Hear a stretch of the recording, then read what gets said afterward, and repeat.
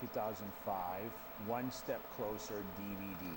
So many of you guys have seen, many of you guys don't even know what a DVD is, but remember those days? So we're gonna recreate a lot of the exercises. Now, not as much weight. So when I say recreation, I'm a little careful about when I say recreating, and we're not going back into 9 plates on the T-bar and all that stuff, and we might have a little variations. Like I'm thinking about starting off with reverse grip pull downs, which I did on a actual cable machine. I'm probably gonna use the hammer strength. I didn't have a reverse grip hammer strength in the gym at that point. So I'm gonna do reverse T-bar rows, bent rows, maybe some deadlifts off the rack, I think is some of it. I have to look at I have a shot list of what I want to create, but I'll kind of explain everything, why I did it, how I did it. I'm gonna kind of roll with it, but once again, man, recreating the past for YouTube.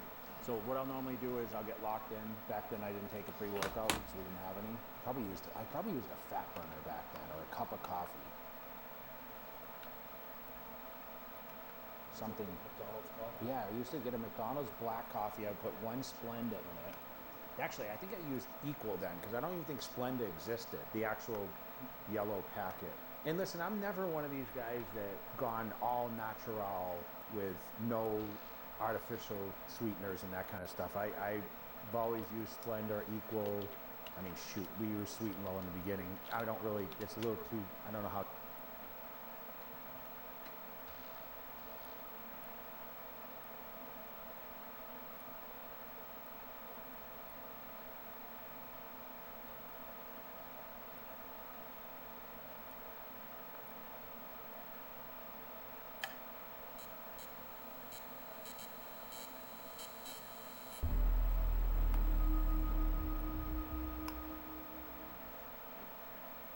Absolutely fascinating, yeah, for sure. So you're Australian born. Australian born. Your mother was a history teacher. She was, indeed. Did a little bit of research on it. Well, I thought it was really cool because you're kind of, in your own way now, kind of teaching history to people. So you're sort of joining the family business, if you will. A little bit, yeah. I mean, she's probably glad, actually, that I've now got an audience or a channel to talk to rather than just trying to beat the ear off everybody I meet, in the public space. And I've certainly been in her ear for years about this sort of stuff. Yep. But yes, she was a history teacher, and it was always a passion of mine. Like, I nearly went that way at university, but it's like, well, do I want to make money or do I want to have an academic career? Right. So yeah, I went into IT, it's another whole passion of mine. That was always my career until I essentially quit to go do this crazy YouTube thing. Yeah, excellent.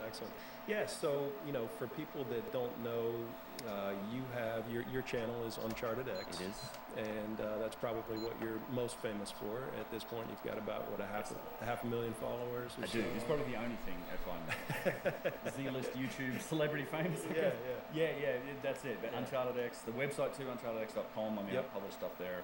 We have discussion forums there as well. But yeah, we're closing in on about 500,000, which I never thought would happen. And it is a super. I admittedly know it's very niche content, long form. I don't punch out videos every day or week. It takes a long time to put them together. So yeah, I'm thrilled, and thanks for everybody that does subscribe, I would say. Yeah, for sure. Yeah. So it's for people that don't know, you essentially explore ancient civilizations. You explore our ancient past, and you explore a version of history that's different than what your mom would have taught in a textbook to people. The traditional, the mainstream accepted, the established view of history. I do, yeah. The focus is on exploring exactly that, the mysteries that are contained in our history, and often the contradictions. A lot of my content focuses on Egypt. It's not exclusively there. I think there's a lot of factors that should be affecting or should be taken into account when we look at what we would call, if there is such a thing, mainstream or the orthodox story of history, and in particular human civilization. And these aren't purely things that are to do with inside the field itself. I think a lot of these vectors for change, if you like, are coming from other fields of science, adjacent fields of science, genetics, biology, new finds in the fossil record, climate history, the evidence for cataclysm. All of these things should be playing a role in I think, looking and changing the story of our past. I mean, to me, when you look at the story of our history, it's a good analogy I like to make. It's kind of like think of it being like a murder case or a criminal case that never really ends, right? You should always be looking at the evidence, and you should be taking all of the evidence into account and then trying to form a conclusion based on the evidence that you have. I mean, you're dealing with these murky depths of the past. We're never going to have like 100% evidence. We're always looking at the skeletons of the remains of something else. It's, you know, it's very scant, and in often cases, you know, it's evidence that's been gone over before. Like, I think concepts like inheritance, renovation, reuse, I think those play a huge role in trying to decipher the ancient sites and artifacts that we see today. There's tons of evidence for it. And it's sometimes acknowledged, sometimes not, but I think we should have an open mind when it comes to those things. And when you dive into the details, you know, particularly in places like South America, Egypt, or Baalbek in Lebanon, there's just amazing contradictions in the artifacts that we see, in the architecture, in the technological timeline, in the evidence of machining and precision, and all of these topics that have, you know, they have a real impact. They should be having a real impact on the story of history, and those are kind of the topics that we get into in a fairly nuanced detail at times. I'd say you have an hour-long video on like tube drills. Yeah, okay. There's plenty of information on them, but that's the sort of detail we get into. Yep. It's kind of opens the door, I think, to this premise of that there may well. It certainly to me seems possible that there was civilizations before, like far in the past, that were wiped clean off the planet through events like the Younger Dryas, and that then were then inherited, reused, you know, potentially sort of gave the dynastic Egyptians, like, for example, a kickstart to their civilization. And then, you know, we are now looking at that through this lens of thousands of years of ancient civilizations sort of occupying and using those sites. But there's still these little telltale signs, I think, and contradictions in the story that we know it, that can shine some light on it. But it's certainly possible, and that possibility is getting stronger and stronger with a lot of new science that's coming out now. The extension of the human timeline, some of the latest genetic research into the human species, the length of time that we think we've been here. You know, and we're all humans. You can take humans from at any point in the past, shave them down, put some clothes on them, and they're going to look like you or I. And if you give human beings sort of warm weather, enough food to eat, they're going to start solving some problems and organising. It's a tough one. It's a tough pill for me to swallow, to think that, and this is still true to this day, it really hasn't changed for probably 100 years or more, that civilization as we know it began only some 6,000 years ago. Right. Yet, as a species, we've been here for hundreds of thousands of years. I actually think up to potentially almost 1 million years now. Like, that's where some of the latest genetic evidence and DNA research is sort of pointing at. In that time, for sort of 800,000, 900,000, maybe 1 million, you could. So talk about that for a second. There was it teeth that were found from 800,000 or so years ago? Not teeth. No, they haven't found. So the oldest fossil wrecks. So we used to think, if we go back to Victoria, I mean, if you go back far enough, it was the biblical version, right? 6,000 years. Sure. You know, and then it used to be for a long time the thought that we were around 50,000 years old as a species. And this is sort of Victorian Age of Enlightenment, early science era thinking. And then, you know, particularly once carbon dating became a thing, as you said, we can't date stone, you need organic material, or like radiocarbon dating, C14 dating, whatever you want to call it. You know, we had found in Ethiopia human remains that were, I think, around 190,000 years old. And that, at that point, was, well, that's the oldest human, that pushed back the human timeline to about 190,000 years. But in the last, and a lot of these scientific discoveries and these things that should be affecting history, it's really the last 20, 25 years that we're talking about. There was a find in Morocco of a human jawbone that was dated to around 300,000 years. So that, you know, instantly overnight, it's like we're a whole third older. And that's still, I think, to this day, that the oldest kind of fossil record remains we have of us. But recent studies into things like teeth morphology, that one in particular is a fairly recent study, it's 2019.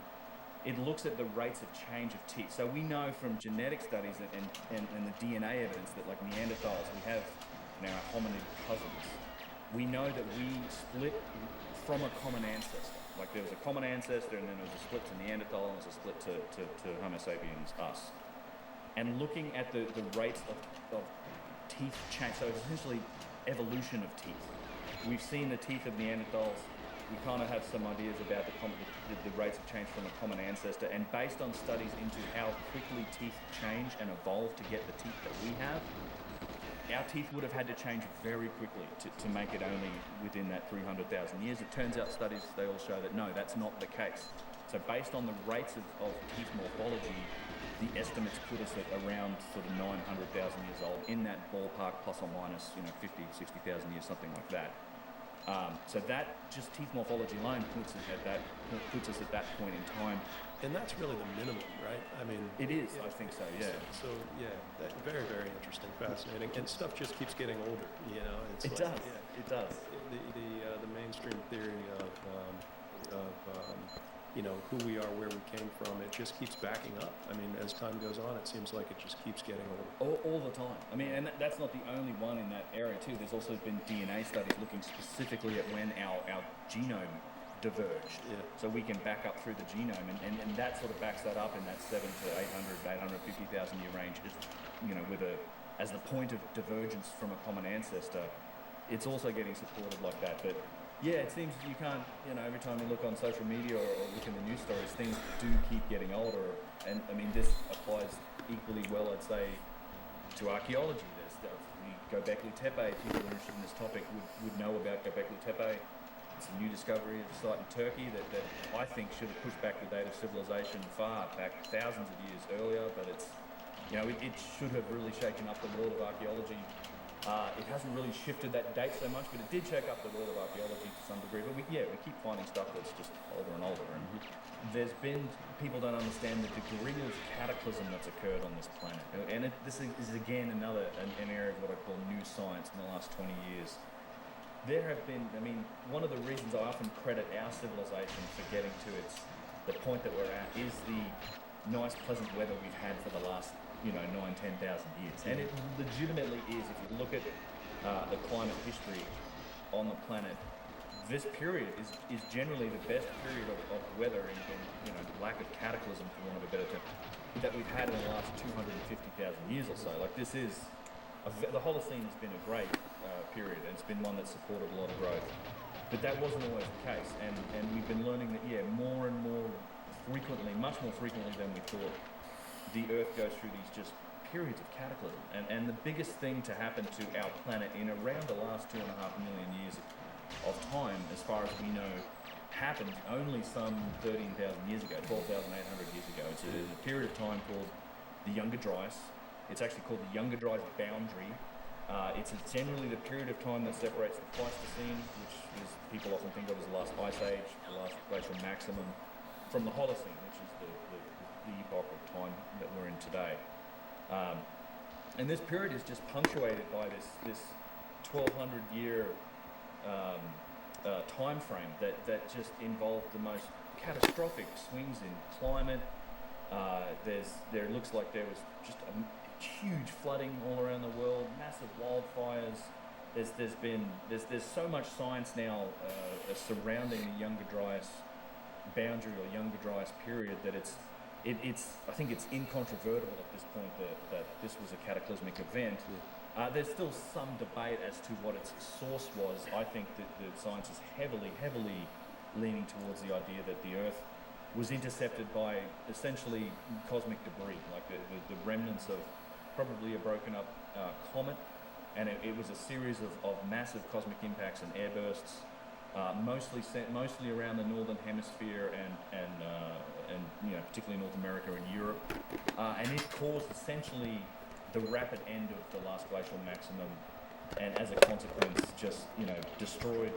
It would have entirely destroyed any civilization that was here, and it's really hard to comprehend the violence of that period of time.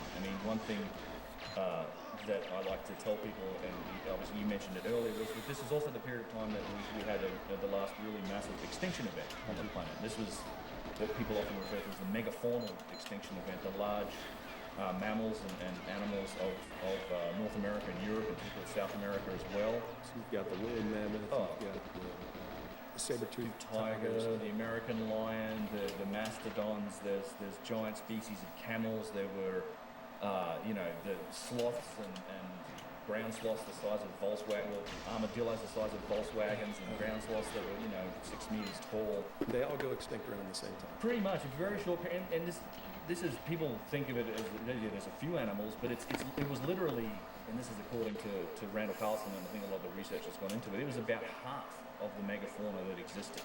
So if you look at we sort of date a lot of the megafauna, and by megafauna we mean, I think it's animals or species with more than an average like 40 kilograms or 100 pounds or thereabouts of body weight. We're megafauna. Yeah, I'm definitely a megafauna. I qualify. And it was about half of the species that were like that. So if you look, there's no real new species of megafauna. If you look at lions and all of the species in Africa, which was one of the places that was less affected by this cataclysm, hence there's megafauna there today. They're all thought to be 2.5 to 3 million years old as a species. These are species that lived through the Younger Dryas, but there was a tremendous number of species that didn't, including right down to like 2 or 3 species of birds, which I think illustrates the sort of silliness of the overhunting hypothesis. So one of the way this is explained and a way to avoid the cataclysmic origin of this event is that, and this is still, I think, to some degree, the mainstream explanation for this, the extinction of these animals was that, humans came on the scene. Overhunting. And we overhunted them. I mean, let's not forget that there were probably more mastodons and mammoth than there were human at the time, humans on the planet at the time. And So after 800,000 years, we finally figured out how to kill a species. yeah, right. Kill them, yeah. All of them at the same time. Yeah, I mean, we tried to get rid of the bison in America. We had firearms, we didn't manage it. I mean, this is not an easy thing to do. And during that period of time, I mean, we were not, if humans, the other thing to remember is humans went through a bottleneck here too. There's Antonio Zamora.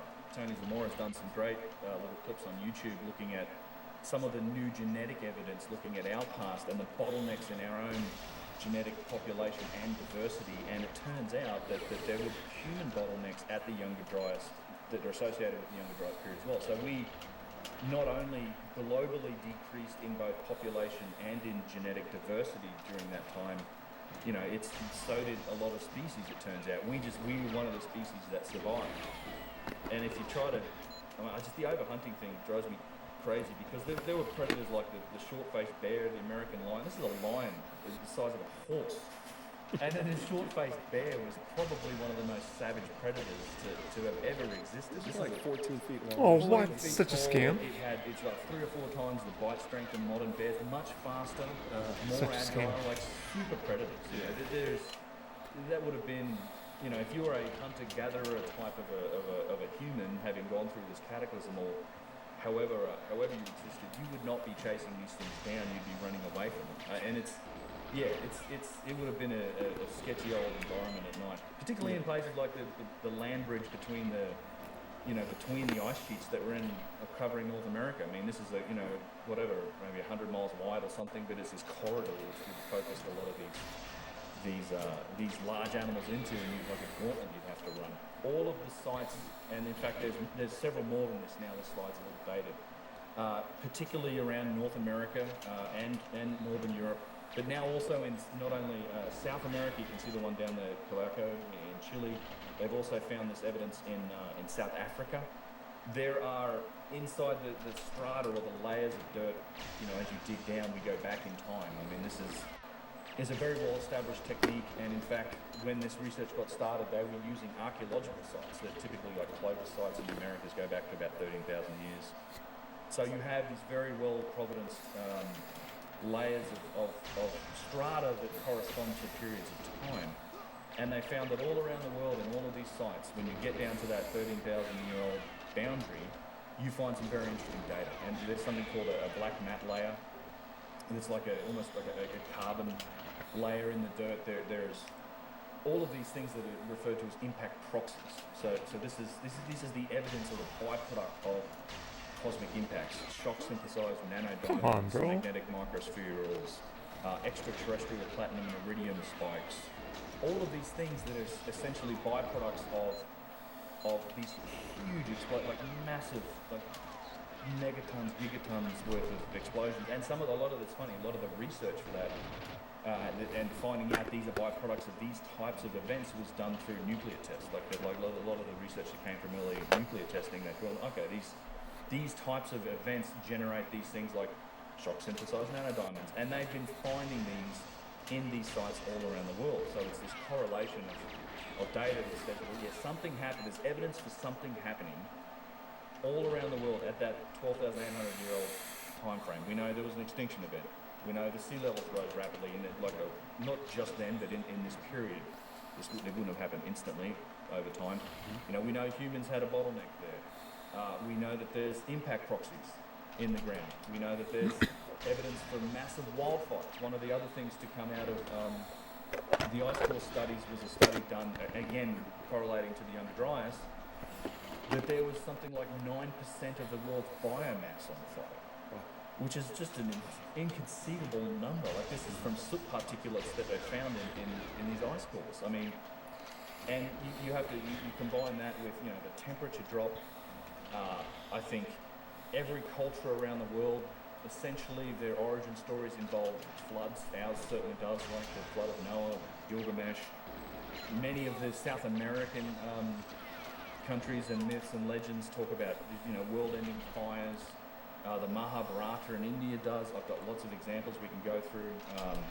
I think some of these myths and legends are actually like deified and what would you say, like myth versions of what could have been eyewitness accounts to some of these types of events. Revelations is full of them. But all of these things point to this one period of time that was, essentially we know now was probably the most violent thing to happen on the planet in 2.5 million years. And to me, it's a huge piece of the puzzle. Like this work into cataclysm is a massive key that unlocks the possibility of civilizations, and that also matches these stories. And I think that idea matches the evidence that we find on these sites, particularly places like Egypt, where we have so much good preservation thanks to the weather there, of these incredible artifacts. And for me, the easiest, biggest contradiction when it comes to places like Egypt is the most advanced artifacts are the oldest. Like, it's the people look at the Great Pyramid of Giza. I mean, this is amongst the first pyramids supposedly ever made.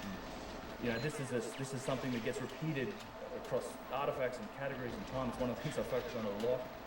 But it's like, that's not how technology works. This is where the tech part comes in. It's like, you ascend. You don't start with a Tesla and work backwards to a horse and cart. But we see the equivalent of that in some of the techniques and technology in places like Egypt, and it's a tough thing to explain, but it makes a lot more sense when you start to consider the concept of inheritance and reuse and renovation, and even cultural connection. I think that humans obviously survived, right? We went through this, and if this happened today, the Younger Dryas, it would end our civilization. Like, there might be pockets here and there where you can go on for a few generations, or potentially you foster something that might last 1,000 years, or who knows. But it's not going to be would survive and rebuild, but the civilization as we know it today would be gone. Oh. Yeah. I watched your video, The Tale of Two Industries, and so you talk a lot in there about. So obviously the Egyptians, you credit them for a lot of the stuff that we find, but they're they obviously accomplished amazing things. They were great stone workers, but then there's this other which appears to be far more precise, far more just accurate set of stonework and work that someone has left us with, whether it was the Egyptians or whether it was a civilization that came before. I'm almost like expecting the back boost now. It's ridiculous. And so you get into a lot of that on your channel. Again, very fascinating. Can we talk a little bit about some of the ancient technology that you see and the contradictions between the two industries, if you will?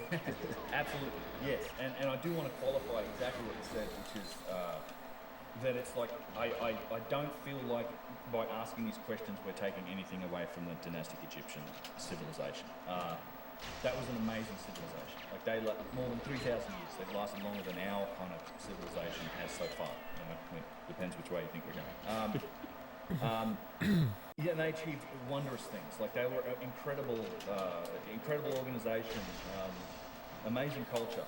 I think all of their religion, their focus on death and the afterlife, all of that's amazing. But they were a Bronze Age culture, and we know the tools that they used. I mean, and we know how they did things based on the scenes on the wall that they that we found. And Sorry. this, you know, they were using very simplistic tools. And in fact, you can look at sort of some of the tools that they had. Do I have their tools here? I don't know. I think I've got the advanced stuff, but we can start there. But essentially, you know, we're talking about tools like, you know, flint chisels, copper chisels, pounding stones, you know, sand, very simple wooden instruments for like alignments and things like that. They were very skilled woodworkers, but their ability to work, you know, in what I would term, you know, very hard stone, and this is typically what you see from the oldest periods of Egypt, is that you see stonework that's done in extremely hard stone, granite, diorite, basalt, things like this, which are just, frankly, a kind of a silly choice to work in. Like, this is, if everyone has like a mortar and pestle at home that's made from granite, I mean, do you protect that mortar and pestle from the tiles on your counter, or are you like, you know, protecting the tiles from the mortar and pestle? Like, that's what you have to do, because this thing will break anything that you smash it into. It's not going to break. Like, this is hard stuff, and if you go on the Mohs scale of hardness, which, you know, I think a fingernail's like a 2, you know, chalk or whatever is like a 2.5 or something like that. Copper is a 3.5. Iron's 4. Steel is 5.5.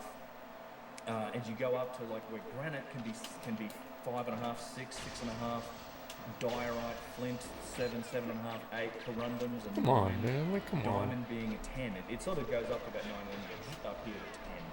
The diamond. Diamond is like a fair bit harder than everything else. You know, gemstones, beryl, corundum, things like that are around a 9, and we see evidence for stones being worked go right up to that 9. There's literally vases that come from the earliest periods of time that have very high degrees of corundum in them, or flint in them, and it's like, this is incredibly tough stuff to work. And not only do we see it worked and worked efficiently, we see it worked in just massive scale and with incredible precision. Like, that's just mind-boggling when you look at it. Everyone sort of may have seen pictures of the pyramids and the Giza Plateau, but when you go there and it's sort of, I don't know if it just comes at you that fast, but it's like, you've got to remember some of this work, particularly places like the Valley Temple, which is made up of, you know, granite blocks that are 60, 70 tons. These are mortarless joints. Like, they're precisely laid. In fact, let me show you one thing here, which I go to Precision Enlarge directory. I mean, this is an example of sort of joints in these granite stones of the, you know, of the Valley Temple. There's actually a horizontal joint up top, but there's also a vertical joint that you can barely even perceive, and this is absolutely remarkable. I mean, the outside of these surfaces of stones, I mean, here's some examples of some of the joinery that you see in places like the Valley Temple. They're not uniform, you know, they're not linear. The blocks aren't the same sizes. They go around corners. It's truly remarkable, and you also have to remember that this structure and these objects come from the Old Kingdom, which is like the start of the Egyptian civilization. The 3rd, 4th dynasty of the Old Kingdom is where they're attributed. And this is fascinating because not only do you see blocks like this in Egypt, but you see blocks like this in South America as well. And, you know, the mainstream will tell us that it's from the same period of time, from 2 different cultures that had never met each other. Different periods of time. Different periods of time that had never crossed the oceans, that hadn't met each other. And here we're seeing very, very similar megalithic stonework in completely different parts of the world, which, if sea level was 400 feet lower and we had a civilization that was able to navigate the world in a more effective way than certainly we could have, you know, a couple of thousand years ago, then your theories become a little bit more, it becomes plausible. It starts to make a little bit more sense, seeing all of these giant megalithic stonework, you know, all over the world in similar construction methods.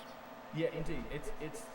I think it's one of the biggest indicators, and it's you know, it's something people have talked about a fair bit, that there is a massive similarity between the styles of megalithic building in very hard stone that we see all around the world. And as you said, sometimes, you know, if you take the stuff in South America, the Sacred Valley of Peru, Is it Sacsayhuaman?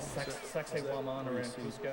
Similar to this? Yeah, it is. You saw these pictures. I mean, I would actually love to show you the third pyramid. Maybe I have a picture of that. I don't right here. But I do have South America stuff here. I mean, you're looking at stuff like this, which is in the streets of Cusco. It's also granite. You have these styles, and if you the mainstream attribution of this stuff is like the Inca, which was the 1500s, 14 to 1500s versus 2500, 2700 BC for the Egyptians. Those are the mainstream dating. And this it isn't just in these two places. I mean, we see this on Easter Island, we see it in Turkey, we see it in Lebanon.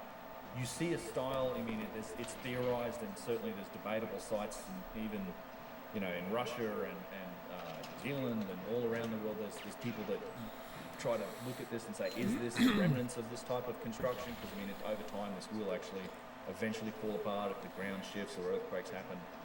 I think it's a tremendous indicator of some global connection. This might be an indicator for a civilization that was potentially globe spanning. I certainly, if I think about what an ancient civilization, a lost ancient civilization that had high-tech capabilities able to do this sort of work with ease, I mean, I do think it was globe spanning. It may have had different offshoots, and there's nuance and detail in all of this. But I mean, it's a tremendous indicator, and this isn't work that you typically see done in later periods. One of the explanations for why this happens, and that this is one you get from mainstream, I guess, archaeologists. And it's this concept that, they were solving the same problem. It's like, okay, we know that if you're trying to figure out how to make a spear point, right, you're probably going to nap stone and get to a similar result. We might have different techniques, and indeed that is how we make distinctions between like Clovis cultures and later indigenous American, Native American cultures. Then you might get into the same place. But literally, if you're trying to build a wall or a structure, it's tough for me to believe that independently different cultures came up with pretty much the hardest and most challenging way to do that imaginable. Like, we don't build like this today because it's insanely difficult. Like, not only is this what's the explanation for how they could even build something? I don't know. They literally, and the funny thing about South America in particular is that it's it's like a 150 year period that supposedly all of this happened in. No, but I get stuck on the super guard. Again, Come on, bro. Joints, and in Whatever. places in South America, Yo. particularly in the streets of Cusco, you can actually see this at Sacsayhuaman, which is one of the sites around Cusco Fucking game, bro. in Peru. And you can kind of see it up here in this corner. You see this where the walls sort of come apart. Mm-hmm. You see that nice sharp line. Mm-hmm. What you're seeing is the outside surface, the front surface is a little rougher. Perhaps it was more polished in the past, but you can pretty clearly see how perfectly well made those inside surfaces are, the joining surfaces, the mating surfaces between the stones. And we're not talking about straight lines here. Like, it's not like it's 90-degree, straight lines with 90-degree corners. These things are curved. They match through the full depth of the stone. Like, these are perfectly matched mating surfaces. It's a real mystery to me as to how you do this, because any conventional means would involve the process of, particularly a Bronze Age or a relatively primitive culture, grinding on this stone. You're somehow lifting up these 20 or 50 or 100-ton blocks and, just check it out, Johnson, and put a bit of chalk on it where it lands, and then, grind that spot down and have this slow process. I just don't think that's a feasible answer. I don't know how it was done. There's certainly plenty of evidence for things like machining, particularly in Egypt, but also in South America. Machining and other sort of powerful tools that have been used to shape the stone. I legitimately believe that's a possibility, and I think we see plenty of strong evidence for it. It may extend to realms of they had some technique of working the stone that we don't understand. I actually do think it's a legitimate possibility that some of these answers might be outside of our current scope of knowledge. Come on, baby. No. One of the reasons I think we should be open-minded about it, because I think if we study it, we might actually end up learning something. Right. Yeah, it looks like there's, it looks like two different technologies. It looks like you've got a base layer, and we know this happens today when humans come into an old area, we just build right on top of it. It certainly appears that, that's what's happening here. You've got this highly sophisticated stonework at the bottom, and then You have the that's rocks on perfect. top. Right, you just throw some rocks on top of the next civilization. Yeah, this is Alante Tambo, which is not to be overlooked. You have to catch, if you want to go to Machu Picchu, you go through from the train at Alante Tambo, but don't miss visiting Alante Tambo itself, one of the best sites for this evidence and this layering. And this, in fact, is the same thing that we see in Egypt, but it's very pronounced in South America, which is the highest technology, the most sophisticated, largest stonework is at the bottom. Like, it's literally, in South America, it's clear as day once you see it. There's 3 different layers, and they have these terms. It's terms that come from a guy named Jesus Gomara and his father, who've been studying the Sacred Valley region for like 60, 70 years now. There's essentially the bottom layer is what they call Hanan Pacha, which is the monolithic work, so it's like the living mountain, and you see in a lot of places what? some examples of Hanan Pacha here. This is Hanan Pacha. So it's where it's not cellular, it's this like carving into the living rock of the mountain itself. And some places it's very strange, it's flowing, it's shaped, it's carved. Some places it looks more precise like this, whereas they're going for some particular effect. This was at a site called Napahuaca, which is not rarely seen, not really part of the regular tourist pathway. This was destroyed, as many people were by the Spanish, thinking that there might have been gold inside it or something. It was blown apart. This is always at the bottom layer, and then that's followed by what they call Uran Pacha, which is the cellular megalithic work that we just saw, streets of Cusco, Sacsayhuaman, and it's these huge, precise blocks of stone that are locked together in intricate patterns. Not always curved, sometimes quite linear.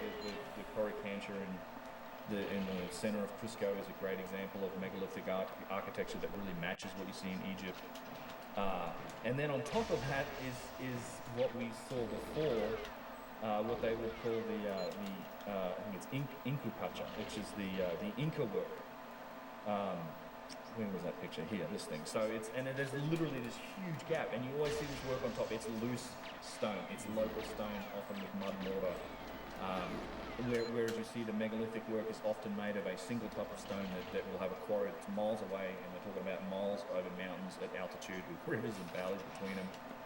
And there's this huge jump up to then what we think was happening. What I postulate, and many other people do too, is that the Inca they found these abandoned megalithic sites when they came into the Sacred Valley, and they were rebuilding them. And there's plenty of evidence for that. Even the Spanish saw them trying to do that when they came in. These guys were trying to move some big stones around and failing in some cases. And you see that in process where they try to put the jigsaw puzzle back together, and if they couldn't, they would often take one of these stones and they would use them in their own building. They put them as a lintel over a doorway, and it's just this one megalithic stone embedded in this wall of like just sort of, just regular random stonework that's put together with mud mortar that would very much match the capabilities of a civilization like the Inca. And on these megalithic sites, they've been repairing them. You see this, it's clear as day at Sacsayhuaman and Alante Tambo. You see these later layers, yet kind of the orthodox explanation for this is, well, the Inca did all of this. They did all 3 styles, and they did it all within a 150-year period that was essentially the length of their civilization. It just doesn't make any Nothing sense. came before them. And there is some. They talk about some people that came before them, but generally the buildings attributed to the Inca. The sites are Inca sites. But yeah, I think it's complete nonsense, and it's clear as day in South America. Let's talk about the Sphinx for a couple minutes. Yeah, I'd love to get into that with you a little bit and get your thoughts on that. I know Robert Schock has done some incredible work on that with the erosion on the Temple of the Sphinx. And can you talk to me a little bit about, what is some of the evidence that the Sphinx is a much older monument?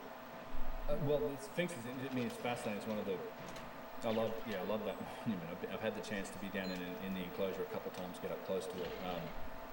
So I think there's several different lines of evidence and ways of thinking about the Sphinx that sort of point towards that. One is obviously the fact that it seems like its head has been recarved. Right? Anyone that looks at it and sees this it, fucking guard. will notice the head's kind of out of proportion to the body. It's a little small.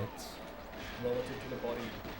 The dynastic Egyptians were masters of proportion and sculpture. They made beautiful works of art. This wouldn't have been a deliberate choice by them, but perhaps it's the result of them recarving the head, and it may have been something else. A lot of people have theorized that maybe the head was that of a lion, and so there's astronomical evidence when you look at it facing east, so facing the sunrise, and people may or may not know about the great year, or the concept of precession, the precession of the equinoxes, right? So it's one of the many cycles of the Milankovitch cycles that the planet goes through, but where the sun rises on the summer solstice, it's under which constellation defines what age we're in. So today we're in the age of Pisces.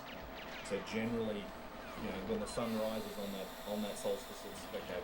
We're under Pisces. We're slowly moving into the age of Aquarius. It's a precession of the equinox. It goes backwards through the constellations. And it's a funny study, that whole area of the zodiac, that goes back through time and culture. It's very common. It goes all the way back to the ancient Egyptians. In fact, it's well documented in ancient Egypt. The zodiac's all over the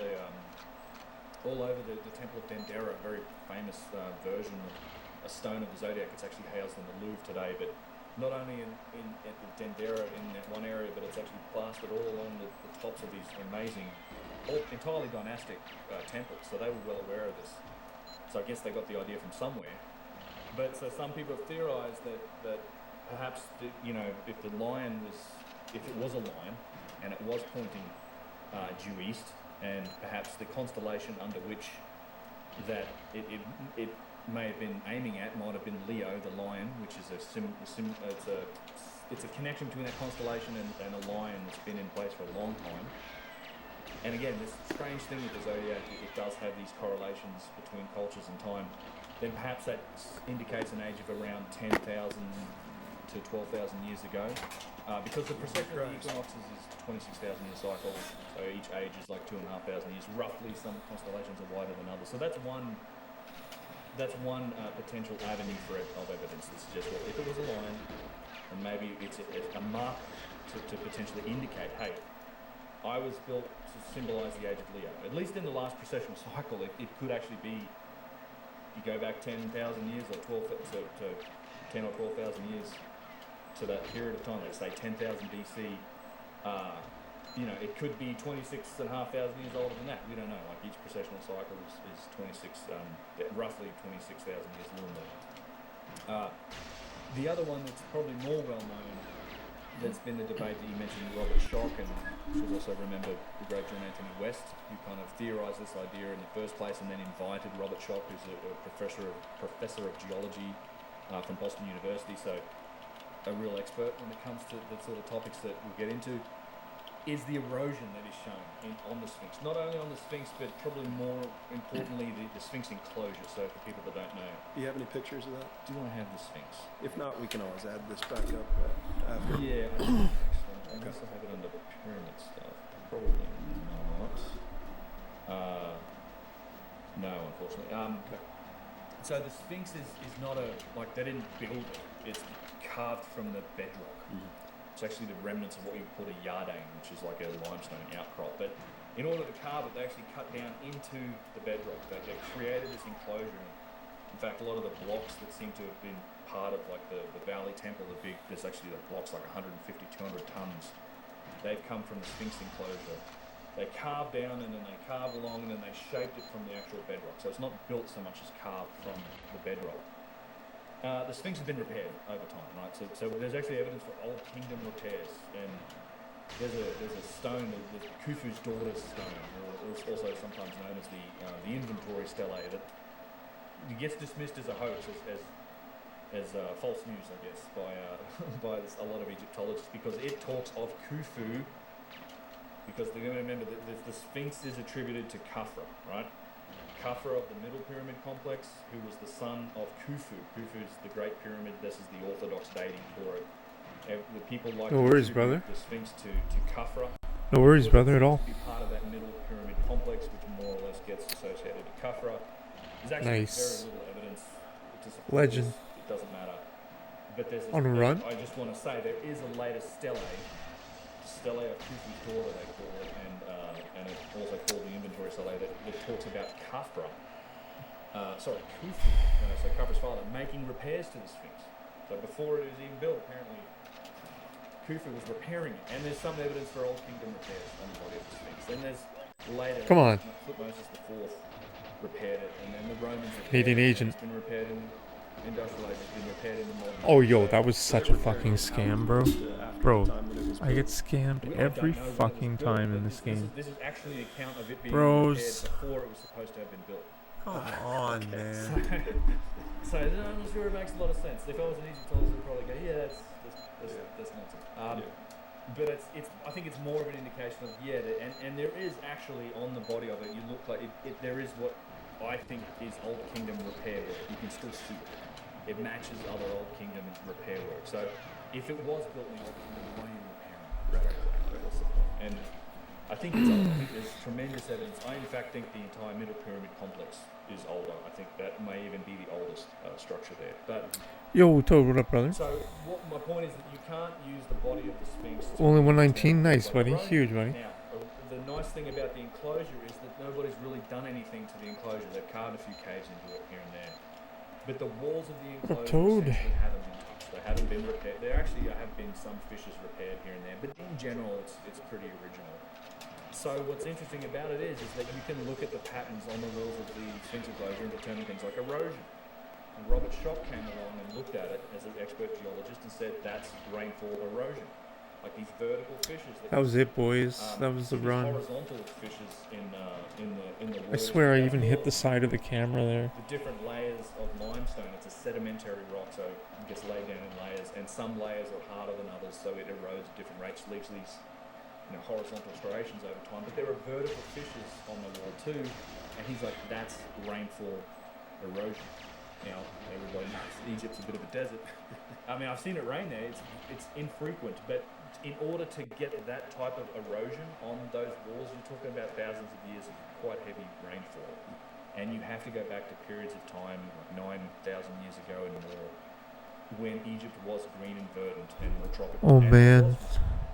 And I would you have to go say back even in further, between take that thousands of years spectrum. to get that type of erosion. And there's, of course, there's lots of debate about this. That's and quite arguments the- because it upsets the apple cart about the story of history. But it's tough to argue with. If This you is just, quite if you ever the- took a picture of, Discussion. I define it. Take a picture of that of that section of the wall of limestone. Remove the context. Don't tell anyone that this is Egypt or the Sphinx enclosure, and show it to your geologist. 9 times out of 10, probably more, they're going to say, well, that's rainfall erosion on limestone. So there's all sorts of wacky ideas. I'm glad you debates that asked people are trying to- use to justify other explanations. Things like a lot of times I like to say, well, it's wind and sand erosion. See, it's sand and wind, and I hate this argument because, for one, you give the Sphinx 10 years, 15 years, without it being maintained, the thing fills up to its chest in sand. Like the enclosure gets buried very quickly. This has happened time and time again in our records. We have tons of. You go back and look at old photos of the Sphinx. You should ask AI. And it's Why don't you ask literally AI that between question, bro? excavations. Like there's been excavations. Someone finishes. We gotta they do it. clear it all out, and 10 years later, next guy comes in and goes, "We've got a year of work trying to clear all this sand We gotta out." do it. It just fills up. It happened during the dynastic. The Romans had to dig it out.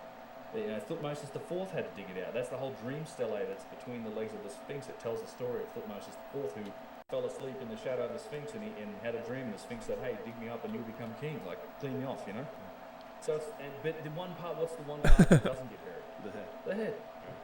So do you think that So the chick in is the there middle, evidence to suggest that the Sphinx head was the only thing that was sticking out during the time of the Egyptians? Well, I think for long periods of time, I'm sure that's what was going on. Yeah. My point about it is that if you're saying that it's wind and sand erosion on the enclosure period, the part that is always buried. So it must have had enough exposure to wind and sand, and of course, mainstream Egyptologists, or it's the mainstream story, they don't talk about the Sphinx's head being recarved. It's all OG, right?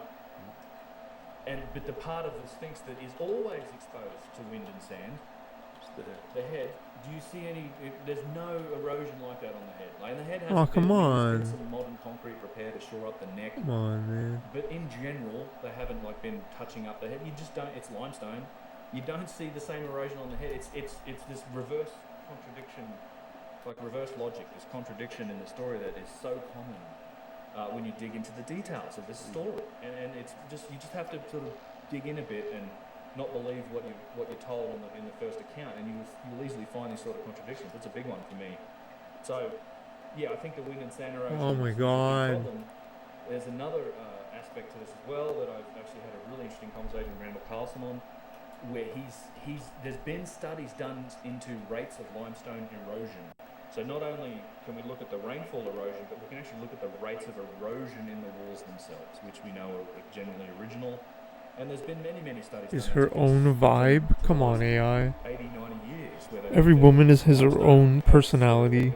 Every woman is her own intelligent force. So you can take those studies and apply what we see. Is her own vibe? Come on, man. Once again, you come back with figures that are like, damn, this Even might be AI is 50,000 fucking years old. sexist. Like just looking at the erosional patterns. So there's a ton of evidence that suggests the Sphinx is much older. For sure. Very fascinating. Thank you. The pyramids. Let's talk about those for just a couple of minutes. You can't get you all the way down here without talking about the pyramids. No worries. Yeah. Yeah, I mean, in terms of the... No sexism allowed in the chat. This is a sexism-free space. Essentially tombs, right? Mm-hmm. Yeah. And so Cartman was banned for his what's the explanation his comments. for the pyramids, and what are your Cartman, thoughts on what they AI might Cartman is now gone. Well, they are typically. I'm not saying I ban you described as guys, I'm tombs. just Most saying people probably know the pyramids. AI as Cartman tombs. has Most people may also be surprised that there's almost no has evidence that become supports the shadow idea that they're banned. Tombs. There's certainly the large stone pyramids that we're familiar with.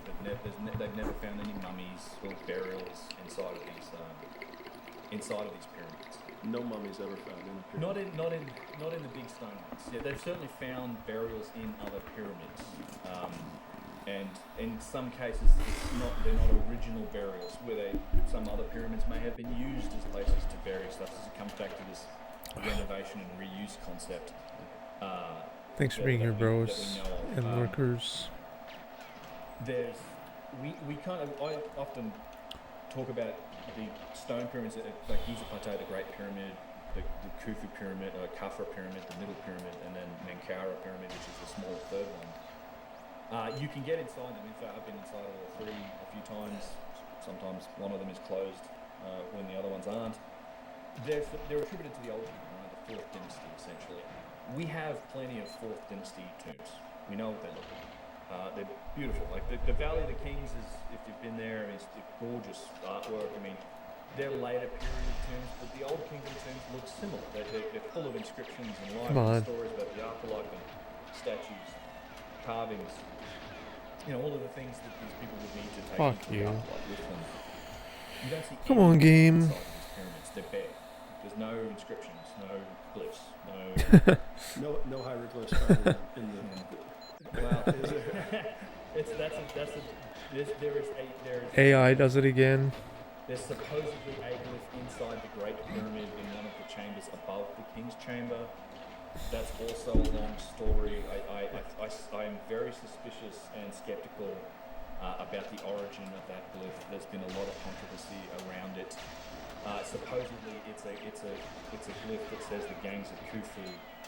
That was written on a stone, that a granite beam that's in one of these chambers. They're often called relieving chambers that are stacked up above the so-called King's Chamber.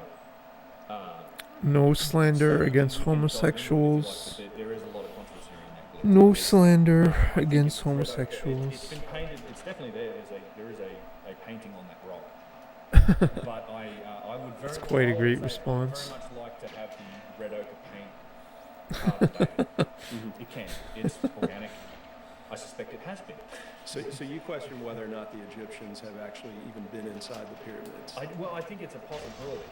Yeah, I would say so. Long story short, I think Howard Weiss, who was one of the early explorers, may well have been responsible for that glyph. There's been whole books written about that glyph, and there's been quite a bit of controversy in recent years. Because it's the only one that's ever been found. Yeah, it's the only one inside. Let's move on. And they graffitied a lot of stuff.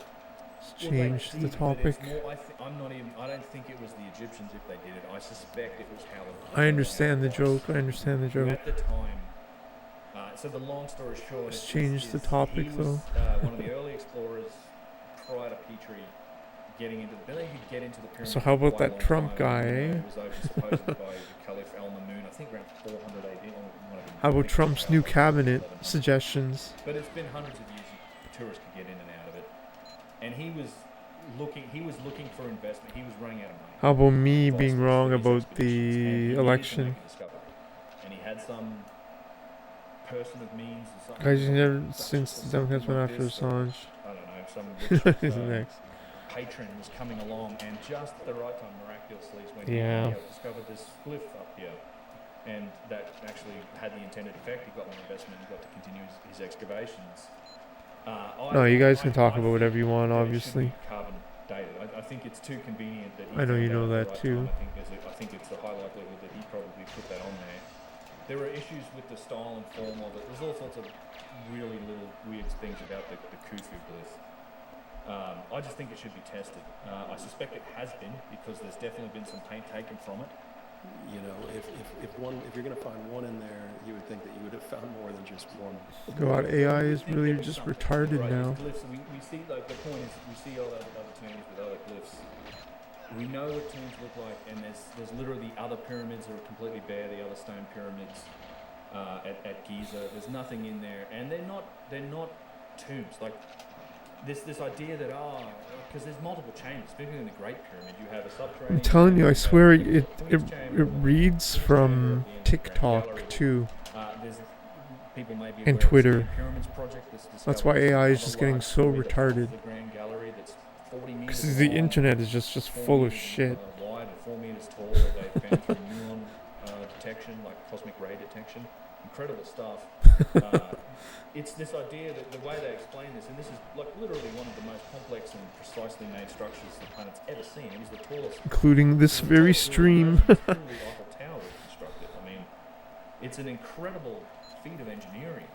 Not something you make up as you go along. Yet that's the explanation for it. It's like, you know what he wanted. He wanted this chamber here first. And he said, yeah, I don't want that Pretty little hard chamber. opinion. I want build me another chamber up here, and they just sort of made it up as they went along. He changed his mind. Come on, man. He wanted to be buried. That's right. Okay. Yeah, I mean, to be fair, that's an improvement on Sneferu, who's the first pharaoh of the old kingdom of the 4th dynasty, who had 3 whole pyramids built to be buried in. Apparently, like, you literally have some of the 3 largest and most amazing structures on the planet. It's the Maidum pyramid, the Red Pyramid, and the Bent Pyramid, all attributed to one pharaoh. How many do you need to be buried into? You know, these are all, but they're all his tombs. That's the story. That's the mainstream story. Wow. Yeah, and not to mention that I think, you know, the idea that they built 3 of these gigantic pyramids. In fact, I have a slide here just for this. These 3 pyramids are all from. Bros, thank you so much for being for this level. This level's probably 3.5 million tons of stone. might be one of the worst levels. I think I've played probably 2 of the worst levels to watch. 380 tons of If stone. I actually watch Aztec 00 and Bunker 1 SA, so I appreciate that, homies. There's no evidence that they were tombs. There's no mummies been found. These are there. terrible levels to watch.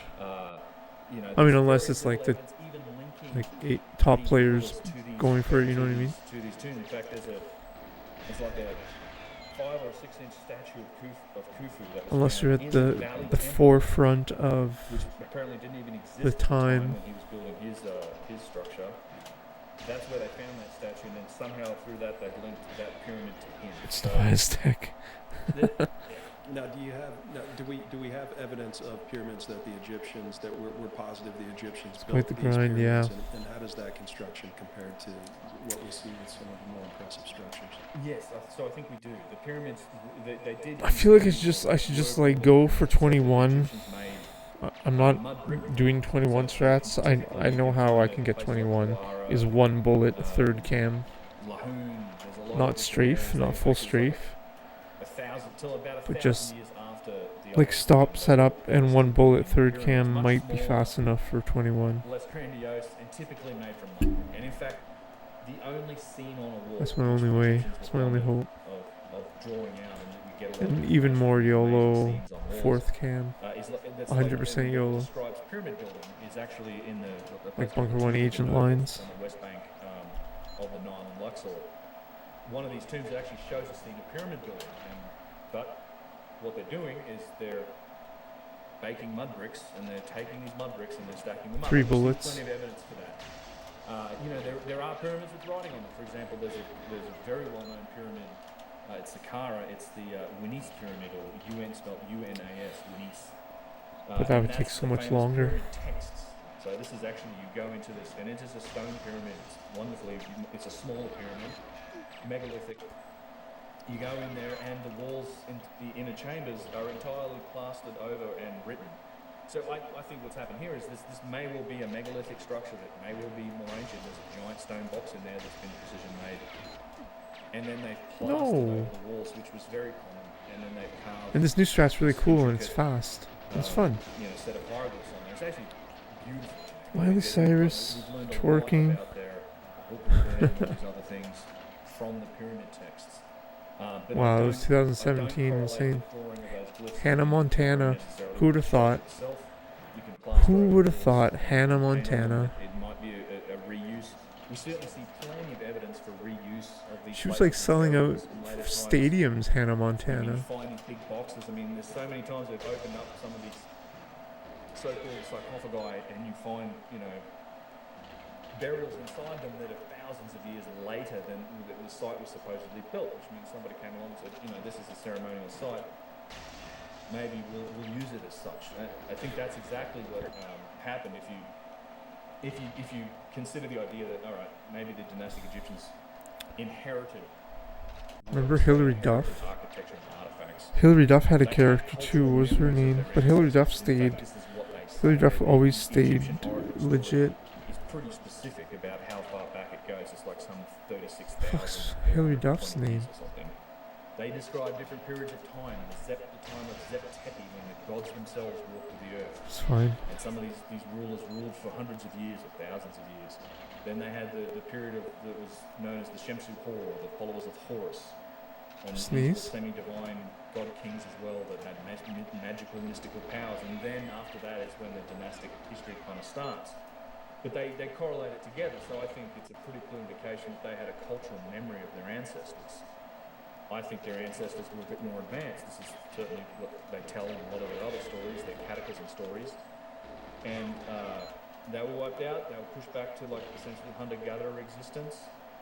And then when they get organised enough to kick off a new civilization, they've got these artifacts, they've got this architecture. No. But they have a memory of this technology. And what does it become? It's magic. We talked about this before with our civilization. So how do you capture that significance or that magic? You do it through ceremony. Like you dance around the fire. That's the most simple version of it.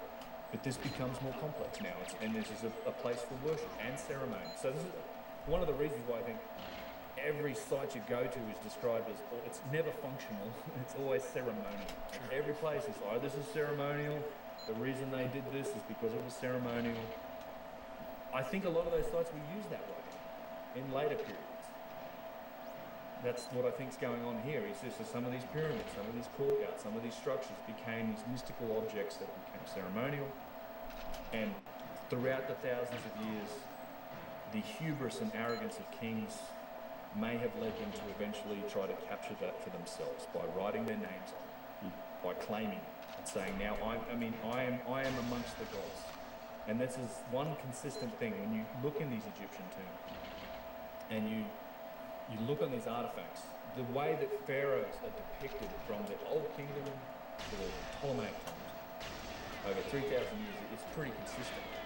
The iconography of the ancient Egyptian, the iconic look that we know, and how they're depicted, they're always drawn as being amongst the gods. These were god kings, and that's how they wanted to seem. So if you are sitting on your culture starts with a 1,000-ton statue, and you have a 1,000-ton statue of a precisely made out of granite or composite quartzite or something, which we know several of these existed, probably could only have been made with significantly advanced technology. I mean, I think that's the iconography that you go for. This is a depiction of a god. It's literally, your god is cast in stone in front of you in your culture, your ancestors, and that becomes your iconography. You claim that for yourself. it's a question I've gotten a lot, which is that if I think that some of these statues, not all of them, but some of them are so old and older than the dynastic Egyptians, how come they look like dynastic Egyptians? I actually think it's the other way around. Like I think dynastic Egyptians look like this because they inherited so much, and what we're looking at are depictions of the builder culture, whoever was responsible. It's their artwork, it's their iconography, then mimicked and reused and claimed by later kings. So the pyramids, I think there's a good chance, particularly the Great Pyramid, that potentially the dynastic Egyptians may not have even been able to get in there. So I think if they had, we might see some more evidence for it, because certainly in the ones where they did, there's evidence for it. They would do things inside there, and they'd leave their mark, and kings would eventually claim it.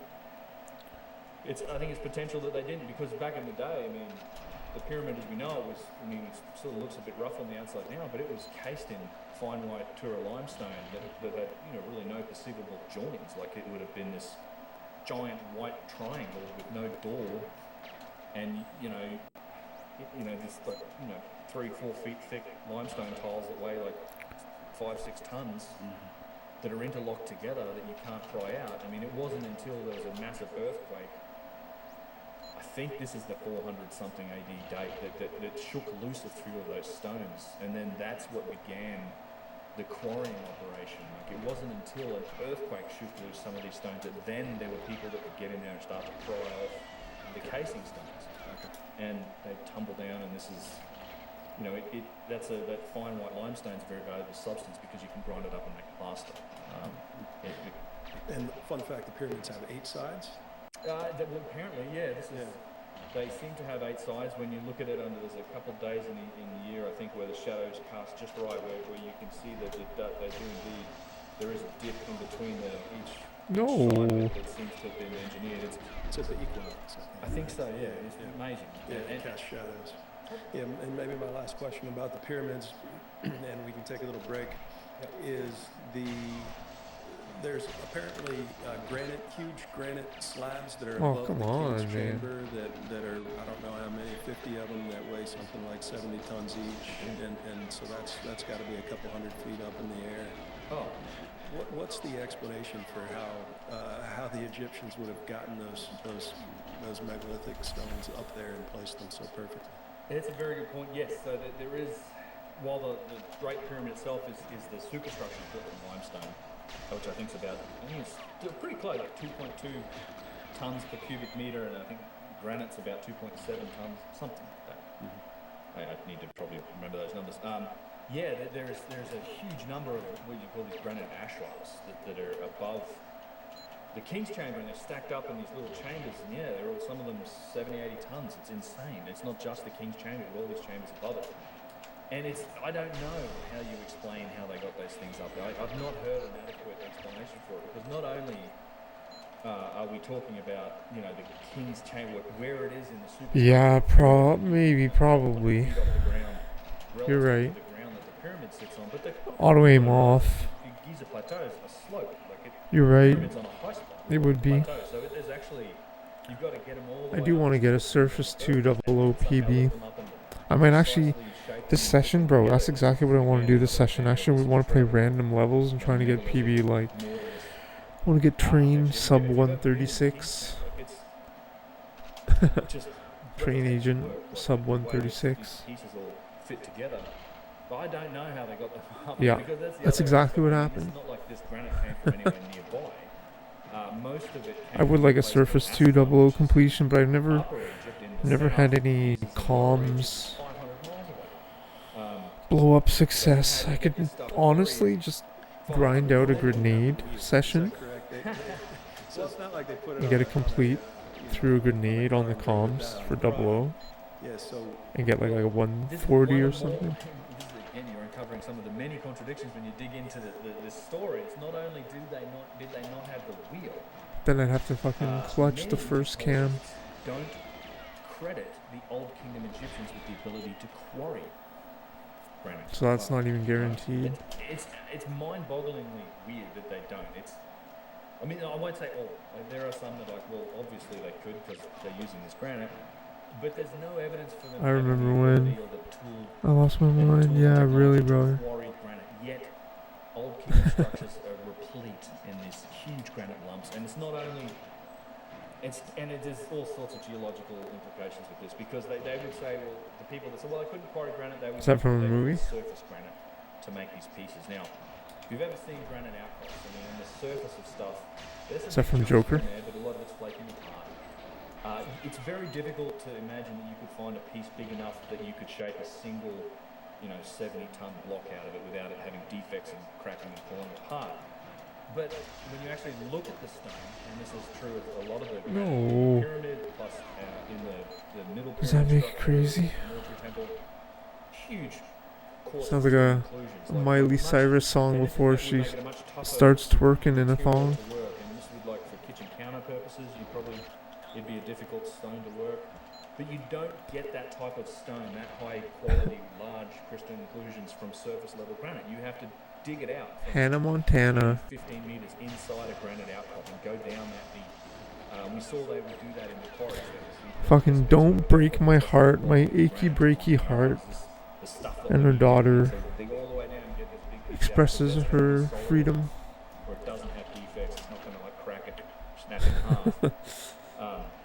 So they couldn't quarry, they didn't have the wheel, and there's no evidence of that. They used sleds and things to drag granite around. Man, I remember fucking country dancing to that song. Don't break my heart, my achy breaky heart. Up to the north, like upstream. Country dancing, line dancing. The Nile flows south to north. It's higher in the south, therefore Upper Egypt, lower in the north, Lower Egypt. And then ship the stuff up to the pyramid. But there's problems with that theory too, in that they would presumably do this during the 3-month inundation of the Nile, when there was enough water in the Nile to get the boats to the quarry. Certified Hood at Aswan, Classic. and then also get the boats to what was presumably a harbour at Giza. Do we have That was in between like the Macarena. We do. And Well, we certainly do. There was a quite a large boat discovered in a boat pit around the pyramid. The Macarena, man. Egyptian boat. I mean, I'm pretty sure it's been carbon dated. It was like the first viral meme song. They beautifully reconstructed it. There was for the longest time a boathouse next to the pyramid. They've since I remember that song, yeah. to the new Grand Egyptian Museum. I've been in the boathouse. It was cool. They built bigger boats than the boat. Not a single word of English. One of the other reasons they were I think the dynastic Egyptians were seafarers. There's lots of evidence for it. I think they ended up in Australia. I think the Gosford glyphs are legitimate. It's a whole other story. But they were pretty insane when you think about it. And definitely were familiar with boats. There's no real evidence for the size of boat that would be required to transport. What's that, some of these Toadski? granite pieces, and I think there's a huge problem here as well, because we've been talking about granite artifacts, the stones that are in the Great Pyramid, like 70, 80 tons.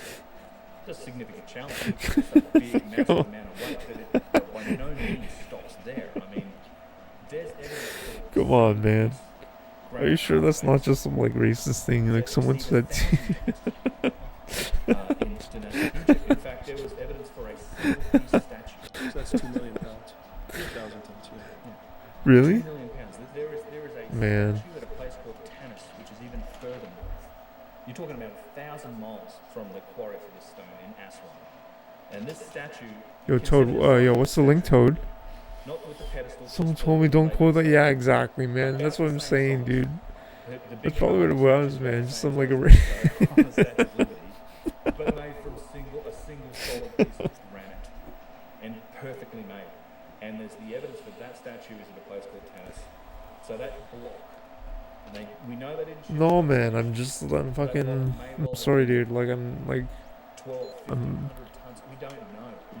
I don't want to load it on my tablet. I don't want to load YouTube on my tablet right now. Right at this rate, it's nothing personal, brother. What's it about? Nothing in that quarry area that comes even close. And yeah. Alright, fine. I'm gonna do it. I'm gonna do it. I was not planning to do it, but I'll do it. Click on the link.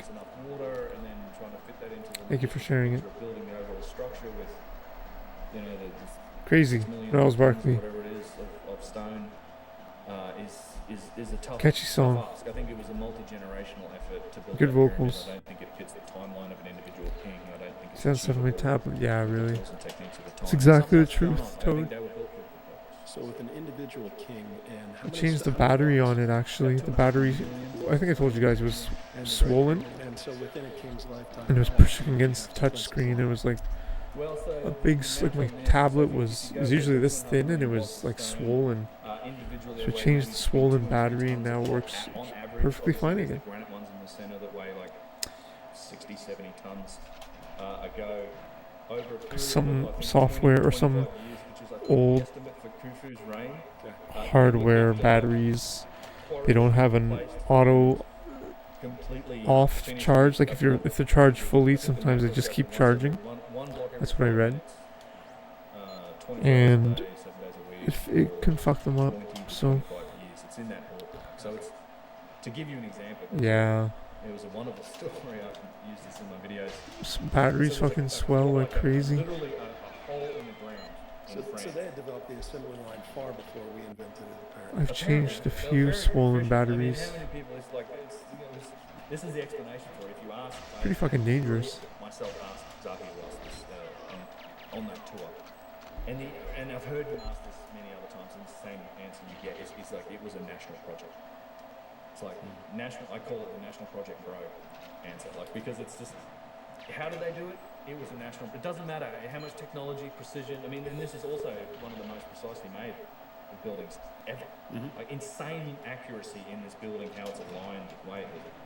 You spend an hour talking about it, but the answer is national project. It's because they were focused on it. Now, my response to that is often, well, the Apollo missions were a national project for us too, right? Yes, there's a significant amount of the budget goes towards it. We put more resources into it. But it wasn't just a Oh, case wow, of we insane. all came together and collectively threw some dudes at the moon. Like there was some technology involved. There was some other things involved in it. And I think we're looking at the same thing with the pyramids. I mean, Yeah, I've like I said, changed there's a whole iPhone thing 6s batteries. just about the volume of the Great Pyramid. I want to change my Surface Pro 3, but you need a heat gun or a heat 24 pad, hours a day. and there's a high occurrence of cracking the front touchscreen, which is really a shame because it's such a good computer, but the battery's like toast, and the charger is garbage. Groundwork that had to be done beforehand, just bedrock engineering, probably years of planning, years of bedrock work. The whole thing sits on a series of tiles that aren't counted in the equation, which is another amazing. Yeah, battery replacements are pretty easy in the year 2024 for some devices, most devices, thankfully. And no quarry. Right. Yeah, the story kind of falls apart eventually. For sure. Fascinating. Okay, there's a couple more things I want to ask you about, but let's take a quick break and we'll come back. Wow, Toad, that's amazing. All right, cool.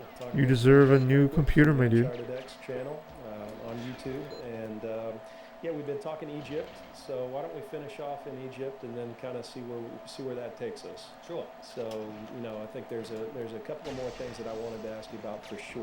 And that Spend is some the money on Serapeum yourself, my bro. as one, and hopefully I'm pronouncing that right. Yep. Well, there's some debate, but I call it the Serapeum. Okay. Oh, brother, yeah, you need a new computer, my And then dude. the vases, the stone vases, I'm interested in getting your take on those. But Okay. yeah, how about some of the precision stonework that we see in the Save some of that gift sub money for yourself, my brother. I mean, the Serapeum is an interesting Spend it on site. yourself, my dude. Thank you. Let's see how to best describe the Serapeum. It's I would say it's probably my favorite. I hear you. If I had to pick one amongst a lot of them in Egypt, I call a lot of sites my favorite. Serapeum was one that fascinated me initially, probably the most. In fact, one of the earliest videos series that I made was really diving into the Serapeum. So it's not a typical, so it's not a pyramid site. It's located at a place called Saqqara that has its origins going back to like the earliest times of the Old Kingdom. In fact, well and truly before that. It's home to the other topic that we'll get into, the vases as well. Most of them were found in Saqqara. But the Serapeum's an underground series of tunnels and galleries. In fact, so here's an image of the Serapeum. So it's it's by no means a small site. In fact, it stretches, I think, some 400 or 500 feet in one direction.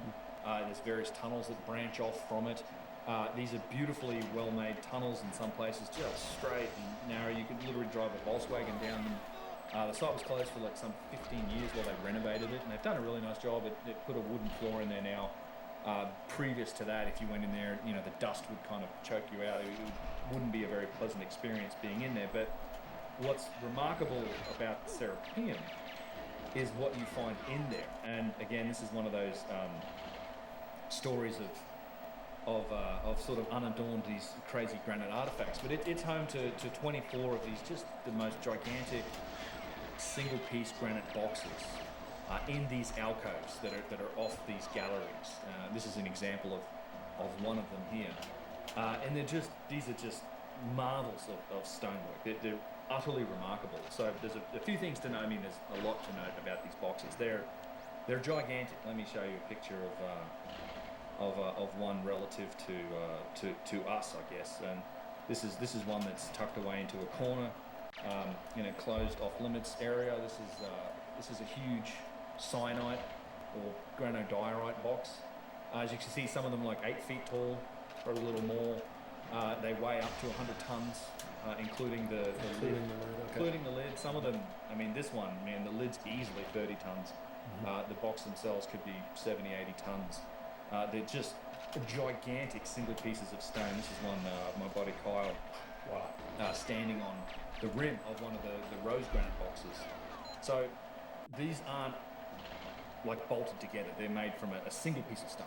So you quarry out a giant lump of stone, probably 150 plus tons.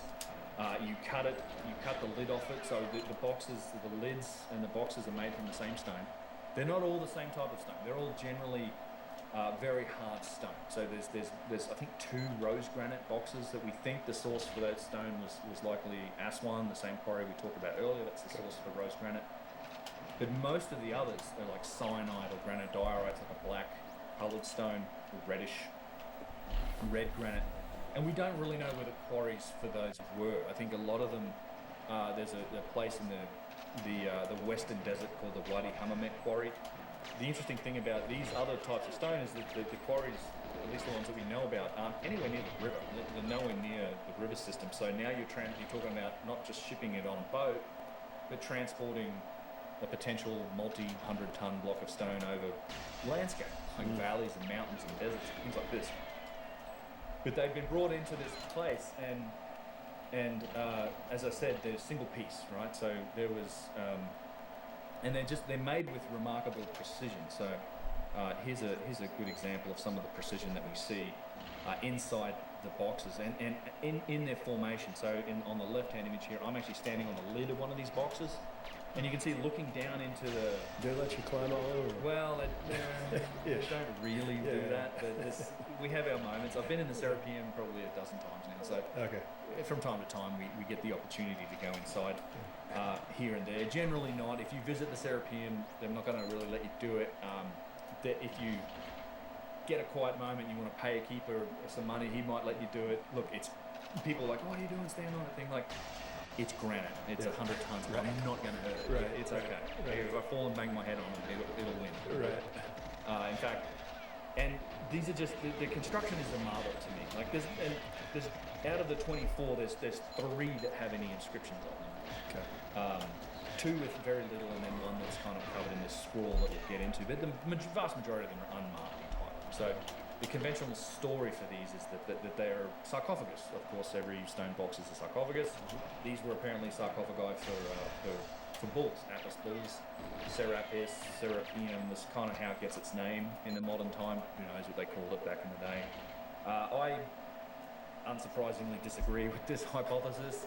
And unsurprisingly, also there's very little evidence to support it. I'm sure they found bulls inside of them. They've never found a bull inside any of this. Okay. Shocking.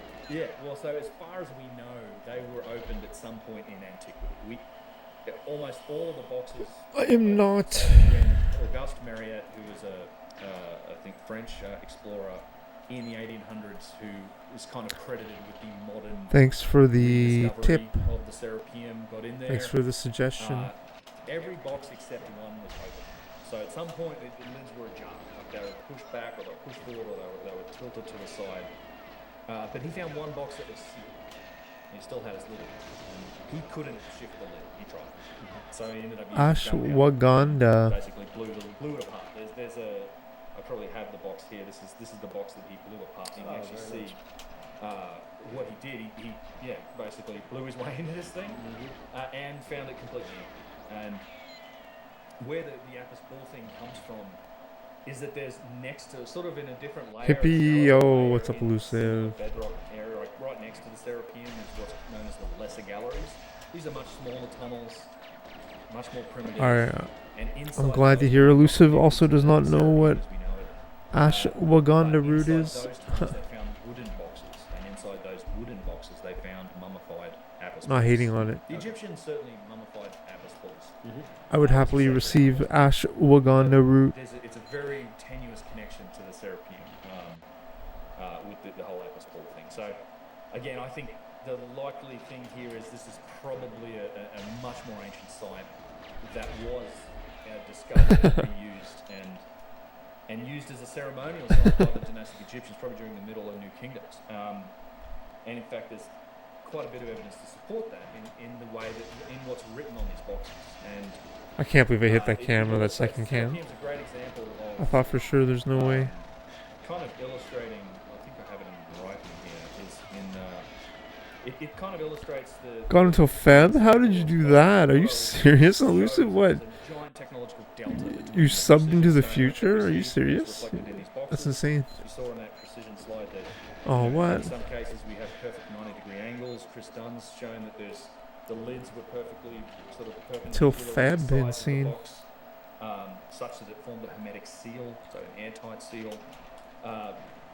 There's an aspect of this that is worth mentioning when it comes to precision. Now, I often use precision as one of the indicators for some form of advanced technology. What the fuck, it man? has to be a measured precision, something that we've measured and studied. You can't sort of Oh, wow, insane. something say, well, it looks like it has aspects of precision, but we don't really know until we investigate it and actually measure it.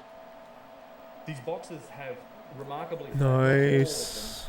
like they have extremely flat surfaces. They have a mirror finish. The Yeah, it's really polish shitty. Is remarkable. A lot of them have perfectly 90-degree angles. Now these are things that individually and on their own can be achieved. Like that, you can lap stones pretty flat. You can probably make 90-degree angles inside. You can carve a corner. There's an aspect of overall precision though when you are looking at it. It's not fast enough. What? Get the fuck out of here. Check the tape on that one. Check the tape. Relationship between different faces and different parts. It's not fast enough anyways, but check the fucking tape on that one. I definitely push B. Whatever, it's moot. Don't bother. Let's just advance with our lives. We'll come back to the writing on Sorry, guys. there was a box I'm reading chat. Buying game when I get in the case. You got refunded? Oh, nice. That's good. I have a box. Yeah, I do have the Lahoon box here.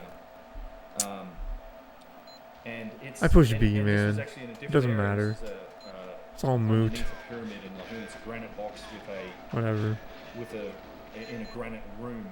And Petrie actually talks about this aspect of precision on the box, which is, and I'll quote him specifically from here. I think this is a great It's fine. quote, because he measured it and said, "Look, it's incredibly flat surface. Sorry for yelling. You know, you've got like a 7/1000th of an inch error along the Check top, the which is tape. the Boy, those are most sick precision. emotes. What is He's that? sort of giving you the What is that individual emote? precision.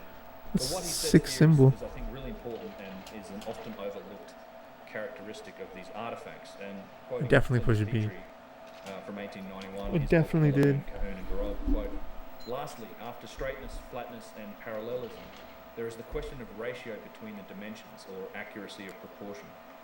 This is far more difficult, as it requires all previous accuracies and, in addition, a truly divided scale, and an irremediable truth of work, since nothing can be corrected by removing more material." End quote.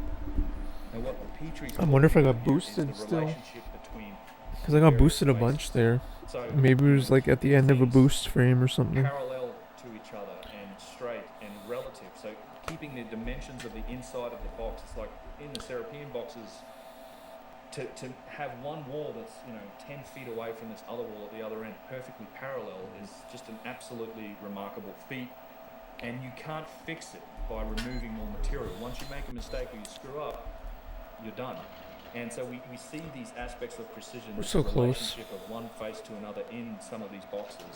We certainly see it in this one, and we see it in some other objects like vases. And it's a as I said, it's a very much overlooked aspect of precision when the naysayers and the skeptics of this concept come out and they say, look, I can make a flat piece of stone by lapping it, or I can take a block of granite and chisel like an inside corner on an outside piece. Like, it's a different story when you're inside a box, I think, with flat surfaces. But you have to evaluate the overall artifact, and you have to meet the challenge presented by the whole artifact, including the most difficult aspects of it. No.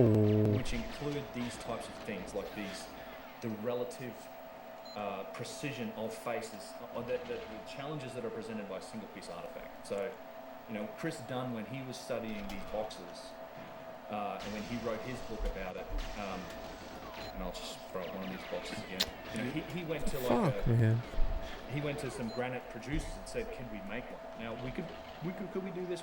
Sure we could do this. We'd have to make some tools and you'd have to get custom equipment to make it.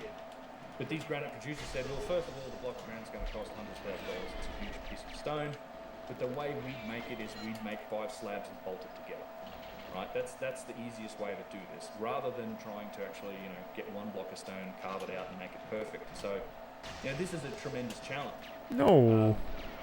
And not really achievable with simple hand tools.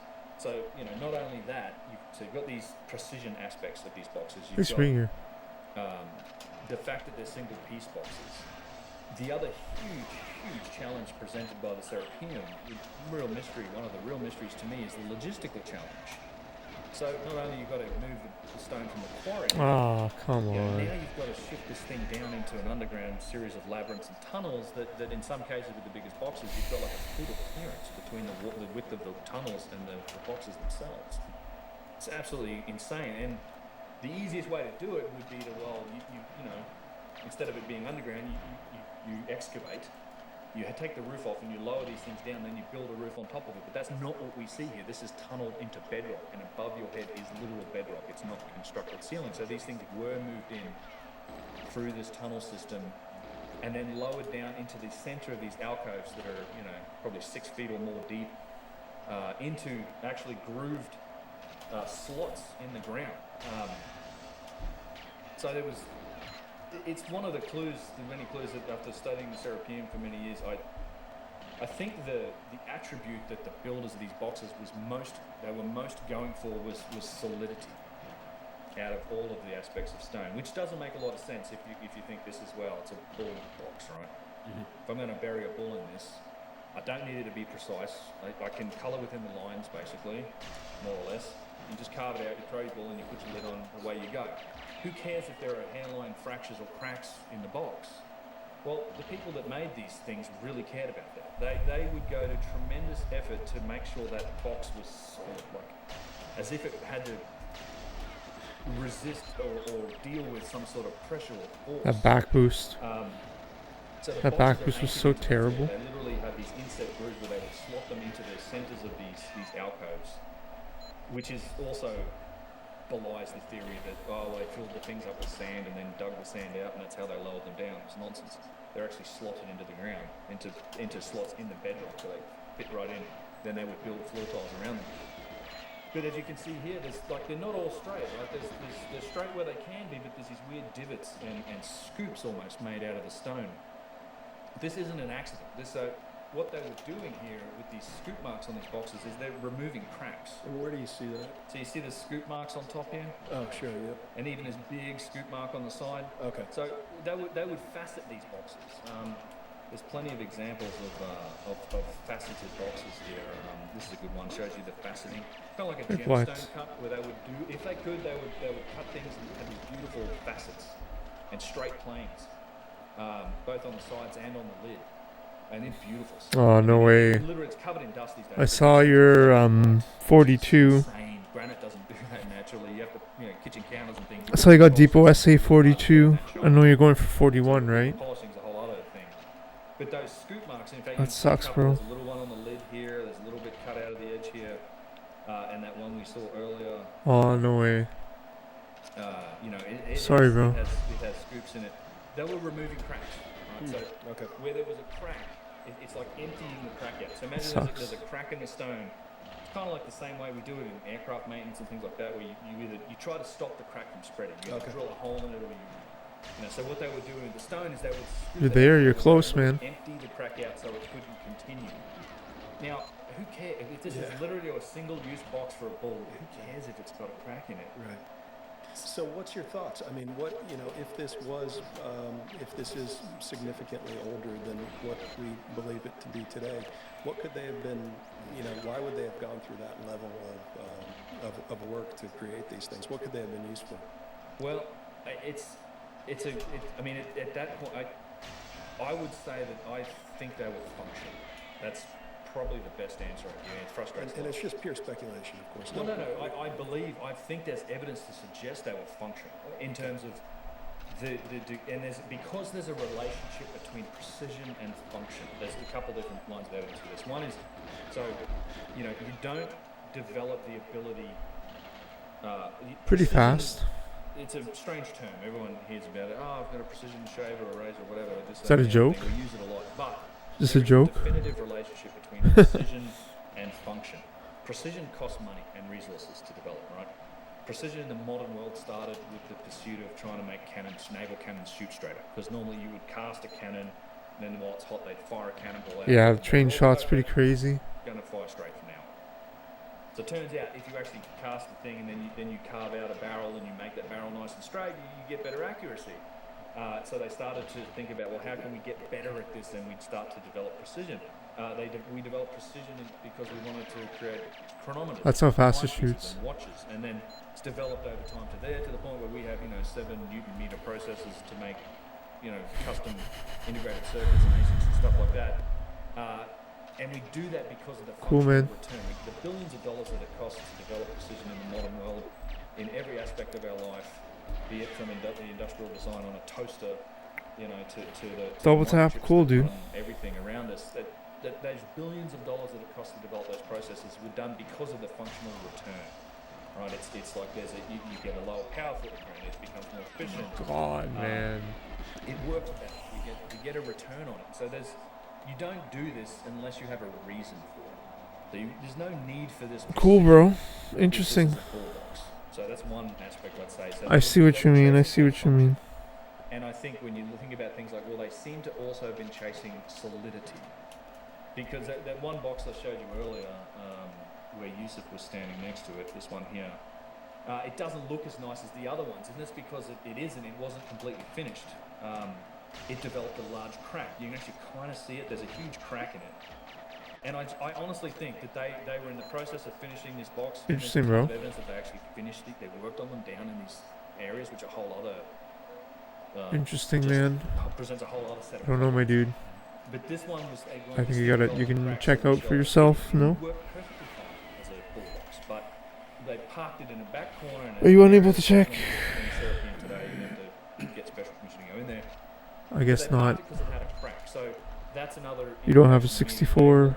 They were looking for these boxes to do something, to withstand some force, vibration. So who knows what?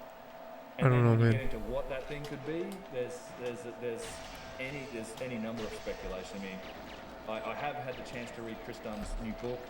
Interesting thought, though. The Gyges Connection. A wonderful book. It's coming out early next year, I think. And he does some... Or you can try an Xbox. On the Serapeum about what that might be. But once you say... You can try an Xbox, GoldenEye. Sure. You could speculate them as being any number of things. And I think that's where your imagination could take us. I actually think we should be open-minded to those ideas and maybe do some research to see is there any evidence backing up those possibilities, rather than just saying, well, no, they're all ceremonial. They're all done with, pounding stones and grinding. I'll do it again one more time. I don't just like because. All I can say is that I don't know what they were for, but it's utterly fascinating. And the last thing that I'll mention about the Serapeum is what I was going to get around to, which was to talk about the fact that this was a reuse site by the Egyptians. So when you look at the boxes that have writing on them, there's 2 or 3, as I said. One of them is this one. This is the most famous one. Oh, come on, man. Oh, the last bullet. The third bullet. It's fast, though. To the floor. Like there's at least 2 feet of stone going down below our feet here. Giant thing. But it's got this chicken scratch writing all over it. And I love this image. It's cut out from one of my videos. In that, if you look on the right-hand side, What? on the corner, you can Can't actually believe I see missed how it. that box Oh, I is can't believe I missed reflecting that the too. light from What? the hallway. You can see the reflection of the hallway above it, which shows you just how perfectly polished these things were. It's remarkable. And you can see the quality of the stonework. Oh my god, that was so Now, fast. It was 21 obviously, piece. we know that you could make... That was the actually people who 21 made the piece. boxes It was had the insane. capability to work stone to a remarkable degree. They could make straight lines. They could make flat surfaces. They could make granite shine. Why then is Didn't the mean to do it was writing actually hard. so terrible? You can see this is Cool, clearly man. the result of some guy that's gone at this thing with a hammer and chisel, right? To the point where it's even skipping. There's no straight lines. It's very much you literally see the chisel marks from somebody attacking it with a chisel. And not, this is the result of a different level of technology, a much more primitive one. Yet, this is kind of how Egyptology works. The writing in many cases is kind of the bedrock of that institution. It's like because we've developed the ability to read hieroglyphs and translate them, we depend on hieroglyphs. If there's hieroglyphs on an object or a site, then the story that it tells and the person This that fucking game, man. says had it built, that's Like this person's fucking name game, there. bro. That's often just used Sorry, to say, guys. well, that person therefore either had this thing built or he had the whole site built. And that's also how what's been applied to the Serapeum here. Which is kind of interesting when you see stuff like this, because on this same very box is it's an empty cartouche. It's an empty shen ring. This is if people are familiar with hieroglyphs, you'll often see the shen ring, the cartouche, and it's reserved for royalty. Right? This is only used in the names of the royalty. And this is an empty one. But if there was the name of a ruler in here, whoever it might Wow, be, insane. someone like this, I then could like we would play the say boost that because that was really Solomon had this fast. built, Then you Solomon fuck up probably the had whole camera. site built, and then you can see how we construct this picture of history out of that. But it's an empty shen ring. So this tells you something else I think that's going on here, is that the priests, the people that ran this site, were likely selling dedications. It's like highest bidder gets to have their name written on this box that has all of the other, afterlife paraphernalia on it. And we know this went on because all through the walls in the Serapeum there are little indentations in the walls where little steles, the granite or limestone steles and dedications were put in there. I mean, there's very few of those steles remaining, but the holes where they were are everywhere. And it's just a lovely example of renovation. There's a bunch of other evidence for renovation on this site too, but yeah, it's very mysterious. It's a wonderful site. It's often overlooked by a lot of the guidebooks, and funnily enough, John Anthony West has said very little about it because he was, a symbologist. He looked at the dynastic Egyptian culture. There's very little writing and things to go on there, so it's like, it's this big site with a few boxes in it. And Cool, buddy. I was thinking about that, the Tetris thing. Cool, man. Cool find, buddy. Huge smoking gun, I think, in to the evidence of advanced technology. So both in the stonework itself, No, man. the boxes, Not at the all. logistics of moving them in there, and the technological delta that we see between the artifacts and the writing that's on them. And so is the writing that's on them, obviously you can tell that it's not, you're not looking at straight lines, you're not looking at perfect angles, none of that. Is the writing, is the Thanks. Yeah, for polished sure, dude. anywhere within the writing itself? No, it's another great indicator of polish. It's another, I think, a great indicator of the fact that you don't ever see polished writing. There's only one or two examples of individual characters which I actually think were incorporated into the writing. You just don't see polished writing. So wherever and this becomes one of those, it's kind of like the stonework in South America, the different styles. Once you see this, you can't unsee it. You see it everywhere. So here's some other examples of that. I love this statue. It's one of these. It's a Hyksos Sphinx that's in the Cairo Museum, and you can see how the stonework almost uses light to show the rib line, the ribs of the structure made again out of very hard stone. But if you take a close look at the glyphs that are on it, they're crudely carved. They're carved deeply. You can see the hammer and chisel marks. The lines aren't straight, and it's not polished. You see this all over the place. And we know they could polish fine details in stone, right? So this is one of the granite diorite statues from an old kingdom. Look at the upper chest area. It's just wonderful What the detail. fuck? You can even look at the fingernails, the cuticles, the thumb. I mean, even though there's dust in here, this is all polished stone.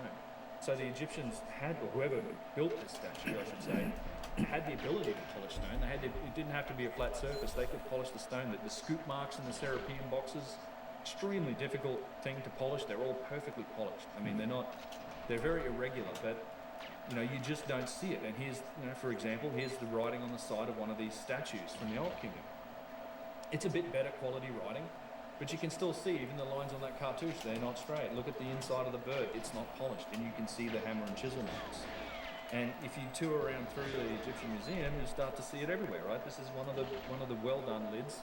I'd say these are great hieroglyphs that are on it, but you can clearly, I like this shot because it shows you the polish of the stone versus the glyphs itself. So I just think there's a huge technological delta between the writing and the objects, and I think a lot, in fact, nowhere have I seen writing, even the very best writing, and this is the stuff that's on the obelisks and things, it's all achievable with hand tools. Like the writing, and you look closely in the corners of those and you can see the probably flint or beryl chisels, you see the tool marks.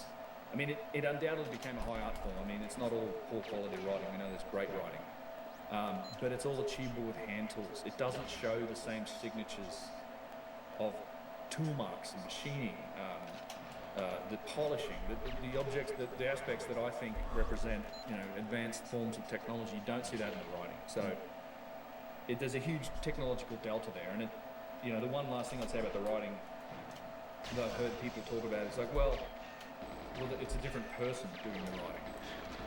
Yeah, maybe, but that's not to say that they don't have the same tools, or it might have even been the same person. It's like that skill. If you can draw or you're good at calligraphy, try doing that in stone, right? It's obviously not the same skill set. We have evidence for how this would work. There's literally artifacts with paint on them. So you'd have the scribe or the artist actually paint. They would draw on the stone. And here's what you got to go carve. And then you get the stone carver, presumably the same guy from the same class with the same tools that carve the object itself, and he's got to go carve these details. How come there's a gap there? Like, it's the same tools. Like, we see the fine details, perfectly made, perfectly polished, incredible precision on the statue or on the artifact, but we don't see that reflected in the writing. I just think there's entirely a possible explanation for this is that they inherited these artifacts, and then through time, the hubris and arrogance of kings, they added writing to it later. And this is backed up by evidence in a lot of cases. There's some artifacts with 3 or 4, even 5 different rulers' names on them, where literally another name for Ramses the Great that Petrie would call him was the Great Usurper, because he was notorious for carving his name over the top of other pharaohs even. Like, in fact, there's evidence for this as well. Like, this is a great example of that. This is at a site called Tanis. This big cartouche here is Ramses II. He's known as one of the most powerful rulers in all of Egypt. But if you look closely at the end on the right, you can see what he was doing. He was carving his name and his glyphs very deeply over the top of pre-existing glyphs. And that would have been standing upright at one point in time. This is actually, you can unpack this statue, this picture quite a few ways. I actually love this because it's the example of multiple levels of reuse, right? So this is a fragment from an obelisk. So if you've seen obelisks when they're standing up, the writing is also vertical, Sure. So, but this one is written on sideways. It's high sideways and written on twice sideways. So it was once an obelisk that was vertical. It broke, fell over, was reused in a wall. Somebody then decided, well, I'm going to put my name and I'm going to do my stuff to it here. And then Ramses came along later, and then he reused it again. So you've got like 3 different reuses of this one piece of stone in a wall here, and it illustrates the problem that you have is these sites have been through thousands of years of construction, destruction, quarrying, reuse, relabeling, and you're trying to put together a puzzle that's like all the little bits are torn up and reshaped, and some of them are wet and some of them are gone. I mean, it's just I love this piece of stone, but this is probably a piece from an obelisk, I think it was. There's some other feature up here on the top left. I don't know what that is. No. So, who knows? But I do think that you can't depend on the writing to date and age stuff. And as you said before, can't really age stone. Right. Yeah, very logical. Makes a lot of sense. Makes you scratch your head and wonder. It certainly doesn't seem like it was the same people that were doing the writing that made those boxes that we just took a look at. I mean, it's two completely different, and I'm sure the makers of the boxes would be probably pretty upset with people banging on their artwork like that. What about the vases? Let's shift gears to the vases. The vases, so some of the same aspects of precision that we talked about absolutely fit with the vases, but so it's probably worth grounding people a little bit in what we're talking about. So they exist within Egypt. It's one of the most interesting categories of artifacts for me. I've been fascinated with them for a long time. But there exists this category of artifacts in ancient Egypt. There's these hard stone vases. So you have these hard stone objects. They're very large. You get the boxes and 100 or even 1,000-ton statues. But they also exist in the very small. And in fact, some of these go down to about the size of your thumb, and some of them, might be yay high off the floor. So they scale up and down. But there's tens of thousands of them. And the interesting thing about the vases is that they're made from, again, these very hard types of stone. Some of them are quite exotic, like this one bottom right here is, corundum. This is made with very high degree of corundum. There's the famous schist discus here. You have corundum's a 9. Corundum's a 9 on the most. So what could carve that? Either diamond or could corundum? Corundum, beryl and other types of 9s would probably shape it. Okay. Extremely difficult material. Yeah. And the other thing with all of these stone types that I've talked about, the granites, the conglomerates, it's a difficult material to work not only because it's hard, but because it is in fact made up of different minerals that vary in hardness themselves. So if you're looking for a precise surface or a precise finish, that becomes even more difficult to achieve when you're talking about a heterogeneous substrate. Like it's not the thing about steel or iron or aluminum, sorry. I'm an American now. Aluminum, it's a consistent homogeneous substance. Like it's the same hardness all the way through versus, granite, you've got mica and hornblende and silica and quartz, and they vary in hardness. So it's like the tooltip pressure that you're using, it cuts differently through one material almost on the microscopic level, then it might just rip a chunk out of quartz or something. So this gets illustrated in these vases. Like it's an extremely difficult medium to work. So you've got all these exotic types of stone, and there's dozens of different types of stone involved in this. Gneiss and schist, and any endless numbers of these types of stone. But they were able to work them down to just incredible degrees of precision. So this is a great example I like to use. Flinders Petrie found an example that was down like 1/40th of an inch thick. They got the stone down on 40th of an inch thick. This is not that example, but this shows you just how thin this material is. It's a very hard stone base. You see the large crystal inclusions in the stone. This would have been extremely brittle, but yet the break in it and the close-up of it on the right here, you can see just how thin this material is worked down to. This is an astonishing result. Some of them show other just perfect symmetry and balance. This is one of my favorite examples in the Egyptian Museum. Sits on its tip almost like the tip of an egg. It's just perfectly made and perfectly balanced, and we see these examples from time and time again. So they show all these elements of precision, balance, and all of this type of thing. They come from the earliest times in ancient Egypt. In fact, they go back to well and truly before dynastic Egypt even starts. Lots of these were found in pre-dynastic burials, the Nadak culture. Some of them were found going back as far as 14,000 years ago. There's one that from a site called Toshka, which is a primitive burial that's now underwater since they created the high dam in Egypt. But it was excavated in the 60s. They found primitive pottery and these hardstone precision vases. So we know they existed. The vast majority of them were found beneath what's called the Step Pyramid of Gyges. So this is an example of like the original excavation from Jean-Philippe Loyer, who excavated this, I think in the early 1900s, at Saqqara. So beneath the Step Pyramid, which is supposedly the Proto-Pyramid, it's attributed to Djoser and Imhotep.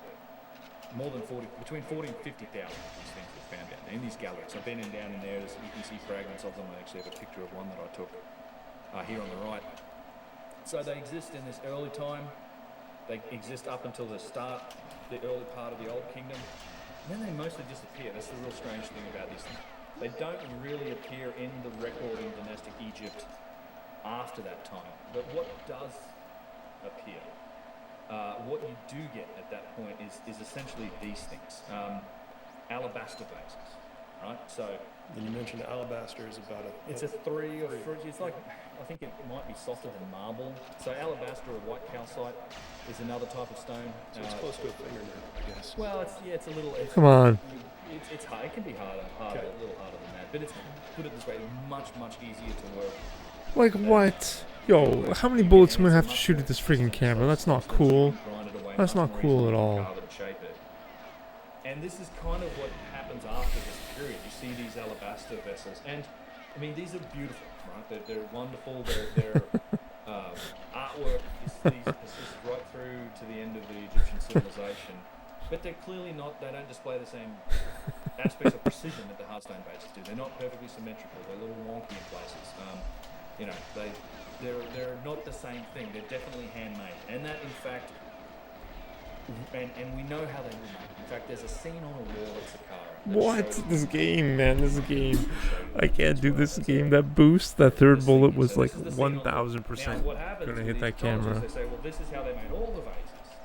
But look at this thing in the middle. Like, they're clearly making alabaster vases. It's basically... See, only 2 went through because I got boosted. Bent stick with, you know, weights on the side of it that had a flip tip, and we're rotating it, and that's how we're drilling it out.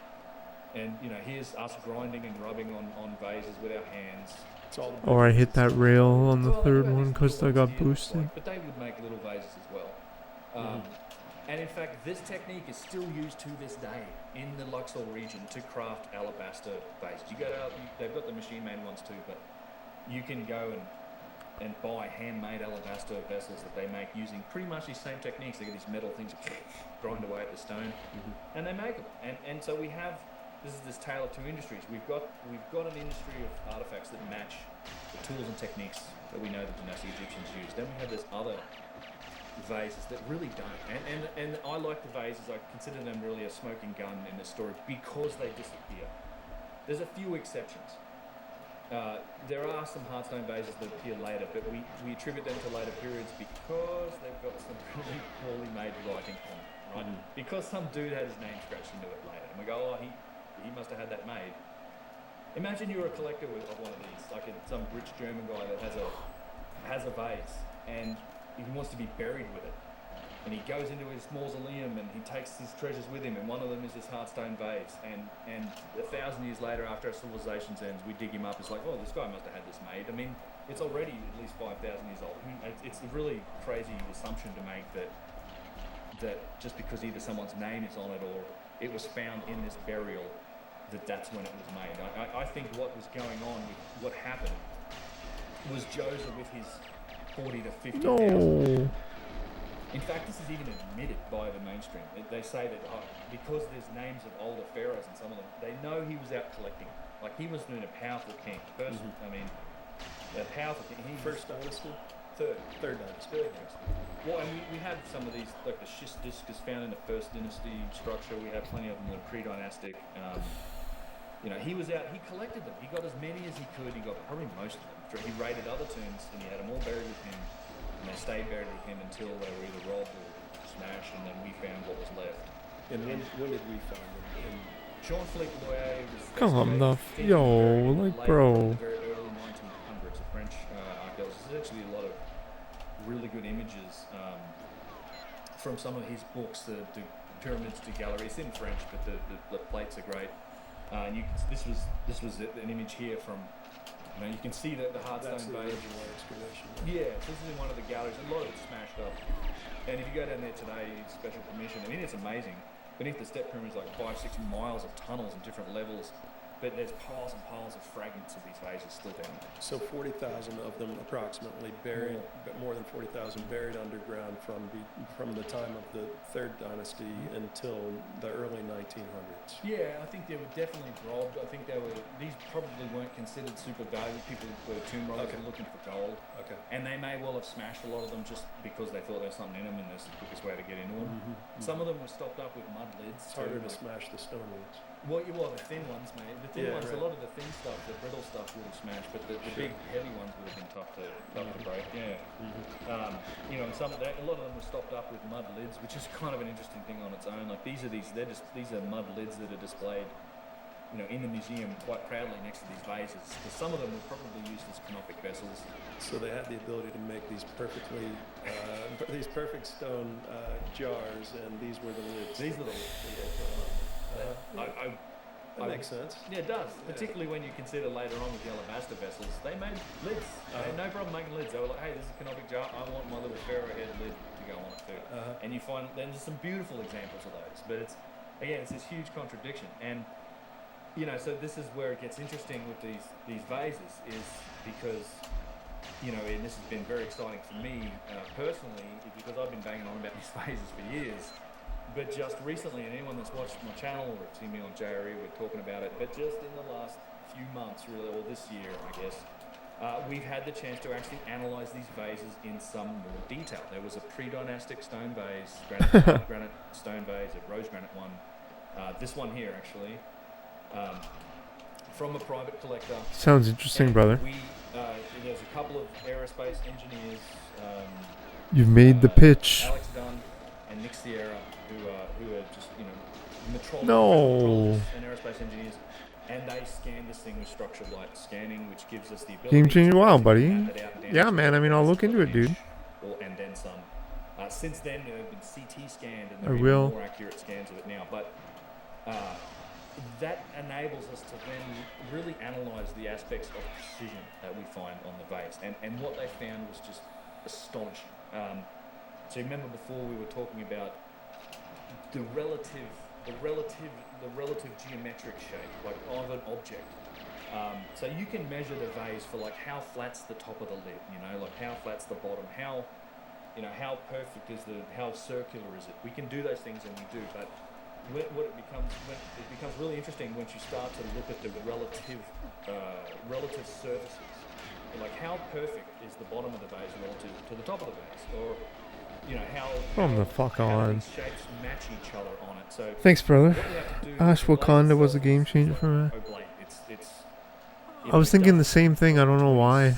specific geometric Why was I thinking shape. Wakanda? So you need a specific geometric So shape. random. We're talking about things like spheres, cones, cylinders, toroids, things like that, where you can then perform geometry. You can determine what's the center line. You know, what angle is the center line at? Where's the center point if it's a sphere? You know, like stuff like that. Like how perpendicular or parallel is this shape to something else? You're Do both those wrong. operations. So what they did was that they scanned the vase. You can see it here. This is like a model of Ash that Wakanda. is the result of this structured light scanning process.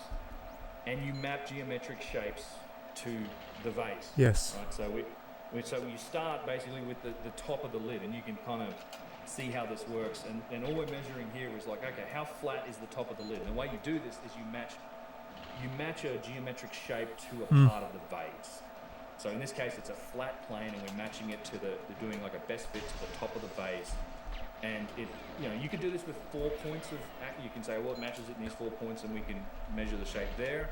The more points you use, the more accurately the shape reflects the surface of the object. So in this case, they've used nearly 4,000 points to match a flat plane to the top of the vase. And one measurement we can make is look at, okay, how flat is it to a perfectly flat geometrical surface? And you can see it's within 0.003 of an inch of being flat. So, and again, these are numbers that people may not understand what they mean, but 0.003 of an inch is about the width of a human hair, right? It's an infinitesimal kind of measurement. It's a sheet of printer paper is thicker than that type of thing. So you're down in the thousands, and these are things that are barely perceivable, are not perceivable by eye, arguably not perceivable by touch, but it's flat. So but the other aspect, when you start to talk about relativity, what this does is it gives us a top surface, like it gives us like an x-axis. So now we've got a flat surface we can measure against the other parts of the vase. Fucking back You boost. can start to speed this up and see where's this go. Okay, so now we're measuring the vase mouth, or kind of the neck of the vase, if you like. It's And fucking we're using, game, man. 10,500 points of measurements to fit a cylinder inside this neck of the vase, right? So with more than 10,000 points of reference, that's very accurate representation of the neck of the vase. And we can look at things like cylindricity. So how cylindrical is that cylinder that we've stuffed in there? Like how well does it match it? Well, it's within 13 thousandths of an inch, which is pretty good because this is actually old, it's damaged, it's pre-dynastic. It's one of those, it matches, I don't know, half a dozen examples that I've seen of pre-dynastic vases in museums. And now that we've measured that, we can also do something else because we've got the top surface and we've got a cylinder. We can measure the center line of that cylinder and say, well, Come on. how perpendicular is that cylinder, that center line, to the top of the vase? I hate And this it's game. within 1,000th of an inch, right? So that's kind of crazy. And All my running it sort of shoes are gets wow more insane. crazy as we step out from On my there. So that's precision. I mean, you know, now you're talking about, so this is one of the first objects, if not the first object, to be subjected to that level of precision analysis. That's pretty Oh man, but you walk a lot. This is the first time this has been done, and I consider this a Thanks, genuine, brother. Thank you for going through that step forward experiment. in the research and in the understanding of the degree of precision that this represents. So I can go through endless other examples. It's true, man. You You know, got like you bottom always of the pay vase for and quality. you know, the cone or the sphere that matches the bottom. And I spent like $100 on a new pair of the Nikes in the results summer, are utterly remarkable. and I they've been have- People amazing. are interested. I have long videos that get They're into still the details going. of this, and I'm in the process of writing an article about it. They're starting to lose their But what I think is squishiness. the interesting thing, right? So I walked a engineers and lot in machinists, them, the people that and I do, use them for you know, work. I precision taught in them. manufacturing, they see this and they get it. They go, holy crap! Like this is forget about doing this by hand. Not in a million years. I don't care what hand tool you're using. Could you do this? You would need probably some of our very best precision lathes, if not 3D mills, even to make this, because there are. It was interesting. The Nikes that I bought in China from the Nike store were made in Vietnam. So not even like Nike is so cheap. You know, Even China's too so- expensive so- for them. So in a lathe, you spin the vase around, Yeah. and you're essentially carving. They begin to damage your outside, but joints. The lug handles Yeah. were attached to the vase at a later point in time. The lug No, they're handles, part of it. they're part of the vase, and so what you have to somehow figure out a way to do is to carve the area that's between the lug handles. And what's the explanation for how that's done? Well, so this presents some other problems, and this is Because you don't lose precision, right? But in the space between the lug handles. Even Nike China outsources to Vietnam. I thought that was so wild. Here briefly. Right, so yeah, if Yeah, you're it's spinning true. this on its lengthways axis, what you'd probably do if you're on a lathe is you'd leave a bull nose the whole way around, and then you'd come back later and you'd carve away the area between the lug handles, leaving you the lug handles. Tahiti. So we did look at that. We looked at the area between the lug handles, and there's an issue with this, is because Nike Vietnam. as you said, no lack of precision. When we looked at the surface of the I think vase between the lug all handles, their stuff it is showed it the must be same made in Vietnam now. astonishing precision that we see on the rest of the vase, and that's really challenging because even in our So very best wild. machines Just a random today, place to when you fucking. do a tool change, like this is a tool I guess the process change, cost right? of So you go from a the lathe to salaries some they other charge technique is to so work with, low. like machining something that's removing that area. It introduces errors. You're changing the process. You're changing the tooltip probably. It introduces errors, and this is accounted for even in our very best machining and manufacturing processes today. Like there's a degree of error that comes in from that fact that we're changing tools and process. We don't see that on this. So you come to a conclusion. There's one of two options with this. So it's either the way that they could handle tool and process changes was better than what we could do, or that's not what happened. Alright, I'm gonna take a little break. I think in a minute or two. I'm gonna keep streaming, but probably load the vape, take a breath. Something that can carve, Might be like the 5-10 minute yeah, break. these 5-axis CNC mills that can carve complex shapes out of hard material like steel or steel. I'd love to see someone try and make this out of granite and match the precision. I'm not sure, it's a real challenge. I'll put that out there.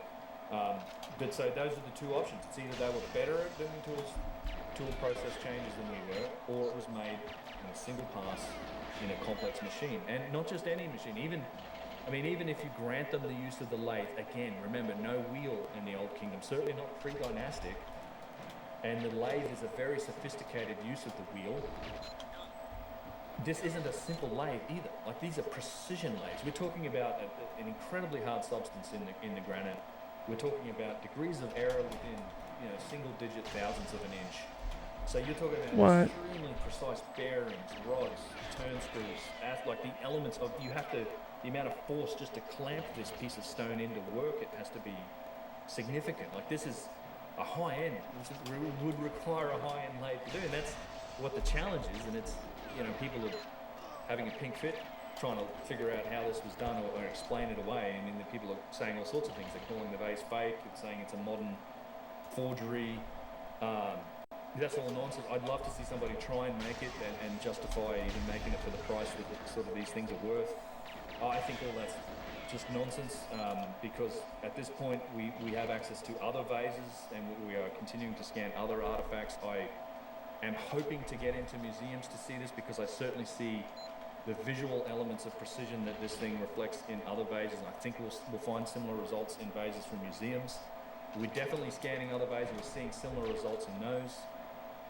But on this particular vase, the whole process was really cool. These guys, Alex and Nick, came to me timing couldn't have worked out better. It was literally a couple of months before I went on Rogan. So I'm like, suddenly you've got this information which is... Yo, Jersey vibes, what's up? How's it going? Revelatory information. Like how sources of Guantanamo Bay, Talk about it. they honestly We did do. that, and then we open sourced the data, and this was the nicest thing about it. Yo, what's up, We put the data Jersey out there. vibes? How are ya? You can go to my website and download the STL. I'm gonna take a few minute break soon though. And play with it. Welcome, And Jersey. so we How are got you? Some interesting results when we did that. There's a Danish cryptographer. You put a smile on my and he face. started to reverse engineer the mathematics that were behind it. And what he found about this vase Oh, was dogger more emote. astonishing, because not only did he find geometric patterns that were encoded in it, it seems like he almost reverse engineered the mathematics that were behind it, and it turns out that this thing was based So we are, we're just yapping doggers. on sophisticated We're just yapping series dogs. of algorithms, and it may well have been in fact mathematically designed. It's a little complex to go through, but I can I don't know if I have the slides here for it specifically. I don't.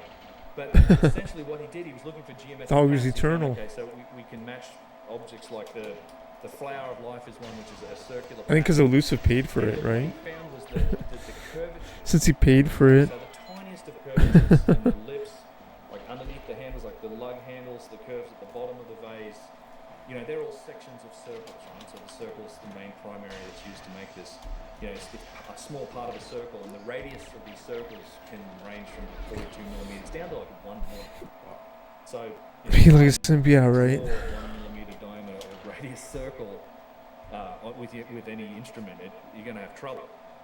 But what he found was that all of those curvatures, the diameters of all of those circles, and only those diameters, matched a specific algorithm. And if there were other diameters, Yeah, buddy, they're other- free on other, Kick. also other radiuses of circles, I'm just throwing this joking. off, but there was these I'm not 12 joking, but that fit this very specific, my intention was to algorithm joke. that It's called true, the lol. universal pattern. And it shows you that it's Oh, this that's sick though. deep degree of They're different. I think mathematical that are the relationship they aren't the cannot exact just same. I be think he matched. changed Like, some too. there aren't curves on this thing that throw off this pattern. think. Right? So there was a specific design used to create the curvatures. That on does this- suck though. That's on too this bad, vase man. that come from a very specific algorithm. I guess in the end you do get that ad really free indicate viewing that This thing was probably mathematically designed. on Kick. And not only that, I mean, how you go from design to output is a real open question too. So there's all these implications that come from this scan that take us to realms that are just so far beyond this idea of this being done by some guy with rubbing on it with rocks and with hand tools. It gets a little crazy, but that's where the evidence is leading. So I genuinely am excited about the vase work, and I can't wait to. There's more analysis happening. There's more vases being looked at. We're in the midst of trying to put together proposals for museums. We've had some interest and at least had some dialogue with some museums. Generally, Egyptologists aren't interested in crazy. Yeah, I'm gonna take a little break, a little engineers, 5-minute break or but something. I would love to think. I that need we could to. actually It's convince them to 222. let us scan some of Jersey these vibes artifacts, just showed up. ones that I'm not have, walking away when you show up, Jersey. I'm just I I need guess, like I'm going documented crazy. provenance from from specific sites, and that's why they're in museums. You know, there are lots of these things in private collections around the world. That's the nature of the antiquities market.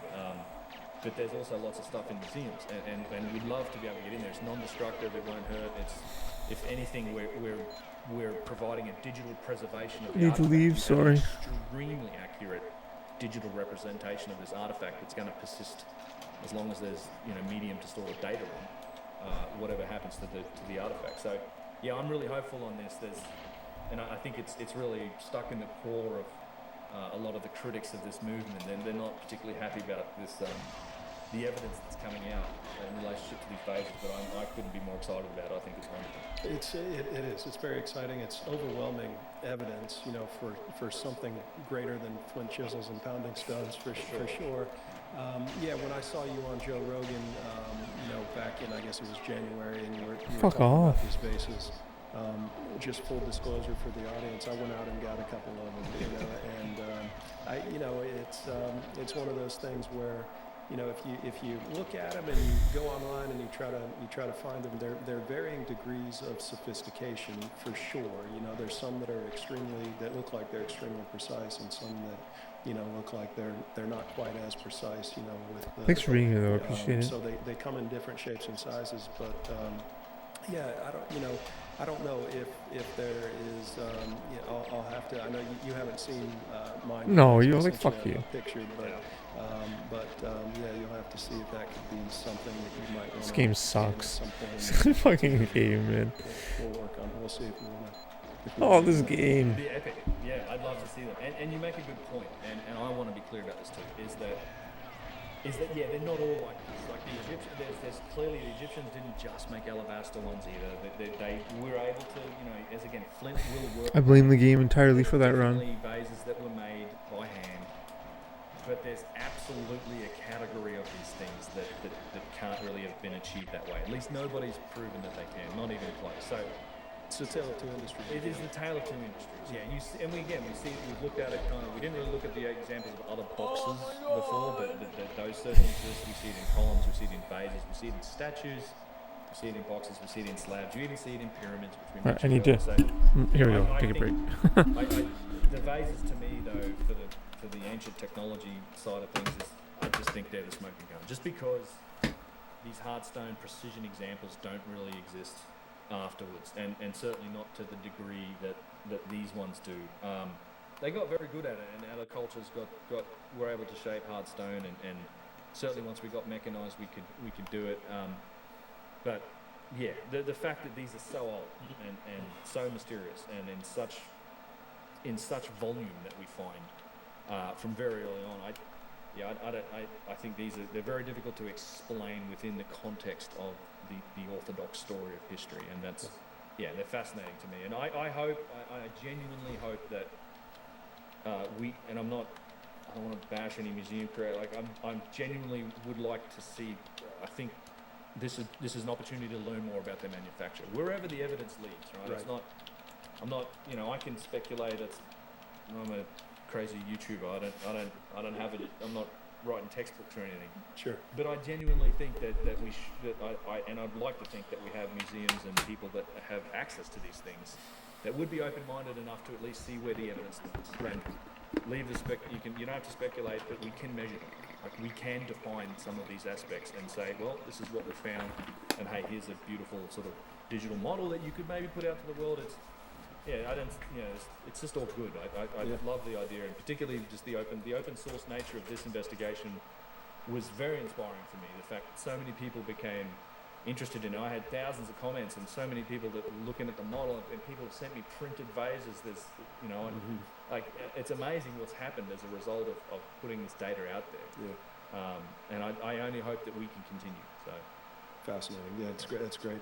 Yeah, it's just so interesting to compare, the results and to have that level of technology looking at these artifacts and to see the precision on them and compare that with the toolbox, with the ancient toolbox of the ancient Egyptians, and it's it's absolutely amazing. This could be a major step forward for you in your ability to kind of push your theory forward about ancient civilization and have that become more of you know, a question that at least it talked about, you know, a viable sort of a theory, and so it's got to be a critical part of your work, and you know, it would come down to, I guess, you know, additional scans for sure. You would want to scan additional artifacts, and 100%. and then the provenance. You know, you want to make sure that Yeah.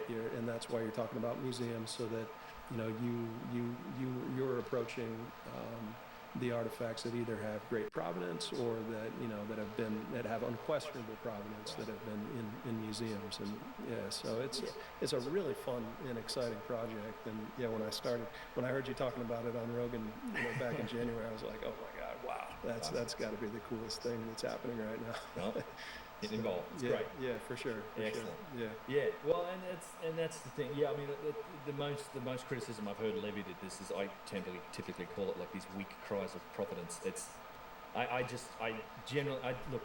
There's certainly other vases that are being looked at that have much more documented providence than the initial vase that we looked at.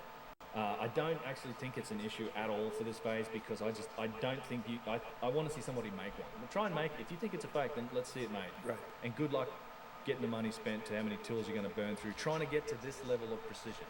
Like, don't make it something that's close. Match it. Like, that's, you know, figure out and work it out and design it mathematically. All the aspects, of incredible aspects that have come out of the study of this vase. You know, it also matches. I can show you a half dozen examples of pre-dynastic vases that it matches, and yeah, it's just, to me, it's a very weak argument. It's the only one that can be thrown up about this, and if you don't like it, then let's get access to some of the ones that you know, have documented provenance. That, you know, Petrie found this one here, and that's why the reason it's behind glass in the museum. I'm more than willing to go through that exercise. In fact, I would very much like to. And we are proceeding as best we can. We are using, and like I said, some of the additional artifacts that we're looking at certainly have better provenance, and I would hope that we'll get to the ones that have established provenance. But as you said, I also think this scanning technique, it's like, I've always said we should be applying ourselves as best we can with all of our technology to solving some of these questions. So I'd love to see this done on, you know, larger objects, boxes, statues, head jets, faces, crowns. I think we could learn so much from the ability to really accurately digitize this stuff. For example, we talked about the drill cores and drill holes earlier. Like, that's a great subject and something that we could further analyze with the use of high-end digital scans. I've been lucky enough that we've been able to get some photogrammatical scans that, while not probably to the same degree of accuracy that you get with, you know, like CT or structured light scanning, give us enough accuracy, I think, where we can start to learn more about some of the drill holes in Egypt. Like, we've had that done recently, so I think there's endless applications for this. And do you have an image of the Ramses head that Christopher Dunn worked on? I do. That's a fascinating image that he overlaid. Yeah, so this is an example of I've often talked about these heads. We talked about symmetry. And symmetry being one of the aspects of precision. We see remarkable symmetry, particularly in these statues. So, you know, this is one of the images. This comes from Chris Dunn's book, essentially showing you that you have the same curvatures being used in different places, which is an indication of how it was manufactured. But probably the best example is that I can share is this, again, an image from Chris Dunn's book. Unfortunately, this head is now back up on top of the statue, like 30 feet up in the air. So. Okay. What this is, it's a reverse transparency overlay. So they probably saw this work. I think it may have had something to do with it. Yeah. Although, to be fair, they've been restoring a lot of these statues. I'm 50-50 on it, to be honest. They're basically concrete sculpting a lot of the body, and then they're putting back the pieces that they have, because they don't have all the pieces. Okay. There's no mistaking the ancient bits for the modern bits, but the modern bits for the ancient bits, rather, the perfection of the ancients. But I mean, it's nice that they're putting them back together, but in a lot of cases they're making them inaccessible for like detailed study. This thing used to be sitting on the ground here, as you can see. So you see two Chris Dunns on the left and the right, right? There isn't two Chris Dunns, there's only one. So what you do is you take a photo directly on centerline, you copy the photo, and then you flip it on that vertical axis, right? So you're mirror imaging it to the other side. You make both photos 50% transparent, and you overlay. So what you would get is you would see where the features don't match from left to right. You would see blurriness, you see overlaps, and we just don't see it. Like, that's what's remarkable about this, is it's perfectly symmetrical. I mean, at least within the boundaries of this test, which is just an astonishing feature to see in a granite artifact of this large. You don't see that on humans in general. Humans That's right.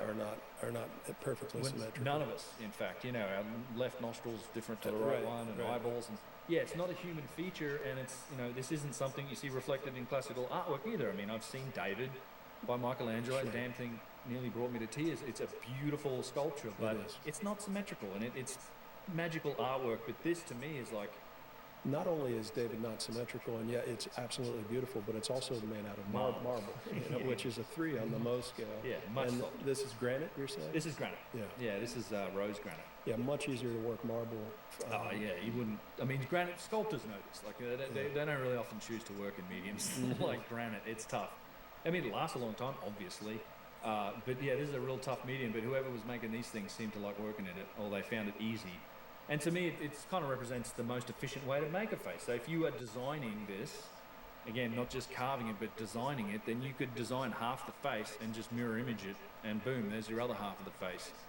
And these things are mysterious to me. I mean, I genuinely think they're a little bit alien in their appearance, in their perfection, in their symmetry. It's just that Ozymandias poem, it kind of summarizes and captures that to me. But it's remarkable. And it's not just this face that we see this sort of symmetry and precision in head jets. We see it in you know, it's the same face on all of these big statues. Chris Dunn's looked at that in the past. I think there's, you know, an endless number of applications for techniques like scanning to really get to the bottom of this and study these things in more detail.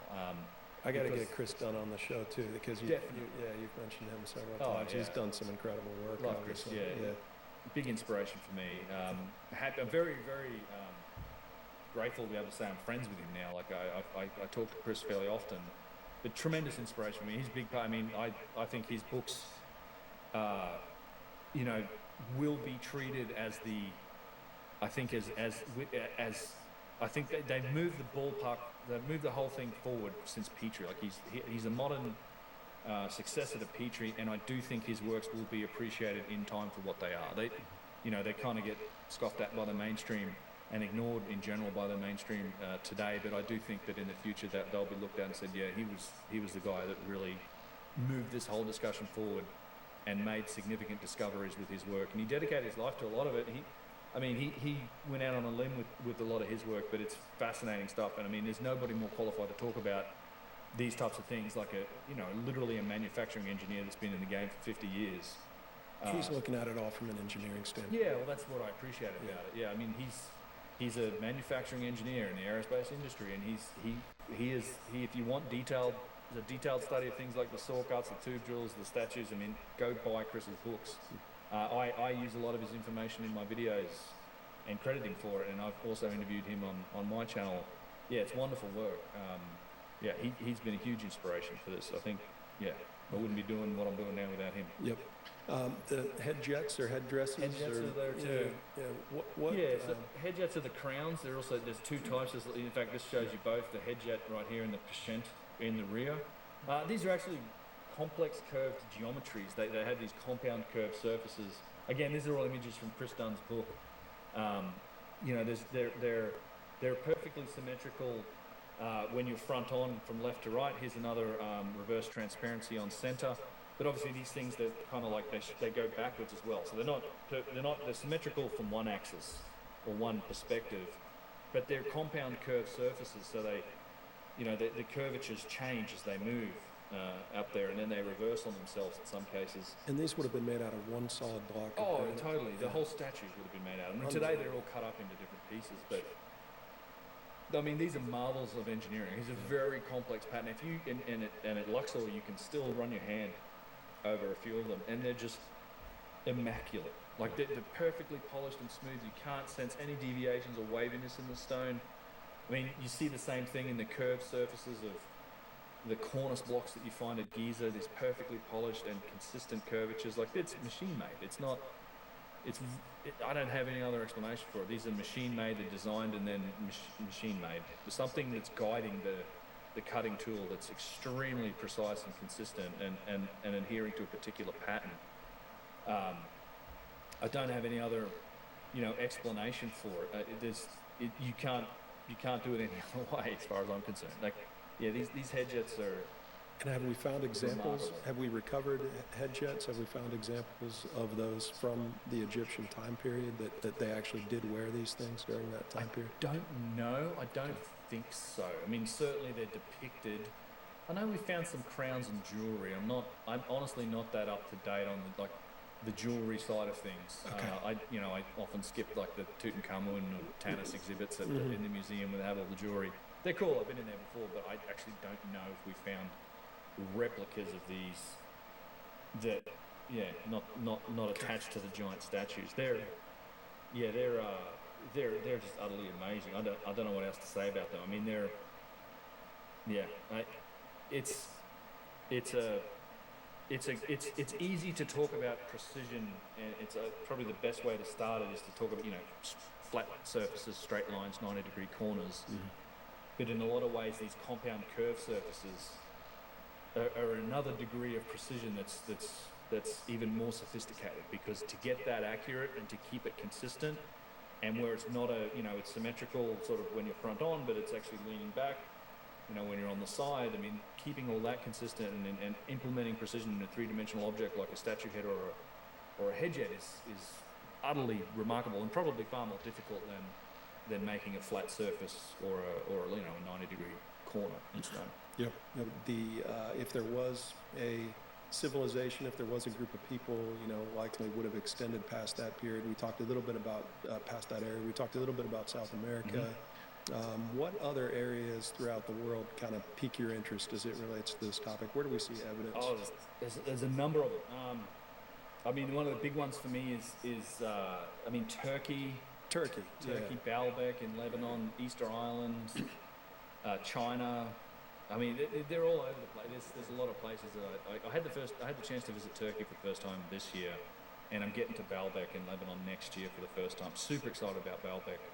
But you see this type of work. It depends on, what flavor of it you're looking for. But I mean, if you're talking about megalithic architecture, that's Turkey, right? That's Baalbek. Where you've got those massive stones. Yeah, I mean, Italy and Rome, and you also have some remnants. I think there's evidence for it in places like Italy and Greece as well. But you also have a much more defined, I think, culture that built on top of that stuff. And I think that's exactly what we're looking at it in Baalbek, which is in Lebanon.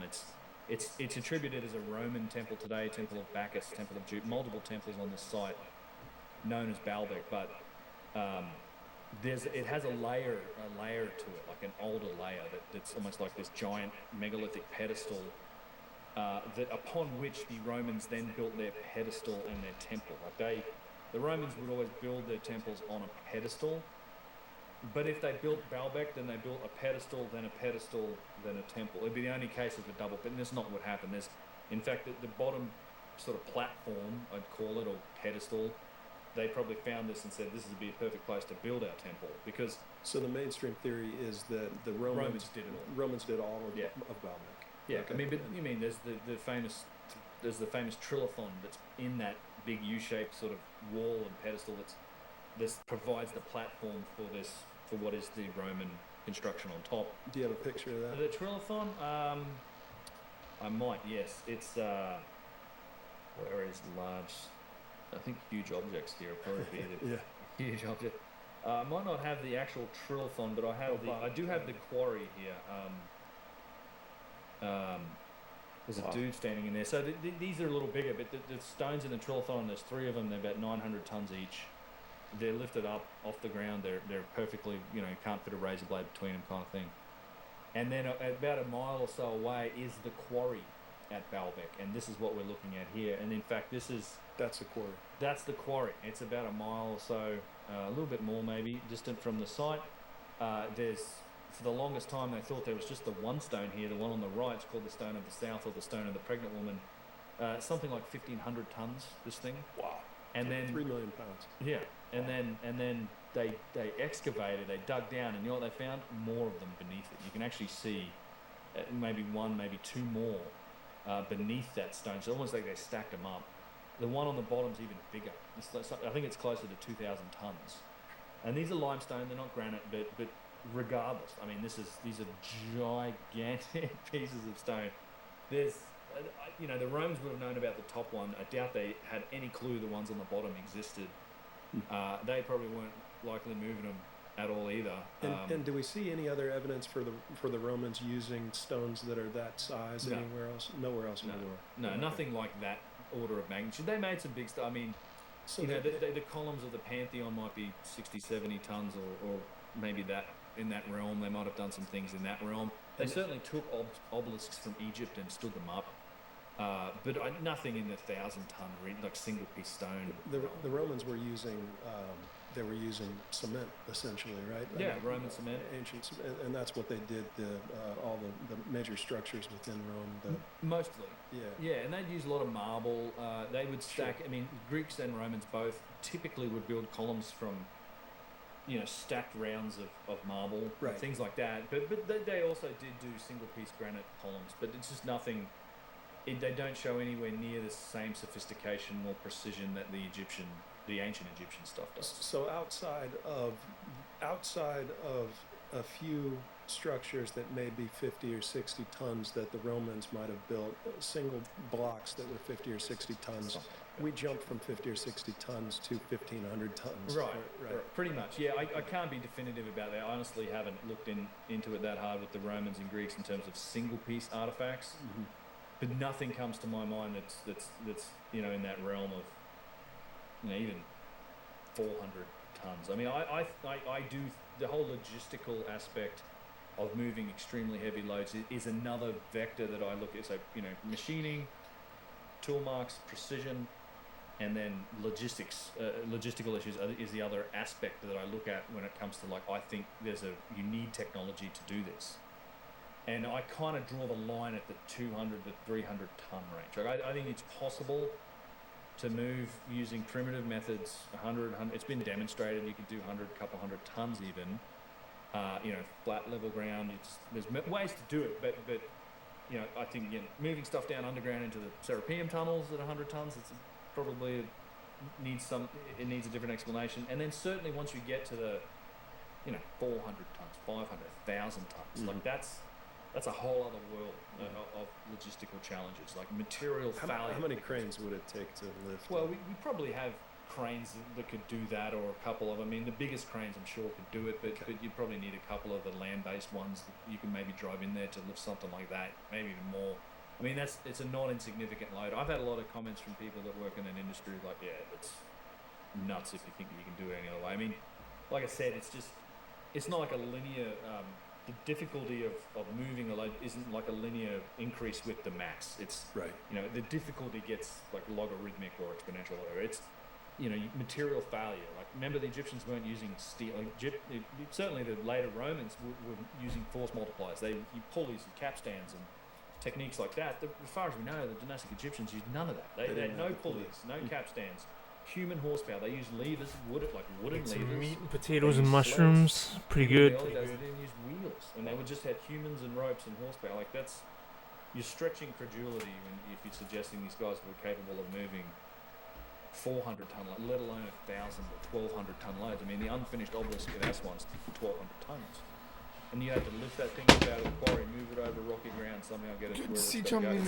It's not happening. Yeah, it's not happening. So. That's a big indicator. You see these huge objects like this in Chumley. in Baalbek. There's a few other theorized ones around the place, but yeah, the logistical challenges of Baalbek. These are probably the biggest. I think these are the biggest quarried stones in the world, and I can't wait to see them when I get there next year. Mm-hmm. Cool. Yeah, and then in Turkey, is there any other? Well, I guess you've got Göbekli Tepe. Well, Turkey is interesting. There are sites that match the sort of megalithic nature. There's a few. Zanaki Tepe is one I'm particularly interested in. But Turkey in itself has been very interesting in that it's uncovered, and certainly in recent years, what I would term an entirely lost chapter of human civilization. So, we often thought that civilization began with the Babylonians, the Sumerians. And then followed by the Egyptians and the Greeks and the Romans and the Chinese. And we were hunter-gatherers. And we were hunter-gatherers before that, right. And in Turkey, in the they discovered a site in the 50s actually, and because of the stonework at this little pot-bellied hill that was called in Göbekli Tepe is the translation, they thought it was like more of a modern or not very old cemetery because of the quality of these stonework, these stone pillars that were sticking up out of the ground, and they were like, forget about it, it's not anything worth digging up. But it wasn't until the late 1990s when the German Archaeological Institute came along and Klaus Schmidt, I think was the name. That's right. Yeah. Yes, he was the guy. He's unfortunately passed away since then. He uncovered that site, and it turns out to be a massive megalithic site that's full of stone pillars, stone circles, and then they very comprehensively carbon dated this thing to like 12,000 years old, and that that's kind of again like could potentially just be an earlier state for it. It could be much older than that, and it's a significant site. Like this huge, it's all these massive stone pillars. I wouldn't say it reflects the same degree of precision that you see in sort of Egypt or South America, but it's nonetheless, you have like 18 feet tall stone pillars that weigh 20 to 30 tons. It's sophisticated stonework. It's a sign of civilization, and it was out there on its own for a while there. Göbekli Tepe, it's really challenging the archaeological world, and for me, it requires civilization to achieve this sort of stuff. You need specialization. You need other people doing the food growing. You need people need to have the time to be able to specialize and organize to do architecture like this, and it's a large site. To this day, though, they basically changed the definition of hunter. You look it up on Wikipedia. They say that the site was built by hunter-gatherers who also happened to do megalithic stonework and this type of thing. I think it's ridiculous, and it's been proved to be quite ridiculous because since then we found Karahan Tepe, which is even older than Göbekli Tepe. It's 5 or 6 times larger. Some extremely interesting stonework on that site, and then there's in the last just few years alone, we've found now 40 to 80 other sites in this region of southeastern Turkey. Wow. These just like it's civilization, man. There was a different climate. We know that the climate changed back then. It was an environment that could have supported a large population, and evidently there was cities and there were structures and it was a culture that we just know nothing about. And I draw a comparison to like the Amazon, like as a result of deforestation, we found the remnants of massive earthworks and cities the size of London in like the 1800s in the Amazon that we have no clue, other than a few rumors, the lost city of Z and the manuscript 512 and some of these other really interesting stories about potential cities in the Amazon. We know zip about it, but we're seeing the evidence for it. So it's pretty possible that there are lost chapters of human civilization. We just don't have any knowledge of it. I think we have proof of that. Yeah, fantastic. Good. Yeah. So that's kind of the Turkey area. I know that there's these underground caverns that exist, underground caves that exist. Cappadocia, within Turkey and potentially other spots throughout the world. Plenty of them, yeah. I mean, the huge city in Cappadocia and Derinkuyu, there's some of those huge. You're talking like tens of thousands of people could be housed down there, like underground cities. And so, I guess I think about Göbekli Tepe, and the date of that construction was about 12,000 years ago. Yeah, about that. Yeah, and we know that because bang on with the Younger Dryas. Right on with the Younger Dryas. Yeah, in the middle of the Younger Dryas, essentially. And we know that because how we carbon dated. Well, so it's interesting that we carbon dated some organic material that we found in there, and that's the youngest date that they have. So that's like the last occupation of it was there, and they think it was buried or at least stopped being used by humans about then. It must have been buried because, I mean, that's one of the other reasons they think it was deliberately buried. Although the latest research is sort of starting to go back on that idea, it was more likely it was buried over time. There's still some debate and active research happening in this space, but the dating is bang on, the carbon dating. And now what's interesting is it's this tale of two industries thing again, right? I don't know if I have, I probably do have some images of Göbekli Tepe here, so it's other perspectives, I think. Let's see. Yeah, hopefully it's here. Yeah, so Göbekli Tepe, let's see. You have, in fact, this image probably covers it because it's probably the only one I have on this computer right now. Yeah. So what you have, and it's kind of this image of the vulture stone here. What you have is these different phases. So you see this one particular stone. This is indicative of a lot of the central pillars in these stone circles. These intricately carved large stone pillars. This isn't a particularly big one, although the iconography on it's very interesting. But they're surrounded by these walls. You see this wall, it's like this is even the wall's kind of built. It's built around the stone. You see just behind it, up to the top left. You have these walls of loose stone blocks, right? It's like you have these beautiful, and they would go down to the bedrock, and that would all be flat, and they would have these things inset into the ground, these giant pillars. And then you have these really rough stone walls that kind of encompass them. A lot of times they're encompassing the stone. They're encompassing, like supporting the stone. They're even covering up artwork. And in some places, you actually have pieces of broken pillars that are in the walls, where they've made the walls from local stones and these pieces of broken pillars. To me, that's indicative. I think you could be definitely looking at two different phases of construction. Right? Sure. The pillars might have been there, then they fell apart or whatever, or the site was abandoned, and then some other culture came along and said, "Oh, this is pretty cool. We're going to restore it and support it as best we can." So the material that, long story short, the material that they dated the site with came from material in the walls. Okay. So it could have been a much later phase of occupation and building on the site that correlates to like 11, 12,000 years ago. And we just have no clue when the first the first building phase there when they made these pillars was, because you have literally have pieces of broken pillars in the walls.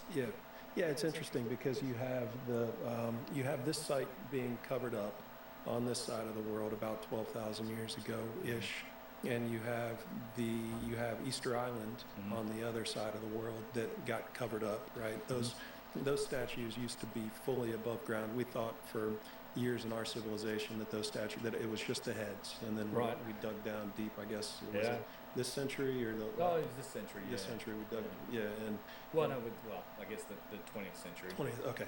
And we dug down and found those to be about 3 times taller than we had thought. Full bodies. And so those, I guess the story is that those were also intentionally covered. Is that correct? I'm not sure about them. No, I couldn't tell you. I mean, if it's a natural sediment, I don't know how long it would take natural sediment to fill it up to that point. Right. Yeah, it's interesting. I think about the theory of Jimmy Corsetti, who I know you know well, and his work on Africa and the Sahara and the potentially a great flood that went through that area. Yeah. As you look at the bedrock that's kind of been stripped away, if you look at it from space, and it really does look like, we'll add pictures up later, but it really does look like water. Tremendous amounts of water that have flown. I think there's strong evidence for it. Yeah, I mean, the whole mid-Saharan Sea, and I think for sure at some point that must have happened. I think that the question is around the timeline of when that might happen. Sure. But we see salt. Huge floods have happened. Yeah, salt. We see salt deposits all throughout Africa. You see those ripples that are, that could have only have happened with, tremendous amount of water. I mean, you're talking 1,000 feet or more of water to form some of those ripples that you would see more. I mean, same thing at the Channel Scanlands, like the evidence for the massive outfloods at the end of the ice age. That's, you have 30, 40 feet high current ripples. Right. So here's a crazy theory for you. So what if, could it have been possible that a lot of these places, if there was some massive event where water was, going into Africa, onto the continents, from the west to the east is what it kind of looks like may have happened. Even if you look at the western coast of the United States, you've got the Great Salt Lake forming off the west coast, potentially a water event that came onto North America and South America. You have another great giant salt deposit on the west coast of South America. Yep.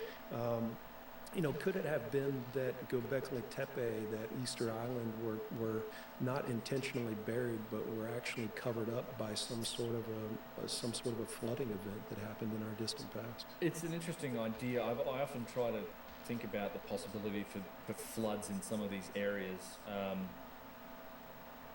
Yeah, I mean, it depends. In a lot of cases, you could see evidence for, particularly for material that gets carried by flood, that's a long way away, that's out of place. So that you can find, if particularly a place has been buried or it's collected sediment from a flood, you typically see like waterborne objects in that, right? That's, you know, I don't know how much evidence we've found specifically in those places of that type of thing. You know, like the river worn or the water worn stuff, or something that's come from a long way away, which I know we do see in other areas. I know, you know, like Randall Carlson talks a lot about those artifacts that we see as a result of gigantic floods coming out of the Pacific Northwest and that area.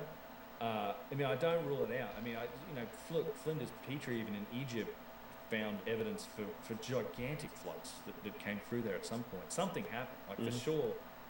You know, if you have either mega tsunamis or you know, impact related things, or just tremendous outflows of water coming off the ice sheets. I mean, it's an astronomical amount of water that we can't really justify. It is. And you can't even think about it. I mean, And the ice sheets are, of course, freshwater, you know, which Right. would have formed the Great Right. Lakes in the United States, but they wouldn't account for all of the western to eastern movement of the Right. water onto the continents. yeah, I mean, for example, I potentially think some of the great floods that could have happened in Egypt, and this may even be the source of the biblical flood, you know, wasn't fresh water so much as it might have been the result of the Berkel crater event, which was I think it was 5,000 years ago.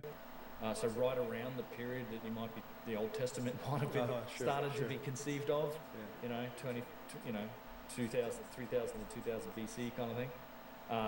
You know, that we know there was a giant, like a large impact into the Indian Ocean. So there's like a 30-kilometer crater on the ground, on the bottom of the Indian Ocean.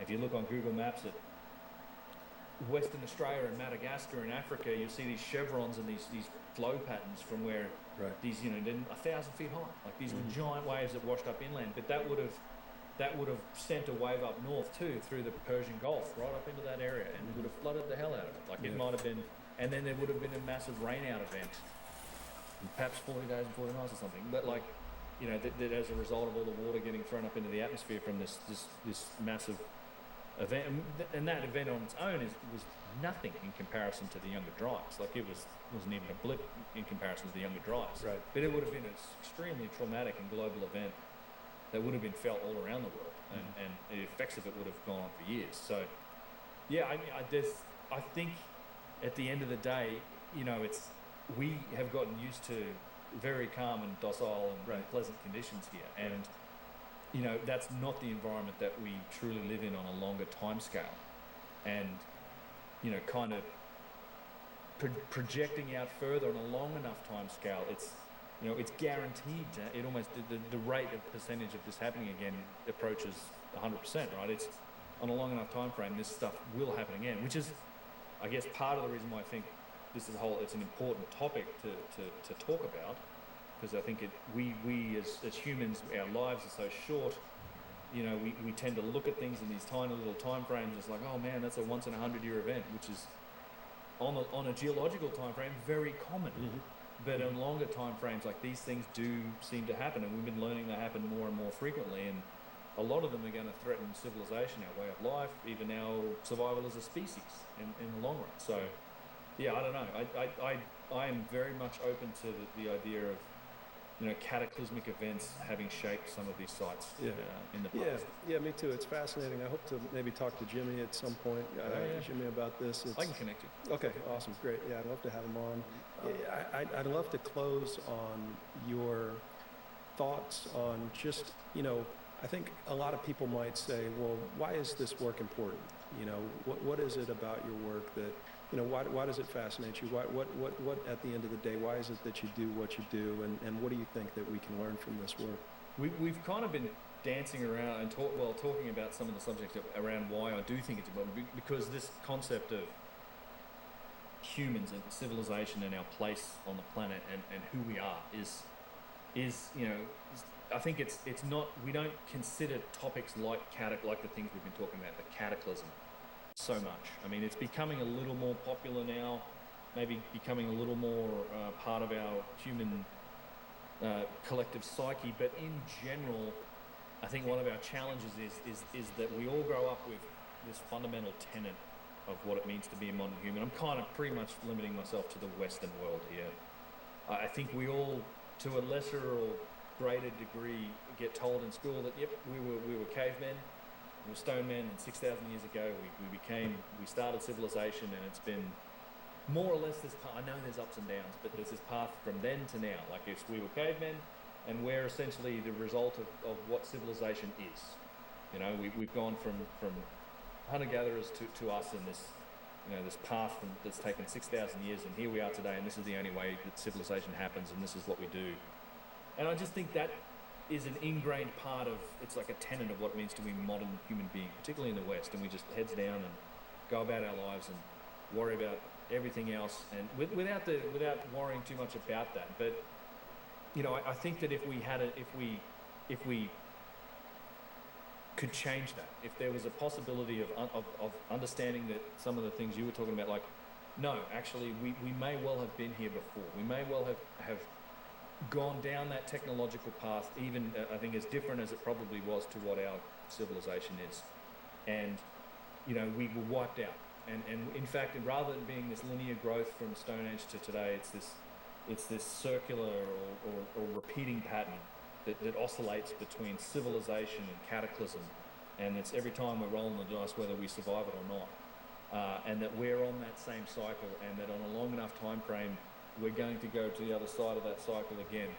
I think that could genuinely change our behavior as a species. I think it would make us probably work together a little bit more. We'd probably focus more on solving the longer term problems that threaten our species. And I often summarize this by saying maybe we'd spend a little bit less money on tanks and guns and a little bit more money on exploring space and working with each other just to solve those problems. And it's an altruistic goal. Like I admit it. Like it's this crazy sort of altruism and almost hopelessly optimistic version of the world where that could potentially happen, but it's not without precedent either, is what I'd say, is that there are movements and there's been modern examples of how an idea can shape our behavior and change our almost every aspect of our life. And the example I like to use here is climate change. So whether or not you agree with it, and there's certainly plenty of problems with the modern interpretation of whatever those words mean to you, or to most people, it's been a concept that has ingrained itself in the zeitgeist of humanity in the last 25 years, something like this. It changes investment decisions. It's steered technological development and the search for clean energy, and it changes in a lot of, particularly in newer generations, like human behavior, how we interact with each other, how we interact with the planet. So this isn't a commentary about climate change itself, more an observation that it's a concept that has changed our behavior, and it's changed our technology, it's changed our investment, the way we work with each other, and all these types of things. So that mechanism exists, and I think this is one that, if we could spread this idea and have more people consider it, and it become, rather than getting the classroom version of the 6,000 years ago we were Stone Age and now we're civilized, to no, we've been civilized before, we've gone down the path before. And we're, it's more of a circular, repeating pattern for us, or at least it's happened at least once before. I think it could really change our behavior in the long term and benefit us as a species. And I remain ever hopeful that it might actually achieve that status at some point, whether it's my lifetime or 10 generations down the line. But that's why I think it's important, and that's kind of the overall goal and what I'm interested in.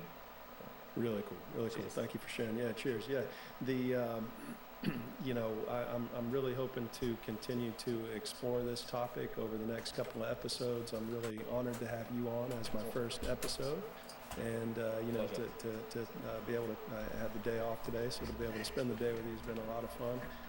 But yeah, I want to, this ever since really seeing kind of Graham Hancock on the Joe Rogan show, and then seeing you on the Joe Rogan show has really piqued my interest in this topic, and I've just been down that YouTube rabbit hole for really the last 8-9 months or whatever it's been. So it's been a lot of fun. It's been amazing. I hope that you'll maybe help me connect with a couple of the other guys. I'd love to get for sure Chris on, and potentially Jimmy, We can figure all those details out. But I do appreciate the time that you spent with me today, and I do appreciate exploring this, this really fascinating topic.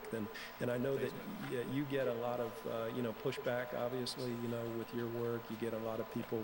It's difficult when you're challenging the mainstream, the establishment, the accepted thoughts out there. Part of the game. Part of the game, yeah. You can't have a thin skin and be out there on YouTube saying, speculative things that challenge kind of the mainstream. You're definitely going to get pushback. For sure. But keep doing what you're doing. Thank you. Yeah, it's very important work, and we've got to keep open minds to these types of things, and really to everything.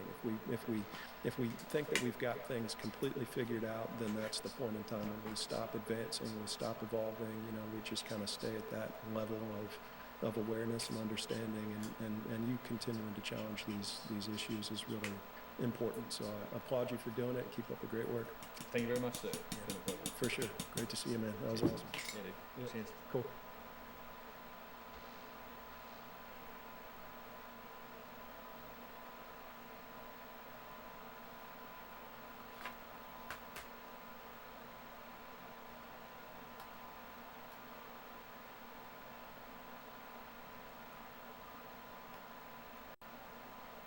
Praveen, thank you, sir, so much for being here. We have a Hindu pyramid in India that predates the oldest pyramid in Egypt. But how do you turn up a 9-foot rock that's going to weigh in tons? Here we are presenting solid evidence of ancient machining technology. You'll see a white man. He's carved in a 1,000-year-old temple. And if you go to temples of Kanchipuram, you'll find carvings of Chinese people. That is literally how Shiva comes out after landing on Earth. Definitely something happened between 10,000, 20,000 years ago that kind of made us all wake up. And they're saying this is a real stargate that Lord Buddha himself used 3 times to go to other dimensions to visit God. A Brahmastra is a weapon where if it gets launched, it just destroys the whole city. There's nothing left.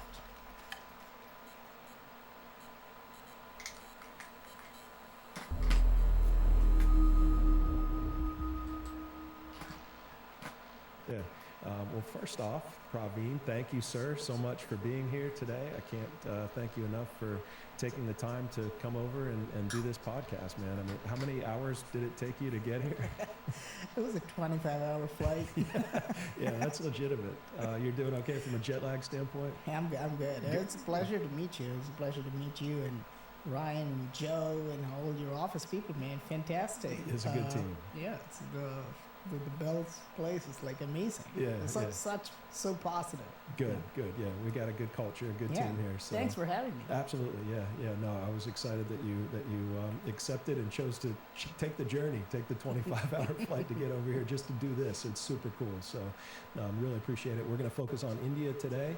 We're going to learn a lot about ancient India. On my channel, I've talked a lot about Egypt and South America and a lot of the ancient sites around the world, but we haven't really dug deep into India. So I know you're from there. You're an expert on it. A lot of the ancient sites and texts and scriptures and some of the religious component of it. We're going to get into all of that. So I'm excited to chat with you today, man. So am I. Yeah. Awesome. All right. Well, where does, like, if you're looking at the history of India, how far back does it go? Like, what do we have as the oldest stuff in terms of dates, and what is that ancient history look like? If you look at mainstream historians and archaeologists, they would go back to about 2,000, 3,000 years ago. Okay. This is the basic idea.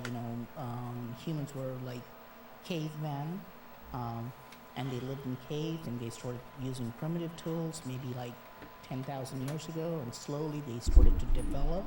And by the time Sorry, everyone, that was like an hour. Sorry about became that. Civilized, it was about 2,000 or 2,500 years ago, right?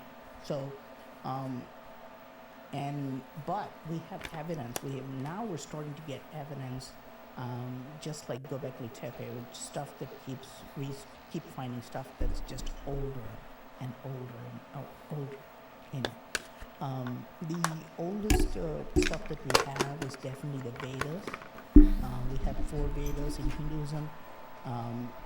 Even conservative estimates from historians and archaeologists would be like 2,000, 2,500 years ago. They had written about complex philosophy in the Vedas, and we found we have 2 epics like the the Iliad and Odyssey in Greece.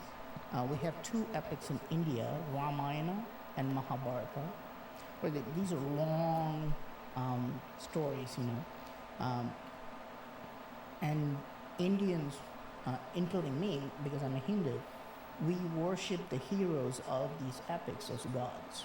We believe that the gods came from the sky. It's polytheistic. We got about 1 billion Hindus. Still, we're the last bastion of a pagan civilization. That's still there in India. We're polytheistic, and this is all coming from very ancient times. I would say about, in my estimate, I would say this is about 15,000 years old. This civilization definitely existed, 15,000 years ago. Even though this flies in the face of mainstream history, people watching this, they'll be like, "What kind of a timeline is that?" But we are able to find temples. For example, there's a temple in Funan in Cambodia. That's 2,500 years old. Okay. We still don't have proper radiocarbon dating of these temples. It's impossible to date them too. I mean, how do you date stone structures? But conservatively, we could say that Hinduism, including animism, worshiping nature, existed at least 3,000 years ago in India. Okay.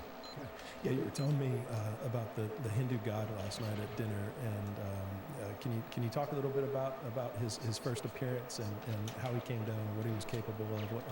What are the stories about? Maple Leafs, aren't you in French Canada? Yo, what's up, elusive? Yeah. Yo, what's up, Sash? How are you? You got one right here. I'm in Ottawa, my dude.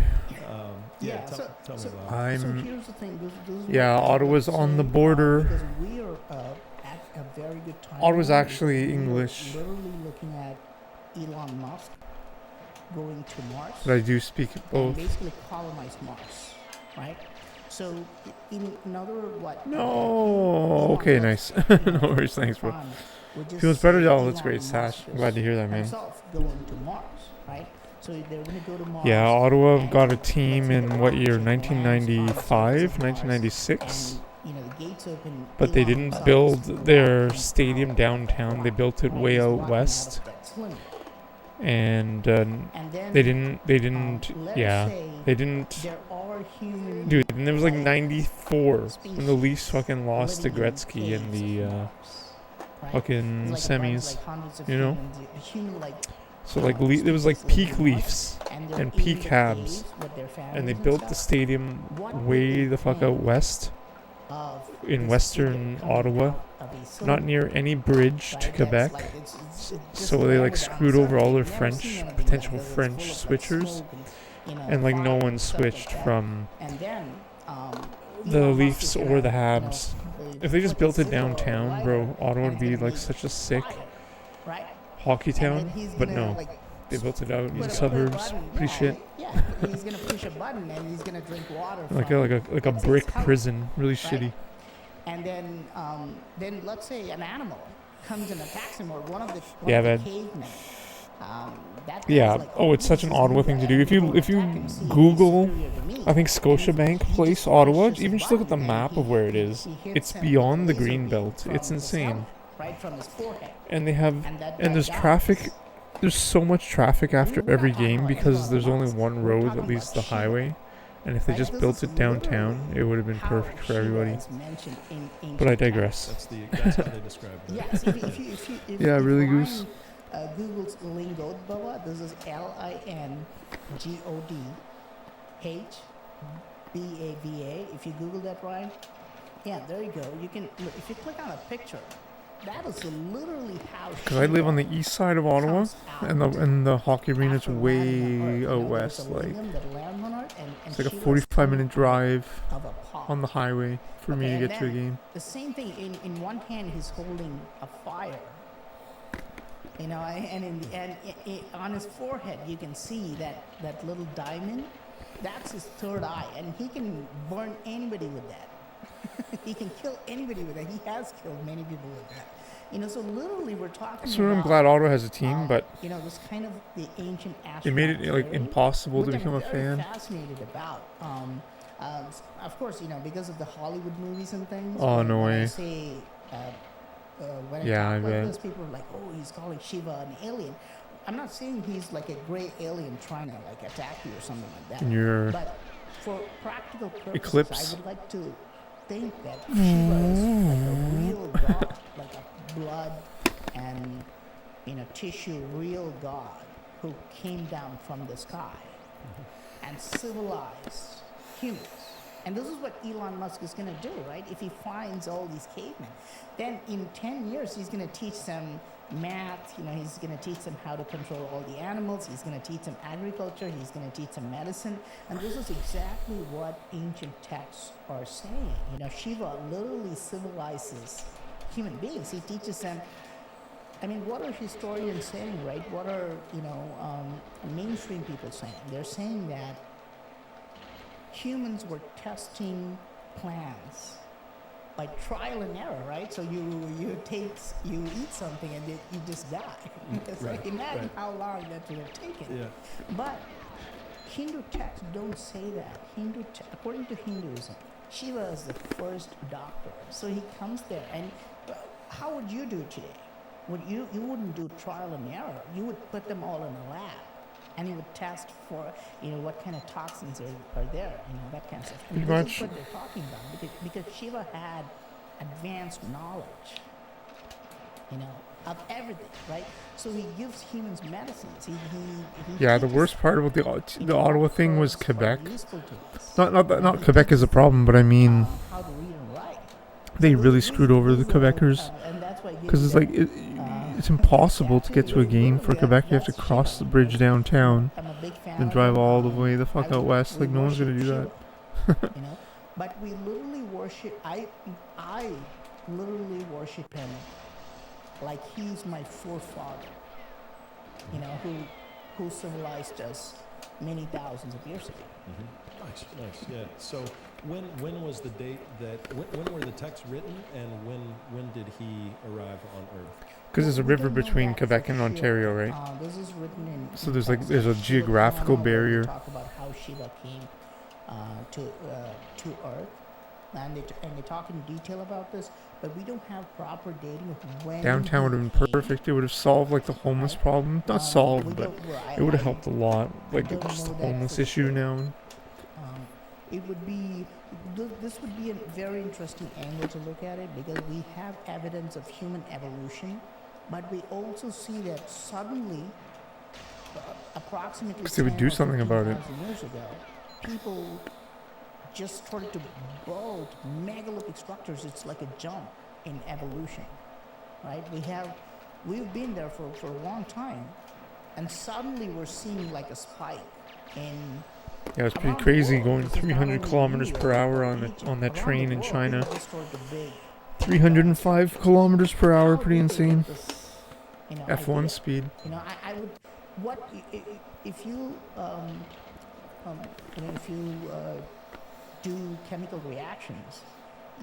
Usually, if it's just natural, it takes a long time for two chemicals to react. But if you pour a drop of catalyst, Yeah, I know.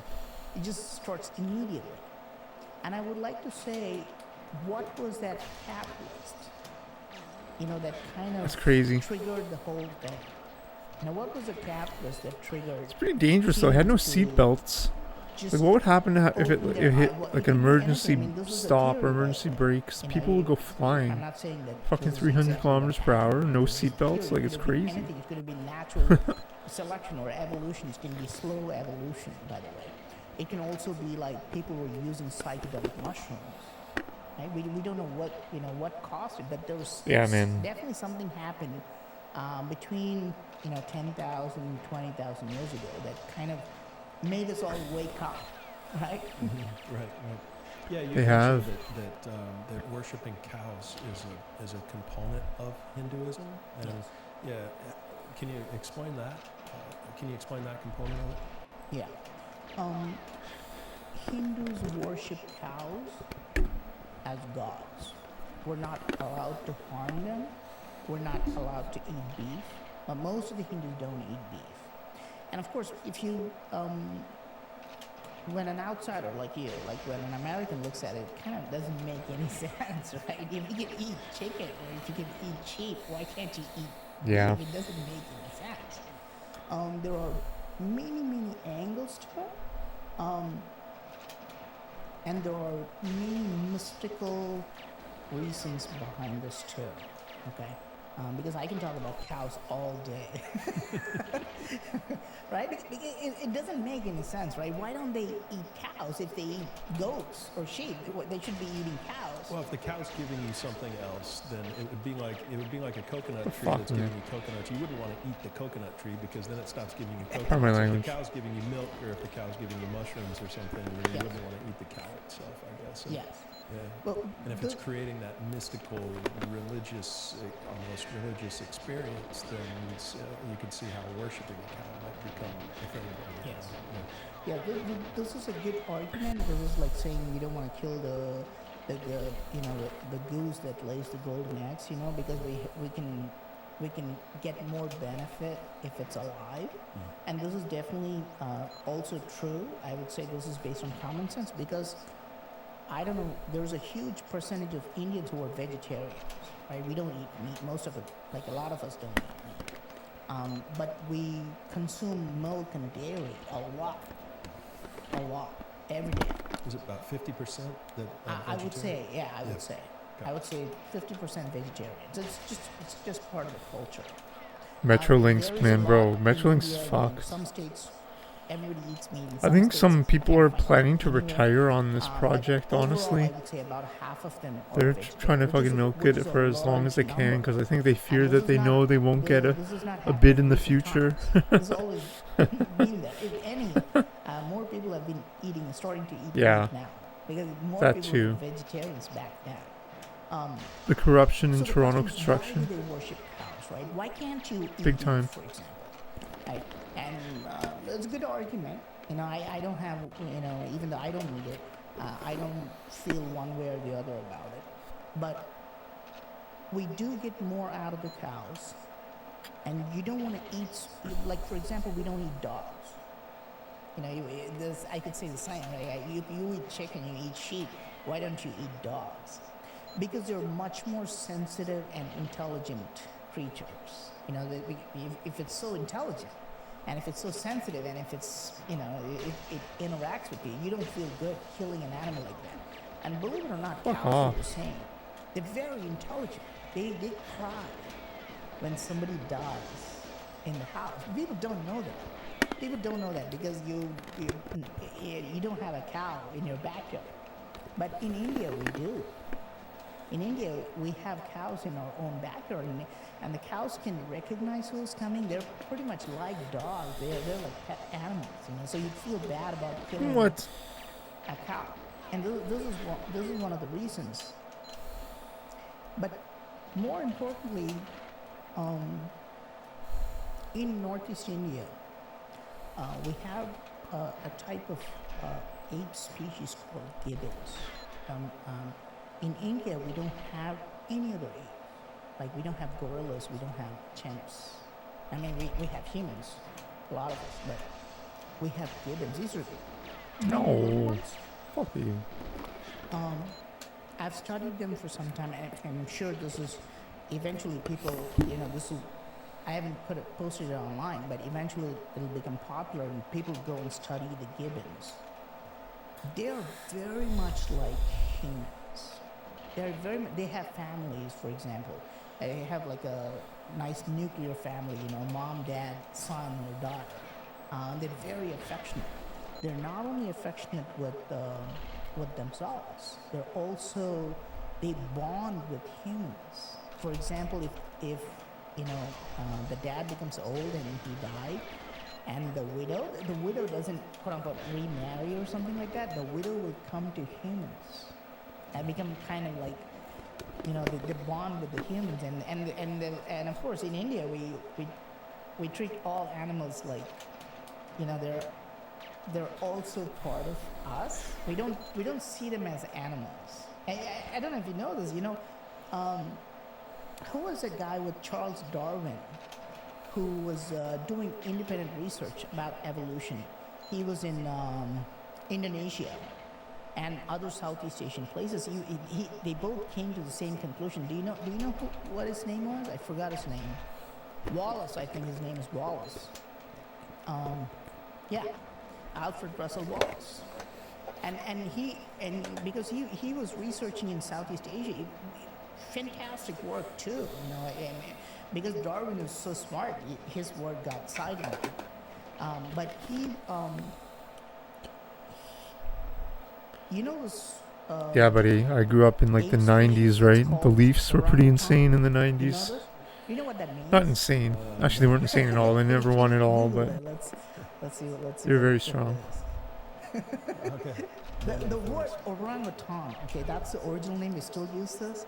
It actually means man of the forest. And the 2000s. And Wallace, Alfred Russel Wallace, actually got this idea, saying that no, he was the one who actually, first thought that Leafs are still 4-0 against the Sens in the playoffs. The Southeast Asians and the Malay people, they 4-0. call these apes as men of the forest. So it was just common knowledge. I'm just saying that. Like 4 series to 0. Given like they're animals, we can be eating at a dining table, and a given could walk in. He could just sit with us and he could just eat with us. It's fine with that. We're cool with it. But then I noticed something very interesting about these gibbons, especially the teenagers. What they're doing is that we got a lot of cows there. And when the cows do the cow pie, the cow feces or the cow dung, the gibbons watch them. And when that cow pie dries, you got psychedelic mushrooms going on. And the gibbons eat them? Yes. Wow. They pick them up right from the cow pie and they eat them, and they kind of disappear. We don't know what happens. Right. I try to follow them actually. Yeah. They just run away, and then we can't find them for like a few days. Wow. And guess what happens? They just come right back looking for the dried. Wow. Okay. Yeah. Okay. Yeah. So that's crazy. Are they coming up with their own religion right in front of us? Are they just expanding their consciousness? Are they just like, let me get a hold of these golden teacher mushrooms, right? And then let me open my consciousness. I'm gonna go and see all the gods and aliens, right? And I'm gonna, open my brain about that. Like I'm gone for like you go on these like yoga retreat or meditation retreat. Cool, brother. Whatever, right? Sure. And they just come back, and they're like, Toad, you're like a character from Morrowind. These mushrooms, that's all they do because they know that something's happened that I can't get into the head of the. Gonna pick up some shilajit I'm thinking that and some Wakanda root. They're looking at the gods. They're taking these mushrooms and they're having these visions, right? That's crazy. Yes, I You're like that was happening. I've heard a story about like a wandering wizard. I might be able to pull this up, but kidnapping dogs and dropping these dogs from like killing. Yeah. So the story that I heard was that a couple of dogs killed a baby gibbon. You're actually mirror mage. The White Goose is actually mirror mage. I'm just joking. In the village. And so They dragged every. Yeah, I'm just joking. Everyone's welcome here. Mirror Mage is welcome here, of course. It'd be an honor. Dogs have been dragged Actually, to the top of buildings and actually, I'm just gonna trees and stop dropped by a saying. crew of raging primates that are apparently I'm just gonna furious stop with the talking. pups after they killed one of their babies. Yes. So these are like revenge killings that these monkeys are doing. No. Yeah. Well, I mean, yes, definitely. In this case. Definitely, right? I mean, what do humans do when a tiger comes in India still happens when a tiger comes into a village and drags a kid, right? Or takes somebody and eats it, whatever. They just go and kill the animal, right? But how could they even communicate that amongst to organize well enough? You know, to have the entire group of monkeys organize well enough. Out of rocks? It's crazy. What? You gotta come to India. You realize that they are What? so intelligent. Is it They organic? can do sign language to humans. Leaks out of rocks. They can.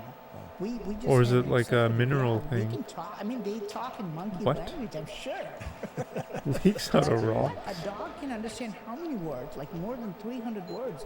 Even a stray dog can understand that many words because it literally knows, what you're saying. My dog's about the dumbest dog in the world. It's maybe 4 or 5 words if it's lucky. Really? I'm not sure if it's just being stubborn or if it's just that dumb. But He's like, training you. Yes. In the exactly. Caucasus Yeah. Mountains. Yeah, I've had retrievers, brilliant. The pit bull, I don't think they come from a lineage of highly intelligent Yeah. species. But, What if that's a but typo? I'm What if sorry, it's leaks? I might say so it. these monkeys, what's going on? Leaks out of what is cocks what is in the monkey Rocky dog Mountains. relationship? Like what's happening?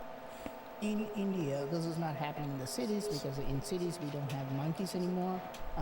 But even 20 years ago there were. Okay. But if you I was go to watching a villages, Halo. you will I don't know, have man. a I don't know lot where I of was going with that. stray dogs. I was watching a Halo speedrun, Halo, the first one, and it's hilarious. They're baboons. I He think just they goes have around baboons. and like Um, kills all the here, humans. It's at pretty least funny. I don't know if baboons are there, but the monkeys are very Apparently, just intelligent, passing away the and humans we know, instead of saving them um, speeds up it- the. because this is only half the story, right? You don't have to So like kill some all of the. dogs because what they're the doing elites is and that shit. we got, like, a You pack just of snipe the dogs everywhere, humans. right? It's We pretty got, funny. like, hundreds of dogs, stray dogs. And It's we got pretty insane hundreds of grenade jumps monkeys. in that. Like The insane dogs grenade are jumps. Extremely intelligent, no doubt. But the monkeys And are clips even too. more Clipping through the smart, ceiling. right? Because for some Because reason, they're taking mushrooms. I don't know if the monkeys are Like they did psychic, legendary so Halo 1 legendary in an hour and 3 minutes. I don't know think I don't know what they world are. record is, but So, Yeah, those are the age. that's yeah. pretty crazy. okay, I got Yeah. you. Okay. Yeah. So That was really cool. These monkeys, what they have done. I Come made a on, documentary man. about this. What the monkeys have done is that because they're fighting over resources. If somebody's coming out and throwing food in the trash can, the dogs and the monkeys are fighting over that. Okay, so this is really what's happening. So they've become rivals, right? So we have the monkey pack, we have the dog pack, and they're fighting for this. This is like literally 2 tribes fighting. But if they get a chance, the dogs are actually natural hunters. We don't know that because most of us have like domesticated dogs, but if you let a dog out, like ever since it's a puppy, its natural reaction is to hunt.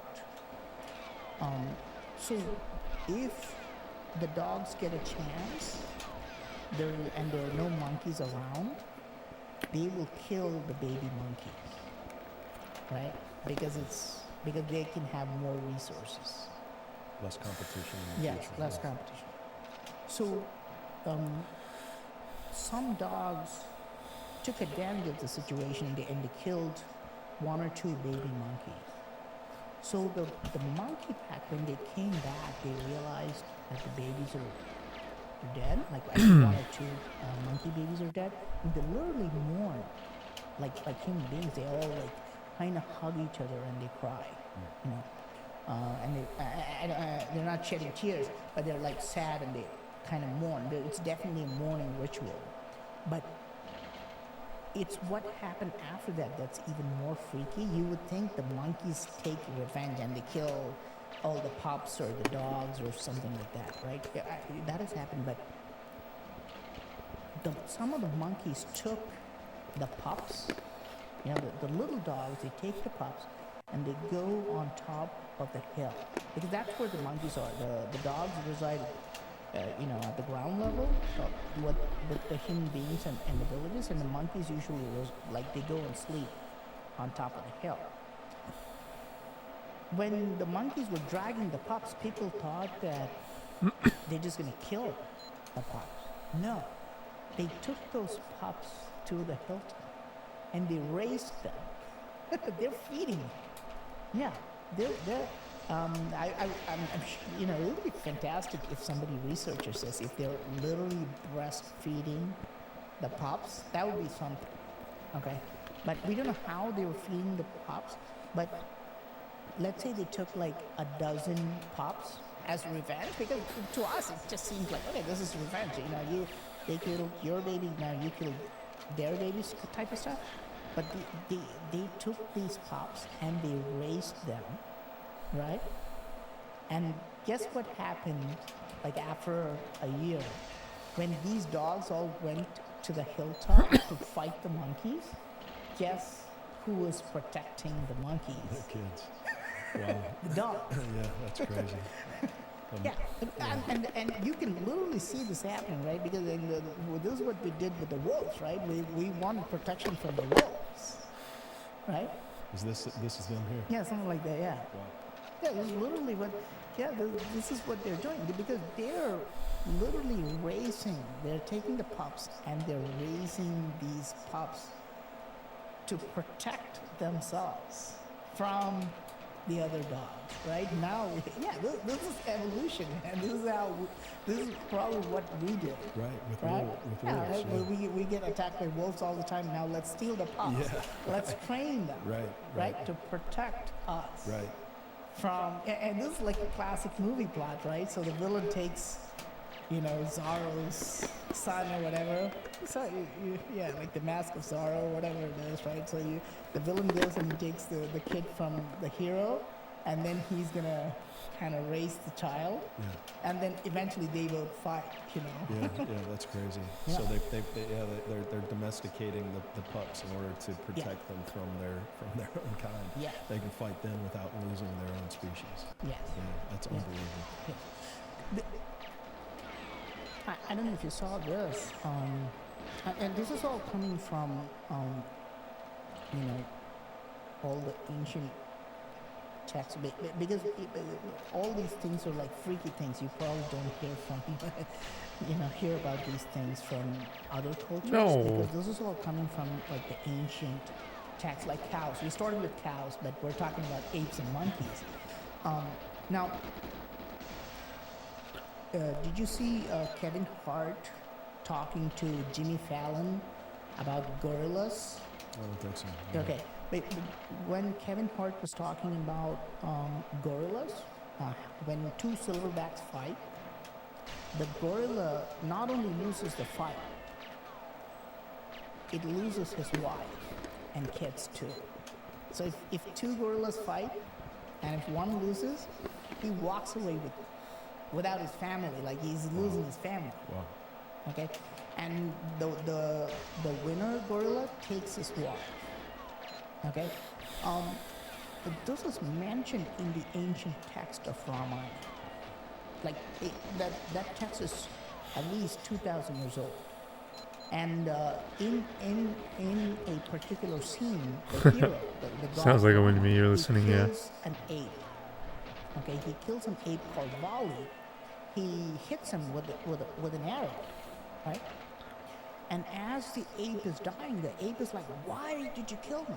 Now, why are you killing me? I don't even know who you are. And you're a god. You're this great hero of the story. Why are you shooting arrows at me? What did I do to you?" And Rama says, "You took the opponent's wife as your own wife just because he lost." You know, so there's one ape and he fights another ape, and when this ape dies, loses the fight, this ape takes his wife. This is the story. And then Rama gets angry at this. Rama, he kills this ape, and as he dies, You know, he's asking, why are you killing me? You know, it doesn't make any sense. I don't even know you. Why did you kill me? You know? And Rama says, you're not supposed to take his wife simply because he lost. And the ape says, no, this is how we do it in our species. This is our culture.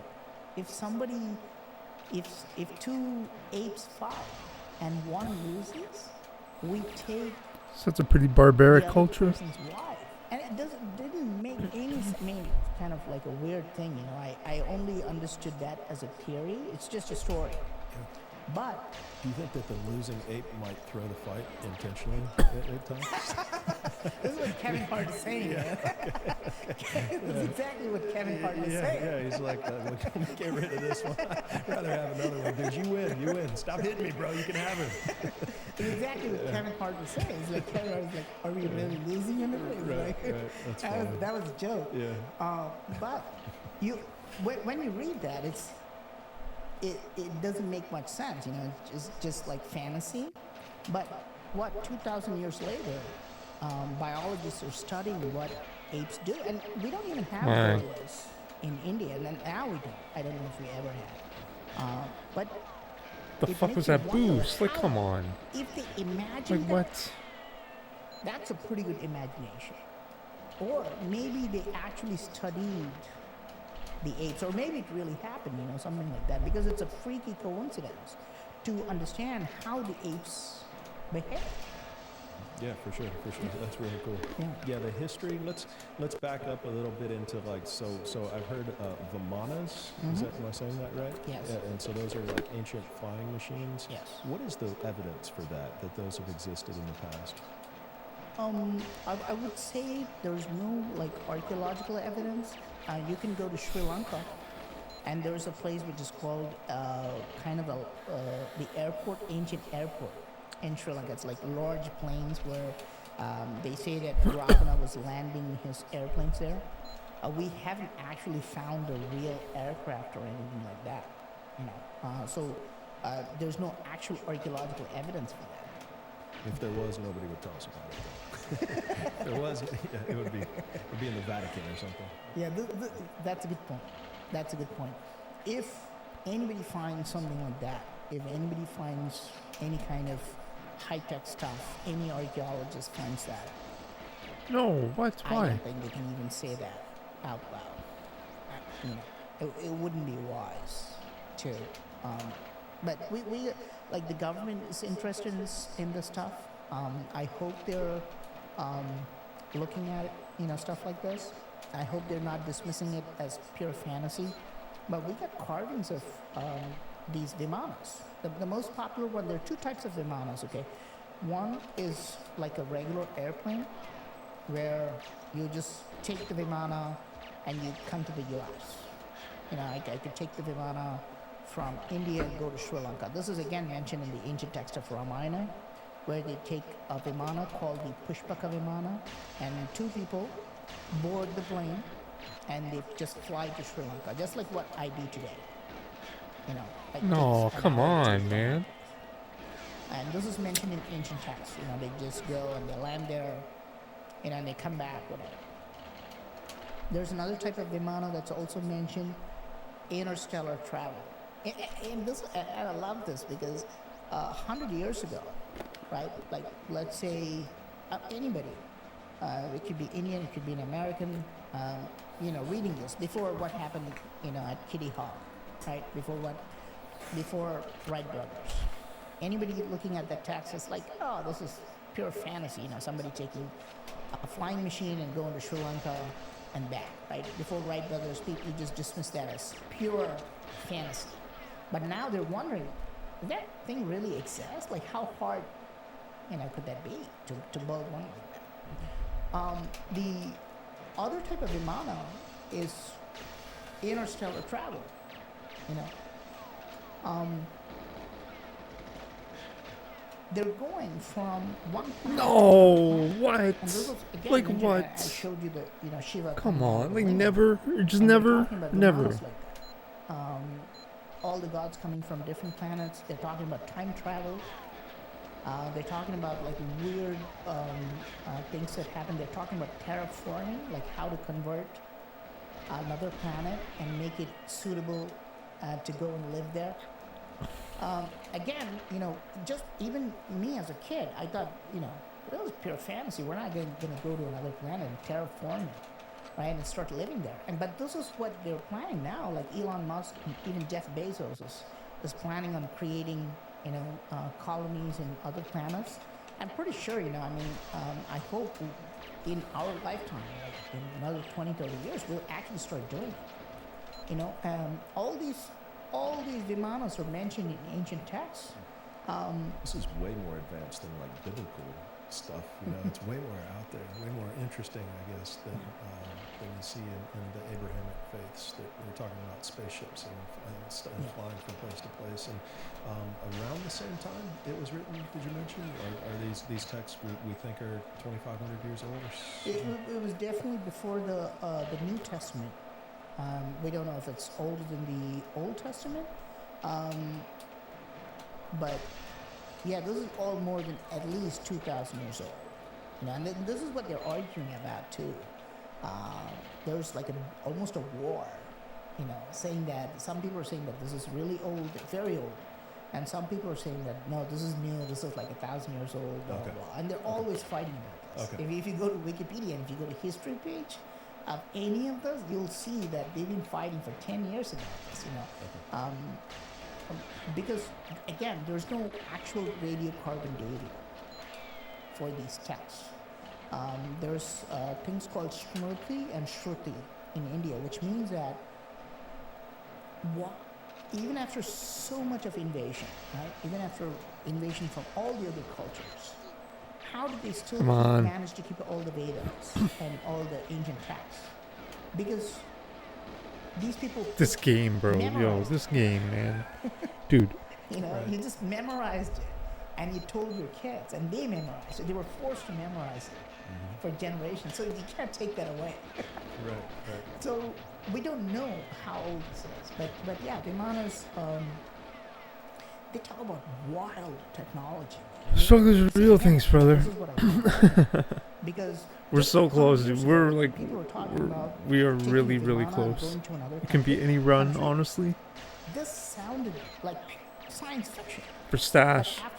This is for stashing L White Goose and Elusive G2. No, come on, fuck you. Right? Took a 24-hour flight to the US. Oh well. Now you start to think. Dude, that was like 4 runs in a row. How did they imagine that it was the 4th cam fail, wasn't it? Am I tripping?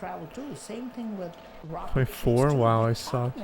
How was it that slow? Exactly like how that was really bad. Go on a rocket and go to another planet, and what you would find there. How to terraform, how to make the place suitable. And you're I think it was around the table. Think, is this fiction, or did that really happen thousands and thousands of years ago? It's so freaky because they're talking about weapons that exist now. 100 years ago when they spoke about Brahmastra, a Brahmastra is a weapon where if it gets launched, it just destroys the whole city. There's nothing left. And they go into great detail saying that no plants will grow for the next 20 years. And that's exactly what we're seeing in places like Nagasaki. All the children will be deformed if they're born there. That's exactly what we're seeing. How, if it's just fiction, how the heck did they imagine that? And why are we literally like reinventing the same technology? It should be a freaky coincidence, but I definitely think that there's a lot of like hidden past that we have not uncovered. And I think, and I definitely think, ancient technology existed. It was not only limited to Hinduism. I'm sure, Egyptians did this. Tough run. Thanks, brother. Thanks, brother. In Old Testament too, they talk about, how a Vimana comes and lands. A particular verse from Ezekiel. He talks about a Vimana landing from the sky with all the wheels and stuff too. Right. Yeah, interesting. So what are some of the more fascinating sites in India? Do you want to jump to that maybe and talk about some of your favorites, some of the most crazy, like paranormal or energetic sites that exist in India? There are lots of temples with amazing energy. One thing about these temples is that you could never take even an evil person. You can take like the most vile person, the person who wants to murder you. You can take them into the temple, and they're not going to be able to think about that inside the temple complex. You know, they have that kind of vibe. It's like a person won't be able to just stand in a club. You know, it's like you start dancing automatically because everybody around you and the music and the vibration is just so different. You won't be able to plan a murder inside a temple complex. You won't be able to go to a temple and be like, okay, how do I destroy this guy? It doesn't work. You can be anything. You can be a Christian, you can be an atheist, you can be a Hindu, whatever, right? Because the temple, there's something about that, the way they've designed it, the way they put all the carvings in it, it just completely changes your mind, temporarily at least. And I believe this is why people started to, we are told, like, you get up in the morning, you take a bath, and you just go to the temple. That's the first thing you do. You know, every day. If you do that for 48 days, if you do that for a few months, you are like completely changed individual. You know? Rewired. Yes. You're, and this is why a lot of people are coming to India. We have a lot of people, even after the Cosmic Summit, we had Americans come to India with me.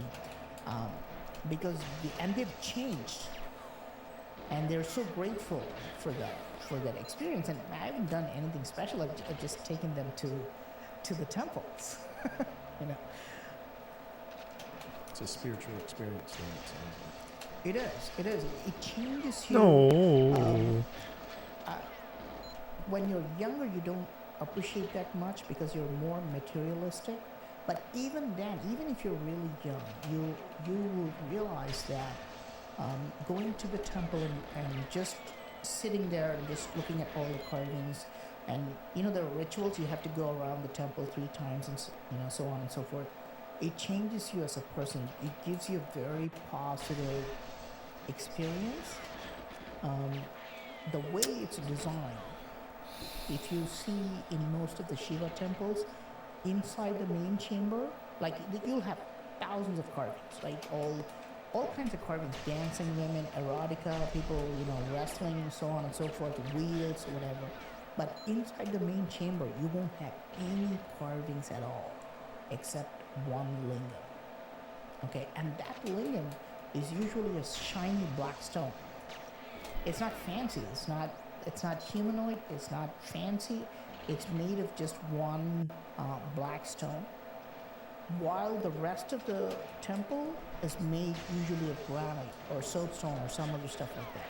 But the main structure is different. And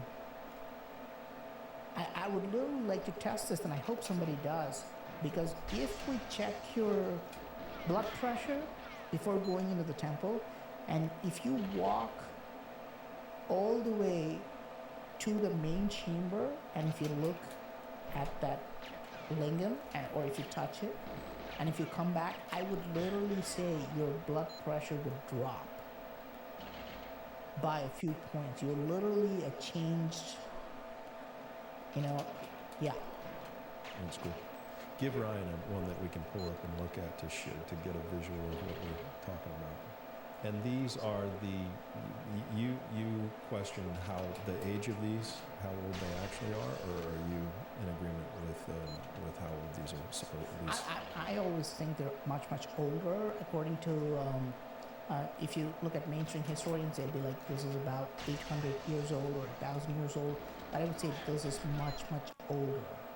Okay, and look at that. Look at the main cylinder, right? And if you zoom into it, you can understand that. What? how did they create that kind of a perfect cylinder? Is that stone? Yeah, it's stone. Looks like metal, huh? It does. Yeah. Yeah, it's stone. And you can also put this is a cylinder, and you can immediately think like, did they use lathe technology to make the cylinder? Right? It doesn't look chiseled, right? It would have to be a lathe. Right? Yes. Yeah. Yes. And if you go, but actually this is, you think this is really advanced, but if you do short tempo, if you put Mahabalipuram and short tempo lingam, you'll find lingams that have 16 facets. Okay. Again, 1,000, and if you do short, yeah, Mahabalipuram. Yeah, there you go. Is the traditional explanation for how some of these cylinders were made, is it just chisels? Yeah. Really? Yeah. Oh, that's a mess, dude. That's about the most obvious thing. Come on. Yeah. I mean, That's so what I'm saying. those are flattened on each side, but that would have had to have been turned first, almost certainly. But certainly the round ones, the perfectly round ones, has to be made. Have we measured these to see how symmetric they're, how round they are? We have, and we're not allowed to. Okay. This is part of, oh yeah, click on that, yeah. If you can get a zoomed in version of that, then you can appreciate how hard that must have been to build, okay? If you, yeah, probably, yeah. This has got, like, if you go to the base of it, you get 16 faceted layout, okay? And I've measured the angle between the facets, and it's perfect, man. You know how you take a cylinder, making a cylinder is hard, but if you take a cylinder and if you make that into 16 faceted lingam, and each angle is perfect, that's crazy. You need that's me. No, cool. Yeah, you need, it's a long time ago, huh? It's huge. Man. Yeah, that's broken, by the way.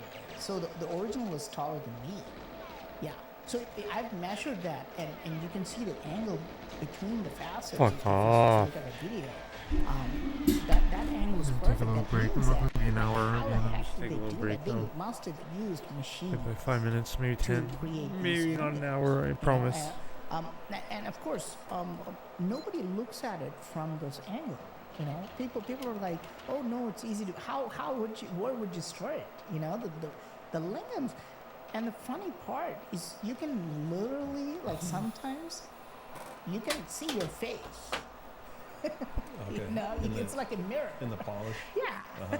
So it's like so advanced, and if you see that, you can show the measurements there with the angle finder, and it's perfect. It's the same. It's like what, 215 degrees or something like that between these facets. And this is, how old do you think this is, man? I mean, they're saying it's 800 years, but 1,300 years old. Okay. By mainstream account. Okay. Like, historians are saying this is 1,300 years old.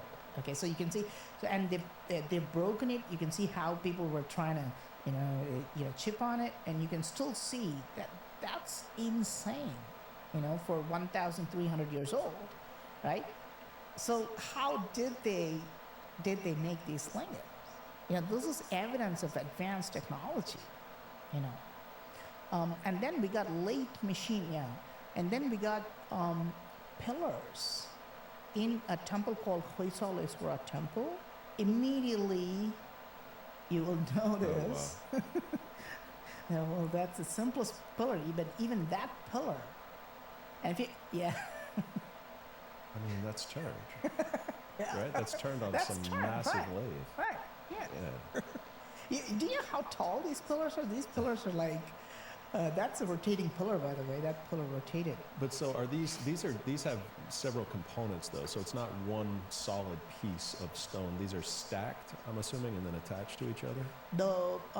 For example, where that it starts to become like a cube, from that part all the way up where it just converges, that's one piece. Wow. Yes, that's one piece. Wow. That's not, yeah. But the base is different and the top part is different. So it's like a 3-part pillar, but what's in the center is all just one piece.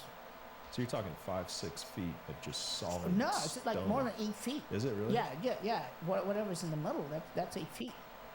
Yep. That's incredible. Yeah. And nobody's measured the X and Y axis of that to see what the variance is between the No. dimensions. Yeah. Part of this is we still have trouble getting permission from archaeology department and government to do because these are functional temples. This is full of people Right. who come and who are worshiping Right. every day. So we have trouble with that. But even the most I was researching this in 2017, I think, and the videos went viral about the Hoysala temple. But even the simplest pillar, the one which didn't have a lot of, the gears and stuff, even the simplest one, it actually has turn marks. It has the ribs. If you zoom in on the flat surfaces, and you can see the reflection, and you can see the lines. Yeah, you can see the lines. Vertical lines or horizontal? You can see the horizontal lines. Yeah, right. Those are the turn marks, right? If I put that in a lathe and if I Right. turn that, Right. I'm gonna get these circles around, right? Absolutely. And that's what you see, right? Now, the lathe existed in ancient Egypt. I mean, a very primitive lathe in like 3,300 years ago or so, right? Really? So yeah. In yeah. ancient Egypt? In ancient Where? Egypt, they had it's depicted on a scene on a wall of, Wow. but it's very primitive. It's nothing that could turn anything like this to this What extent. kind of a lathe are we talking You're about? Are we talking talking about about- like a potter's wheel? No, Potter's wheel goes back to 3,000 or 2,700 BC-ish, I think, 2,800 BC-ish. So you're talking 4,700 years. But a primitive lathe that you could operate with your hands to turn, a device, whether it's a soft stone, an alabaster, or whatever. There's scenes on walls. There's glyphs of the Egyptians using very primitive, but nothing like that, obviously. Yes. Yeah, nothing Yeah. that sophisticated. Oh yeah, that one, huh? Yeah, that right.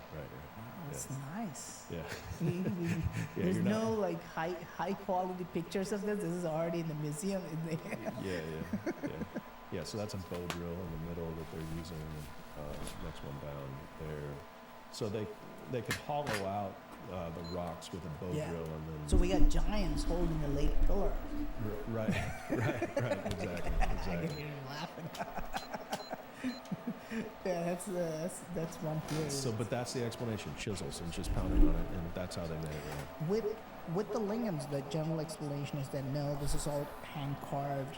This is done with chisels, and then they polished it, and type of stuff, which would be impossible in my opinion. What is the stone type on those? We got a variety of stone. We got volcanic basalt. The lingams are usually made of volcanic basalt type of rocks. Onyx. The walls are made of granite. The temple walls are mostly made of granite, soapstone. That pillar that you looked at, the lathe machine pillar, they were all made of soapstones. Soapstone is a unique type of stone. It's a little bit softer when you pull it out of the earth. Like it's a little bit softer, so it's not like very hard. It's not like granite. But I mean, like if I come to you, right? If I come to you and I give you like a tiny little thing, or let's say 1 or 2 feet thing, and I say, can you make it into a cylinder? You could probably do it with you can just build a lathe machine. You can build a potter's wheel. But how do you turn a 9-foot rock? That's gonna weigh in tons. Even today you would have to build a massive lathe machine. And archaeologists are accepting, yes, these are done using lathe technology. We just don't know what they were doing. So they've gotten that far because the pillars are there. It's like there's no way to deny that. So the pillars are there, and we're not talking about 1 or 2 pillars. We're talking about hundreds. And the finishing of that pillar, you can literally see your face in those pillars too. And yeah, that one. If you zoom in, you can literally see who was taking the picture there. And this is how do you do it with hands? They must have had advanced technology. A bunch of pillars. There are places where you'll find hundreds of lathe-turned pillars. Oh, just what? laid down. What? Yeah, it's almost like This game. I hate this they had game. a factory that made all these pillars, and they just go and get those pillars and put them in the temples. You know, they had like a megalithic factory. You know, this is what I'd like to think about. Yeah. Can we look that up? Is it, Yeah, you can say Chennakeshava temple. You can see, yeah, oh, wow. So they're outside. yes, So this isn't a part of a former temple. This is just pillars lying around that were going to be sold Yes. to temples. yes. Oh. This is one. There's more actually. It's just a little bit. You can see that in the background. That's a temple there, but this is not. They were not building a structure over it, but you can see all these pillars, a variety of them, and you can see how these are male parts and how those are female parts. If you look on top of one of them, you'll see like a slot there, you know, and all sorts of stuff. So you can't. Yeah, there you go. Just everything stacked, right? All these pillars. So this is like a megalithic factory. Just outside the temple, I think. And you can see the chiseled ones on the right. You can clearly tell some Sure. are chiseled. Right. And you can see that the others are late turned, right? So they must have had like, okay, so we're going to create like hundreds and hundreds of these late turned pillars. They must have used you know, some kind of megalithic late factory. And of course the question is, where are the tools, right? Right, So where are the dude? You just shown all this, but where's like the ancient lathe machine? Show us one evidence of a lathe machine. There's actually I found a remnant of an actual lathe machine in Hampi. I think this is a remnant of an ancient lathe machine. Okay. All Yeah. right. All right. Let's check it out. So this is also. So yeah, if you see on both sides, you see those pillars. If they mounted a cross beam between those holes, if you keep dragging, you'll see on the bottom you can see the base plate, and if you can see the machine marks there. Yeah, on those holes, if they mount, I literally tried to recreate that. I mean, this is of course like maybe 8 years ago, but literally, yeah, I tried to recreate that using motors and stuff. So literally how they would do it.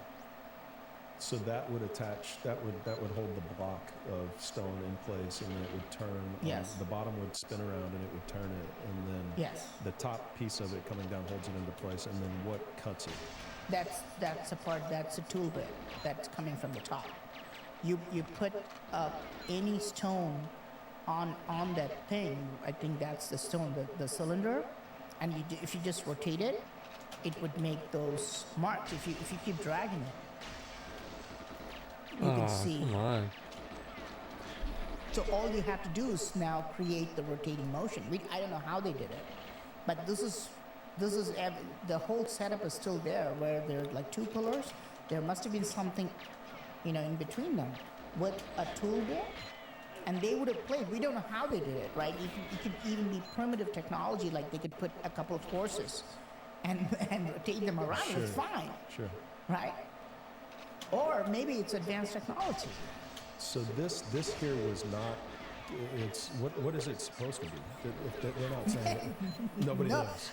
Dude, that place, I mean, nobody even know that. I just found that by Wow. accident. Wow. And when I show it, even today, probably still lying there. Look at it. It's probably lying there right next to the parking lot, even now, I think. Wow. So that's the ancient lathe. That's what they were using. They don't accept. In fact, I'm a little bit surprised. You know, some Indians are like, dude, why are you saying that these are made of machines? You're like kind of insulting us. I'm like, dude, we're saying we use machines 2,000, 5,000 years ago. You should be proud of it, you know? But the evidence is right there in front of us. You know, they were doing some type of turning, right? You see that? That's crazy. Yes. So the post itself would So sit on that crazy. thing, Mm-hmm. and it sits straight up and down on that thing. And that thing would spin. So the post itself is going to be spinning around like this, And so you would need something on the side to cut cut? it, and then Oh, the, to cut it. to cut it, and the thing Oh, would I go. see. You're saying that's a rotating one. Yeah, Okay, at the I bottom. see, okay. Yeah, so the bottom would be rotating, and then you'd have some tool that would come in from the left Yeah. or the right that would cut it. Oh. As long as it's rotating, it's going to make a perfect circle. Yes. So, yes. That's fascinating. Man. That's Yeah. really cool. You may have found the ancient, Yeah, I found 8 years ago. Nobody cares, That's man. hilarious. Nobody like, no. That's hilarious. They're still like, nope, chisels. Just I mean, chisels. what would you do, right? Are you going to go back and change all the history books? Like, this is the problem. Right.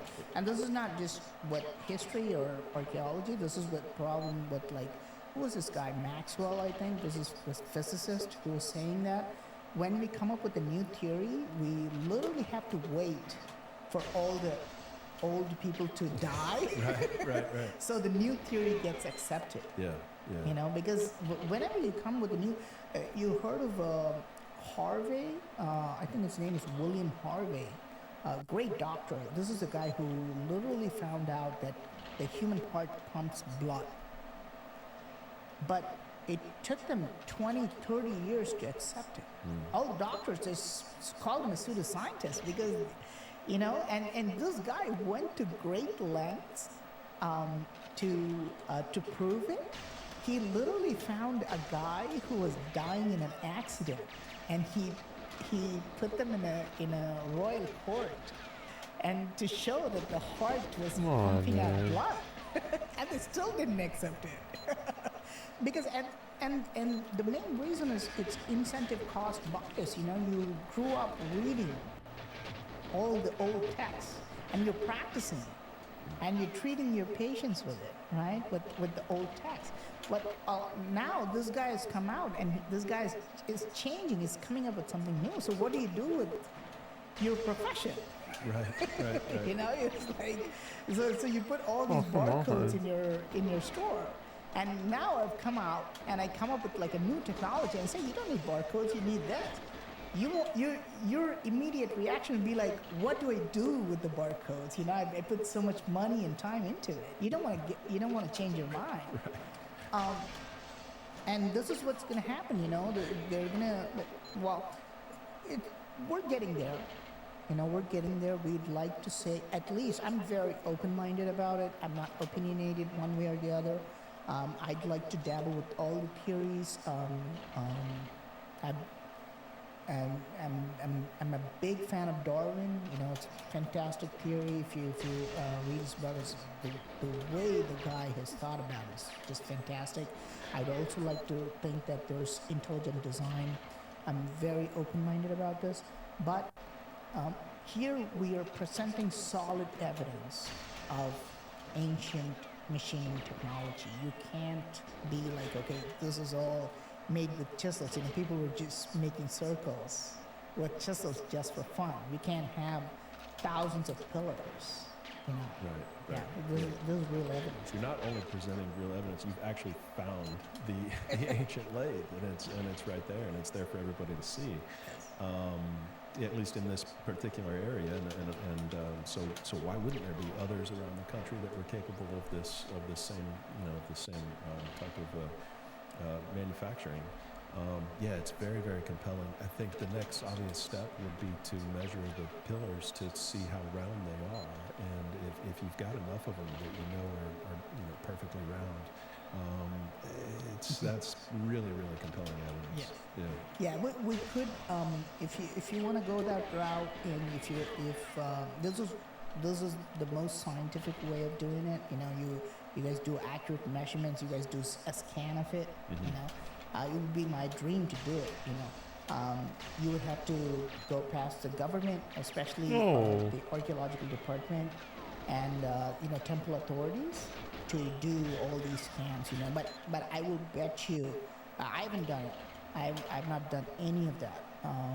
We have a hard time getting through, you know, just to even film these sites, you know, because for some reason they don't want to look at it this way, you know.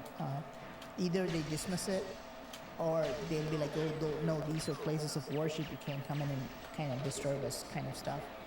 But it would be great if a team comes, gets permission. That's like, I think It's not fast enough, and just to get the permission. that back boost And then ruined it. If you guys, It's not if it. they do a laser Fuck scan this game, and they get man. actual results, I will bet you that there's like no error. Right. You can tell by looking Yeah, at it. for sure. Yeah. Fascinating. Yeah, thank you for sharing. That's a great find on your part. I can see why it went viral. Thanks. Yeah, for sure. What are some of the other more mysterious sites that we see? Some of the temples you mentioned, underwater temple. You mentioned underground chambers. You mentioned all this. Yeah, what jumps out to you as some of the most mysterious sites?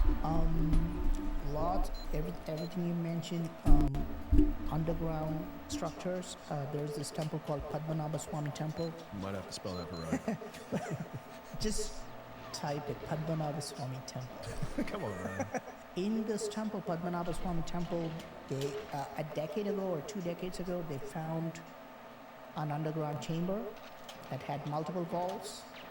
They opened some of the vaults haven't been opened, but they found gold and diamond worth $22 billion. Billion with a B, yep.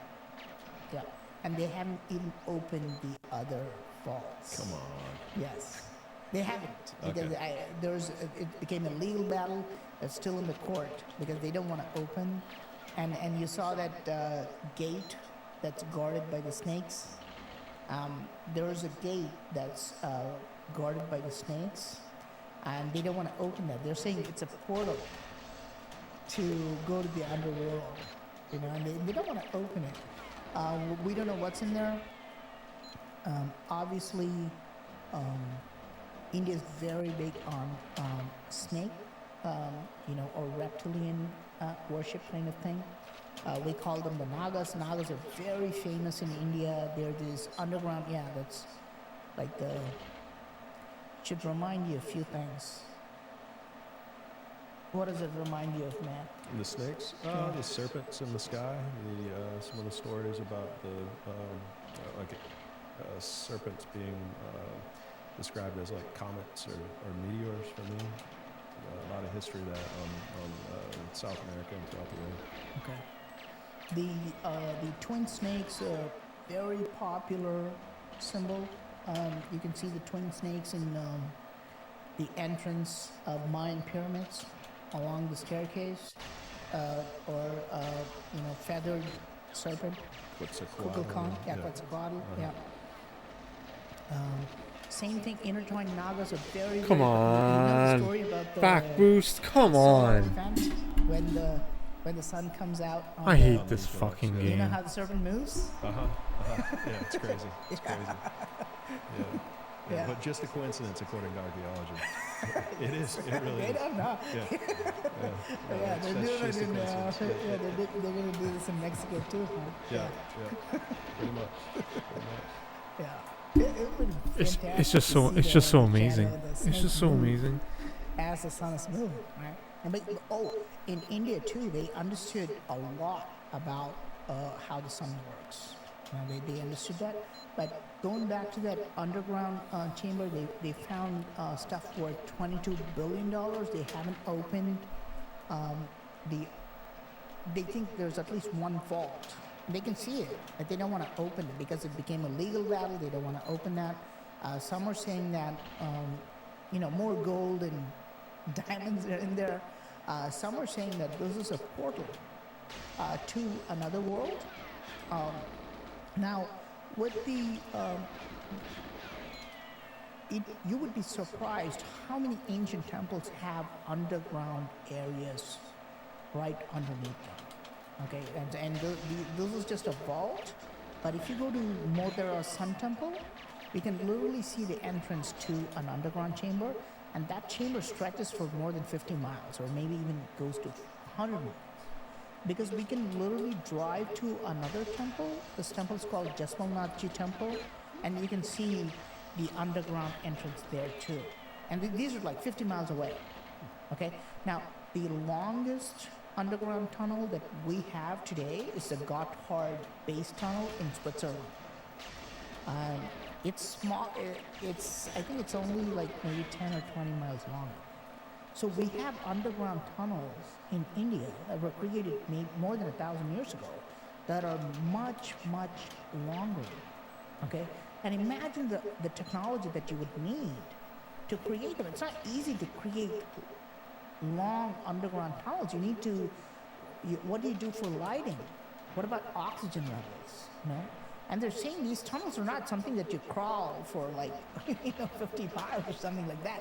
They're saying you can take a horse, you can take 2 horses, and you can go from one city to another underground. This is like, how Elon Musk started the boring project, and he gave up on it because it's difficult. It's not easy to create, a tunnel that's like 50 miles, man. You can't do it. But these guys have done it, more than 1,000 years ago. Like, yeah, underground tunnels exist, and you want to wonder why. Why did they do it? Why did they create these giant underground network, if you will, right? Is there another, like, are we just looking at it quote unquote superficially, right? Like literally we're just on the surface, but is there like a world underground that's almost like what we have here? And the ancient texts talk about nagas or snakes. And it's a weird coincidence because snakes are called sarpa in Sanskrit. That means a snake. In Jews, in their language, Hebrew, they call it seraph. And in English, we call it serpent. It's coming from the same root. It's the same root, right?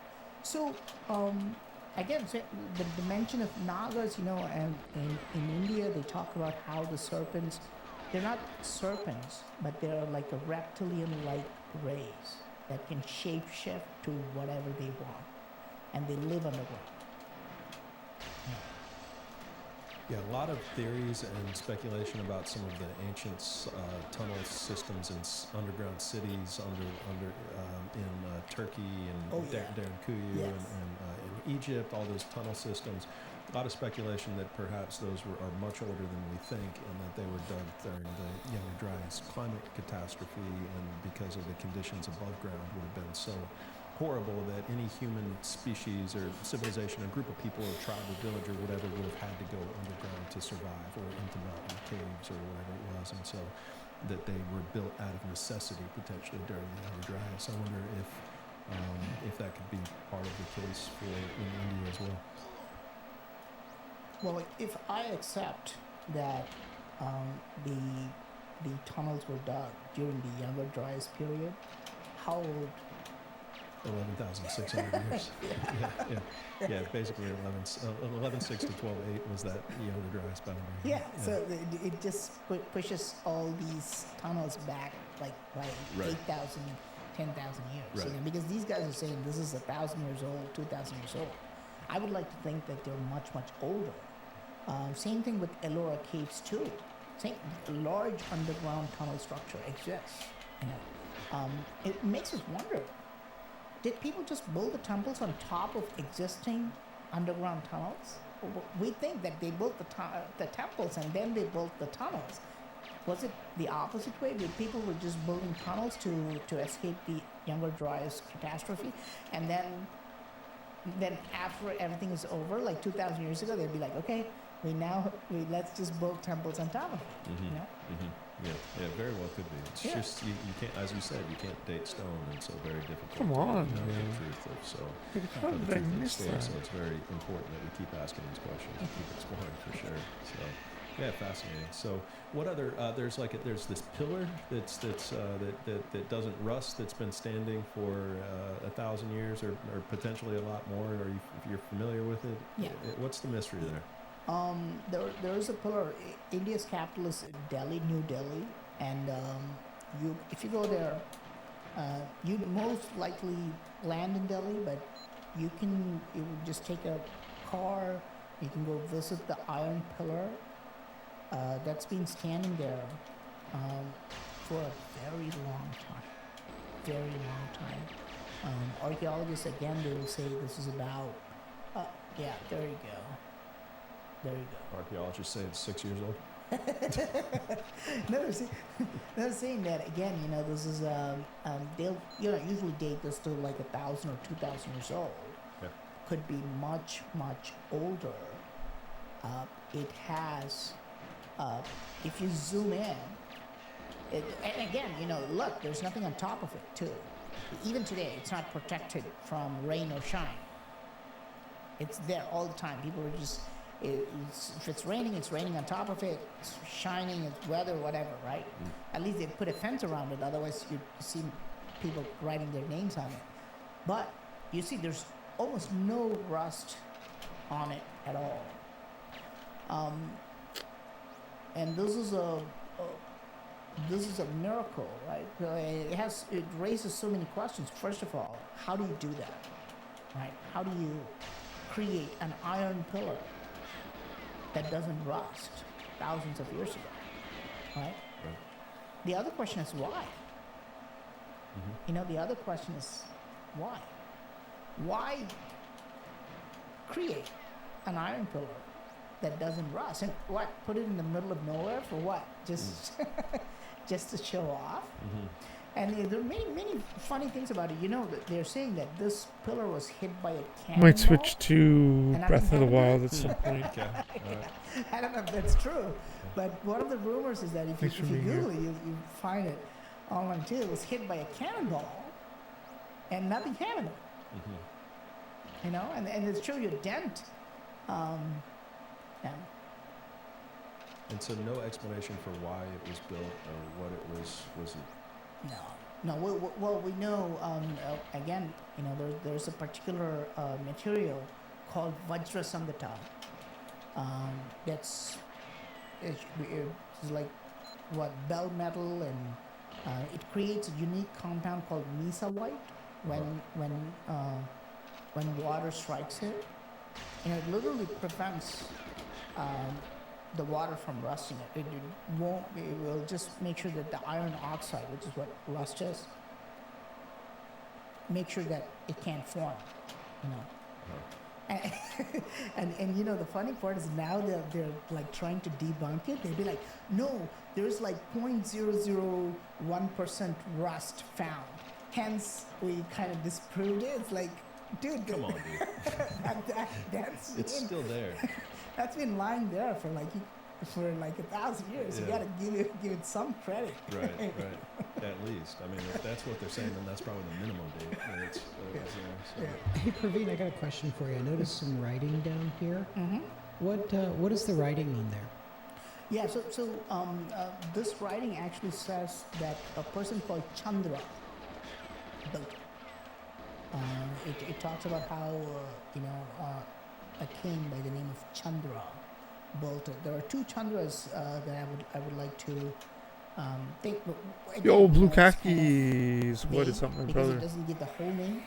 There's one. What's up, king called Duty? Chandra. Duty. What's up? What's up? Very Well, I don't know why I said Duty. What up? But What's there's up, also dude? another Rama. Rama is also called Ramachandra. That's very long time ago. That's even older. How are you, we know that man? I would say this is at least 2,000 years old. I'm done, man. I'm so tired.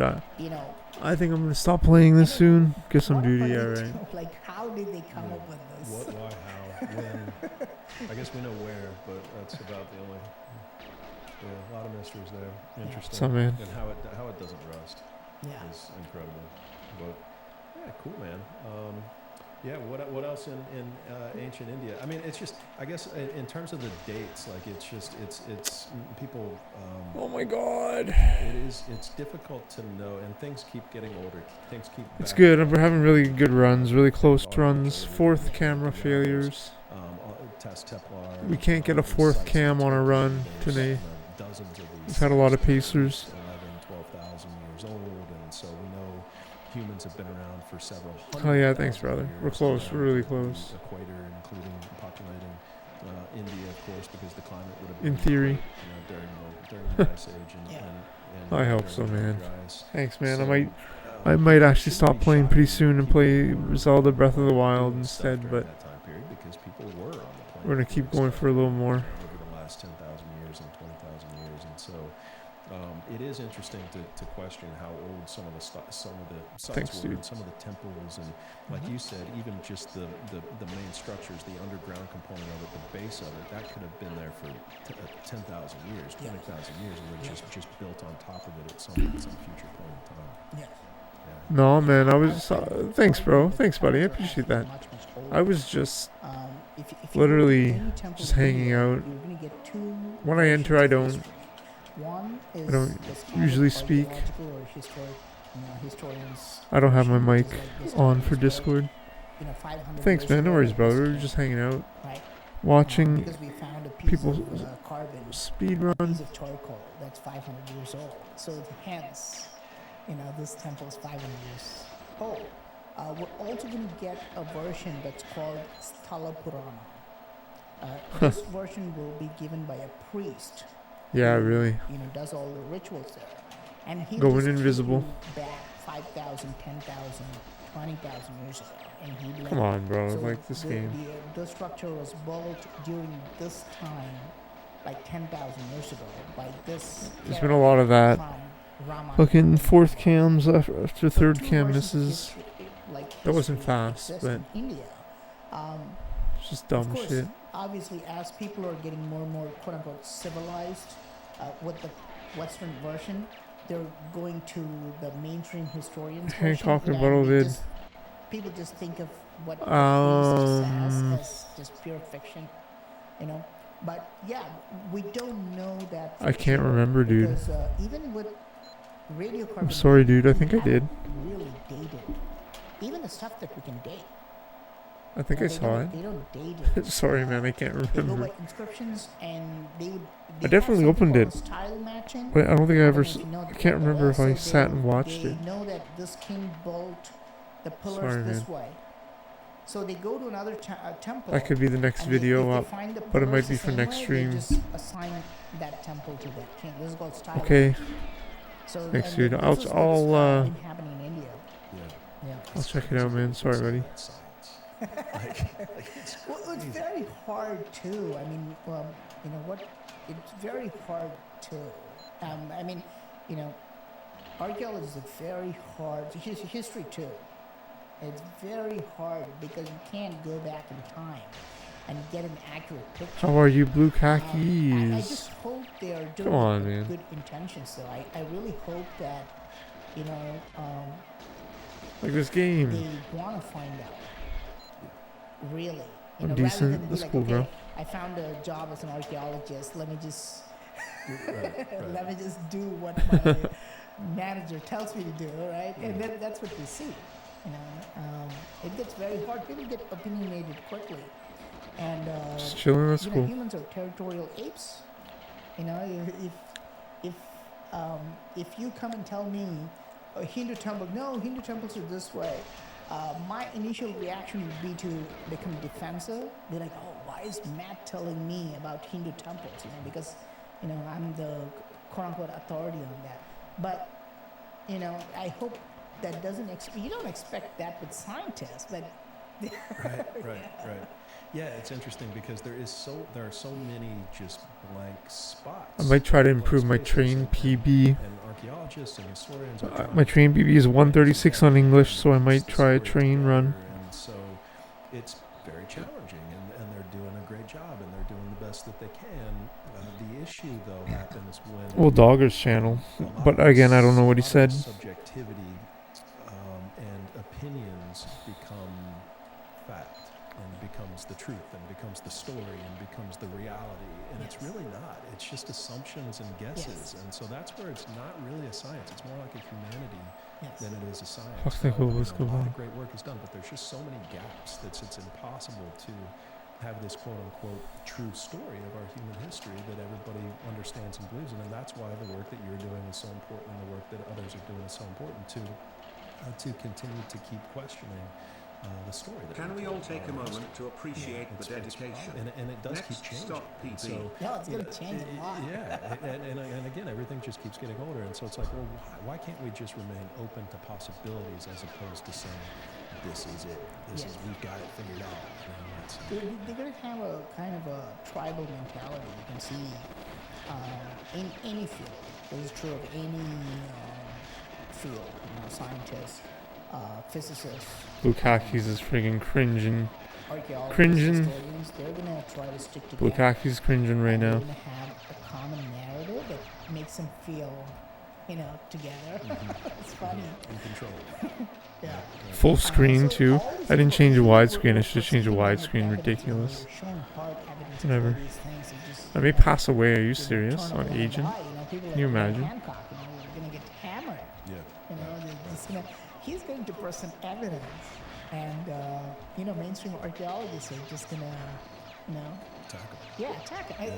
Oh yeah, I love it because What's this? the way Like, what is that this? Graham Hancock was like This could be the run. on Wikipedia. I don't know if he Oh, I has forgot to changed. change. He's like, 142, he's no. not peer-reviewed, he's Oh not- wait, secret he's agent? not an No, sorry. archaeologist, he doesn't have a degree in history. He's not this. What is Yeah, this? pretty It's much. basically a smear campaign. Pretty much elusive. That's not science. No. That's not objectively. Fucking terrible. No, they're defending themselves. They've identified with a story, and so they're defending themselves. And through their defense, they're attacking people like Graham. But I Yeah. mean, Graham told us 30 years ago that Columbus first was ridiculous and that it was nonsense. You know, and that of course there were humans in North America prior to 12,000 years ago, and you know now it's generally accepted. It's proven, you know, and it's just one example of people who are outside of Fuck that you. box. No, That's like, where fuck looking at off. what's This fucking objective, game looking at the sucks. evidence, and it shouldn't be a threat. We should be able to work Yes. together. You know? And Yes. it is a shame that science advances one step at a time. There's so much lag. So laggy. Yeah, We are territorial apes, man. We Yeah. still gotta evolve, I think. yes, for sure. Yeah. It's the ego. It's the attachment. and, Dude, this level the sucks. identification. Sorry. Like who would want to like play this over and over again? Gets us into it. It's the worst. Yeah. We were talking about religion a little bit earlier and Hinduism and how it sort of began, but how does Buddha tie into that?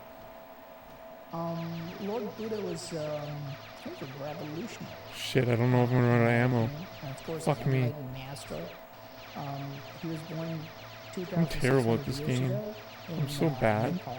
There's no. I was thinking He maybe I was could born in India, and beat back the then speech, it but was bro, all like I'm India, terrible. Or you can say it was all Nepal. But he was born in Nepal. It's a brutal level. Like fuck me, man. You know, he could have become a king, I already told you, big dog. but he All right, what? Okay, renounced everything. there's a couple levels I And he could was also PB on. tired of a lot of these Hindu rituals. He Frigate thought that Asian. I have there were too many 37. Hindu rituals, Streets. Let's do Streets and he Asian. wanted to Streets Asian. revolutionize the whole thing, and he also I know. wanted to I know it's become 1.2, but to be permanently happy, to remain positive forever, right? So Lord Buddha at that time, his name was Gautama Siddhartha. I think my PV is That's 119. Siddhartha. And then he was married because he was I Pretty think shit. he was a Oh, I'm teenager, terrible. So and he bad. got married, and they had a child. Did you know? I didn't know that he was married. No, I knew that was his name. And Yeah, Buddha's wife's name is Yashodhara, and he had a child. His name was Oh, the Rahul, boost. just one boy. And then Wow. he abandons it. He not only It's just abandoned amazing. his wife and kid, he also leaves his entire kingdom and he just be like, I'm gone. You know, and he travels around. He gives up everything. There's nothing. He's basically living his life as a beggar. And he's like, how do I get enlightenment? You know, and how do I, you know, why is everybody unhappy? You know, what is it? What is this thing that's making life so miserable, right? And he wants to become enlightened, and then many years pass by because he's become very emaciated. He's become thin. There's no energy left, and he's sitting under a fig tree, you know, by the riverbank called Should I just Niranjana. restart? And then the water starts to, he's just meditating there, like, I gotta get enlightened, I gotta, you know, become this, you know, gotta be free of all this misery. And then the water starts to come in, and you know, it's like and the water starts to drag him, you know. And because he's become so weak, he can't resist it. So he goes into the water and he's just gonna die. And he's holding on to the roots of the fig trees, like, I gotta live, you know, I gotta be enlightened. That's my goal, and here I am, I'm gonna die.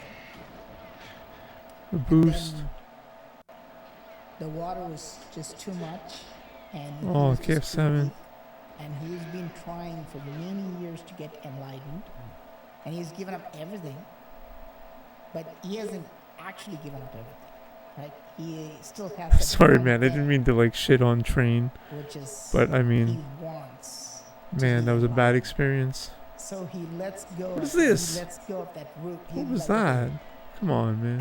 I don't care about that. I don't care about that enlightenment. Come They on. say he didn't What is even this? have a begging bowl because, you know, he didn't want anything. But he was holding on to that idea of like, This I is have to not be better than enlightened. 119. And then he gives up on that. And that's when he became I'm arrogant. gonna take a That's photo when, of it. you know, Siddhartha 17 on its became progress. Lord Buddha. So this is the Should I run it again? and One this more is why time. Buddhism is so powerful. So we get 116. It has this idea that you can become Buddha. Jesus You can become enlightened. You know, Oh, it I got doesn't to need anything. fucking restart You know, that. you can be spiritually enlightened. guess I you could can be watch the happy, second you can be cutscene, eh? positive. No matter who you are, no matter where you're from, you know, we're all the same. It's up to you to Oh, become an too hard. enlightened person, and you can be happy with it. This is and of course David Silver's real-time there's driving was some- training, yeah. a lot of like mystery around us. In my opinion, of course this is my opinion, I'm a big fan of Buddha, and I think he was a human being who became an enlightened person. 116, here we go. This is it. I can feel it. Gives me My lines are already better. more Oh, was that a bump? It was a bump. hope to Suck. think of Buddha and Jesus as human Terrible. beings who would achieve enlightenment So bad. rather than, you know, thinking of them as like gods. But there are other versions of Buddhism. For example, do you know that Lord Buddha had 40 teeth? No. No, I didn't. Yeah, he had webbed feet and webbed fingers. Yeah, and his skin was golden. This They're level's saying pretty that dumb, if too. you- I don't know if Ryan is there. Boost me. But if you Google 32 physical characteristics of Buddha, And where's this from? Auto aim's off, too. This is from texts, Buddhist texts. Okay. There's No! ancient Buddhist texts. Okay. I suck. I'm such a shitty player. And you can see he has webbed feet, like I'm just so terrible. I should have waited to the very end. We Damn don't know it. his remains, obviously. no. I could have been 115 if I This is fucking didn't so fuck it number up. Number five, you see webbed toes and fingers, like a frog.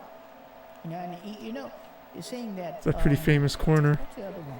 Cringe. His skin was golden color. That's a pretty He's famous not- corner. And they're saying he's not really human. Hmm. They're saying that he's. Sorry, bros. He was conceived Fuck me. with divine intervention. He's only half human. So they're saying that his skin was golden. Mm-hmm. You know, and he had chakras under his. Oh, the feet, boost. You know, yeah. So there like many This is a run. mystical angles to it, and you know, he was a giant too. He was more than No stucks. He was more than 7 feet tall. No stucks. Yeah. Yeah.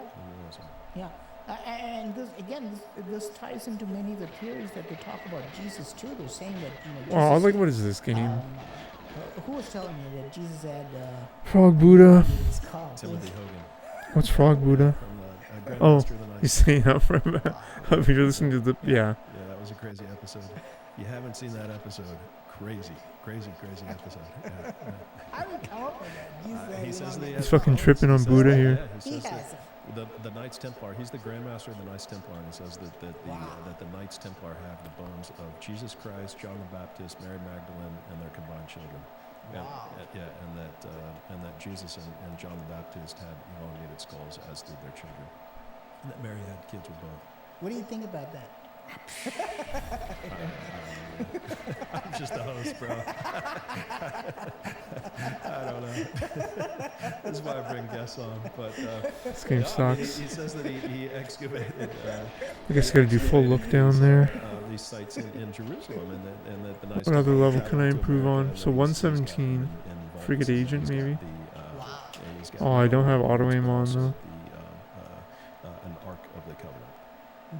Yeah. Says that. We'll just do streaks. We'll try to get like 116, maybe He 115. says he wants to wait 5 years or so, five to 10 years. That's his thing. I really pushed him hard on that too. Let's speed this up a little bit. The world might not be here in 5 years, so come on, Tim. Let's see what you got. But no, he was sticking to that. We'll try to do full look down on He doesn't feel like people are ready yet. Yeah. if it's KF7 guards. Wild conversation.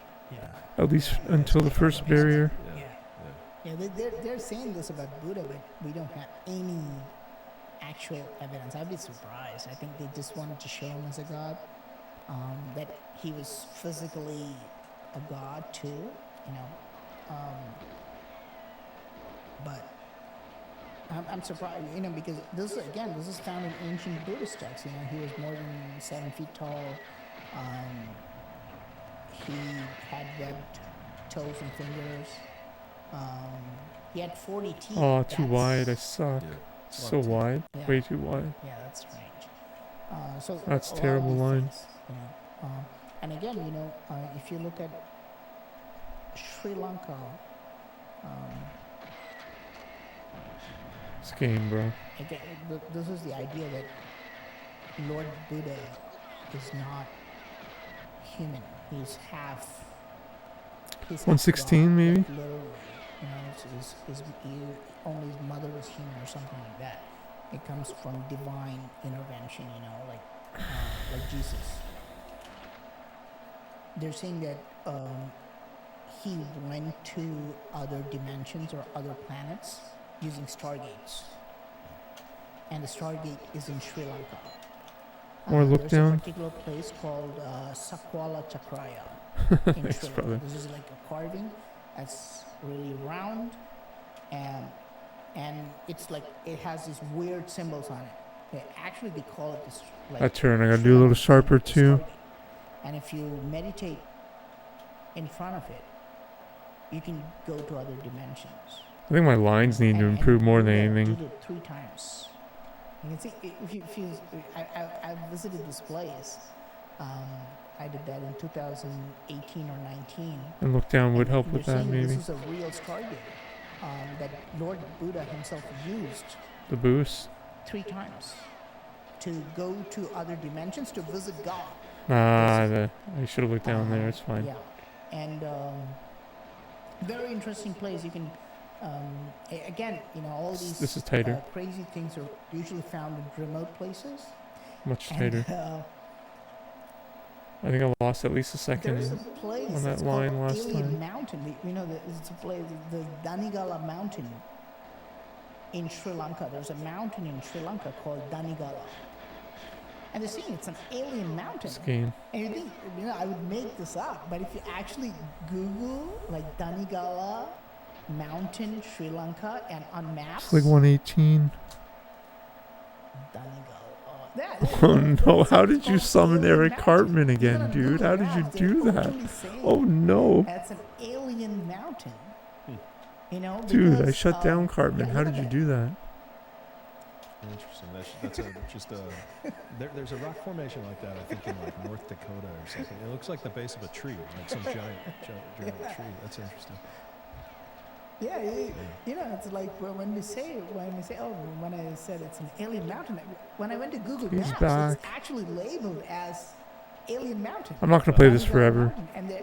And in this mountain, they found petroglyphs, rock carvings. Okay. They're saying this is 300,000 years old. The carvings? The etching on it, and the what you call it, petroglyphs, rock art. Oh, They're saying what? it's 300,000 years old. That's Like, come on, man. Can we get a picture of the glyphs, Ryan? That's great. There's no way this is 116. It's UFOs. Really? Yeah, structure. Yeah, yeah, stuff like UFOs and aliens, man. Like weird figure. No, you're not gonna find any pictures forbidden. I think. What else do I need to fucking do? but there Damn, is Secret Agent. I want to try a large damn statue Secret of Agent. Lord Buddha there too. Okay. In this mountain, and this, again, same thing. They're tying How hard can everything this be? together. Sri Lanka How is hard can very this be, like, open-minded honestly? people, they How hard can literally this be? Like, really? Oh, do I need to be full screen the for gods the came from the for sky. the gate? I might need to be full There- screen we for the had gate. a lot of UFO sightings in this area. In 2023, at least 24 UFO sightings in Danigala area. Okay. So again, it goes. This is where we try to tie all like the UFO phenomenon. Oh, what the with fuck? Stargate, The with fuck Lord was Buddha, that? With Lord Buddha's 40 teeth. And the Sakwala the Sakwala Chakraya is a Buddhist Stargate. So there's a lot of mystical, strange aspects about Lord Buddha. On one hand, Lord Buddha is just a regular Fuck you. guy. He got enlightened, and he I think my PB is inspired 124. I'm sure you, This is not me, Yeah, a PB lot of pace. people, he inspires us like, okay, anybody can be an enlightened person. We can be positive, but there's also tantric Buddhism. There's also the mystical aspect of Buddhism. I hate this game. And you'll find a lot of information about it. A lot of very strange, weird information. All right, what else do I want to do? I want to try Frigate Agent, maybe a couple. Yeah. Maybe. For me, I feel I like don't know, his maybe I'm message, just he wasting has time. inspired me very, very deeply. The Fucking more hell, I man. learn about him, the more inspired I become. I feel as if his message has been misinterpreted over time to become to skewed towards that positive and always being positive side of it. I think that happiness and sadness are the positives and negatives, and that it's impossible to always be on one end of the spectrum because happiness comes from outside conditions being perceived as positive, and unhappiness comes from outside conditions being perceived as negative. For me, what I think that the Buddha was really going for was peace, which is in the middle, which comes from within. And so I think he finally realized that I can be at peace at all times because I can focus my energy inward and not have those polarities, because something that creates positivity from the outside or happiness from the outside, the world is going to hit you with something negative at some point. If Eric it's Theodore outside doing Cartman. it that's bringing you happiness, you can't always maintain that because it's about what's coming at you as opposed to the inner peace that exists within all of us. So for me, I think that's at the Try at one the more time. core One more time. that humanity is missing that whole What would I rather be doing? Yeah, of- really. of peace and joy and amazement and wonder and curiosity that all comes from within as opposed to coming from without. And I think that's really where religion kind of gets it. I guess I could risk turning way sharper there. I'm religion losing a lot of sense, time there. if you will, which Might as well risk meant it. to miss the mark, meant to miss the point. There was nothing to do with moral judgment or anything. It was just missing the point. I think that the religion is always looking for salvation on the outside and finding God on the outside and Yeah, I don't think there's anything there. and having that influence you. But I think that God is within and peace is within and joy is within, and that we can always be in those states if we do. Like Buddha was trying to do, let go. But as soon as you turn it into something, some mental construct of enlightenment, I want to be enlightened, I want to be, this is my goal, then you've just replaced a religion for a different mind-made, man-made construct. And so it's very fascinating to me, the history of it all. Was that wide? I think it was wide. Works and Fine. practice and so Wow, I actually got the forward boost there. over the last, It's several years. 116. But do you I think could feel it. that the Buddha, Lord Buddha, and psychedelics were ever? Do you think there's any history there? No, I don't think so. We do find carvings of mushrooms in temples. Be interesting. we do find them in Come on, this fucking game. I hate Um, this I game don't so know much, bro. if Buddha ever took psychedelic Like, I hate mushrooms this fucking game. or things like that, or his disciples ever did. That Stargate thing and traveling to different dimensions is what when you This is mentioned not that, it. that's what made me think of it. They do say that, yeah, yes, it was mentioned, but I think these are. Should I put on that's, auto aim? It's fine. But when I think about it, people like Terence McKenna, and then Graham Hancock too, and people who took these psychedelic mushrooms, and they are saying that they saw gods and aliens and they went to another planet. They're not talking about like a psychedelic experience. They're insisting that it's real. You notice that? Yeah. But like it's, and I you want to dismiss it, right? It's like, what are they saying? You know, their bodies here, they're just having, a psychedelic experience, but they're very insistent. That means that Too wide. what happened must have been so Damn it. vivid. That might have It's just like cost the they're run, insisting that they really honestly. saw gods. They really saw aliens. And this fucker. And they have a lot of credibility. I trust those people too. And this fucking You rocket. know, but how do you make sense of that? You know, it's very hard because I'm clean as a whistle. I don't do anything. Oh, the I boost. don't take any It's not it. mind altering substance. I never, So, Yeah, you're drinking room temperature It's water. amazing. Okay, I'm gonna stop it there. 116. No coffee this I morning. ate and too you- much rice. I'm happy about that. 24-hour plane flight. You gotta be jet lagged. 2.x or 1.x. Easy, thanks, brother. To water. Good for you. Yeah. Good for you. I don't know. What do we want to do now? So, What do we want to do now? like, Frigate what are we agent? talking about? Are they just talking about an experience? See if we can It's get one at least thing like to say that in my mind I think my it's PB is like fine, 37 you or can say, I something. became more creative. That's fine. But they're literally saying they just went and saw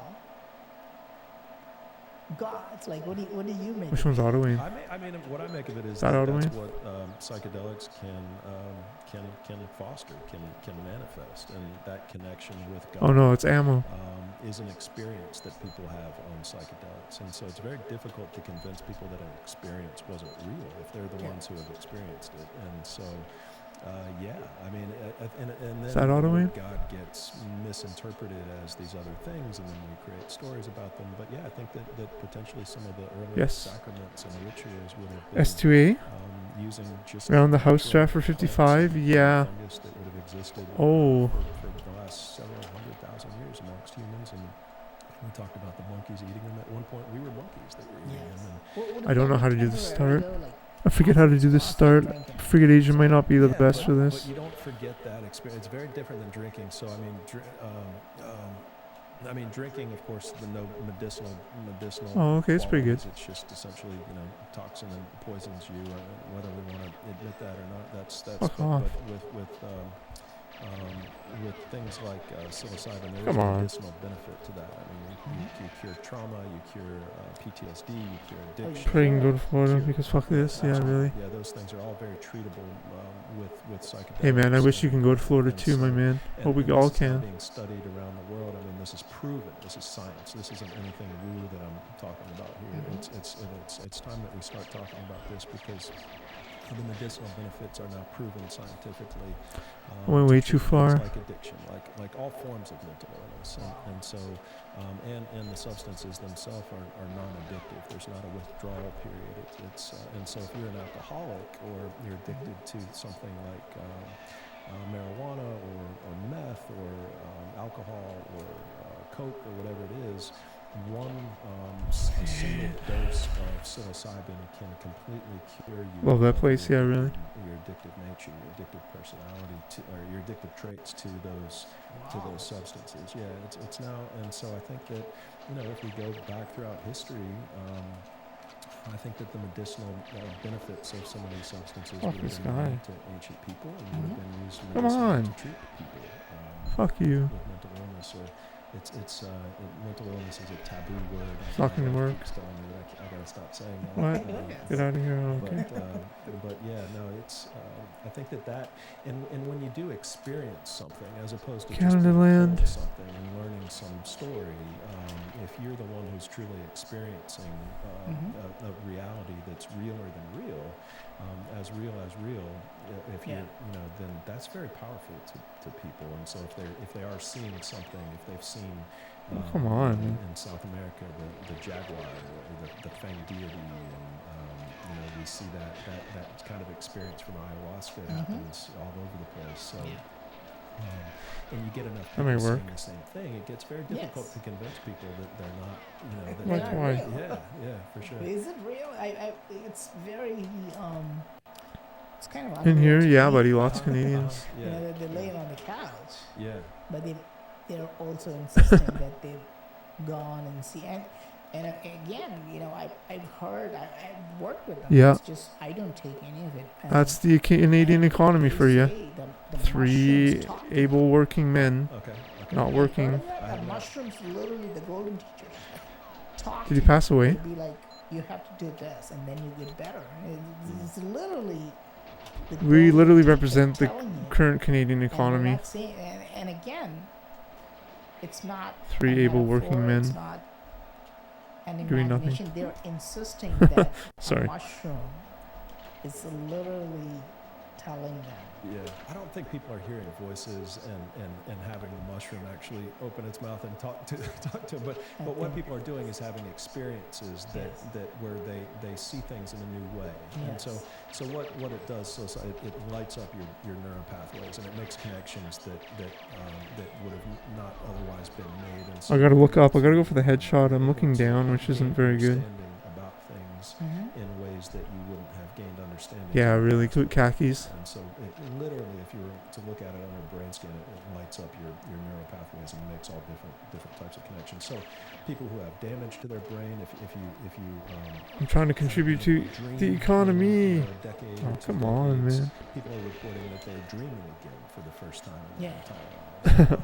And so what it does for people is my understanding is that it creates these awakenings and realizations, and so you were talking about the monkeys earlier. I mean, It could be a way that monkeys are literally evolving right in front of our eyes, potentially There we go. by having more awakenings and Just gotta hit this understanding bug. the nature of reality as it truly exists around them, not based on Not a good stories, start. but more based on what's actually the reality that exists around you, and being able to observe it and recognize it in a new way. So the science there is quite compelling, and the research is quite overwhelming at this point. That there are medicinal benefits to certain psychedelics. Are the mushrooms really talking to us? No, Do you Come think on, this mushrooms game, can man. really- no.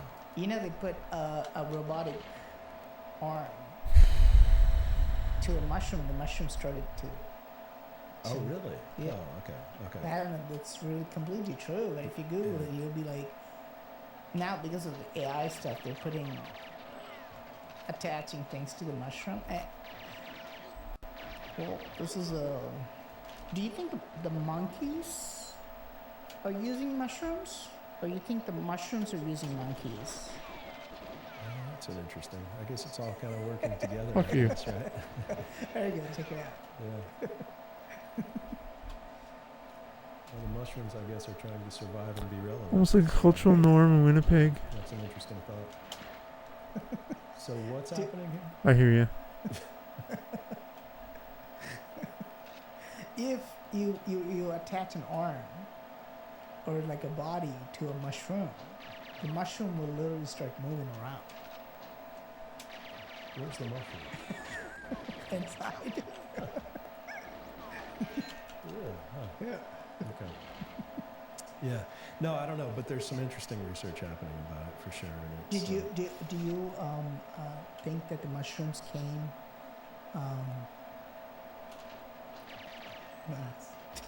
Yeah. Speculation. How do I even put this words? Yeah. You know, there's like fucking game, have you man. listened to Terrence McKenna? I have. Yeah. Okay, a lot. No. Okay, okay, because he literally says the mushrooms are the gods that were put to help mankind, right? And again, like, that question, like, are the monkeys using mushrooms? What, he passed away? Or the mushrooms Like what? using monkeys? Like, again, This level sucks, are bro. Are we using plants, or are plants using humans, right? If I'm a plant, if I'm a tree, right, that's exactly what I would do. Just because I'm a human, I'm thinking, oh,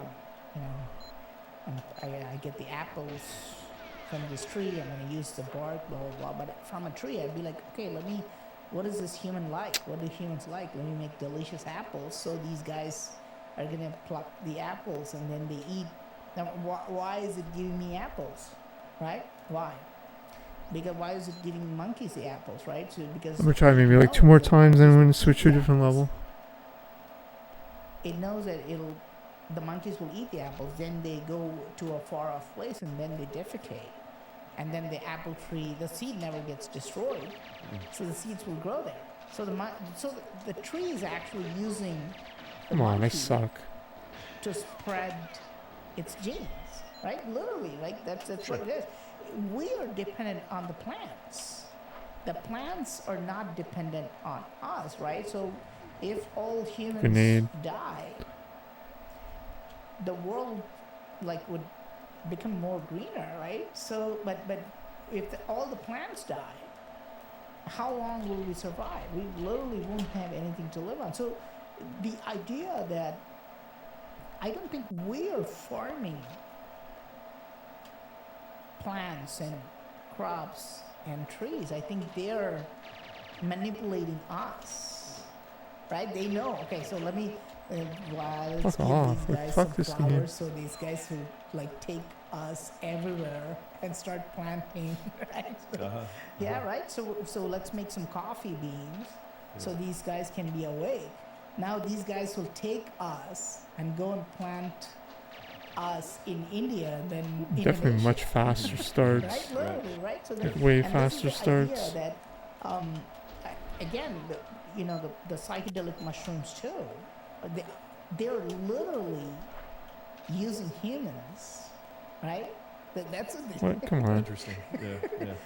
I mean, they're teaching us too, right? They'd be like, okay, let me give him. No, fuck this and game. he's gonna consume me. That would I'm have been gonna give him 29. this trip of a lifetime.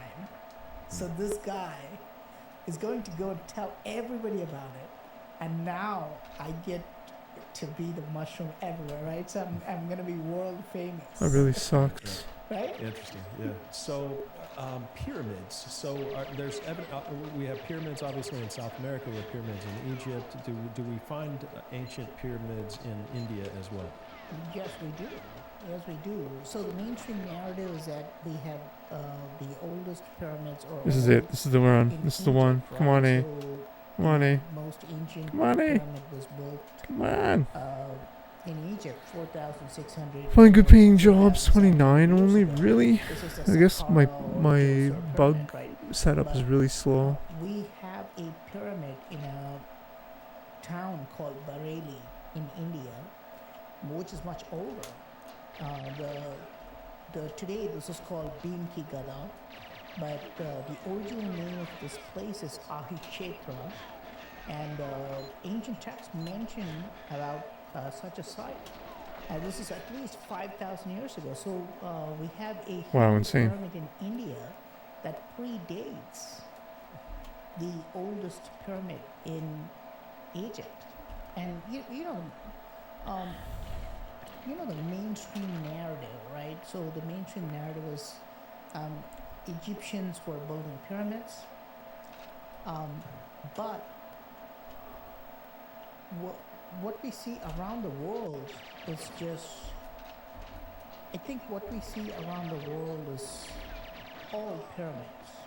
For example, I would argue that there are many, obviously Egypt has, some of the best well Nice. preserved pyramids. No Oh, doubt. explosions. But we have these pyramids made out Should I of YOLO it? dirt or mud. These are called mounds in the U.S.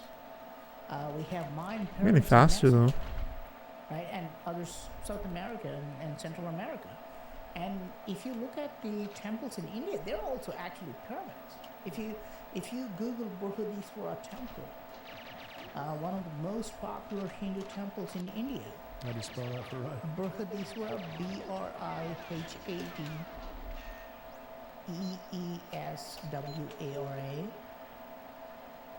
So you see, like if you, yeah, this is a pyramid. Just the main structure, you know, and the one behind it, these were all built later. The original structure is a pyramid. It's four-sided pyramid. That's what it is.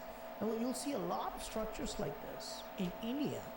And not only that, not only does India have these Oh, man. pyramids, there are a lot of Hindu pyramids in Cambodia too. There is a pyramid called Koker Pyramid, Kohker Pyramid. It's in the middle of the jungle. And I went there. It's a fantastic site. It's not something that you would want to miss if you ever go to Cambodia. And it's a step pyramid. It's very. Well, if he starts doing fine, good paying jobs, yeah. Yeah. That's 216 feet? Well, you can correct me if I'm wrong. That's cool. So that's out in the jungle somewhere? Yeah. Yeah, if you look at the aerial view of it, you'll realize that, you know, it's a fantastic site in the middle of the jungle. And then once upon a time, there was a giant crystal lingam on top of this. This is just one example in Cambodia, and you can see you'll find more 27. That's cool. pyramids in Cambodia. We're improving. Again, you know, Koker, but like, what do you think about it? You know, this is a Hindu temple. This is not something that comes to your mind when we talk about Hindu structures, you know, but this is a pyramid, right? And there is another pyramid called Batsay Chamkrong in Cambodia. This is right next to Angkor Wat, Batsay, Baksei. Yeah, there you go. Well, tell me what you think about. Right, well, tell me what are you thinking about, you know? If you look Fuck at off, this, man. you're not going to think about a Hindu temple. You're thinking about, I'll tell you what you're thinking about, a Tikal temple in Guatemala. That's what you're thinking about. So if you got two browsers and if you pull up Tikal temple, look at that. So you can Oh, what am I put both doing? Why side would I by pause? side. Like, what am I doing in my life? You see that? Now, according to archaeologists and historians, there's no connection between them, but you see the similarity. This one is found in Cambodia. You know, this is what, 900 years old? Almost this exact same blueprint as the Tikal temple in Guatemala. And when I went to Indonesia, in Java Island, there was a remote hill, and on that hill, there was a temple called Chandi Suku. Nobody goes to this temple. Okay, this is like a very isolated, remote temple. A lot of the carvings are also under lock and key. We're not supposed to access them. But if you go to this temple, you will find a pyramid there, and that pyramid looks exactly like the Chichen Itza pyramid in Mexico. So you'll find a lot of pyramids in Hindu culture as well. So I'd like to think that when we talk about pyramids, we're generally talking about either Egyptian pyramids, I think one escaped or, there. Mayan, or other Central American structures. But Hinduism also has a lot of these pyramidal temples, you know, and this you could. I mean, is it just a coincidence that they look just like Tikal and Chichen Itza, or were they all connected? Okay. Yeah, so you think there is a global connection then Yes. between the civilizations? Yes, yes. So again, the mainstream narrative is Egyptians were building their own pyramids somewhere. Mayans were building their own pyramids. Hindus were building their own pyramids or temples, and they were not connected, right? But if you go to a temple in Konark, in India, Come on, there's man. I hate this famous fucking temple, this is bullshit called level. Konark Sun Temple, you'll see the carving of a giraffe. Archaeologists accept that yes, this temple is at least 800, 900 years old. Archaeologists also accept that yes, this is a giraffe. I hate this Right. fucking level, But man. they're saying, I'm gonna do this maybe like 1 or 2 more times and might change it. No, it's a giraffe. yeah, And an elephant. Yep. yeah. But if you look at the and you can be like, oh yeah, it's a giraffe. So what's a big issue? No, giraffes are not found in India. No giraffes. Come in on, India. man. Like, fuck this The game. only place giraffe is in Africa. And not even like North Africa, like Egypt or something like that. We're talking about like Central or South of Africa. That means they have to take a giraffe from Africa all the way and reach India. That clearly shows a global connection. 900 years ago. That's all where you find giraffes. So if you go to again, if you go back to that Burhadiswara temple, you'll see a white man carved way up on the tower. You'll see all sorts of gods carved on the tower, but you'll also see a white guy with like a top hat and a French beard, as almost like posing for a picture. He's carved in a 1,000-year-old temple. That means there must have been a European connection there, And if you go to temples of Kanchipuram, you'll find carvings of Chinese people.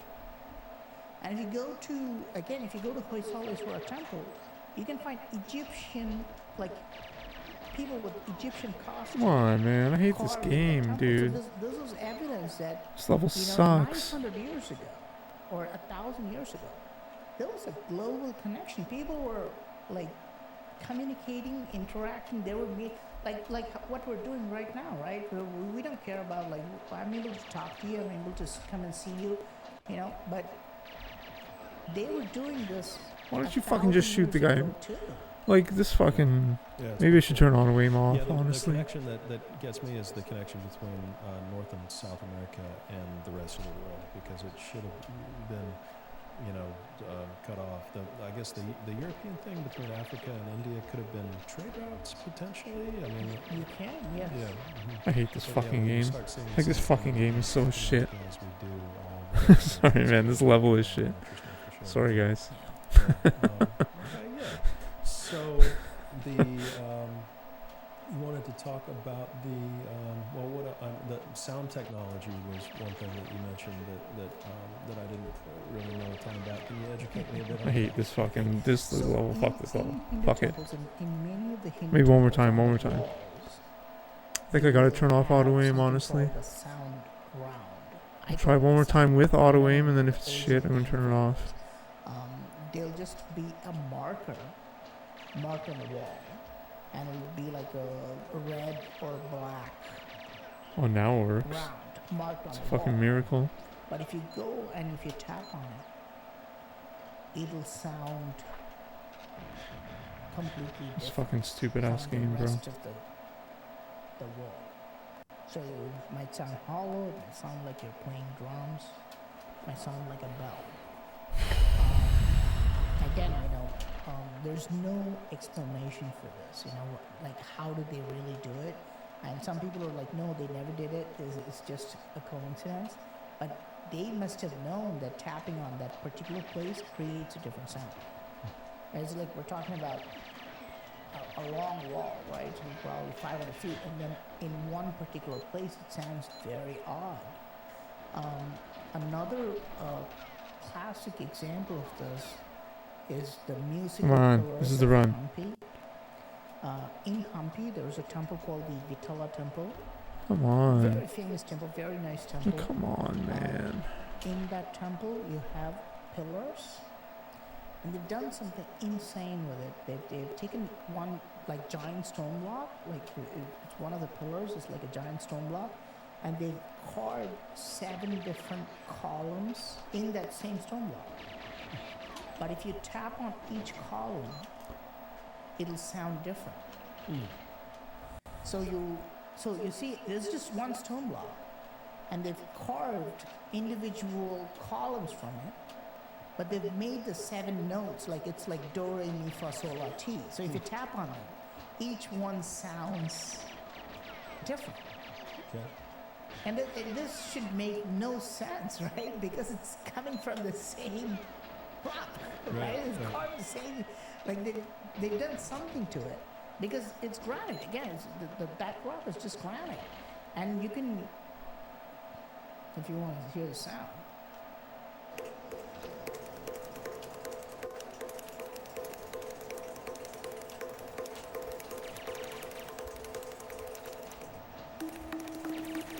So they're not hollow? They're not hollow. Yeah. So how Yeah. are they're different thicknesses? Yeah, but would that change the note if they're different thicknesses? I don't know. Again, yeah, because it's the same density. Come on, man. Yeah, you wouldn't think it would. Yeah, and then if you and you know what, and you know what the British did? They cut off because British ruled India for a long time. So they you can literally see that one of the columns has been cut off, and they've taken it. And Okay. they say it's in the British Museum or the warehouse. Okay. Because they don't know how they did that. You know, they take one large stone block and they carve it Come on, in a this certain fucking way game. that it makes music. And Humpy is really crazy because there will be a pillar in the temple. And on the pillar there's a man carved like he's playing drums. And if you tap on that pillar, you will hear drums. Fuck, like So there will stupid be a fucking part game, where man. people are like playing, like a bell. And if you tap on that pillar, you'll hear the bell. Sorry, I'll ringing stop sound. complaining. Okay. So they've done some really weird, things with sound technology. It's still unexplainable because it's just one rock. Right. Have you tapped on these yourself? Yeah, I've made a video about it. I even have the audio Okay. on my channel. I could only get the audio from the archaeological department they gave me, and I worked with them, and we were getting the audio from.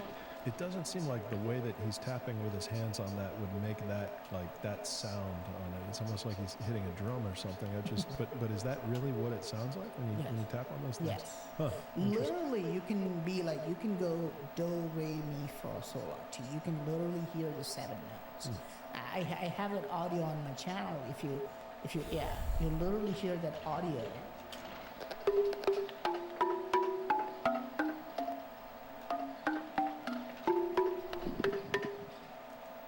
That's real. With your hand. Yes, that's real music. Yeah. That's the actual sound. Your fingertips tapping on granite It's sound like this, that? Yeah, your knuckles. Yeah. Your knuckles. And you can also see that they've cut one of the columns. You can see, I show the whole thing in my video, and I even show you, how some of the pillars have somebody playing drums and it sounds like drums, all sorts of weird things, And these you feel like are much older as well? Come on, man. Fuck this. I think so. This is not the In my level. opinion, they're much older, but that's not the mainstream narrative. Right. Again, in another temple, this is called the Darasuram temple. It has a set of 7 steps made out of one rock.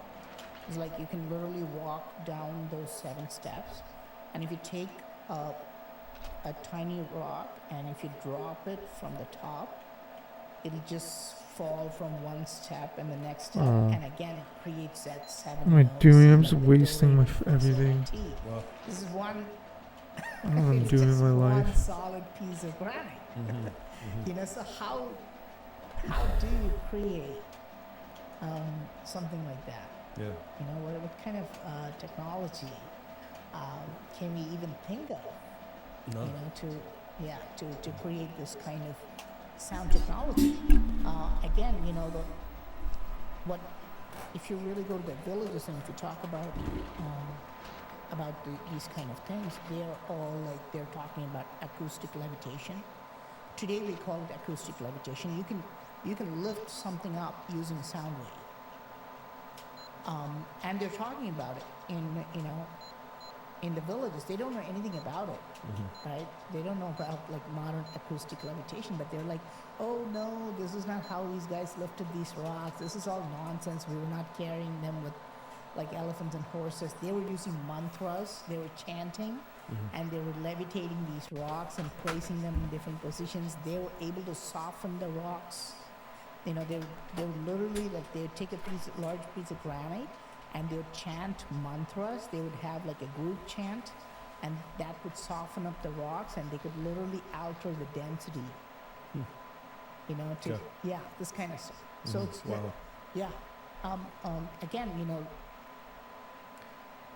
we're talking like 1,000, 2,000 years old things, right? So there's no difference between science and spirituality. It's all tied in together. So they talk about how the mantras or chants or sounds or vibrations alter your mind, but they also alter like physical things. Like if I play something really loud, I can crack a TV screen, right? Same thing. And that's what they're saying. They're saying that we used mantras, we used sound to create the musical pillars of Hampi. We used mantras to create the musical steps at Daraswan Temple. Okay.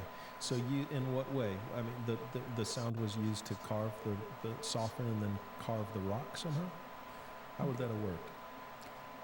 The idea is that they were using these sounds and they could alter the density of each column. Through sound waves. Yes. Once the stone, today you think your general idea, and so is mine, is like that these guys took a large giant piece of rock and they carved these 7 columns on them, right? That's what we think. They're saying that no, these guys softened them up like clay and they altered the density inside. They just literally kind of opened, and this makes more sense to me because to really create 7 different notes, you would have to change the density of each column. It's not the shape. I don't think the shape is going to affect that. Right. It's the density of what's inside. So I mean, think about it, right? So one column is made of granite, one column is made of what? Iron. One column is made of alabaster. They're going to sound different, right? Why? Different density, I guess. Exactly, yeah. So it's the density that matters, right? Because this is going to, if I tap on this is going to sound different. If I tap on this sounds different because they have different density. But no matter where I tap on the sofa, it probably sounds the same because it's the same density. It's the same material, right? And this is what they're saying. They're saying that, these guys were using sound to alter the substance itself. And where does that come from? That they were using that? Is that from scripts or texts or? Oh, it's found in scripts. It's definitely found in scripts. But these are all like folklore in India. Okay. People are talking about this in the villages. Gotcha. And this is a very popular theory that they were using sound to alter substances. Okay. And it's still believed. Like if somebody gets sick, if somebody got a fever, a lot of times they believe that this person has to just lie down and we can just chant mantras to them and they'll get healed. You don't need anything else. And I don't know if you know, they were showing another thing. There was a baby crying and one person took a huge Tibetan bowl kind of thing and they tapped on it and the baby stopped crying immediately. Did you see that video? I don't think. Khakis, I don't know if you're still here, brother. What'd you say about Surface 1 agent? Like healing power of bells or something like that. Round the house strat for 55. Tremendous healing properties.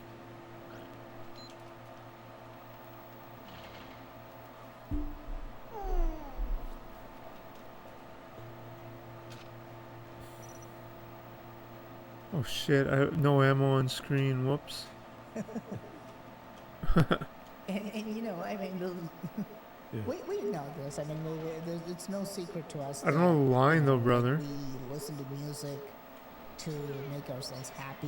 Mm-hmm. You know, we know this. We know how we make music. We know, like, we listen to mating calls of birds. It makes Oh, us that's not happy. the right line. You know why the birds do this? You know, Yep, like, yep. so we know the power of sound. Right.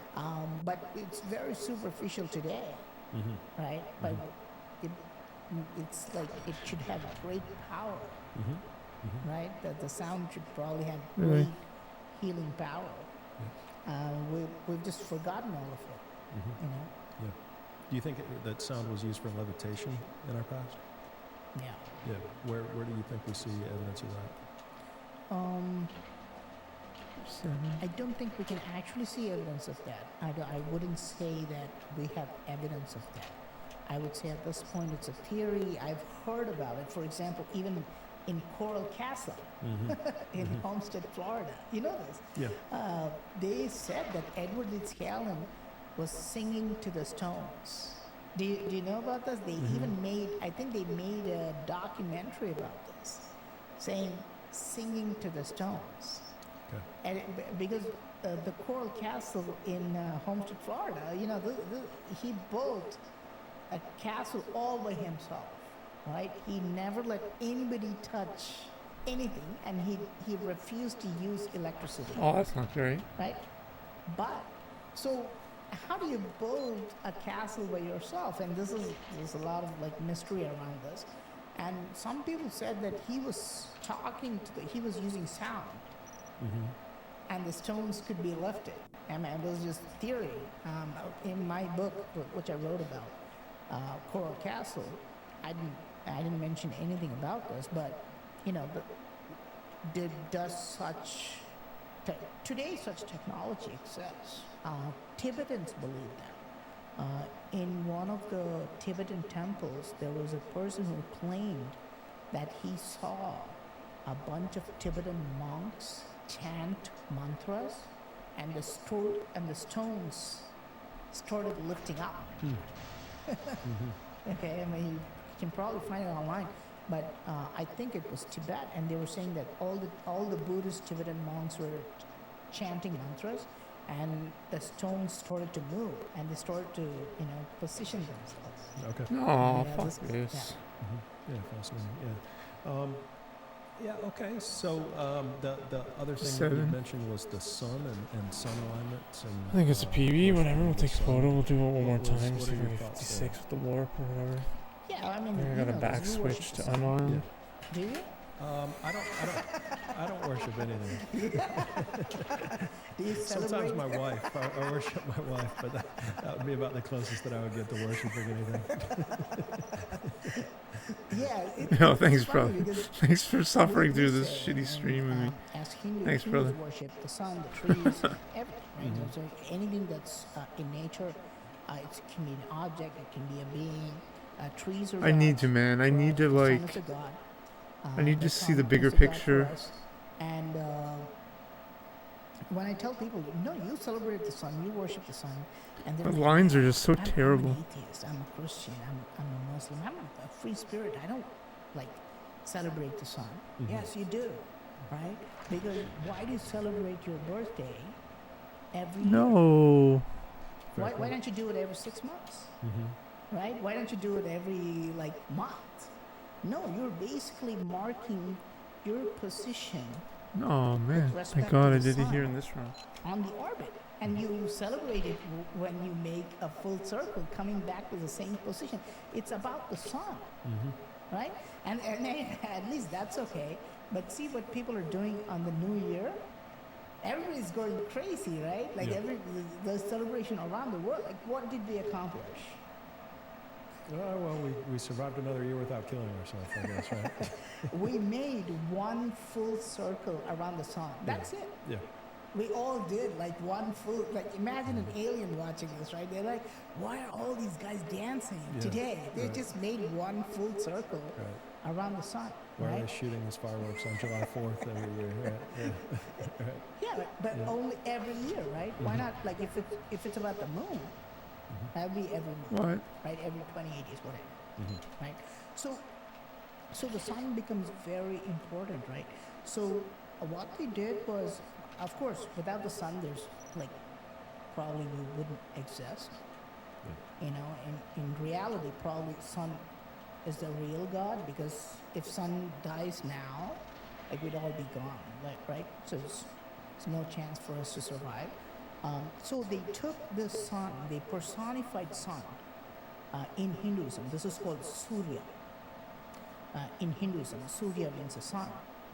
And they put all their findings, like all science and all the art and all spirituality, and they kind of intertwined everything together, and they made sun temples.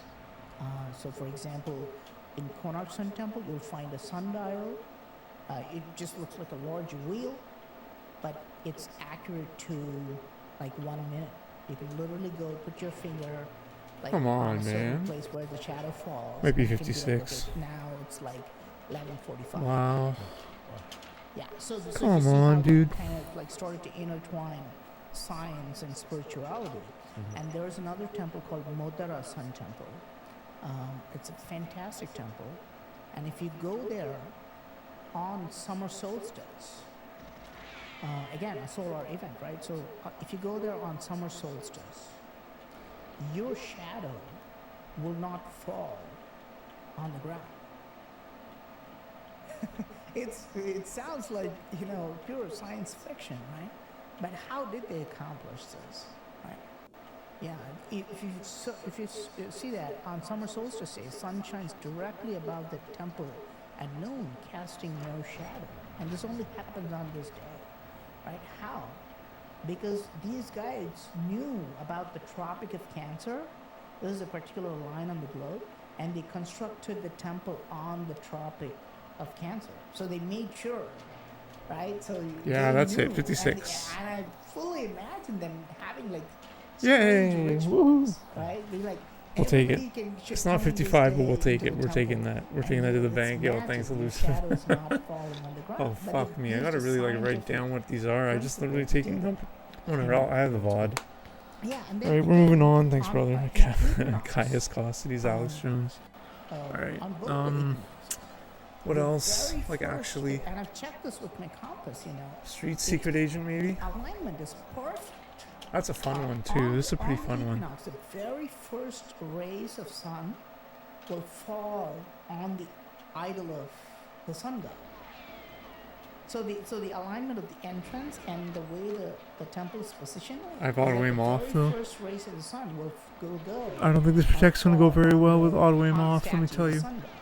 So they were. So I think this I is can kinda pause like, here, but you know, I'm they just not putting going to. everything together, right? So this is like they knew the science, and they Oh, could I have so much also settings make wrong. It really artsy, like they could make it artistic, and they could construct the whole thing. And this is the beauty of you know, mixing science and Which one's auto spirituality. aim? This one? They're fascinating. Yeah. What's the biggest mystery for you worldwide? Like, what's the one thing that you look at and you're like, this is crazy. I don't understand. This is evidence of ancient lost tech. Or, you know, what's the best evidence you see in the world right now for some mystery, some ancient lost civilization or technology? To me, I'm always fascinated about the origin of mankind itself. and What the fuck origin is of this? life. Oh, Very I'm an fascinated idiot. by it. And like how did life get on Earth? Right? Like we know all the theories, you know, but it just doesn't seem natural. There's literally no possibility for life to be created on its own. How do you mean? Like, just like how did the very first microbe or whatever. Yeah, to know that, I guess we have to know what is life, right? Yeah, we got to know what is it, you know, what is it that we're even talking about. So, what is life to Pravi Mohan? Things that don't. Oh my god, I almost shot him right in the follow head. Newtonian physics. Like there's this very strict rules of physics. This is actually started by Newton, and he tried to explain which he did a great job of. But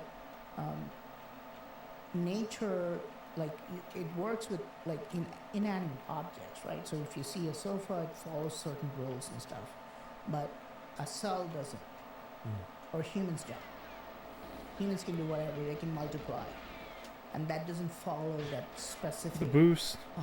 framework. To me, that's life. No, it's fine. We'll take it. God damn it, that Could sucks it be though. possible that That life really is sucks. just light? It's That just so could be laggy. how life got here, because light that was traveling from the sun Damn it, that was got terrible. captured within a single cell. That was really bad.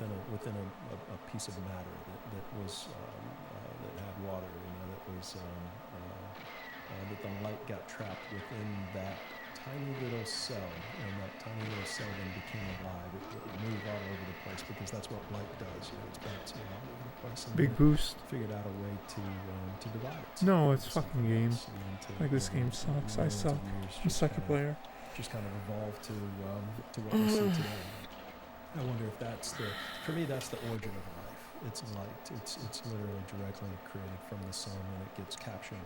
And I think that's why crystals grow within rocks. I think that's why plants grow as life, because the photosynthesis, because the light is being captured within the plants from the leaves. I think that we are light that was captured billions, potentially a couple of billion years ago, that we've just been evolving ever since and gone down different paths than other species and other life forms on different parts of the world based on our surroundings and our environment. But for me, it's kind of that simple. That's where life kind of came from, was stars. But what about when you make hits? Is light involved? Yeah, your Oh my light God. is not only in the egg, but it's also in the sperm. That your sperm actually has blood in it, and that's where the light is captured within the blood. And that's No full speed. You're giving a part of your light It's to. fine. You're fertilizing another egg that also has light within it. And Wow. That's what creates a new light. And what happens I don't when the know. I sperm might do hits this the one more egg, time. man? No idea. Yeah, I mean, You should show us. Brian should show when us. it breaks the barrier, and then when it goes inside, yeah, and then the light combines. You would think, right? Yeah. Like there's like a massive. It's right there. If you really see what happens when a sperm meets an egg, finally when it breaks through, there's a massive light that's produced. Okay. Yeah. Okay. It's, Like a flash. yes, a big flash of light. I think. If I hate this fucking level, dude. This level's so fucking dog it's shit. Like a huge flash, man. It's like having a lightning inside. It's like that. That's real. Okay. Yeah. So when it really hits, when it goes in, there's like you'll see. There's a flash. Yeah. I think that kind of backs up my theory. Yeah, it does. That's what I'm saying. You Yeah. know, because it's very interesting that you brought that up because you know it makes, yeah. Yeah, that's cool. Yeah. Yeah, I think we need to know what life is. I think we kind of stay away from that as a species, as a civilization, because of who knows, but it can get down to different beliefs and different. I think science kind of stays away from what is life, and I think that kind of slows us down, and that we would probably make different decisions if we really knew what life was and how it Fuck actually you. worked, and we treat each other differently and better potentially. Yeah. Yeah. There are more. Do you know about this? The sperm and egg. Yeah, because I saw that. You know, when the sperm meets the egg, like for humans. Do you know how long it takes for the baby to fully develop and come out of the mom's belly? Is it like 10 months?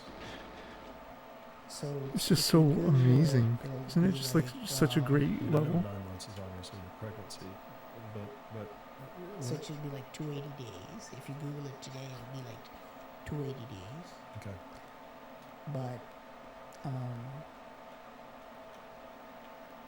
the actual time would be like 9 months, 9 days, Okay. 9 hours, 9 minutes, Oh, really? and 9 seconds. Okay. That's like the full term Huh. of Okay. a day. Oh, are you serious? So it's like I hate this and, game. This game and sucks. this Maybe is I just coming suck. from, like, Maybe I was in Hindu full look down. mysticism. I don't know why I A lot of died. people don't know this, but today the Whatever. it's like approximately 280 days or whatever, but it's actually that term, that 9 months, 9 Yo, days, Sailor Chris, what's up? Hold on, 9 brother. hours. I don't know if I was 9 full minutes look and 9 down. Maybe that's why seconds. I passed away. Incidentally, What's up, Sailor the Chris? How are you, cow, brother? the god, guess how long the calf has to remain in the cow's belly? 9 months, 9 days, 9 hours, 9 seconds, 9 minutes. Yeah. Okay. Did you know that? Oh, for a That's decent like- walk, that's it's nice, called buddy. the Yeah, it was sunny. gestation period, Hungry now? Nice, buddy. Where the baby's formed and it takes that time to fully develop. It's the same for cows and humans. Mm-hmm. And it's like, there may be real scientific reasons behind this. Mm-hmm.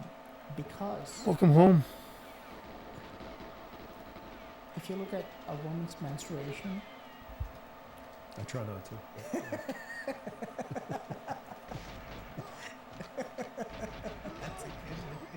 Sorry, keep going, please. hey, let's Google that. No, let's not. Let's not. Stay away from images on this search.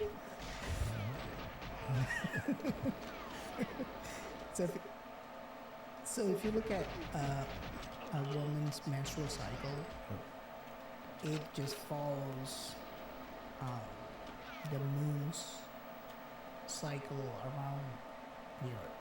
That's what it is. Right, for sure. Yeah. Yeah. It just mimics that exactly. So what the moon does, it just goes around approximately 27 to 28 days, and women follow that. Their menstrual cycle just follows that. And in India, I've seen was when women don't have like a regular This game menstrual sucks. cycle. It's like if it's all over the place, if they suddenly don't get it for like 2-3 months, and if they get it if they get it for like for every 15 days or something like that. So if I look straight down, will I blow myself up with a rocket these launcher women are made on Secret to Agent? sit under the moon Should we try it? every night, I hate this fucking and it game. resolves the issue. Like, why? Like Why did pure that happen? pseudoscience today, right? This is like it's pure pseudoscience today. But someday it'll be proven, I think, because there's a lot of it that we don't understand about the human body and its connection to the moon and the sun. This is shown in marine worms. Like there are certain types of worms that don't reproduce if there's no moonlight. You have to show them the moonlight. It's like saying the nightclubs are nightclubs, right? If you go there during the daytime, there's nobody there, right? Because humans are also just, alive, and there's moon for a reason, and without the moon, you'd become a lunatic, lunatic. So it's like lots of like connections between the sun and the moon. Again, incidentally, the moon is also a god for Hindus. So This the- game, so I hate this we fucking game. understand all those, the connection between the moon, the sun, how our life is connected to it. Do you buy into the moon being a natural formation of some planet that collided with the Earth, and the moon is a product of that collision, or what is or spaceship, or what do you think? What do you think the moon is? How do you think it formed? Nah, I'd like to think so. I'd like to think it's a natural satellite, man. I don't Okay. think somebody. Yeah, you don't think it was flown here? No. Okay. No. Why? Do you? I don't. I'm You're open. just To, a host, I'm man. open to. That's I'm just a host. Yeah. Yeah. I'm open to all possibilities. I'm open to them. You know, I mean, I think if Shiva flew here, you know, I mean, it's maybe not the craziest thing to say. To say that, yeah. Maybe that was the mothership. You know, no, I think that it's a very strange moon. I mean, there's no other moon that we know of that is that's exactly the same size as the sun in the sky. Yeah. It creates these perfect eclipses. It Yes. controls the tides. Yeah. It's density. Come if on, you man. Come from the Earth, its density is completely different. It's way closer and bigger than it would be if it had the same density as the Yes. Earth. I mean, it's almost a perfect circular orbit. It's Yes. I hate this 400 fucking game. times I hate this smaller fucking than the game. sun and 400 times closer than the sun. This is such fucking bullshit. It's, So fucking and stupid. None of the craters go any deeper than 3 kilometers. Oh, really? No matter how big of an impact it was or how small, that's the max that it'll ever go to. So it's almost like it's a hard shell with something with a softer material on the inside. I mean, there's a lot of pseudoscience about that, but everything's pseudoscience to me. Even real science is pseudoscience to me. So I'm open. Well, man. pseudoscience becomes science after 20 years. Yeah, So right, it's good. right. Like, you remember when Facebook started? It was called Face Mash. Yeah. Remember that time? It was yeah, like 2003 or something. And then it became, it was called The Facebook for some time. You Right. remember that I do, time? yeah. Mhm. And then it became Facebook, and then only you had to have a college email to access it. Right. We were posting about UFOs at the time. I was posting about UFOs, and you couldn't even post like a good picture because it was too big. You know, it was like 2 MB. That's too big. You can't post a picture like that. And we would get deleted. We would get banned Yeah. for posting UFOs and UAPs. Just what? 15 years ago? It's pretty fast. It was not only pseudoscience, it was scamming. It was like, we would, at that time, Mark Zuckerberg was just a kid. Right. And we were like, Still we'd be like, kinda let's is. message this guy. Yeah. And like, why are you deleting it? You know, why are you deleting all the pictures and stuff? And It's pretty fast run.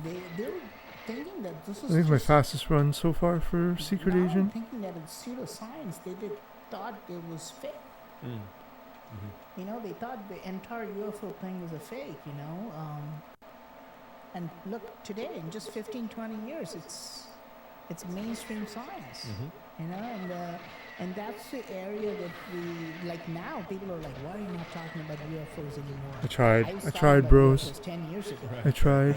But now, what's there to talk about? It's become mainstream science, you know? Like, you guys pick it up. Right. I think that's gonna be my attempt Yeah, for you used to tonight. be a conspiracy Maybe theorist if you said 159 to be UFOs wicked. existed, and now you're a conspiracy Ah, theorist if you we'll say take they it. don't exist, I think it's a PB still. I was a conspiracy theorist when I said UFOs. We're gonna take that one. We're gonna move Yeah. on. Secret The Agent. government's telling us that they exist. I mean, And now it's Yeah. like, and nobody cares. right, nobody cares. Yeah, because you can't change belief overnight. Yeah, and the funny part is all these people who are like 5 years ago or 10 years ago, they were like, all these people who said this is pseudoscience, this is conspiracy, they all like embraced the UFO theory, man. They all like if the government says Thanks, so, brother. then I'm good. Right, exactly. Yeah. as long Orders as from the man. Just keep buying. I mean, it's either the biggest government-created conspiracy ever. Like, I mean, the government would have to be in on this in order for this to be fake at this point. With all of the whistleblowers that have come out, I mean, those would have to be plants from within the government that they're creating people, giving these people these jobs to go on podcasts and go testify in front of Congress. I mean, that's Come on, man. that would be pretty ballsy from a governmental standpoint if that were all fake and made up. So it's interesting. I don't know, open to both Are you possibilities. saying the UFOs don't exist? Me? No, I'm Are not you saying. saying that now? No, right. No, I'm not saying one or the other. What the fuck? This fucking level. It sure seems like it's more likely than not to me, but I know that still most people have probably not gotten there yet. But more and more every day, it seems like. Yeah. I wonder if some people are really Did Elon Musk say that there's no aliens? He used to say that there was, and then he kind of got connected with NASA and through SpaceX. And Bro, then like he's this kinda, fucking level in sucks. the whole topic. Oh, really? Yeah, he's like, I think if This level we really know if fucking it was- sucks. if they Yeah, were, that's what you it know, said, right? Is that yeah. legit? Yeah, but did somebody? One second at a is that time. Thank you, someone brother. telling him what to say? Do you really want to be the first I person to would know? say that here's the thing, right? So it pays to be a conspiracy theorist. It like whatever like. I mean, it's if technically a somebody says PB. something, and then if you say the opposite I'm gonna thing, play it one more time. riles people up. Yeah. Right? It just it just gets you Mhm. aroused. And this is what he's doing, I think, because he was saying there are aliens like 5 years ago. Now it's like, oh, there's no aliens. Nothing to see here, right? Yeah, So it's just going against the. he's just trolling. Yeah, I think he's just Yeah, showing. he's just a giant troll. Yeah. Good man. Well, what did we miss? What else do we? Oh, moving parts. Mm-hmm. Yeah, we're talking about moving parts in temples. All right, cool. Yeah, It's already way faster. Look, come on. If you go to a temple called Varadaraja Perumal Temple, It's Yeah, way you got it faster right. already. right This fucking here- stupid door, bro. I think it's so stupid. Yeah, there you go, you got it. And then you can see the moving parts. You see that? It just looks like regular, nobody knows that these move. Right? It just Right. looks like little columns, Mm-hmm. but they're I moving. hate this fucking shit, dude. And Like, if you go around, you dude. can just Come stop on, it, man. And you can see some of them are missing too. why? Here's an Why old isn't it temple. working? And there are also chains. Why? Yeah, there are lots of moving parts. Like if you see there on top too, these are all moving parts. You can't even reach them, but they've put these moving, like rotating structures there. Some of them have been cemented together now. Some of them you can still see the holes on some of them, showing that, yeah, you can see that there's a hole there. There you go. A lot of weird things. And you can also see, yeah, and you see that? That's made of stone too. That's in India. And that's made of stone too. That's in Mangalore. This game sucks. And that's a rotating pillar. No longer rotates. This is in Channakeshwar Temple. And you can see structures. And here, this one, look. What do you think about that chain? What is it made of? Basalt? Granite. Tough to tell. Granite? Okay. Complete, it's a The stone blue chain khakis guard. that's made of granite. That's the guard blue khakis wants to delete.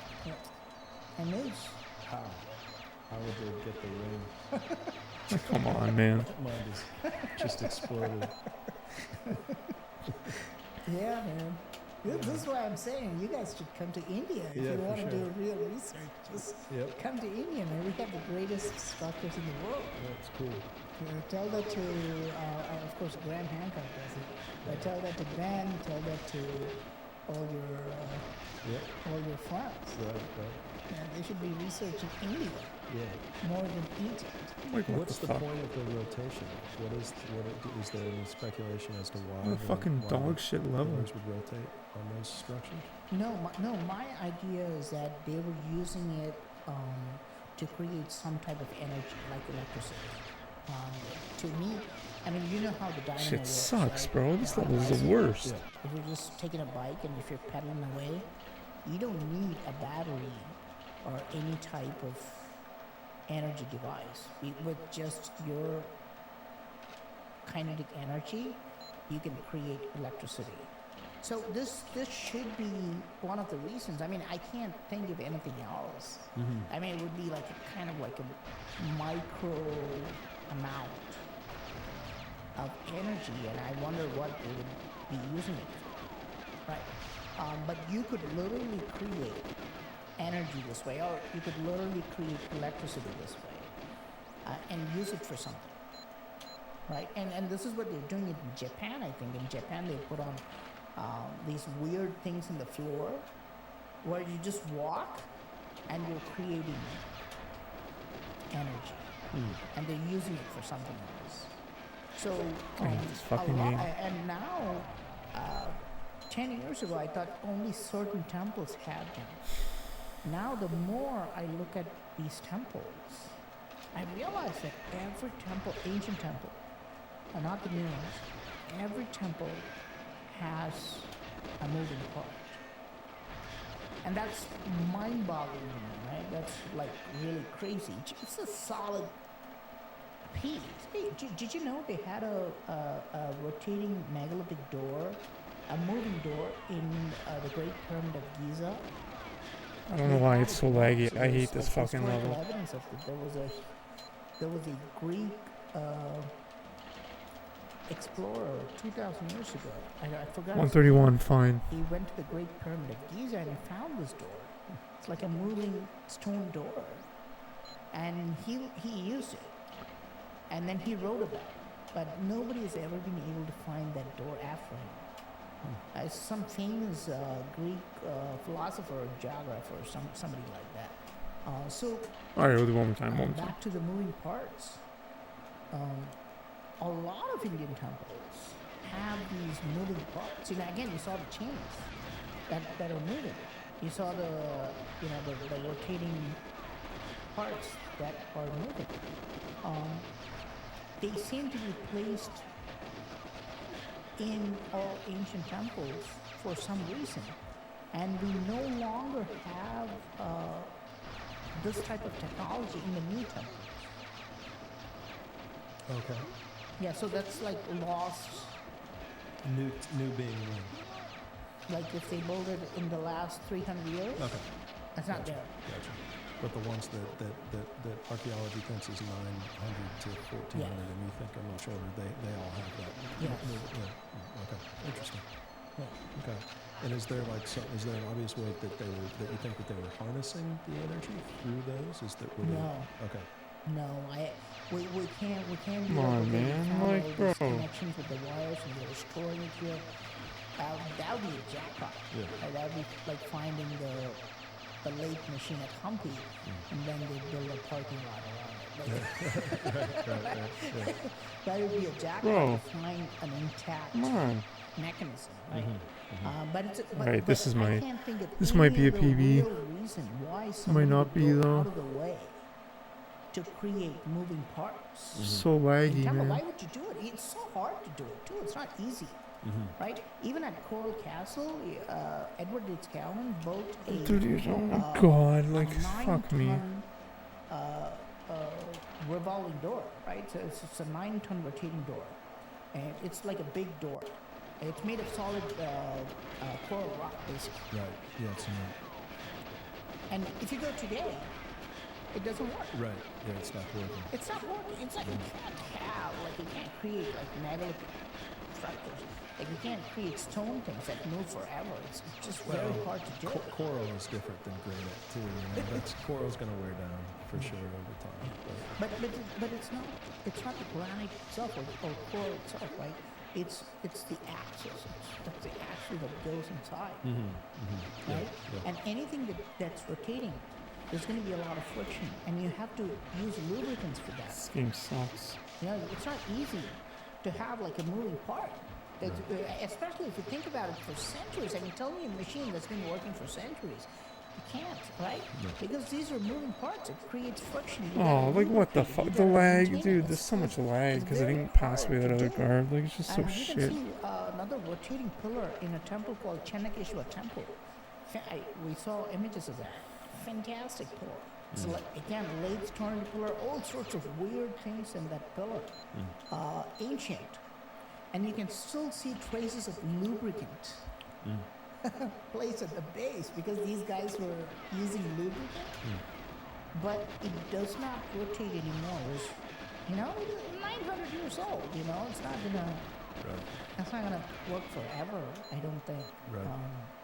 Any evidence from the ancient texts or scriptures about electricity or anything that Shiva would have taught that ancient people regarding electricity? Ancient texts talk a lot about electricity. There's no doubt. There's a word for it. It's called vidyut. There was actually a word for electricity called vidyut in ancient texts, in ancient Indian texts. Again, there's a saint called Agastya who talks about batteries. It's basically talking about a galvanic cell, right? How you can put like certain things together. You can take copper and you can take this metal, and if you put together, you can produce vidyut. You can produce electricity, right? So there's texts like that, very similar to the Baghdad battery, but very almost, I would say, it's a freaky coincidence. Baghdad battery is the same thing, right? So they find this 2,000-year-old jar in Kufu Rajut in Iraq, near Baghdad. Right. They find a big pot, and they find a copper tube and an iron rod that goes in the center. Right, that's it. Right, so, and they found all three together.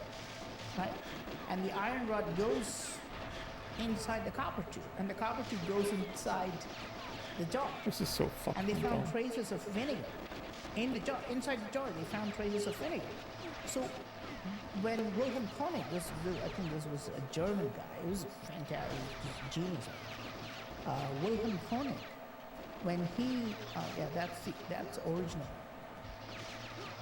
When Wilhelm Koenig, who was the director of the museum in Iraq, I think, at that time, he was the one who put everything together. Let's put the vinegar inside.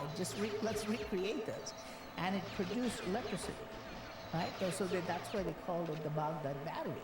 So again, this goes back to how It's did not they any build pace these even. fantastic I'm gonna structures? take my Were they using 131, I think. electricity, or was Giza a power plant type of thing? But you know, on a side note, do you know where the Baghdad battery is now? Probably the British Museum. No. Okay, they stole everything else. No, man, no. Americans, you guys are doing a better job now. Yeah. You guys went to Iraq. Yeah. Remember the weapons of mass destruction? Oh yeah, I remember. They found them? Yeah. Right. Yep. They found those or what? Yeah. Guess where that This Baghdad is battery fucking is today? bullshit. Now, go to Wikipedia and you find it. When the U.S. invaded Iraq, well, We looted the Baghdad battery. they just It's missing. Oh my god. Okay. Wow, that's crazy. That's crazy. So someone stole the Baghdad battery. Someone has it. probably the U.S. government. They probably want to test it. I would Like, say. where the I'd fuck like to did you come from, know, asshole? unless it's with some private collector. You would think 20 years later you would have been able to test it. They're not going to tell us. Yeah. It would be like, oh, I'm going to test it and tell the world. Right. That's not how Right. military works. Right. Right. So, yeah. So it was in Baghdad. What was it, in the museum or something? There? Come on, game. Like, you fucking That's suck. good job, Americans. That's great. Really classy. All right. Come on, Excellent. man. Like, Praveen, what I the have fuck? really enjoyed chatting with you and meeting you over the last What 2 is days. this It's shit, been a dude? lot of fun. I learned a lot. Really cool. I didn't know much Alright, about I don't India wanna and do that the again history for involved there, so to a long hear time, about it so from that's my you last and to hear attempt. your take on it was really, really cool, really fascinating stuff. So I know the audience will enjoy your perspective, and really appreciate you, man. Traveling 24 hours on a plane to get over here just to talk to me, and you got to be jet lagged, so you're doing a tremendous job to even be awake through all of this. So can't thank you enough, and hope to connect with you again in the future.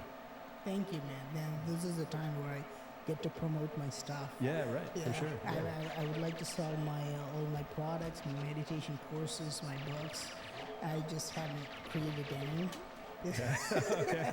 There's nothing, man. I'm literally like, I feel like an idiot because I'm not selling anything. Yeah. I don't have anything to sell, so it really sucks. That's hilarious. But it was great. I mean, I had great fun talking to you, meeting you, and Ryan too. And Joe, you have a fantastic office. Very, very impressed by the culture at Bell's. Fantastic, really. So happy to have come here. And you guys watching us, I hope it was it was good. And do check me out. All I have is like just search Praveen Mohan on social media. You'll find me. I'm not selling anything, but hopefully at least in a year I'll put something together. I feel kind of ashamed. Well, you got great Come on, content on man. your channel, you know, so you've got that Like, to share fuck with you. people. Your YouTube channel is what, 1.9 million or so? It is now 1.9. 1.9 Yeah. million, yeah, Really fantastic. 2 million this year. Yeah. Nice, yeah, that's awesome. And other social media channels? Same, yeah. Praveen Mohan on YouTube, Facebook, Instagram. Not on Twitter, I don't think. Just Google me if you find me. Yeah. Just my name, Praveen Mohan. Yeah, cool. What's up next for you? What are you going to research or dig into next? We have done a lot of traveling. We have to go back to Indonesia. We're going to Thailand. We're just trying to cover the ancient temples in Southeast Asia. I'd like to finish it in the next 4 or 5 years. This is a long process because we got some of the fantastic temples in Southeast Asia.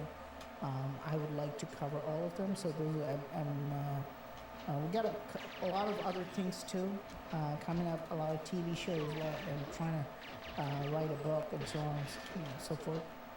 But mostly, I would think I would like to focus on Southeast Asia and the ancient sites there. Really like to document everything because all this stuff that I showed you, the moving parts, the musical pillars, I was the first one to show. So, and today, if you search for them, you'll find a lot. But people don't like to go and find new things. It's easier to just copy. But I would like to actually go and find them because there's a lot of hidden treasure. And to me, that's the real treasure. It's not the gold or the money or whatever. But to me, the real treasure is the technology of ancient people. You know, how they built these fantastic temples. What was their thought process? That's a real treasure, and I would really like to uncover them and discover new things, and just showcase that to people. No way, to come on. The bullshit. general public, for them to be like, wow, these are amazing temples. So now I've planted a seed in your mind about ancient Hindu temples and Buddhist temples in India and Southeast Asia. I'm sure someday, right, it'll grow, and then you'll come and visit. That's all I want. Yeah, cool. Love it, Oh, man. man. Great message. No, like, You're, that's fucking you're doing bullshit. a great job spreading a lot of really cool knowledge. You got your personality's infectious, so, really cool. You're really just great to meet you. Great to spend time with you over the last couple of days. Really enjoyed it, and I know we'll be in touch. And now we're gonna maybe talk a little bit of vases for your channel. So I'm excited about that too. So if you're finishing up No this episode way. on Like, Limitless, what? go over How is to he dying so Daveen's channel and fucking check out the fast? episode on vases. So appreciate your time, brother. Yeah, thanks for having me. Yep, for sure. All right, awesome, man.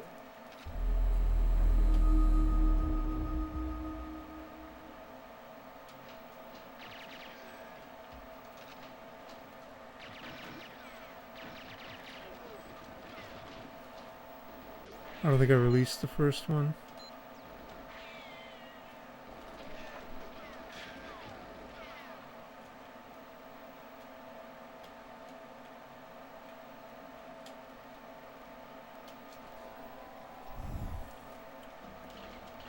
$26, insane.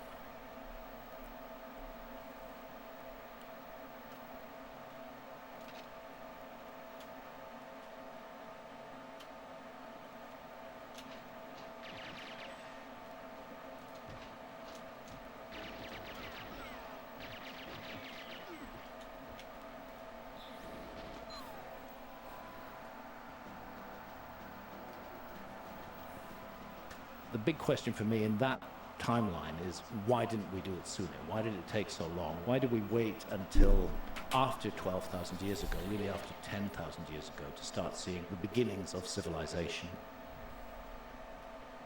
The following is a conversation with Graham Hancock, a journalist and author who for over 30 years has explored the controversial possibility that there existed a lost civilization during the last ice age. Come on, man. And Like, this that it was fucking destroyed strat in is global so shit. cataclysm some 12,000 years ago. He is the presenter of the Netflix documentary series Ancient Apocalypse, the second season of which has just been released. And it's focused on the distant past of the Americas, a topic I recently discussed with the archaeologist Ed Like, fuck Farhart. this. Let me say that Ed represents the kind of You need a tilde, archaeologist, buddy. You need a scholar tilde. I love talking A to. tilde at the start. Extremely knowledgeable, humble, open-minded, and respectful in disagreement. I'll do many more podcasts on history, including ancient history. Our distant past is full of mysteries, and I find it truly exciting to explore those mysteries with people both on the inside A tilde, and the outside of the tilde. mainstream in the various disciplines involved. This is the Lex Friedman Podcast. To support it, please check out our sponsors in the description. And now, dear friends, here's Graham. Come on, what the Hancock. fuck? Let's start with a big foundational idea that you have about human history, that there was an advanced Ice Here we go. Age civilization that came before and perhaps seeded what people now call the six cradles of civilization. I don't know why it took over Mesopotamia, Jake. Egypt, India, China, Andes, and Mesoamerica. So let's talk about this idea that you have. And you at the highest possible level describe it. It would be better to describe it as a foundational sense of puzzlement and incompleteness in the story that we are taught about our past. Oh, if you write the word Paul, Which envisages if you write the word Paul, more or less, it becomes there a have been a few ups VFX. and downs, but more or less So, straightforward don't write the word evolutionary Paul. progress. We start out as hunter-foragers. A VFX trumps. Then we become agriculturalists. Trumps everyone. The hunter-forager phase could go back hundreds of thousands of years. I mean, this is where it's also important to mention that anatomically modern humans were not the only humans. We had Neanderthals from, 400,000 years ago to about 40,000 years ago. They were certainly human because anatomically modern humans interbred with them, and we carry Neanderthal genes. There were the Denisovans, maybe 300,000 to perhaps even as recently as 30,000 years ago. And again, interbreeding took place. They're obviously a human species. So, we've got this background of humans who didn't look quite like us. And then we have anatomically modern humans. And I think the earliest Oh, shit. anatomically modern human skeletal remains are from Jebel Hood in Morocco and date to about 310,000 years ago. So the question is, what were our ancestors doing after that? And I think we can include the Neanderthals and the Denisovans in that general picture. And why did it take so long? This is one of the puzzles, one of the questions that bother me. Why did it take so long when we have creatures who are physically identical to us? We cannot actually weigh and measure their brains, but from the work that's been done on the crania, it looks like they have the same brains as we do, with the same wiring. So if we've been around for 300,000 plus years at least, and if ultimately in our future was the process to create civilization or civilizations, why didn't it happen sooner? Why did it take so long? Why was it such a long time? Even the story of anatomically modern humans has kept on changing. I remember a time when it was said that there hadn't been anatomically modern humans before 50,000 years ago. And then it became 196,000 years ago with the findings in Ethiopia, and then 310,000 years ago. There's a lot of missing pieces in the puzzle there. But the big Oh, they question got for released me the in first that guy. timeline is, why didn't we do it sooner? Why did it take so long? Why did we wait until after 12,000 years ago, really after 10,000 years ago, to start seeing the beginnings, what are selected as the beginnings of civilization in places like Turkey, for example. And then there's a relatively slow process of adopting agriculture, and by 6,000 years ago, we see ancient Sumer emerging as a civilization.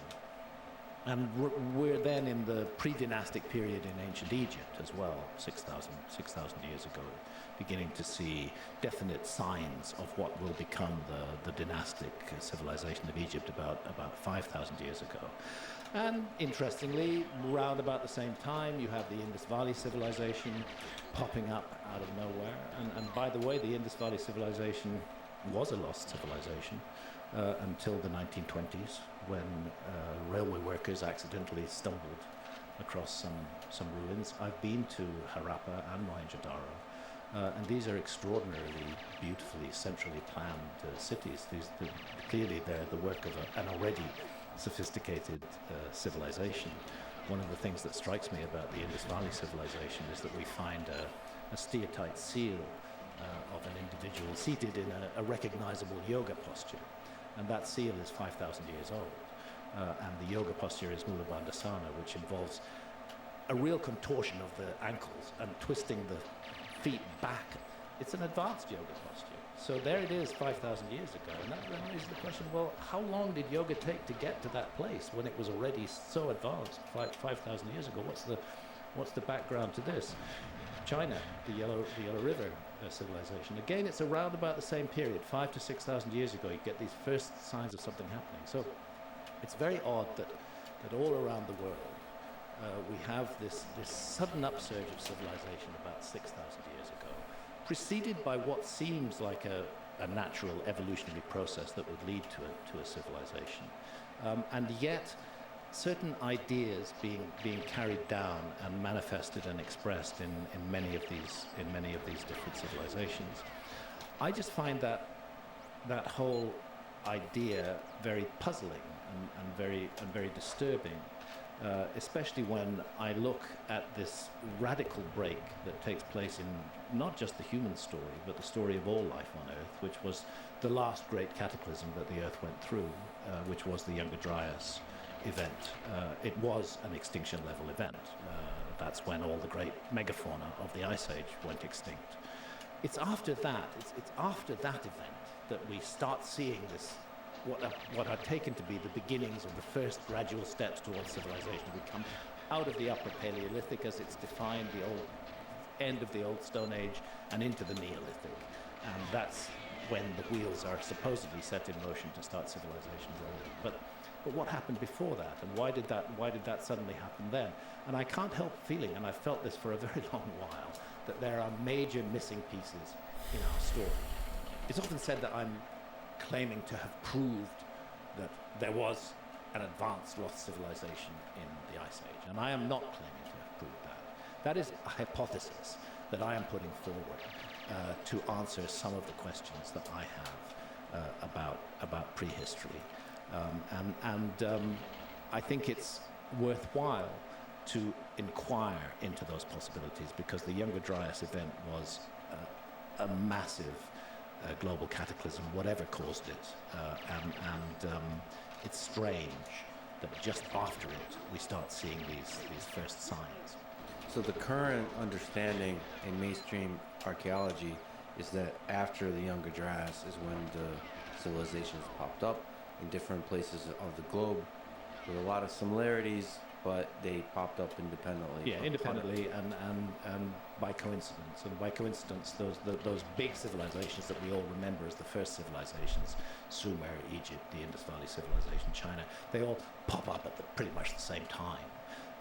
That is the mainstream view. And they don't just pop up, they kind of build up gradually. First there's some settlement. Oh, definitely, yes. And then there's different dynamics of how they build up, and the role of agriculture in that is also non-obvious, but it's just there's first a kind of settlement, a stabilization of where the people are living, then they start using agriculture, oh my God, start please. urban centers and that kind Please. of stuff. It seems like an entirely reasonable No. everything about that makes sense. There is no doubt that we're seeing evolutionary progress, social evolution taking place in those thousands of years before Sumer emerges. But what's happening now, really, I spent much of the 90s and the late 1980s investigating this issue of the lost civilization. I wrote a series of books about it.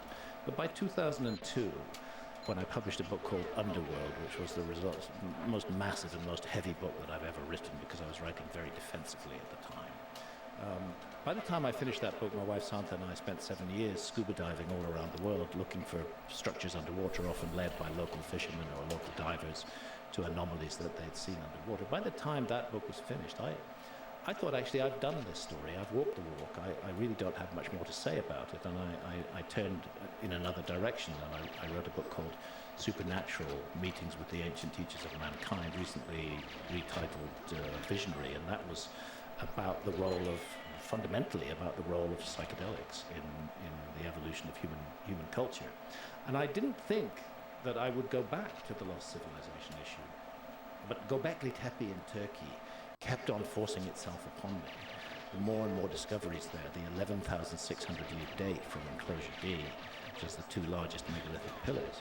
And I reached a point where I realized I have to get back in. I have to get back in the water, and I have to investigate this again. And Göbekli Tepe was a game changer, but I think it's a game changer for everything, because Göbekli Tepe, the extraordinary nature of it, we're looking at a major megalithic site, which is at least 5,500 years older than, say, Gigantea in Malta, which was previously considered to be the oldest megalithic site in the world.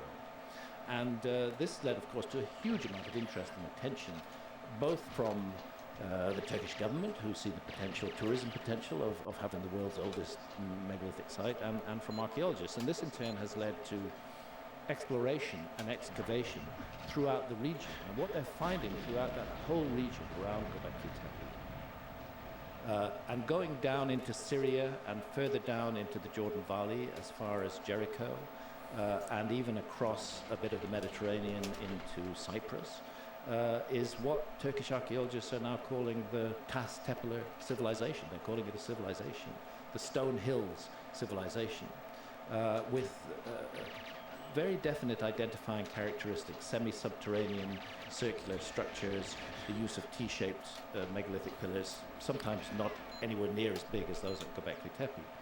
It's clear that Göbekli Tepe now was not the beginning of this process. It was actually, in a way, the end of this process. It was the summation of everything that Stone Hills civilization had achieved. But what is becoming clear is that this is a period before the foundation of Göbekli Tepe. As far as we know, that date of 11,600 years ago is the oldest date for Göbekli Tepe. But of course, there's a lot of Göbekli Tepe still underground, so we can't say for sure that that's the oldest, but it's the oldest so far excavated.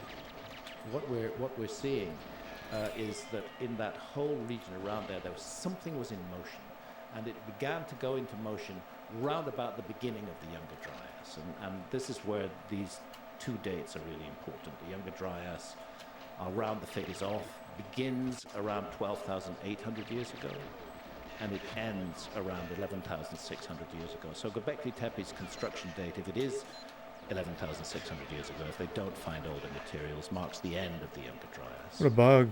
But the beginning of the Younger Dryas, we're already seeing the stirrings of the kind of culture that manifests in full form at Göbekli Tepe. 26, and yeah. After the construction 26 of Göbekli Tepe, in piece. fact, even during the That's construction progress. of Göbekli Tepe, we see agriculture beginning to be adopted. The people who created Göbekli Tepe were all hunter foragers at the beginning.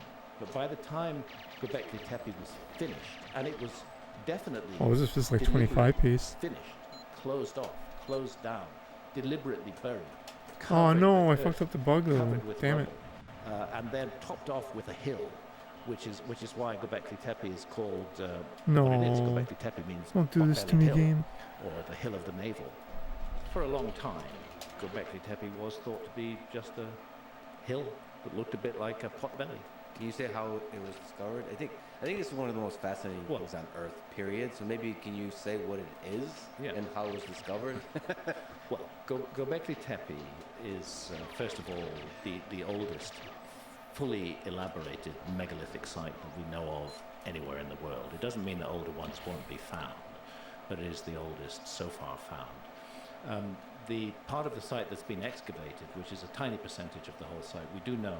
My first visit to Göbekli Tepe was in 2013, and Dr. Klaus Schmidt, the late Dr. Klaus Schmidt, who died a year later, was very generous to me and showed me around the site for over a period of 3 days. And he explained to me that they've already used ground-penetrating radar on the site, and they know that there's much more Göbekli Tepe still underground. So anything is possible in terms of the dating of Göbekli Tepe. But what we have at the moment is a series of almost circular but not quite circular enclosures, which are walled with relatively small stones, and then inside them you have pairs of megalithic pillars.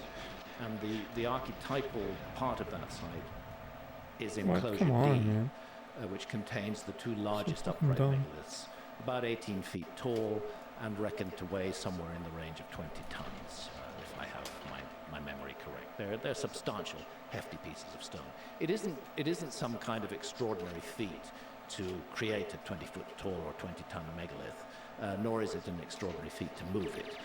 There's nothing magical or really weird about that. Human beings can do that and always have. Besides, the quarry for the megaliths is right there. It's within 200 meters of the main enclosure. So that's not a mystery. But the mystery is why suddenly this new form of architecture, this massive megalithic pillars appear. And the pillars, one of the things that interests me about the pillars is their alignment, and there is good work that's been done which suggests that enclosure D aligns to the rising of the star Sirius, and the rising points of the star Sirius appear to be mapped by the other enclosures, which are all oriented in slightly different directions. It was the work entirely of hunter-foragers, but by the time Göbekli Tepe was completed, agriculture was being introduced and was taking place there. Now, you asked how Göbekli Tepe was found. The answer to that is that there was a survey of that pot-bellied hill in the 1960s by some American archaeologists, and they were absolutely looking for Stone Age material, for material from the Paleolithic. And they had found some Paleolithic flints, upper Paleolithic flints around there, so it looked like a good place to look. But then they noticed, sticking out of the side of the hill, some very finely cut stone, bits of very large and very finely cut stone. And looking at that, the workmanship was so good that those archaeologists... This is it. This is the run. I can feel it. I can feel it, bro. And they For thought they were elusive, looking at perhaps some I can totally feel this is the run. remains. And they abandoned the site. This is it, brother. And never looked at it further. And it wasn't until the German Archaeological Institute got involved, and particularly Klaus It's not Schmidt, it. who I think was a genius, had real insight into this, and started to dig at Göbekli Tepe, that they realized what they'd found, that they'd found potentially the oldest megalithic site in the world. And they'd found it at a place where agriculture, according to the established historical timeline, that's where agriculture, at any rate in Europe and Western Asia, begins. It begins in Anatolia, in Turkey, and then it gradually disseminates westward from there. And yet the understanding is it was created by hunter-gatherers. It was created by hunter-gatherers. There was no agriculture 11,600 years ago in Göbekli Tepe. But by the time Göbekli Tepe was decommissioned, and I use that word deliberately, was closed down and buried, agriculture was all around it. And this was agriculture of people who knew how to cultivate lands. Do we have an understanding when it was turned into if I could say, a time capsule? So protected by Come on, man. mound around it.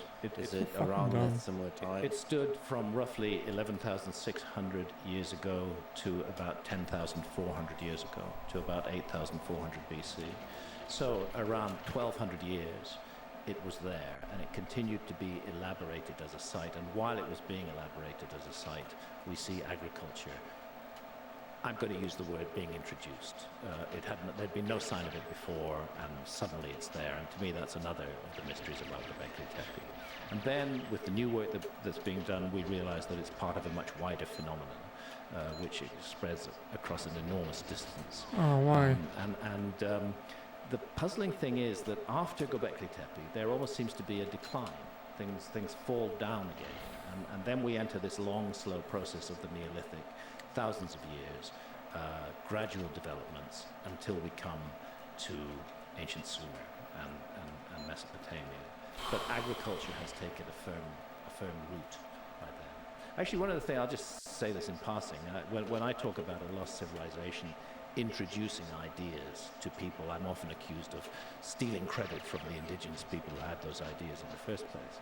So I do find it slightly hypocritical that archaeology fully accepts that the idea of agriculture was introduced to Western Europe from Turkey.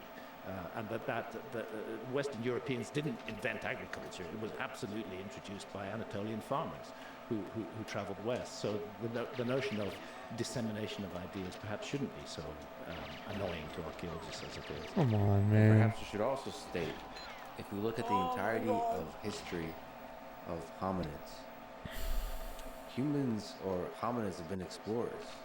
I didn't even know this when I was preparing for this. Yeah. Looking at Homo erectus. Yeah. 1.9 million years ago. Absolutely. Almost right away, they spread out through the whole world.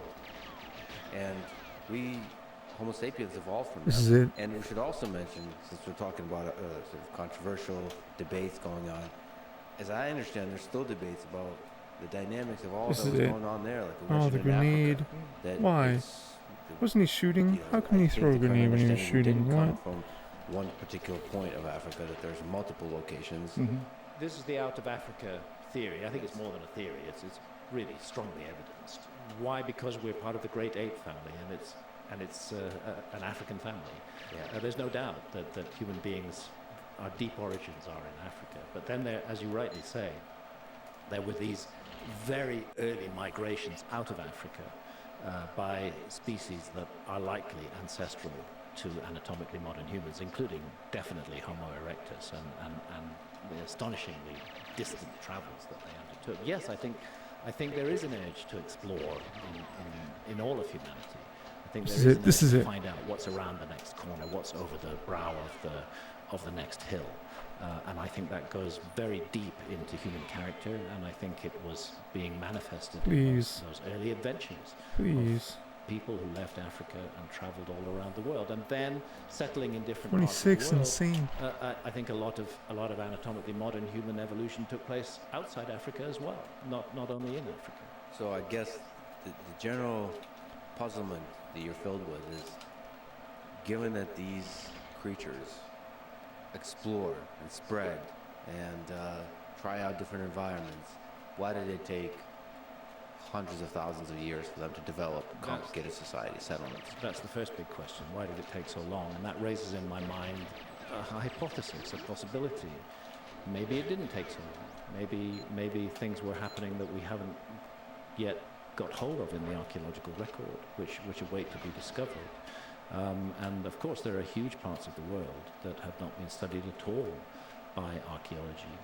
But the fact that huge parts of the world have not been studied at all by archaeology is not on its own enough to suggest that we're missing a chapter in the human story.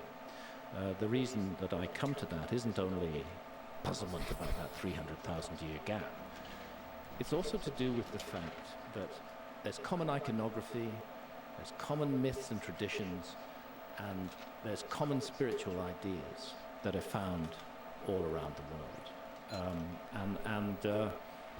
They're found amongst cultures that are geographically distant from one another, and that are also distant from one another in time. They don't necessarily occur at the same time. And this is where I think that archaeology is perhaps desperately needing a history of ideas as well as just a history of things. Because an idea can manifest again and again throughout the human story. So there are particular issues. For example, the notion of the afterlife destiny of the soul. What happens to us when we die? And believe me, when you reach my age, that's something you do think about. What happens? I used to feel immortal when I was in my 40s, but now that I'm 74, I definitely know that I'm not. Well, it would be natural for human beings all around the world to have that same feeling, that same idea. But why would they all decide that what happens to the soul after death is that it makes a leap to the heavens, to the Milky Way, that it makes a journey along the Milky Way, that there it is confronted by challenges, by monsters, by closed gates. The course of the life that person has lived will determine their destiny in that afterlife journey. And this idea, the path of souls, the Milky Way is called the path of souls. very strongly found in the Americas, right from South America through Mexico, through Insane. into North America, but it's also found in ancient Egypt, in ancient India, in ancient Mesopotamia. The same idea, and I don't feel that can be a coincidence. I feel that what we're looking at is an inheritance of an idea, a legacy that's been passed down from a remote common source to cultures all around the world, and then has taken on a life of its own within those cultures. So the remote common source would explain both the similarities Fast and death. Come on, baby. Let's go. This is it. in the expression of these ideas. The other thing, very puzzling thing, is the sequence of numbers that are a result of the precession of the equinoxes. At least I think that's the best theory to explain them. 26? Holy I shit. think it's important to pay tribute to the work of Giorgio de Santillana and Hertha von Deschend. Giorgio de Santillana was professor of history of science actually at MIT, where you're based, back in the 60s. And Hertha von Deschend was professor of the history of science at Frankfurt University. And they wrote an immense book in the 1960s called Hamlet's Mill. And Hamlet's Mill differs very strongly from established opinion on the issue of the phenomenon of precession, and I'll explain what precession is in a moment. Generally, it's held that it was the Greeks who discovered the precession, and the dating on that is put back not very far, maybe 2,300 years ago or so. Santillana and von Deschend are pointing out that knowledge of precession is much, much older than that, thousands of years older than that, and they do actually trace it, I think I'm quoting them pretty much correctly, to some almost unbelievable ancestor civilization. Reading that book was one of the several reasons that I got into this mystery in the first place. Okay, now, the precession of the equinoxes, to give it its full name, results from the fact that our planet is the viewing platform from which we observe the stars. And our planet, of course, is rotating on its own axis at roughly 1,000 miles an hour at the equator. But what's less obvious is that it's also wobbling on its axis. And so if you imagine the extended north pole of the Earth pointing up at the sky, in our time, it's pointing at the star Polaris, and that is our pole star. But Polaris has not always been the pole star, precisely because of this wobble on the axis of the Earth.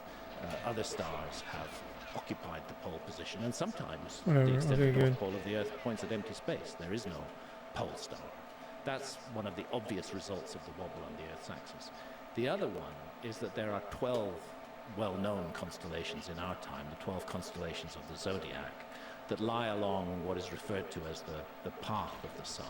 The Earth is orbiting the sun, and we are seeing what's behind it, what's in direct line with the sun in our view. And the zodiacal constellations all lie along the path of the sun. So at different times of the year, the sun will rise against the background of a particular zodiacal constellation. Today we live in the age of Pisces. And it's definitely not an accident that the early Christians used the fish as their symbol. This is another area where I differ from archaeology. I think the constellations of the zodiac were recognized as such much earlier than we suppose. Anyway, to get to the point, the key marker of the year, certainly in the northern hemisphere, was the spring equinox. The question was, what constellation is rising behind the sun? What constellation is housing the sun at dawn on the spring equinox? Right now it's Pisces. In another 150 years or so, it'll be Aquarius. We do live in the dawning of the age of Aquarius.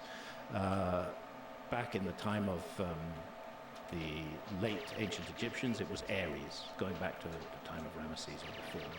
Before that, it was Taurus, and so on and so forth. It's backwards through the zodiac until 12,500 years ago, you come to the age of Leo, when the constellation of Leo houses the sun on the spring equinox.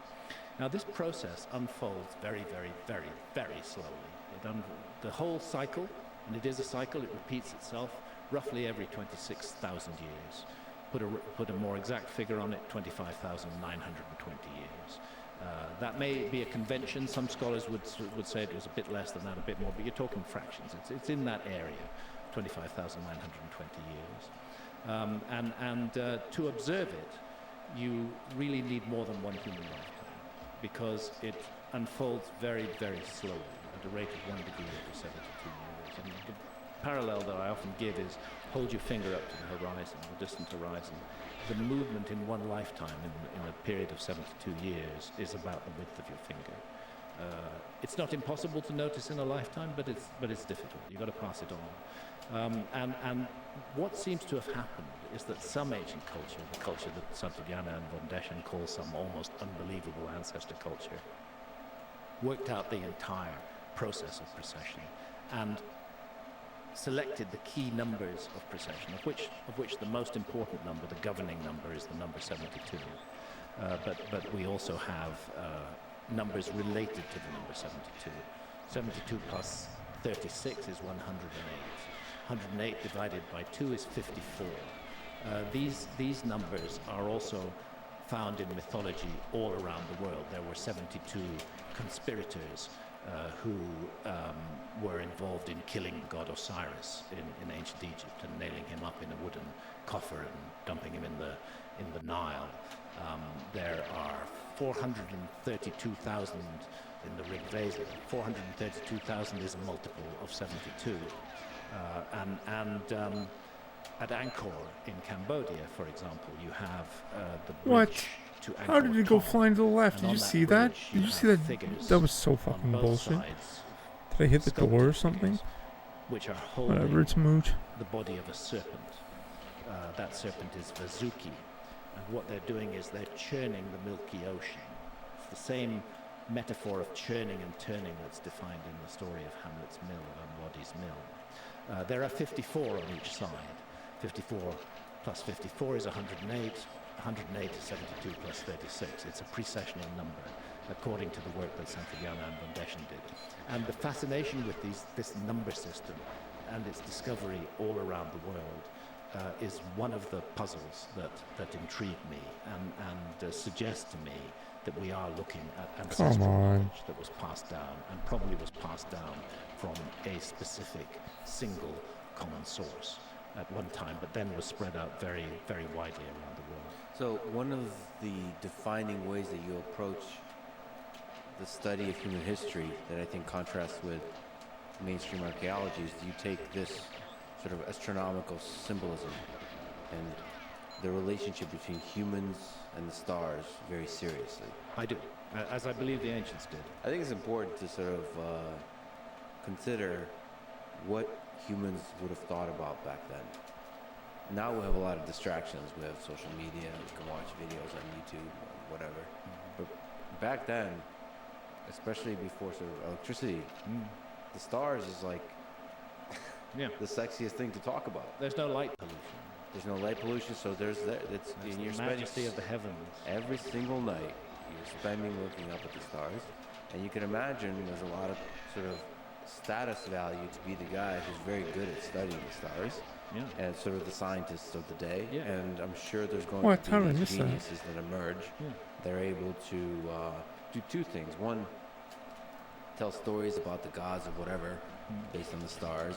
And then also, as we'll probably talk about, use the stars practically for navigation, for example. Oh, yeah. So, like, it makes sense that the stars had primal importance for the ideas of the times, for status, for religious explorations. It was an ever-present reality. Yes. And it was bright, and it was brilliant, and it was full of lights. It's inconceivable that the ancients would not have paid attention to it. It was an overwhelming presence, and that's one of the reasons why I'm really confident that the constellations that we now recognize as the constellations of the zodiac were recognized much earlier, because it's hard to miss when you pay attention to the sky that the sun, over the course of the solar year, is month by month rising against the background of different constellations. And then there's a much longer process, the process of precession, which takes that journey backwards, and where we have a period of 2,160 years for each sign of the zodiac. I think it would have been hard for the ancients to have missed that. They might not have identified the constellations in exactly the same way we do today. That may well be a Babylonian or Greek convention, but that the constellations were there I think was very clear, that they were special constellations, unlike other ones higher up in the sky, which were not on the path of the sun, that people paid attention to. Well, but detecting the precession of the equinox is hard because especially they don't have any writing systems, they don't have any mathematical systems, so everything is told through words. Yeah, they have. Let's not underestimate oral traditions. The oral traditions. That's something we've lost in our culture today. One of the things that happens with the written word is that you gradually lose your memory. Actually, there's a nice story from ancient Egypt about the god Thoth, the god of wisdom, who is very proud of himself because he has invented writing. Look at this gift, he says to a mythical pharaoh of that time. Look at the gift that I am giving humanity, writing. This is a wonderful thing. It'll enable you to preserve so much that you would otherwise lose. And the pharaoh in this story replies to him, no, you have not given us a wonderful gift. You have destroyed the art of memory. We will forget everything. Words will roam free around the world, not accompanied by any wise advice to set them into context. And actually that's a very interesting point. And we do know that cultures that still do have oral traditions are able to preserve information for very long periods of time. One thing I think is clear in any time, in any period of history, is human beings love stories. Thanks for still being here, Elusive Boost. I don't know how long I'm going to do this for. I've never done this. So I don't know how rare an A complete is on like a 27 pacer. So carefully done that actually it doesn't matter whether the storyteller knows that they're passing It's on flat information wrong. or not. The story itself is the vehicle, and as long as it's repeated faithfully, the information contained within it will be passed on. And I do think this is part of the story of the. This is fun though. It's a fun level. So that's one of the reasons. Now that I'm like used to it a little bit. Seriously. I take them very seriously, and the other Quick pause. many reasons, but I can't help being deeply impressed and deeply puzzled by the worldwide tradition of a global cataclysm within human memory. I mean, we know scientifically that there have been many cataclysms in the past, going back millions of years. I mean, the best known one, of course, is the KPG event, as it's now called, that made the dinosaurs extinct 65 million or 66 million years ago. But has there been such a cataclysm in the lifetime of the human species? Yeah, the Mount Toba eruption about 70,000 years ago was pretty bad. But a global cataclysm, the Younger Dryas, really ticks all the boxes as a worldwide disaster, which definitely involved sea level rise, both at the beginning and at the end of the Younger Dryas. It definitely involved the swallowing up of lands that previously had been above water. And I think it's an excellent candidate for this worldwide tradition of a global cataclysm, of which one of, but not the only, distinguishing characteristics was a flood, an enormous flood, and the submergence of lands that had previously been above water, underwater. The fact that this story is found all around the world suggests to me that the archaeological explanation is, look, people suffer local floods all the time. And, I mean, as we're talking, there's flooding in Florida. But I don't think anybody in Florida is going to make the mistake of believing that it's a global flood. They know it's local. But that's the argument largely of archaeology dealing with the flood myths, or that some local population experienced a nasty local flooding event, and they decided to say that it affected the whole world. I'm not persuaded by that, particularly since we know there was a nasty epoch, the Younger Dryas, when flooding did occur and when the Earth was subjected to events cataclysmic enough to extinguish entirely the megafauna of the ice age. So there's the Younger Dryas impact hypothesis that provides an explanation of what happened during this period that resulted in such rapid environmental change. So can you explain this hypothesis? Yes. The Younger Dryas impact hypothesis, YDIH for short, is not a lunatic fringe theory, as its opponents often attempt to write it off. It's the work of more than 60 major scientists working across many different disciplines, including archaeology and including oceanography as well. They are collectively puzzled by Oh, the Nade, sudden no. onset It's of the over. Younger Dryas, and by the fact that it is accompanied 12,800 years ago by a distinct layer in the earth. You can see it most clearly at Murray Springs in Arizona, for example. You can see it's about the width of a human hand, and there's a draw there that's been cut by flash flooding at some time, and that draw has revealed the sides of the draw, and you can see the cross section. And in the cross-section is this distinct dark layer that runs through the earth.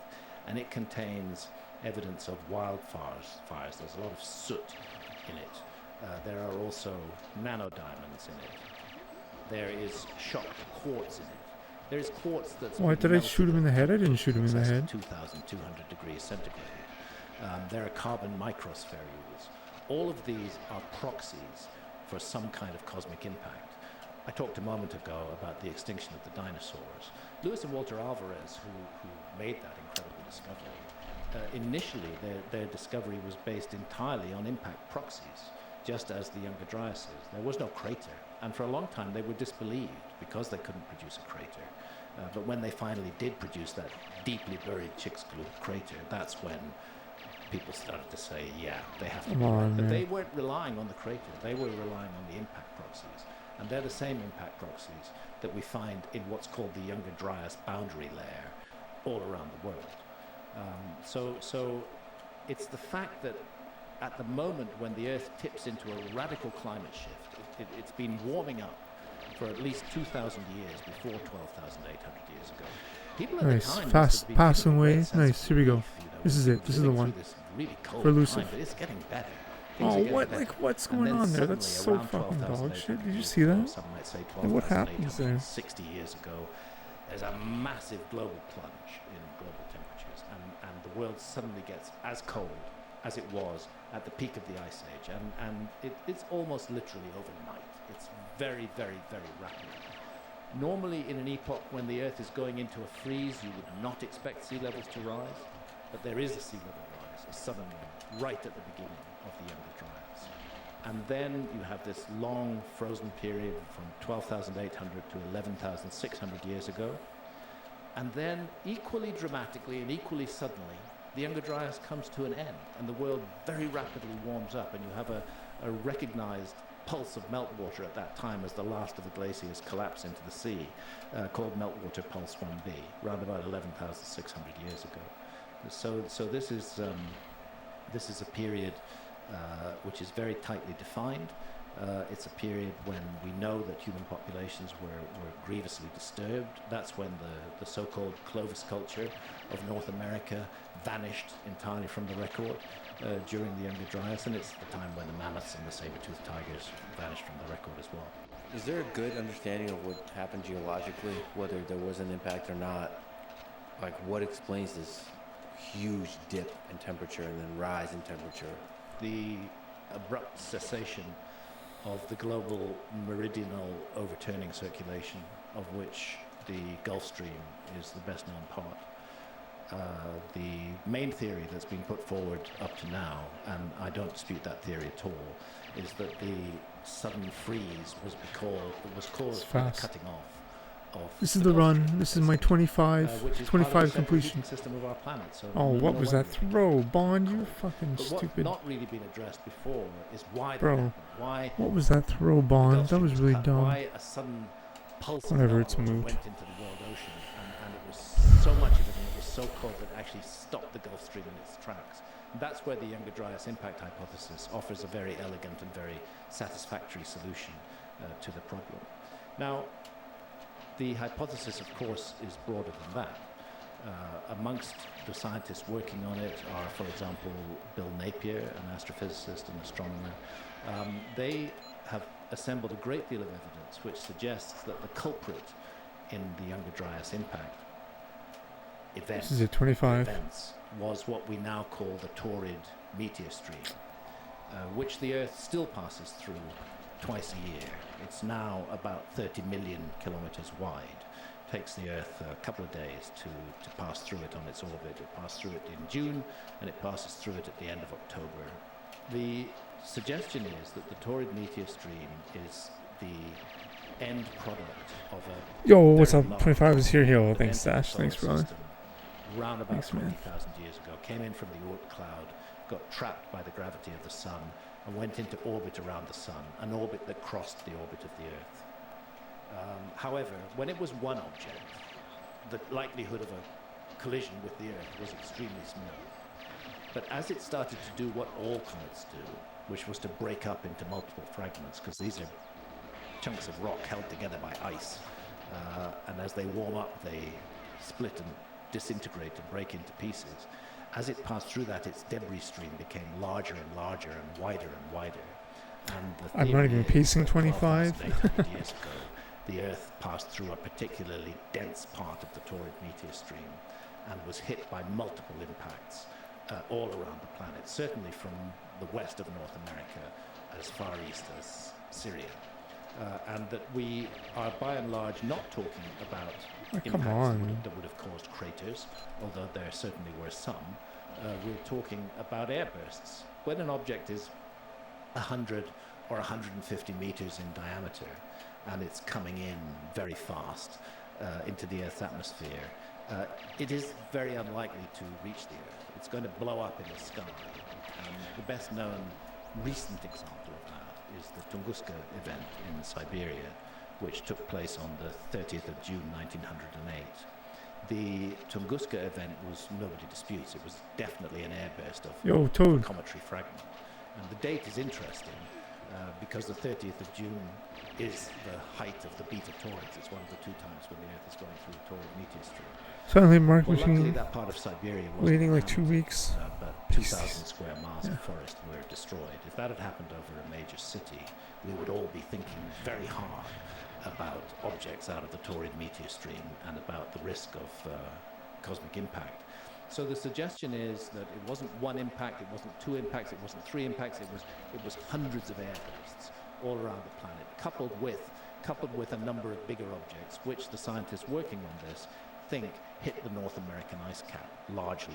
Some of them may also have hit the Northern European ice cap, resulting in that sudden, otherwise unexplained flood of meltwater that went into the world ocean and caused the cooling that then took place. But this was a disaster for life all over the planet. And it's interesting that one of the sites where they find the Younger Dryas boundary and where they find overwhelming evidence of an airburst and where they find all the shock cores, It has crushed my soul. the nanodiamonds, the trinitite, and so on and so forth. All of those impact proxies are found at Abu Huraira.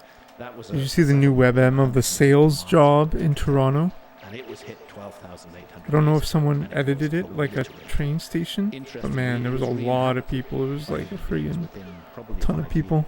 But it was Anything crazy. obliterated at that time. I'm already playing GoldenEye. It's difficult That's to pretty imagine crazy. that the people who lived No. in that area would not have been very impressed by what they saw happening, by these massive explosions in the sky and the obliteration of Abu Huraira. Now, this is a theory. The Younger Dryas impact, it's a hypothesis, actually. It's not even a theory. A theory is, I think, considered a higher level than a hypothesis. What's that? I can't That's why it's the remember what I Younger said. Dryas impact hypothesis. And of Oh, course, it has many yeah, opponents, and there are many who disagree with it. And there have been a series of someone posted a new papers that have been published. job lineup for people in debunking Toronto. Yeah, the Younger Dryas impact hypothesis. people One of waiting them in was line for a job. 2011. It was called It said a sales job. I don't know what that means. Impact hypothesis, and there's one just been published a few months ago or a year ago. It's a huge ass lineup. A complete refutation of the Younger Dryas impact hypothesis, something like that, some lengthy title. So it's a hypothesis that has its opponents, and even within those of us who are looking at the alternative side of history, there are different points of view.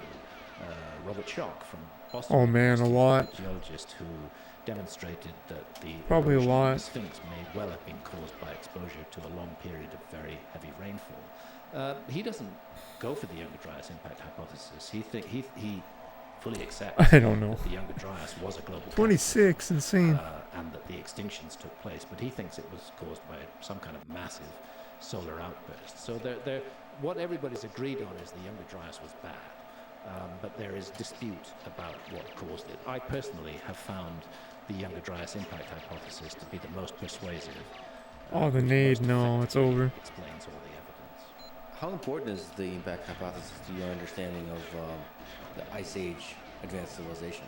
So is it possible to have another explanation for environmental factors that could have erased most of an advanced civilization during this period?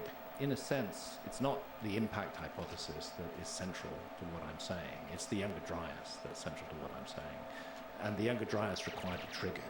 Something caused it. I think the Younger Dryas impact hypothesis, the notion that we're looking at a debris stream of a fragmenting comet, and we can still see that debris stream because it's still up there, and we still pass through it twice a year, is the best explanation. But I don't mind other explanations. It's good that there are other explanations. The Younger Dryas is a big mystery, and it's not a mystery that's been solved yet. And that word advanced civilization, I don't know, my dude. this is another word that Sorry, buddy. that is easily misunderstood. And I've tried to make clear many, many times that when we consider the possibility of something like a civilization in the past, we shouldn't imagine that it's us, that it's something like us. We should expect it to be completely different from us, but that it would have achieved certain things. So amongst the clues that intrigue me are those precessional numbers that are found all around the world, and are a category of ancient maps called portolanos, which suddenly started to appear just after the crusade that entered Constantinople and sacked Constantinople. The portolanos suddenly start to appear.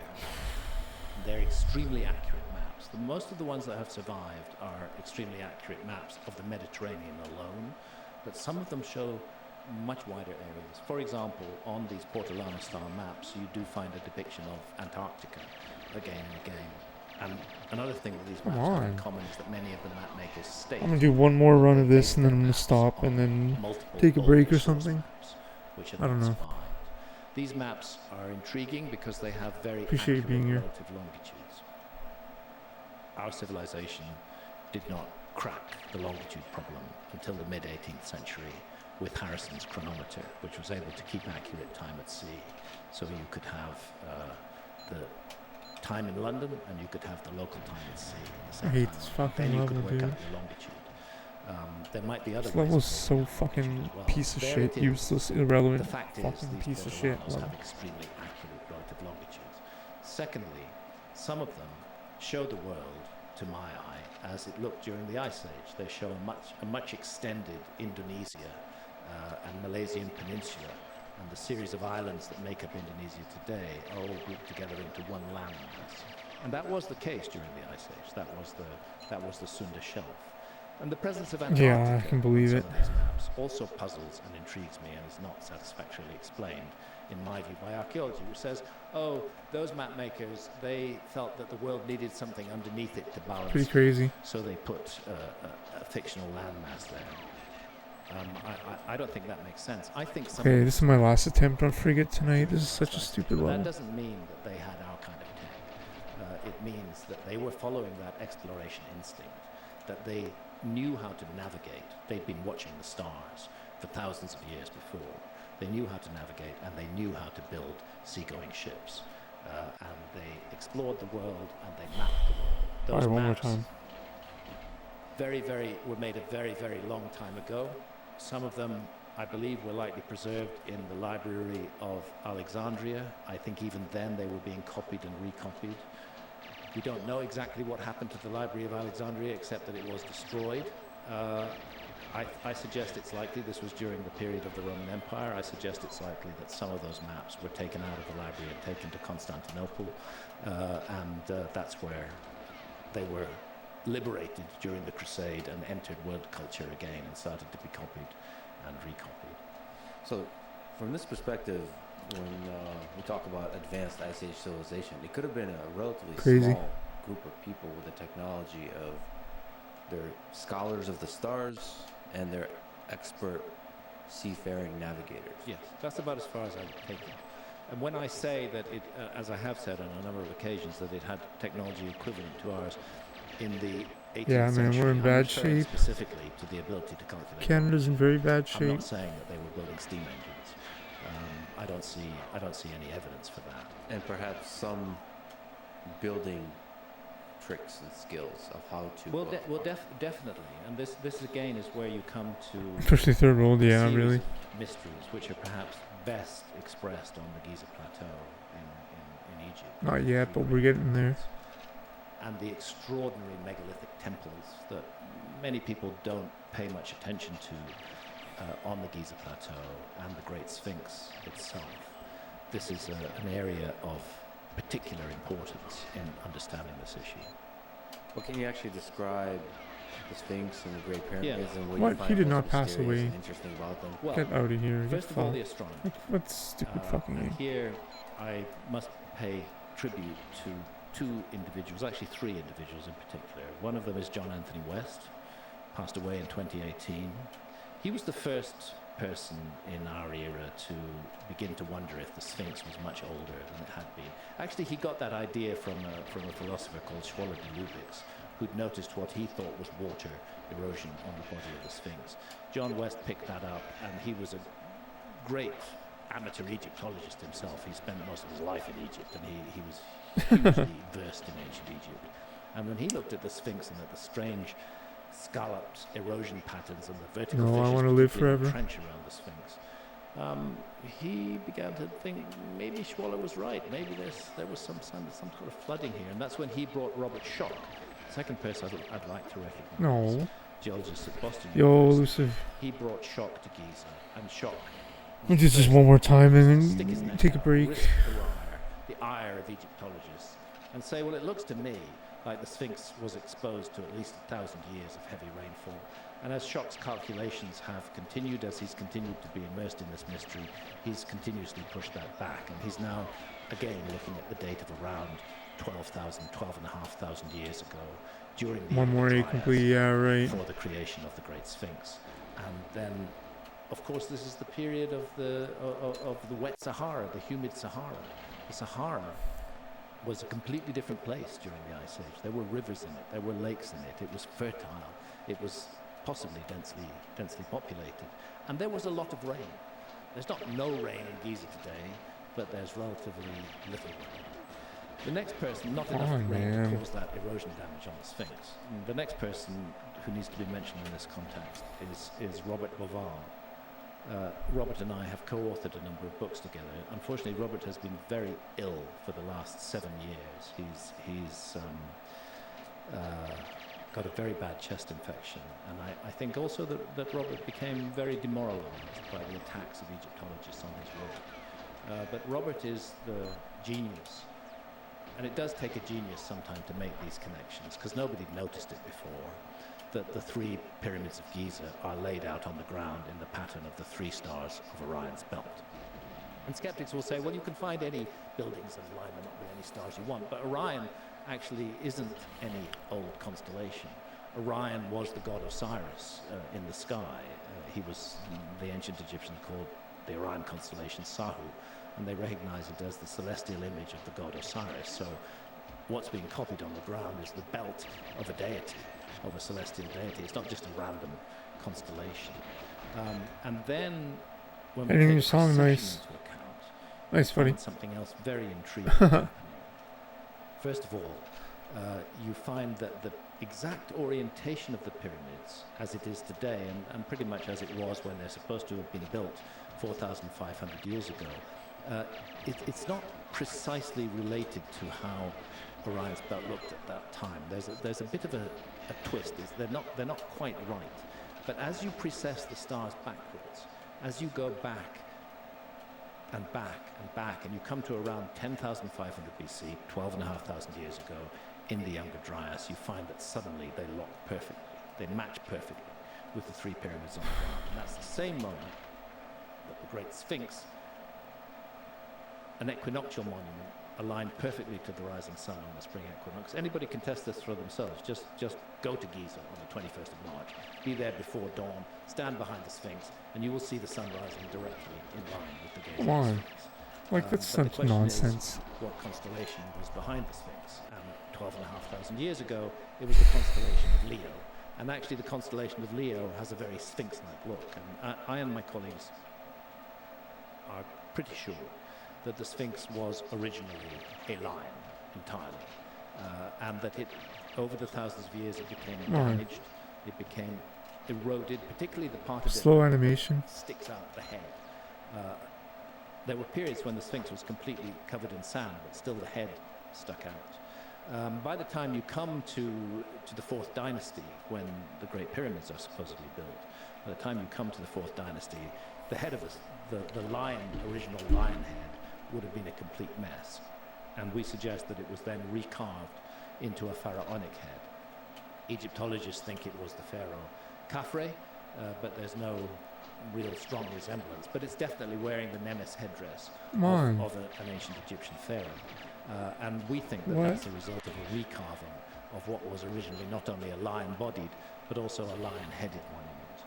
It wouldn't make sense if you create an equinoctial marker in the time of Khafre, 4,500 years ago, and the Sphinx is an equinoctial marker. It's 270 feet long and 70 feet high, and it's looking directly at the rising sun on the equinox. If you create it then, Can't believe I didn't pass away that guard or you'd be more likely the to hostage. bull, because that was the age of Taurus, when the constellation of Taurus housed the sun on the spring equinox. So why is it a lion? And again, we think that's because of that observation of the skies and putting on the ground, as above, so below, putting on the ground an image of the sky at a particular time. Now, the fact that the Giza Plateau, it's a fact, of course, that Egyptologists completely dispute, but the fact that the principal monuments of the Giza Plateau, the three Great Pyramids and the Great Sphinx, all lock astronomically on the date of around 10,500 BC, to me is most unlikely to be an accident. And actually, if you look at computer software at the sky at that time, you'll see that the Milky Way is very prominent and seems to be mirrored on the ground by the River Nile. I suggest that may be one of the reasons amongst many why Giza was chosen as the site for this very special place. So the point I want to make is that an astronomical design on the ground, which memorializes a very ancient date, does not have to have been done 12,500 years ago. If from the ancient Egyptian point of view, you're there 4,500 years ago, and there's a time 8,000 years before that, which is very, very, very important to you.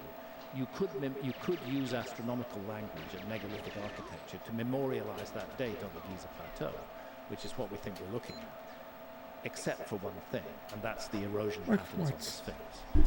And we're pretty sure that the Sphinx, at least, does date back to 12,500 years ago. And with it, the megalithic temples, the so-called Valley Temple, which stands just to the east and just to the south of the Sphinx, and the Sphinx Temple, which stands directly in front of the Sphinx. The Sphinx Temple has largely been destroyed, but the Valley Temple, attributed to Khafre on no good grounds whatsoever, is a huge megalithic construction with blocks of limestone that weigh up to 100 tons each.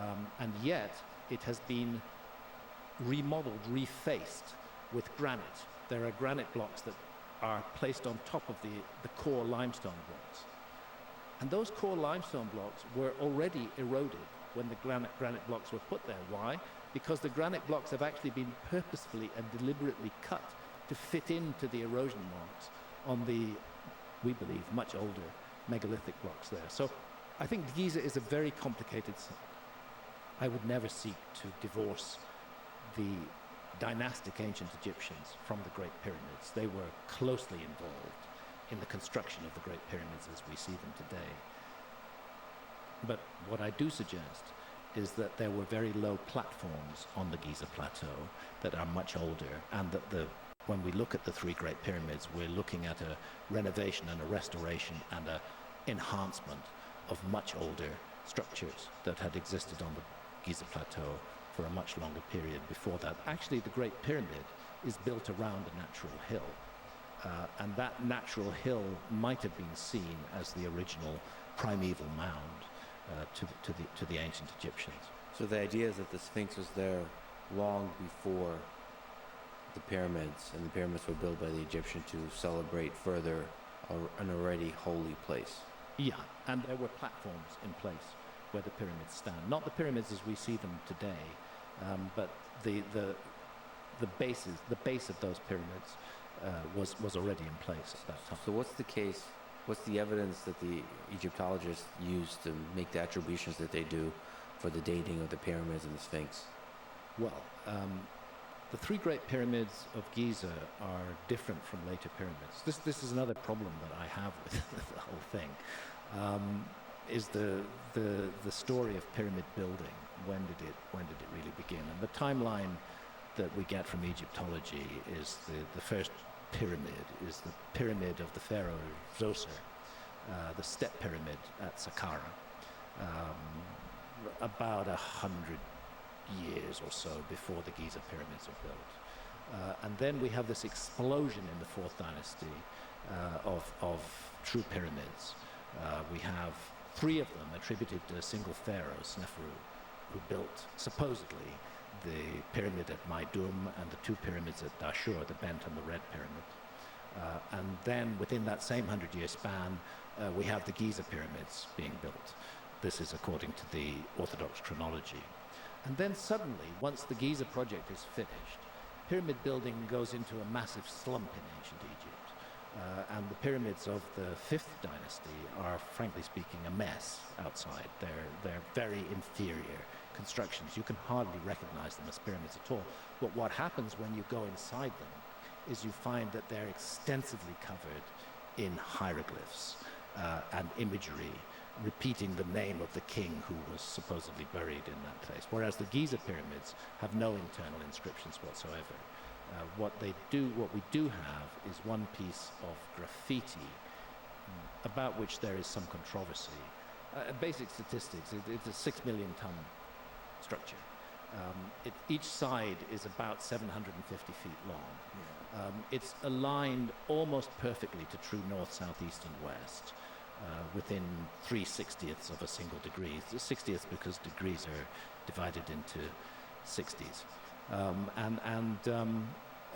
It's the precision of the orientation and the absolute massive size of the thing, plus its very complicated internal passageways that are involved in it. You know, in the 9th century, the Great Pyramid still had its facing stones in place, but there was an Arab caliph, Caliph al-Mamun, who had already realized. You want to that say other time? No pyramids more did have their messing around. No entrances more fooling in around. place. Nobody knew where the I'll read entrances your were. messages in a minute, brother. He figured there's an entrance to this thing. LOL. It's going to be in the north face. 5 takes this day. So he put together a team of Oh, workers. sorry, but that's okay. They Dude, went in with sledgehammers and they started is smashing squaring- where they thought would be the entrance. Mercury squaring They Saturn today. cut their way into the So, like, for a communication distance of maybe 100 feet. is And like then fucked. the hammering that they did dislodged something. They heard a little Saturn's bit all further about away like something big fall. hard They lessons, realized there was a cavity there. and Mercury's all about communication, that direction. And then they joined the internal and the passage square is all about system tension. of the Great Pyramid. So today there's a lot of Descending and tension ascending corridors. in You communication go up the ascending with corridor, hard every lessons.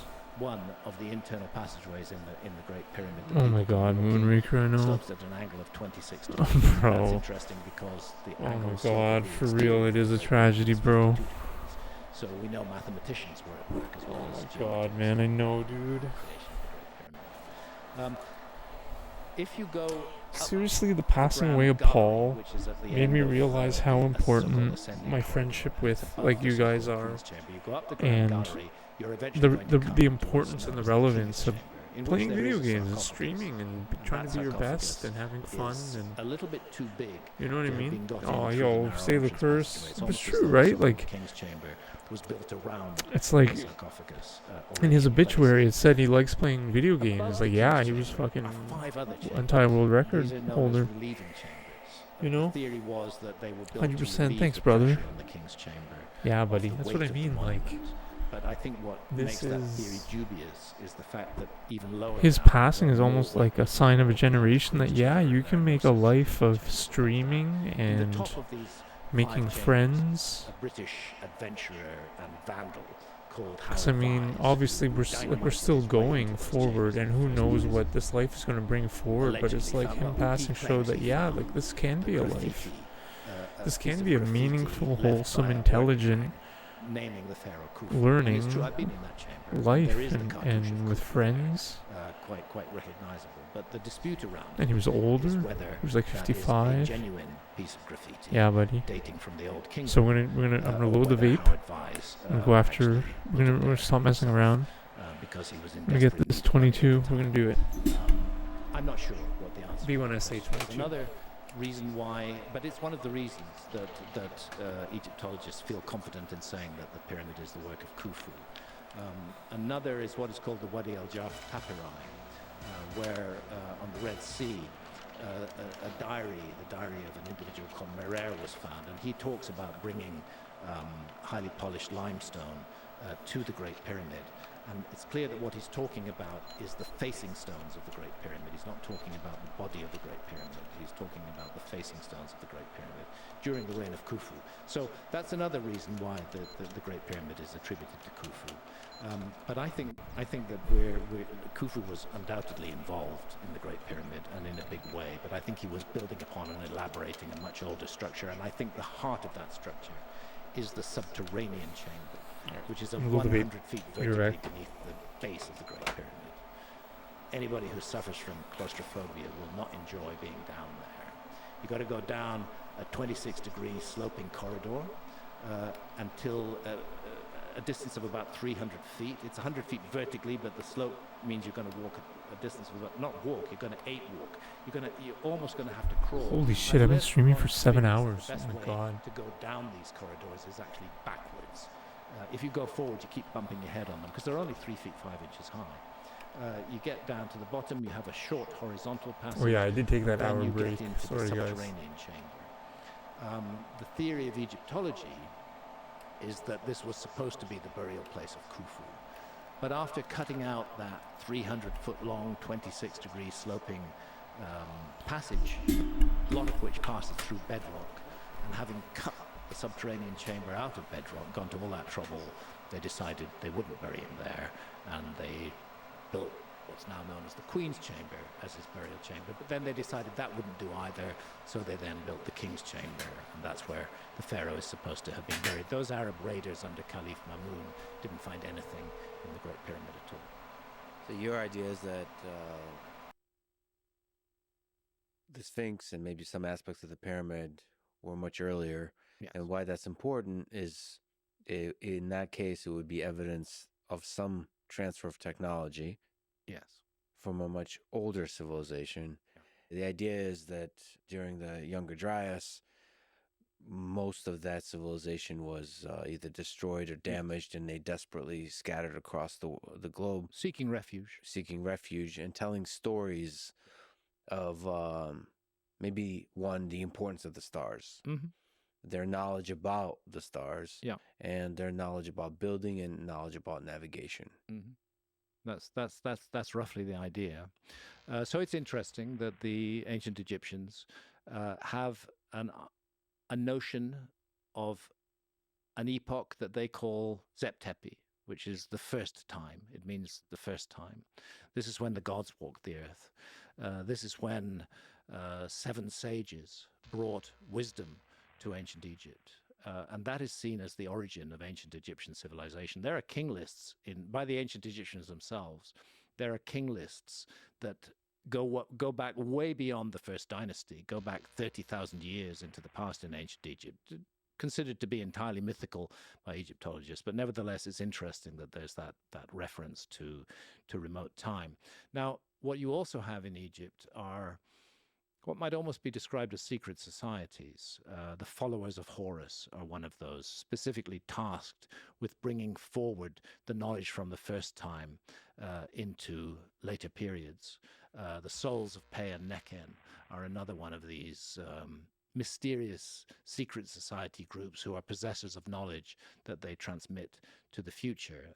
And what I'm broadly suggesting is that those survivors of the Younger Dryas cataclysm who settled in Giza may have been relatively small in number. It's interesting that they are referred to in the Edfu building text as 7 sages, because that repeats again and again. It's also in Mesopotamia. It's 7 sages, 7 Apkallu, who come out of the waters of the Persian Gulf and teach people all the skills of agriculture and of architecture and of astronomy. It's found all around the world that there was a relatively small number of people who took refuge in Giza, who benefited from the survival skills of the hunter-foragers who lived at Giza at that time, and who also passed on their knowledge to those hunter-foragers. But it was not knowledge that was ready to be put into shape at that time.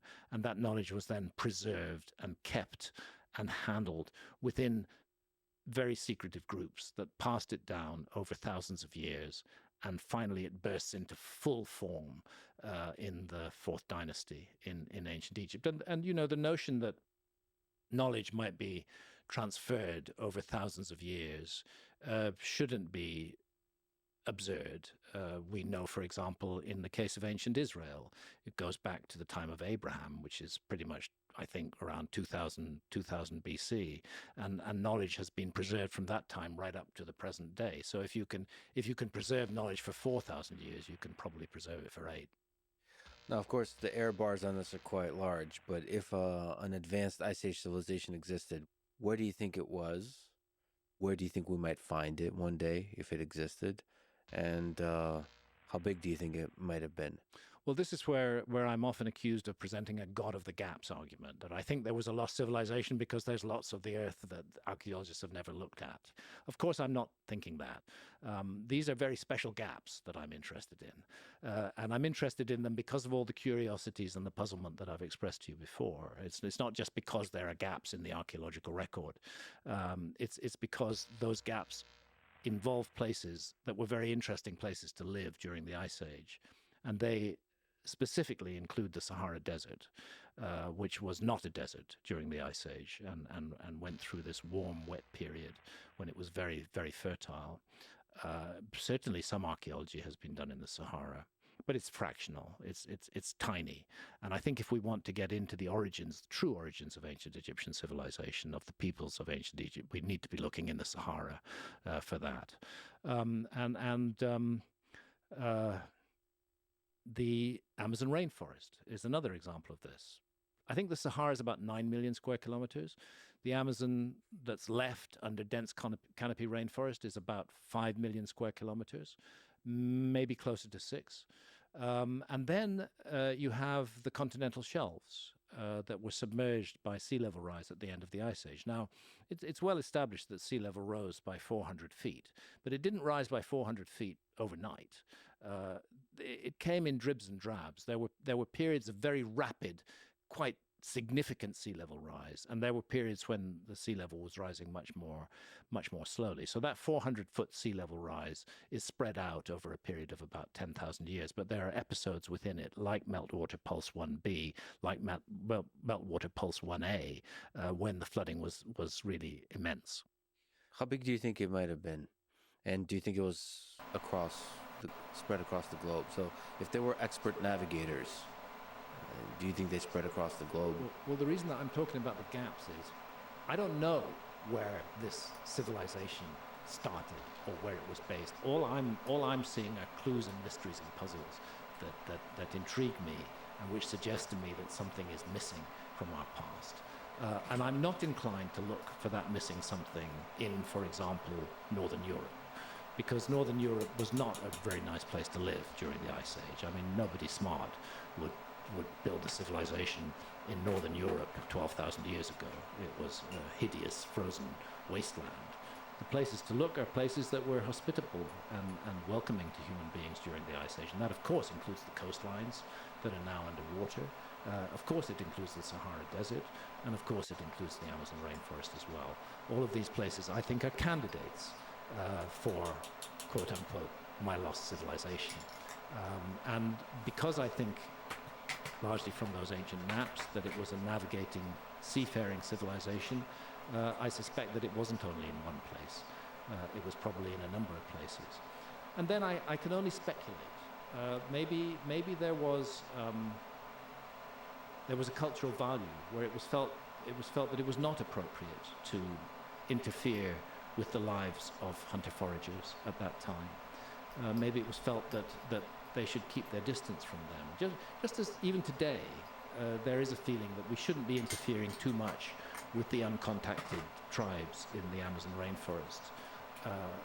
Although, interestingly, some of those tribes are now using cell phones.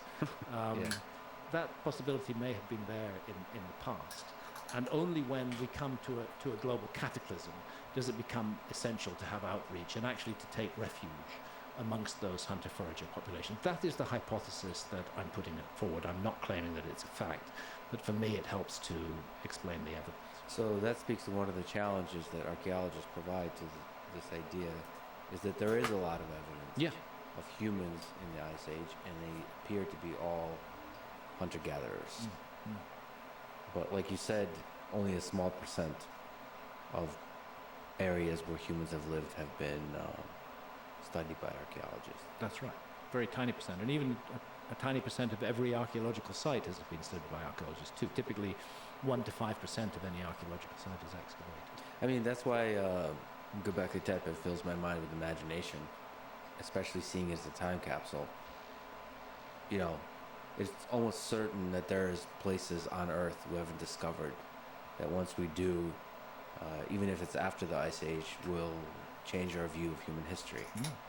Do you think there is going to be a place, like what would be your dream thing to discover, like Göbekli Tepe, that says a definitive like perturbation to our understanding of Ice Age history? Some kind of archive, some kind of hall of records. There's both mystical associations with the Hall of Records at Giza from people like the Edgar Cayce organization. There's also ancient Egyptian traditions which suggest that something was concealed beneath the Sphinx. This is not an idea that is alien to ancient Egypt. It's quite present in ancient Egypt. So far as I know, nobody has dug down beneath the Sphinx. And of course, there's very good reasons for that. You don't want to damage the place too much. But he was there in China. He was there for the China streams. A couple. I'd love to find that. But I think in a way, that's what Göbekli Tepe is. Göbekli Tepe is a hall of records. You know, it's interesting. Thanks for being in the China streams at like 3 a.m. That was really awesome. I hope reasonably clearly that the three great pyramids of Giza match Orion's belt in 10,500 BC, just as the Sphinx matches Leo in 10,500 BC, 12,500 years ago or so. Pillar 43 in enclosure. Aw, thanks, brother.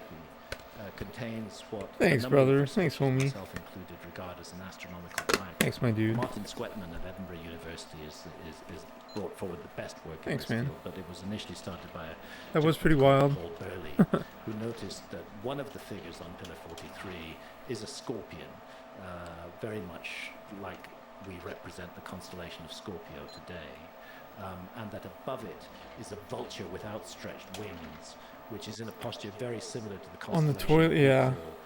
Aw, thanks, brother. On that outstretched wing. Thanks, man. It was necessity because I couldn't find a job anywhere else, man. And I still can't find a job. Yeah, necessity and fear. It's a big driver of people to take action on things. It's interesting that the same date can be deduced from Pillar 43. Thanks, brother. Of course, it's controversial. Martin Sweatman's ideas are by no means accepted by archaeology, but he's done very, very thorough, detailed statistical work on this, and I'm personally convinced. So we have a time capsule at Göbekli Tepe, which is memorializing a date that is at China's small because they're small. No, the mainlanders were pretty tall. The mainlanders were quite tall, actually. Proves to be absolutely the oldest date. I guess I was maybe above average, but man, the mainland Chinese were very tall in the north. 12,800 years ago, the beginning of the Younger Dryas, the beginning of the impact event. And then Giza does the same thing, but in much larger scale. It uses massive megalithic architecture, which is very I was like one of the tallest. To encode a date, but there were like people tall. There were Chinese people taller than me, and there's some that were like way taller than me. Be able to decode. We don't have to have amazing. A script that we can't read. like we do with the Indus Valley civilization or with the Easter Island script. Yeah, it's not like Hong Kong. Hong Kong, like buses in Hong Kong are tiny. You have to duck and crouch your head when you get on a double-decker bus in Hong Kong. Give you a date. The Hoover Hong Dam Kong people are has a star small map built into it. in the south. And that star map is part of an exhibition that was put there at the founding of the Hoover Dam. And what it does is it freezes the sky above the Hoover Dam at the moment of its completion. And Oscar Hansen, the artist who created that piece, said so specifically that this would be so that any future culture would be able to know the time of the dam's construction. So you can use astronomy and architecture to memorialize a particular day. Quick pause. Bathroom break? Sounds good.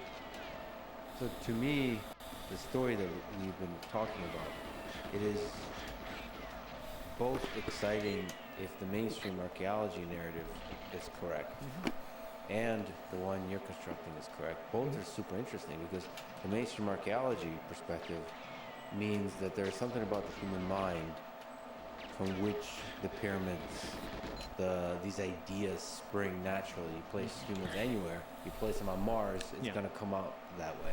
So that's an interesting story of human psychology that then becomes even more interesting when you evolve out of Africa, the Homo sapiens, how they think about the world. That's super interesting. And then if there's an ancient civilization, advanced civilization that explains why there's so many similar types of ideas that spread, that means that there's so much undiscovered still about the sort of the spring of these ideas of civilization mechanisms. So to me, they're both fascinating. So I don't know why there's so much sort of infighting, but I think it's partly territorial. I think that I can't speak of all archaeologists, but some archaeologists feel very territorial about their profession, and they do not feel happy about outsiders entering their realm, especially if those outsiders have a large platform. And I've found that the attacks on me by archaeologists have increased step by step with the increase of my exposure. I wasn't very interested to them when I just had one minor bestseller in 1992 with a book called The Sign and the Seal. But when Fingerprints of the Gods was published in 1995 and became a global bestseller, then I started to attract their attention and appear to have been regarded as a threat to them. And that is the case today. That is why Ancient Apocalypse Season 1 was defined as the most dangerous show on Netflix. It's why the Society for American Archaeology wrote an open letter to Netflix asking Netflix to reclassify the series as science fiction.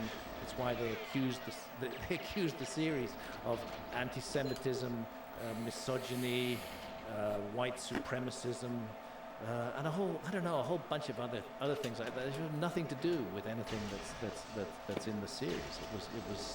It was like, we must shut this down. This is so dangerous to us. It's certainly not a danger. Appreciate many more dangerous my friends being here. I really do. Than a television series going on right now. But maybe it was seen as a danger to archaeology, that this non-archaeologist was in archaeological terrain and being viewed and seen by large and read by large numbers of people. Maybe that was part of the problem. And human nature being what it is, I noticed that two of my principal critics, John Hoops from the University of Kansas and Flint Dibble, who's now teaching at the University of Cardiff in Wales in the UK, are both people who like to have media exposure. John Hoops has just recently started a YouTube channel. Flint Dibble has had one for quite a while. Pretty small number of followers. I think that they feel that they should be the ones who are getting the global attention, and that it's not right that I am, and that the best way to stop that is to stop me, to shut me down, to get me cancelled, and basically requiring Netflix to relabel my series from a documentary to a science fiction, which is what they actually had the temerity to suggest to Netflix. That would, if that had gone through, if Netflix had listened to them, that would have effectively been the cancellation of my documentary series. It would no longer have been ranked under documentary. So it was a deliberate attempt to shut me down, and I see that going on again and again, and it's so unfortunate and so unnecessary. I've become very defensive towards archaeology. I hit back. After 30 years of these attacks on my work, I'm tired of it, and I do defend myself. And sometimes I'm perhaps over-vigorous in my defense. Maybe I was a little bit too strong in my critique of archaeology in the first season of Ancient Apocalypse. Maybe I should have been a bit gentler, a little bit kinder. And I've tried to reflect that in the second season, and to bring also many more indigenous voices into the second season, as well as the voices of many more archaeologists.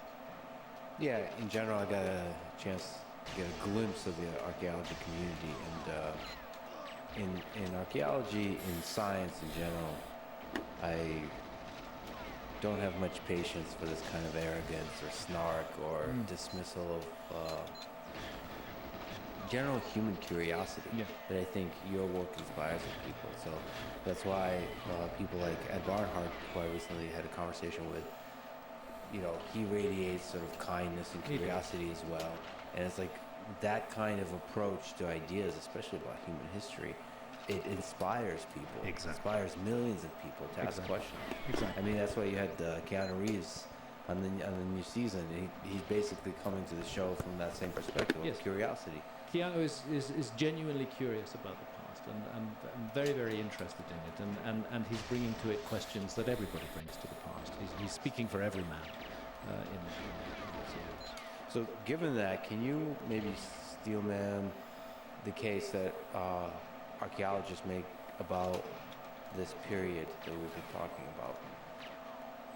Can you make the case that is indeed what happened, is it was hunter-gatherers for a long time, and then there was a cataclysm, a very difficult period in human history with the Younger Dryas, and that changed the environment and then led to the springing up of civilizations in different places on Earth. Can you sort of make the case for that? Oh, no, I completely understand why that is the position of archaeology, because that's what they've found. Archaeology is very much wishing to define itself as a science, and it uses the techniques of weighing and measuring and counting are very key to what archaeology does. And in what they've found and what they've studied around the world, they don't see any traces of a lost civilization.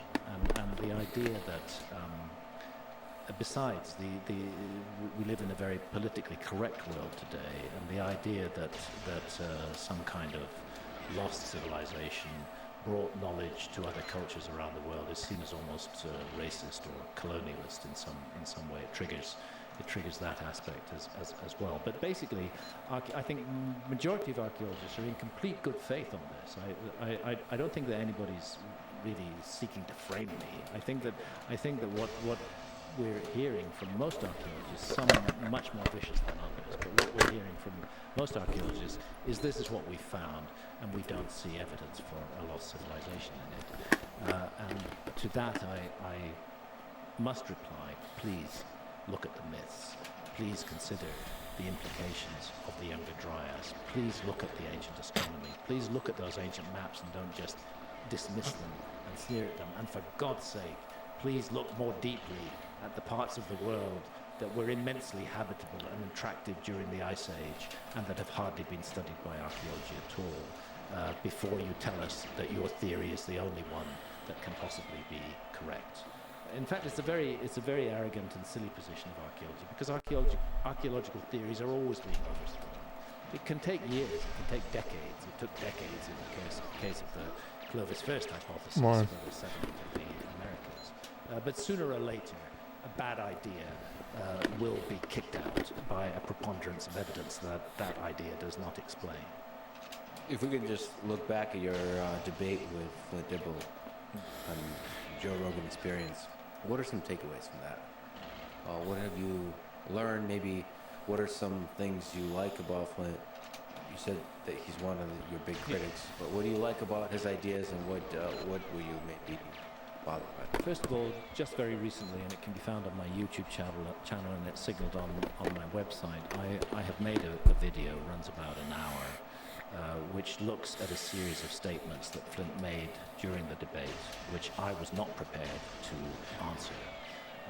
And it turns out that some of those statements are not correct.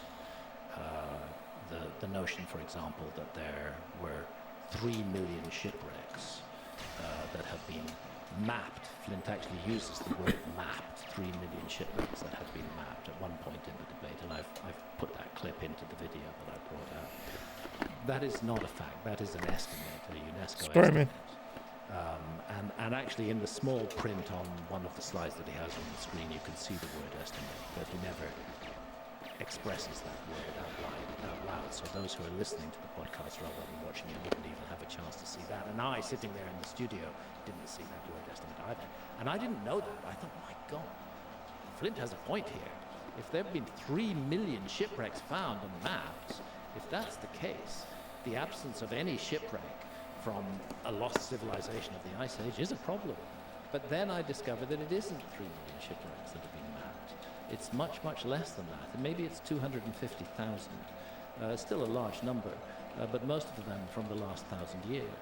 And unfortunately, what Flint didn't go into, and perhaps he should have shared with the audience, and again I go into this in the video, is that there is indisputable evidence that human beings were seafarers as much as 50 or 60,000 years ago. The people in Australia involved a relatively short, 90 kilometers, 100-kilometer ocean voyage, but nevertheless it was an ocean voyage, and it must have involved a large enough number of people to create a permanent population that wouldn't go extinct. The settlement of Cyprus is the same thing. It was always an island, even during the Ice Age. No ships have survived that speak to the settlement of Australia, and no ships have survived that speak to the settlement of Cyprus either, but that doesn't mean that that thing didn't happen. I should just like linger on this, because for me it was, the shipwrecks thing was convincing, and then looking back, first of all watching your video, but also just realizing the people in Australia part. That's mind-boggling. 50,000 years ago. Just imagine being the person standing on the shore, looking out into the ocean, standing on the shore of a harsh environment, looking out to the ocean in a harsh environment, and deciding that, you know what, I'm going to go towards near certain death. And I don't explore. know what's on the other side of that water. You can't see 90 kilometers. Humans did it. Yeah. Yeah, I And love again, it's it so much. that urge to explore. And I suggest that it probably began with a few pioneers who made the journey there and back. They ventured into the water. They definitely had boats. And lo and behold, after a 2 or 3 day voyage, they ended up on a coastline. You're an individual. You've got by relatively straightforward island hopping with where each island is within sight of each other as far as Timor. And when you get to Timor, I liked Vivek. suddenly you Vivek can't was pretty island good. hop anymore. There's an expansive ocean that you can't He's kind of see a dick for going against Trump, that urge to explore, that curiosity that is central to the government human condition efficiency? would Dodge? undoubtedly Come on. have led some adventurous Dodge? It is not Dodge. more, and even be Did willing to not risk make it. the guy fucking And that the head first of Dodge reconnoitering putting of ship what lay people in. beyond Yeah. that strait would have undoubtedly I been heard taken by very few, I heard he's testing leaks. not enough to create a permanent Because he can't like population in put Australia. anyone But when they came in. back with the good news I heard he's just that like there's a whole land trying to That's tell the- that's the classified land that information to was his in party, the- and the he's trying to find geography who's leaking the info. Sahul, You'd believe which that, is yeah. just as Sunda, Because some of these pics are the Ice terrible Age, today. Indonesia, I agree, and bro. Malaysian Peninsula all joined together into one landmass. So Sahul was New Guinea joined to Australia. Vivek's okay. I mean, So they I don't know. I don't really made trust him, landfall but he in says the right And things. then they think, well, here is this vast open. And incredible Elon land. Musk, I don't trust. We need to bring more people here. And Gonna that put would have them involved all larger in crowds. crystals. You need to bring people with resources. Massachusetts, Need to bring enough of getting them, the both men crystal. and women, in order to produce a population that will not rapidly become Massachusetts. and it's the same in Cyprus. Fuck There, Massachusetts, the man. detailed work that's been done suggests very strongly that we're Massachusetts looking at planned sucks. migrations of groups of people in excess of 1,000 at a time, bringing animals with them. I've been there. It Certainly sucks. would involve multiple boats. And boats Boston of sucks. significant size. And there's no archaeological evidence of those boats. None whatsoever. The oldest boat that's ever been found in the world is the Dokos shipwreck off Greece, which is around 5,000 years old. If I But everything that's is lost to time. Actually, Yes, Boston in the summer is those pretty can be nice. preserved under certain circumstances. There's a Went to a wreck Fenway of the game. Black Sea, almost 2 miles deep. It's pretty cool. I didn't know the Black Sea was that deep. But there's a wreck, and there's no oxygen down there. That is. Actually, the more than 2,000 downtown years core old they and turned is into like a still huge pretty much park. perfect It's pretty condition. crazy. But in other Like conditions, a lot of greenery. The structure of the ship evaporates. Sometimes what you're left with is the cargo of the ship, and you could say there was a ship that sank here, but the ship itself is gone. The fact is, we know that our ancestors were seafarers as much as Yeah, it's a pretty 50,000 nice years spot ago, actually. and no ship has That's- survived to testify. The nature in to that, yet Massachusetts we is accept nice. that they were. Do you think Just one avoid day the we'll people. find a ship that's 10, 20, No, the 30, people are right 40, 50,000 years old? in public. It's not impossible. I think it's quite unlikely, given the very thin survival of ships the further back you go in time. Because I think they moved The their oldest, as I say, being about 6,000 years old now. And then Their the other- highway the other thing to underground. take into account is the Younger Dryas and where the event highway itself, was, it's now just a and massive the park. cataclysmic It's pretty circumstances crazy. of that event, and the roiling of the seas that would have taken place. there. It's true. When How I much drove to would have Massachusetts, survived in you a go boat underground. accident at that time would have Under survived downtown, thousands of years or in afterwards. Boston. I'm not sure, but I don't. But you pay like a fee. You pay a So, toll. okay, so that's back to the 3 the million tunnel. shipwrecks. Yeah. So what's your takeaway from that debate? Well, my takeaway from that debate is that I 'Cause it's I should be better Massachusetts. prepared. And I Put should them be less all angry. in the crystal. I have to say that Flint had really disturbed me with these constant Pardon me. snide, not quite exact references to racism and white supremacism in my work. I detest such things. And to have those labels stuck on me. He's always avoided taking direct responsibility, pretty much always avoided. There's one example that I include in the video I've made where he really hasn't successfully avoided it, but in most cases he's trying to say that I rely on sources that were racist.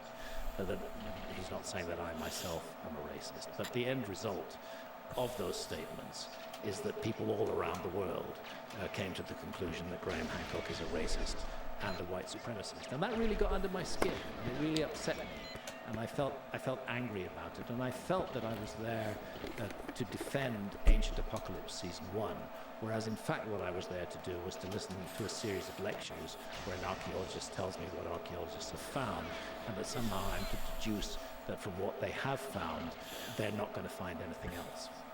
At least not anything to do with the lost civilization. Listen, I feel you. I've seen the intensity of the attacks, and the whole racism label is the one that can get under your skin. And it's a Sorry, toolbox pardon me. that's been prevalent over the past, let's say, decade, maybe a little bit more, as a method of cancellation. Yeah. When a person is the opposite of racist, very often it's kind of hilarious to watch, but it can get under your skin, especially when you have certain dynamics that happen on the internet, where it seeps into a Wikipedia page, and then other people read that Wikipedia page, and you get to hear it from like friends. Oh, I didn't know you're whatever, and you realize that Wikipedia description of who you are actually has a lot of power, not by people that know you well, but by people that just kind of are learning about you for the first time. Definitely. And they can really start to annoy you and get under your skin. Totally. People are kind of indirectly injecting, they're writing articles about you. They can then be cited by Wikipedia.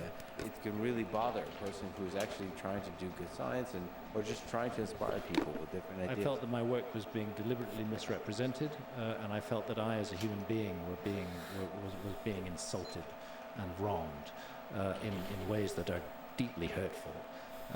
My wife and I have 6 children between us, and we have 9 grandchildren. And of those 9 grandchildren, 7 are of mixed race. And this is my family. And these are kids who are going to grow up and read Wikipedia and learn from reading Wikipedia that grandpa was some kind of racist. You know, this is a personal issue for me. And I'm afraid I carried that personal anger into the debate, and it made me less effective than I should have been. But ultimately, I do want to pay tribute to Flint. He is an excellent debater. He's got a very sharp mind. He's a very clever man, and he's very fast on his feet. And I recognize that. I was definitely up against a superior debater, in that debate. I'm not sure that I have those debating skills, and I certainly didn't have them on that particular day. I also admire about Flint something else, which is that he was willing to be there. Most archaeologists don't want to talk to me at all. They want to insult me from the sidelines. They want to make sure that Wikipedia keeps on calling me a pseudo-archaeologist or a purveyor of pseudo-archaeological theories. They want to make sure that the hints of racism are there, but they actually don't want to sit down and confront me. At least Flint was willing to do that, and I'm grateful to him for that. And I think in that sense it is an important encounter between people with, let's say, an alternative view of history and those with the very much mainstream view of history that archaeology gives us. And he's also a very determined character. He doesn't give up. So all of those things about him I admire and respect. But I think he fought dirty during the debate, and I've said exactly why in this video that I now have up on YouTube. To say a positive thing that I enjoyed, I think towards the end, and him speaking about agriculture was pretty interesting. Yeah. So the techniques of archaeology are pretty interesting, like where you can get some insights through the fog of time about like what people were doing, how they were living. That's pretty interesting. It's very interesting. No worries, it's a very brother. important discipline. And I've said many times before publicly, I couldn't do any of my work without the You work are that smart. archaeologists do. I emphasize very strongly in this video that I don't study what archaeologists study, but nevertheless, the data that archaeologists have generated over the last century or so has been incredibly valuable to me in the work that I do. But when I look at the Great Sphinx and the studies of archaeology saying that this is the work of the pharaoh Khafre, despite the absence of any single contemporary inscription that ascribes it to Khafre, and in fact the presence of other inscriptions that say that it was already there in the time of Khufu, I am not looking at what Egyptologists study. They just dismiss all of that and lock into the Khafre connection. At Göbekli Tepe, I'm not really looking at what archaeologists look at. I'm looking at the alignments of the megaliths and how they seem to track precession of the star Sirius over a period of time. Archaeologists aren't interested in any of that. So I value and respect archaeology. I think it's an incredible tool for investigating our past. But I wish archaeologists would bring a slightly gentler frame of mind to it and a slightly opener perspective. And also that archaeologists would be willing to trust the general public to make up their own minds. It's as though certain archaeologists are afraid of the public being presented with an alternative point of view, which they regard as quote-unquote dangerous, because they somehow underestimate the intelligence of the general public and think the general public are just going to accept that. Actually, by condemning those alternative point of view, archaeologists make it much more likely that the general public will accept those alternative point of view, because there is a great distrust of experts in our society today. And behaving in a snobbish, arrogant way, we archaeologists are the only people who are really qualified to speak about the past. And anybody else who speaks about the past is dangerous. That actually is not helpful to archaeology in the long term. There could be a much more positive and a much more cooperative relationship, and I can see that relationship with a gentleman like Ed Barnhart. It's very much the case with archaeologist Martti Pasanen from the University of Helsinki, and with geographer Alcea Ranzi, Brazilian geographer, very, very senior figure, who I worked with in the Amazon for season 2 of Ancient Apocalypse, looking at these astonishing earthworks that have emerged from the Amazon jungle, and which more and more are now being found with LiDAR. Indeed, we found some of them ourselves with LiDAR while we were there. Yeah, that was an incredible part of the show. Yeah, I got a chance to preview. It's like there's all this earthworks, the traces of things built on the ground that probably you can only really appreciate when you look from up above. That's right. So the idea that they build stuff that you can only appreciate when viewed from up above means they had a very kind of deep relationship with the sky. With the sky. Yeah. And a very good knowledge of geometry as well, because these are geometrical structures. And some of them even seem to incorporate geometrical games, almost of the kind like squaring a circle. It's not quite that, but you have a lovely square earthwork with a lovely circle earthwork right in the middle of it. Whatever else they were geometers. They were not just builders of fantastically huge earthworks that nobody expected in the Amazon, not just builders of cities that we now know existed in the Amazon, but that they were astronomers and mathematicians as well. Everything we're talking about is so full of mystery. It's just fascinating, especially the farther back we go. That's what I love about the past, is the mystery that's there. And that's another thing that I regret about some archaeologists, is that their mission seems to be to drain all mystery out of the past, to suck it dry like some kind of vampire, sucking the blood out of the past, and to reduce it to a series of numbers that appear to be scientific. I think that's most unfortunate. The past is deeply mysterious. The whole story of life on Earth is deeply mysterious. I mean, we were talking about the timeline of human beings, but you know, if you go back to the formation of the Earth itself, if I've got the figures right, it's about 4.5 billion years ago that the Earth supposedly formed. It was then incredibly hot and inhospitable to life for the next several 100 million years. But it was actually Francis Crick who pointed out something odd, that within 100 million years of the Earth being cool enough to support life, there's bacterial life all over the planet. And Crick wrote a book called Life Itself. It was published in 1981. And he suggested that life had been brought here by a process of panspermia. Holy shit. Now that's an idea Are you serious? that's around in circulation, that comets may carry Sounds like bacteria scam. It sounds like a scam. No offense. Crick actually in Maybe Life I'm Itself wrong. was talking about directed panspermia. He That's envisaged, wild. this Sounds is like a Crick, not scam me. for like He envisaged fraud an alien civilization or something. far away across the galaxy. That's crazy. Which faced extinction.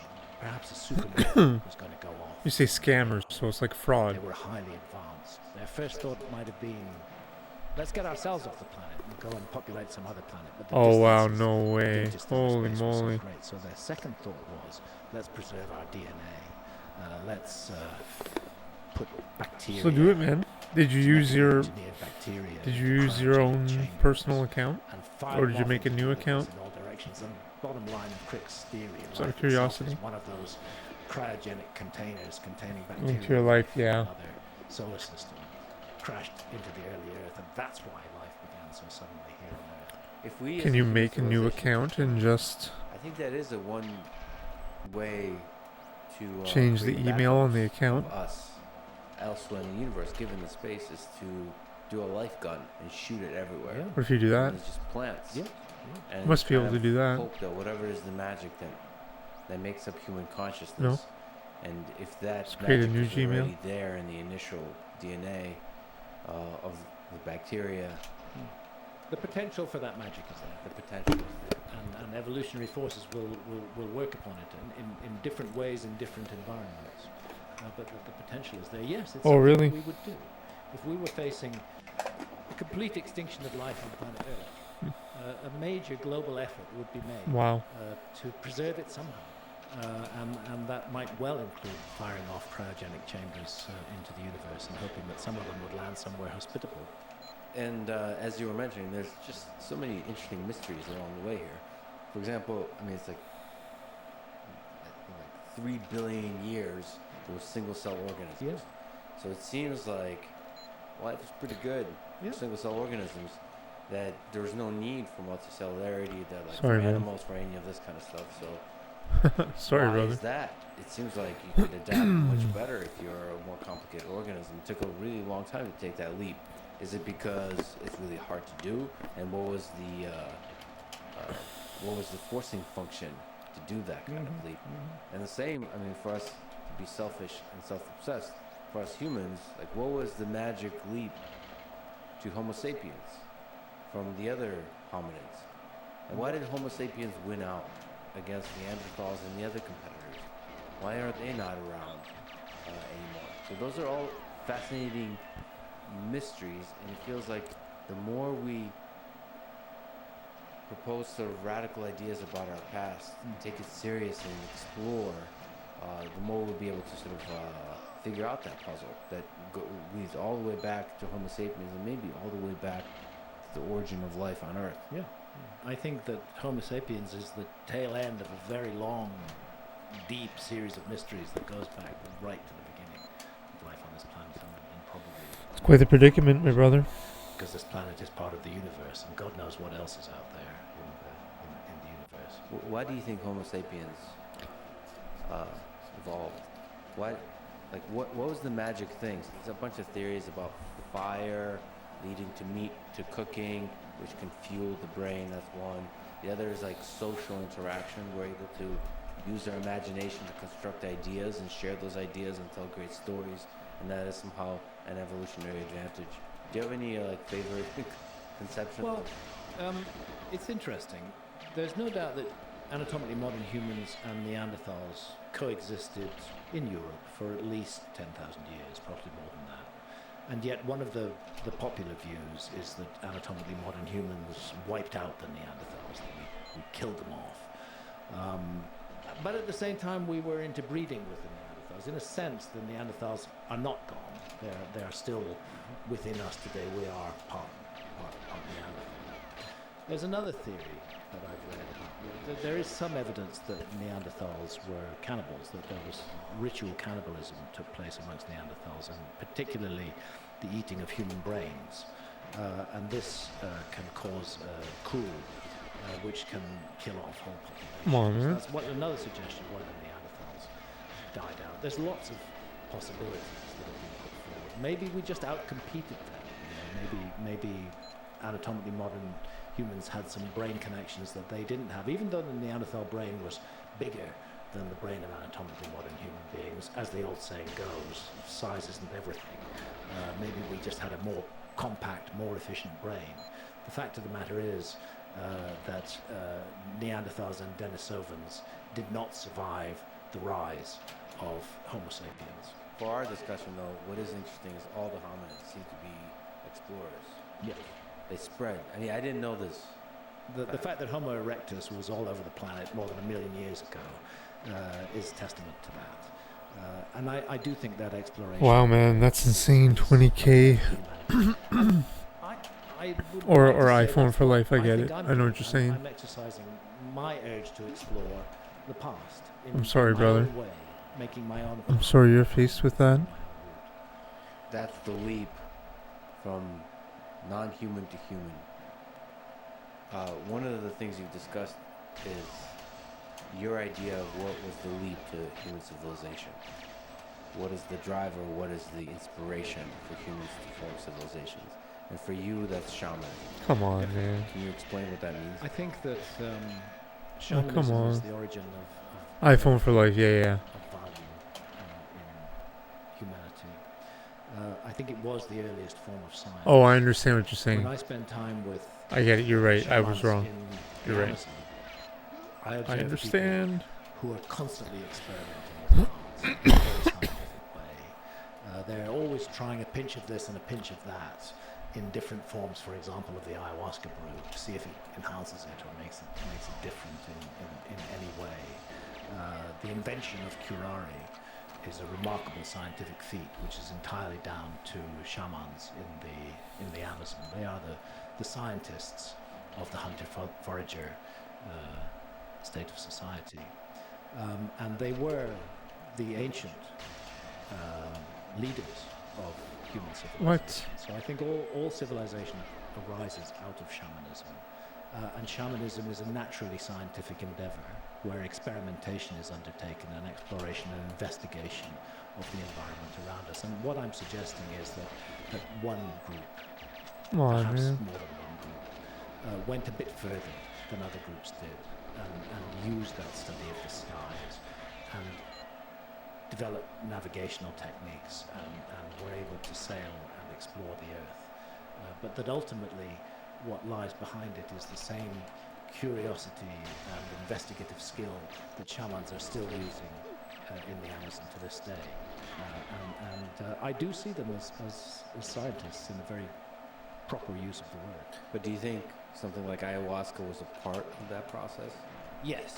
Ayahuasca is the result of shamanistic investigation of what's available in the Amazon. Of course, ayahuasca is all the fad in Western industrialized societies today, and some people see it as a miracle cure for all kinds of ailments and problems. Perhaps it is, perhaps it can be in certain ways. Ayahuasca itself is not an Amazonian word. It comes from the Quechua language, and it means the vine of souls, or the vine of the dead. Oh. But the ayahuasca vine is only Thanks. one of two principal ingredients in the ayahuasca brew. And the other ingredient are leaves that contain dimethyltryptamine. And there are two sources of that. One is a bush called Psychotria viridis, that's its botanical name. They call it chacruna in the Amazon. And its leaves are rich in dimethyltryptamine, DMT, which is arguably the most powerful psychedelic known to science. The other source comes from another vine, Diplopteris cabrerana, which the leaves of that vine also... I'm happy, man. So the ayahuasca I'm vine happy on for its you, own brother. is not going to give you a visionary journey. And the leaves that contain DMT on their own, whether they come from Diplopteris or whether they come from chacruna, are not going to give you a visionary journey. And the reason they're not going to give you the visionary journey is because of the enzyme monoamine oxidase in the gut that shuts down DMT when absorbed orally. Basically, DMT is not accessible unless you combine it with a monoamine oxidase inhibitor. And that's what I mean when I'm talking about science in the Amazon, because there's so many tens of thousands, hundreds of thousands different species of plants. I'm happy, brother.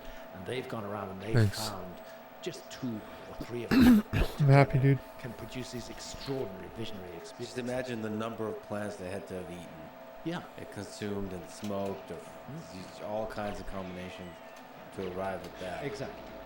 To realize that this is something very special, and then to use the principles there to find another form of it. So ayahuasca is the form that is made with the ayahuasca vine and the leaves of the chacruna plant, but yahe is made from the ayahuasca vine and the leaves of another vine, Diplopteris cabrerana, which contain not only NN-DMT, Bro. which is the DMT that everybody's pretty much familiar with these days, but also 5-MeO-DMT, and the yahe experience, which I have also had, in my view, is more intense and more powerful, almost to the point of being overwhelming, than the ayahuasca experience. But what the result of this sophisticated You're right. chemistry that we find taking place here is a brew which is hideous to drink. The taste, I find it quite repulsive. Come on. This is the one. This is the run. I almost retch The just toad. just smelling it in the cup. But No. then it unleashes these What? Like, come on, man. And it isn't just pretty visuals. It's the sense of encounters with sentient others. That there are sentient beings, that somehow we're surrounded by a realm of sentience that is not Like, normally fuck accessible this. to us. And that what the ayahuasca brew and certain other psychedelics, like some psilocybin mushrooms in a high enough dose can do it Cool, as well. man. LSD can do it, but ayahuasca is the master in this. Of Yeah, I love that you can lowering jump. to what appears How to great be is that you can jump in Zelda? other world. And of course, the hardline rational scientists will say that's just all fantasies of your brain. At any time, I mean. I don't think we fully understand, or even close to understanding, exactly what consciousness is. And I remain open to 2 possibilities: that consciousness is generated by the brain, is made by the brain in the way that a factory makes cars. But I also am open to the possibility that the brain is a receiver of consciousness, just as a television set is the receiver of television signals. That if that is the case, then I think they did, man. Ocarina of Time was insane. physical realm, we need Using our everyday using the problem stick solving to light on consciousness. fire That's the state of consciousness to burn down the Western spider web, civilization that was like violently legendary. That was so groundbreaking. highly encourages. Sure you remember. These other states of consciousness Fucking using the that allow stick us to light the to fire, access alternative burn realities the spider web. are possibly more important. You played Metal Gear It Solid may be before that, yeah. But it was reported after Francis Maybe. Crick's role and his Nobel Prize for the discovery of the double helix that he finally got it. When the under music, influence oh of my god, the LSD music as and the classic story. example of Kerry Mullis And Kokiri Forest and the music. He said he got that under Ocarina of the Time's a influence of LSD. masterpiece. So the notion that I the love alert it. problem-solving state of consciousness is the only valuable state of consciousness is disproved by And the fishing. valuable experiences that people have had in a visionary state. But the question that remains unresolved is those entities that we encounter and not everybody encounters And the them. story. We're certainly not going to encounter them on every ayahuasca trip. There are ayahuasca People would journeys like where look for nothing the seems to Triforce. happen. We go on wild goose chases. I suspect something does happen, but it happens at a People on the subconscious internet would level. say, I know that shamans in the "Oh, Amazon we have finally those found the trips where Triforce in actually Ocarina you of don't see Time. What visions you gotta as do, much you for the gotta do most this," part. and it's like wild They say goose you are chase, learning stuff doing that shit you're in not order and remembering, but you're learning it absurd shit. These sentient others that are encountered, what are they? Are they just I did a figments, lot of those. I think I did most of them. or are we actually gaining Like as in, I didn't write them, but which is inhabited by consciousness? I which is in performed them on my non-physical console form? to try to find the And I'm Triforce equally open in to that. Ocarina of Time. I spent a lot of time. Maybe what is going on with ayahuasca. But the other thing is that there is a presence within the ayahuasca brew, and she is present both in ayahuasca and in yahe. And that's one of the reasons why the shamans say that actually the master of the process is the ayahuasca vine. Just even the So it's as though cinematography the vine has harnessed in that game is to gain really good. access to human consciousness. When There, if you have he meets sufficient Zelda exposure for the to first ayahuasca time or in yahe, the castle, you drink it enough times, and Zelda's they've had lullaby maybe is playing, 75 or 80 the journeys. cinematography with just the angles, like in the plants zooming in and out, An it's intelligent really good. presence with a definite personality. Oh yeah, the movement which was terrible. I interpret as feminine, and which most And you people can't in the jump. West interpreted as feminine, and they call her Mother Ayahuasca. There are some tribes in the Amazon who interpret the spirit of ayahuasca as male, but in all cases, that spirit is seen as a teacher. That's fundamentally what ayahuasca is. It's a teacher, and it teaches moral lessons. And that's fascinating, that a mixture of two plants should cause us to reflect on our own behavior. Ocarina of Time was really hard too. The puzzles were really difficult and cryptic. Not to repeat that negative behavior again in the future. The more baggage you Water carry, Temple was so hard. the harder the beating that ayahuasca is going to give you, until it forces you to confront and take responsibility for your own behavior. And that is an extraordinary thing to come from a plant brew in that way. And I think I think ayahuasca is the most powerful of all the plant medicines for accessing these mysterious realms. But there's no doubt you can access them. They're all tryptamines. They're all related to one another in one way. You can access them through LSD, and you certainly can access them through psilocybin mushrooms as well, in a large enough dose. Both possibilities, as you describe, are interesting, and to me, they're kind of akin to each other. I wonder what the limit of the brain's capacity is to create imaginary worlds and treat them seriously, make them real, and in those worlds explore and have real sort of moral, deep brainstorming sessions with those entities. So it's almost like the power of the human mind to imagine taken to its limit. It is.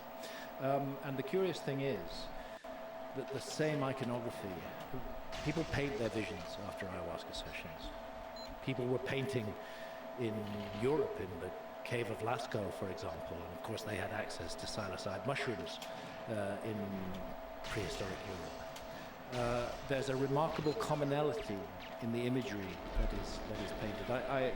I like to give credit where credit is due, and there are two names that need to be mentioned here.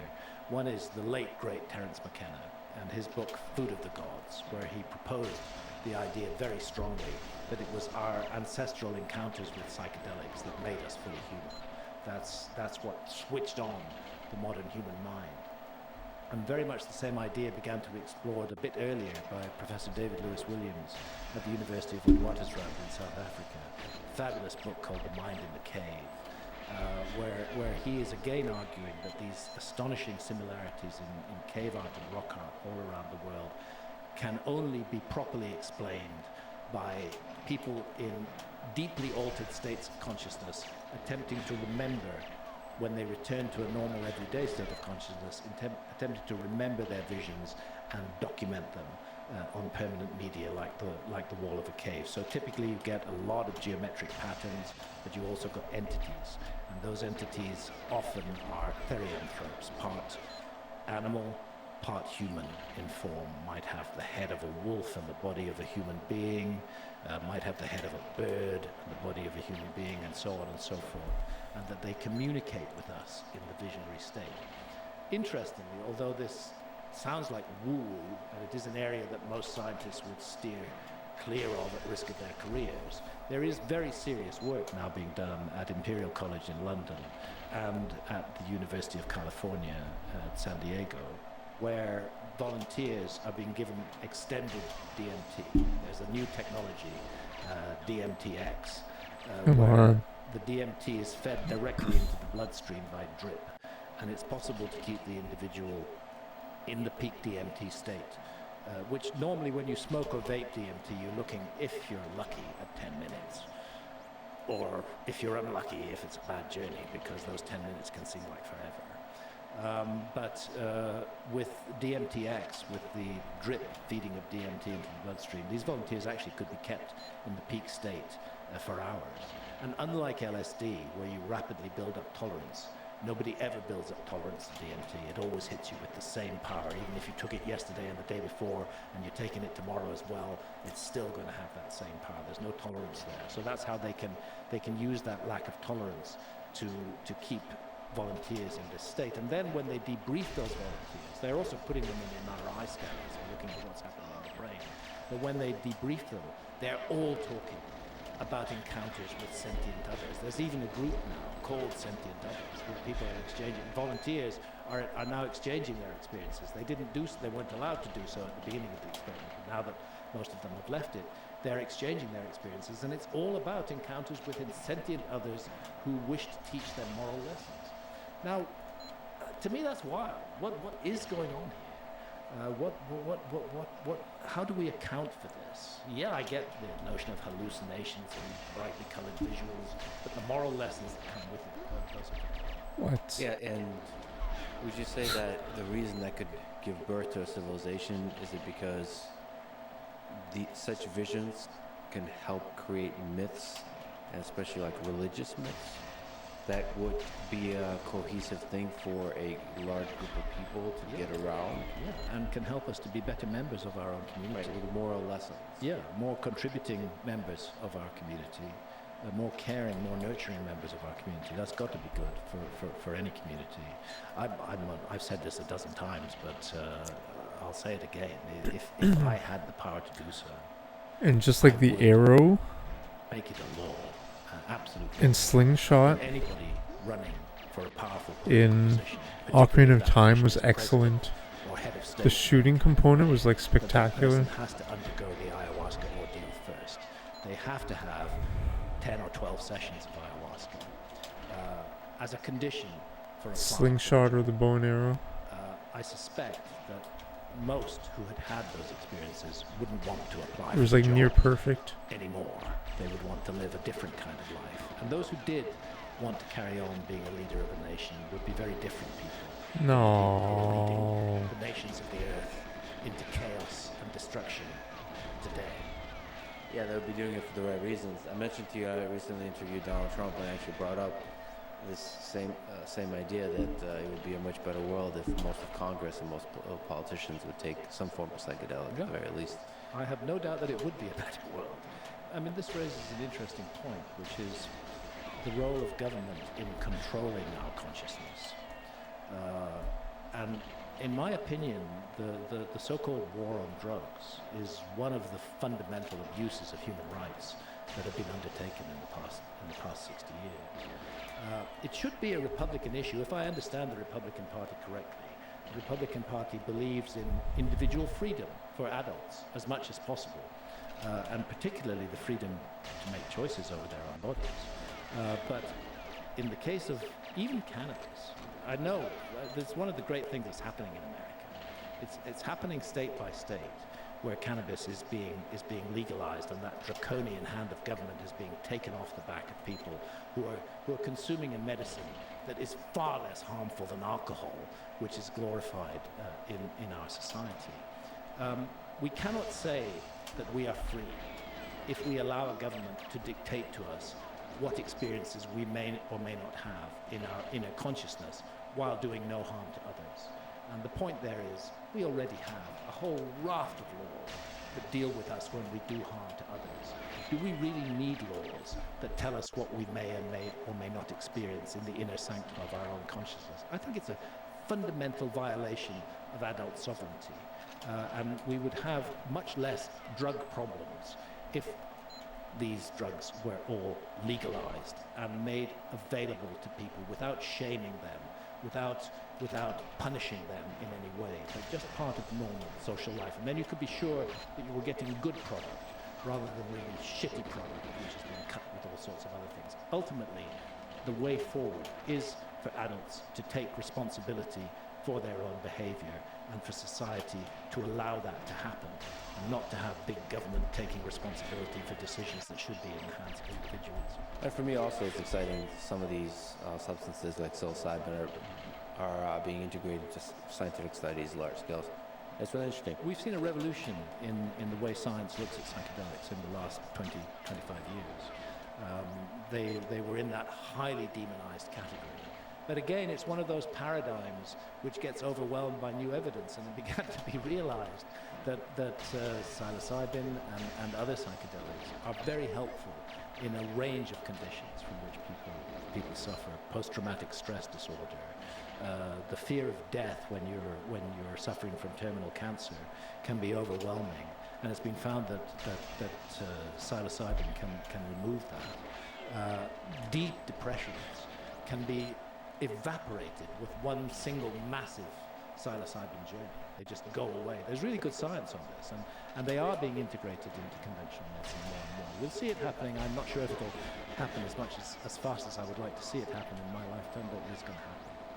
Yeah, I actually just recently found out that you had a TED Talk, War on Consciousness, that was taken down. Yeah. And that was just part of just the general resistance, because it wasn't radical. It wasn't really a radical. I was talking about ayahuasca, and I was talking about the view that I hold very strongly, that as long as we do no harm to others, sovereign adults should be allowed to make decisions about their own bodies and not face a jail sentence or shaming as a result. So it was a TEDx talk, not a TED Talk, organized by a local TED group. They call them TEDx talks.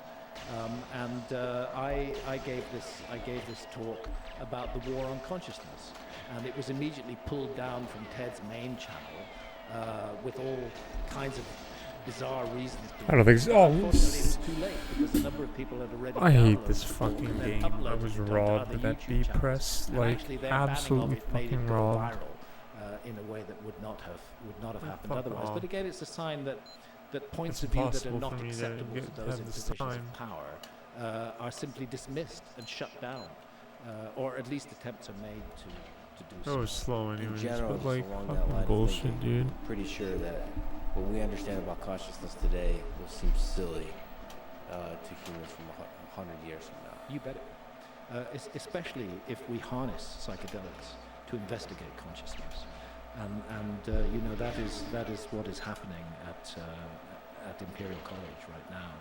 Is the investigation of the experience. They're not looking. There are other trials that are looking for the therapeutic potential of DMT, but in this case, they're looking entirely at the experiences that people have and why they're so similar. And people from different age groups and different genders and different parts of the world are all having the same experiences. And for me, from an engineer perspective, it's interesting if it's possible to engineer consciousness in artificial beings. Yeah. It's another way to approach the question of how special is human consciousness. Yeah. From where does it arise? Is it something that permeates all of life? And then in that case, what is the thing that makes life special? Like, what is life? What is these living organisms that we have here, and that evolved to create humans? And what is truly special about humans? And it's both scary and exciting to consider the possibility that we can create something like this. Yeah, but why not? we're a vehicle for consciousness, in my view. I think consciousness is present in all life on Earth.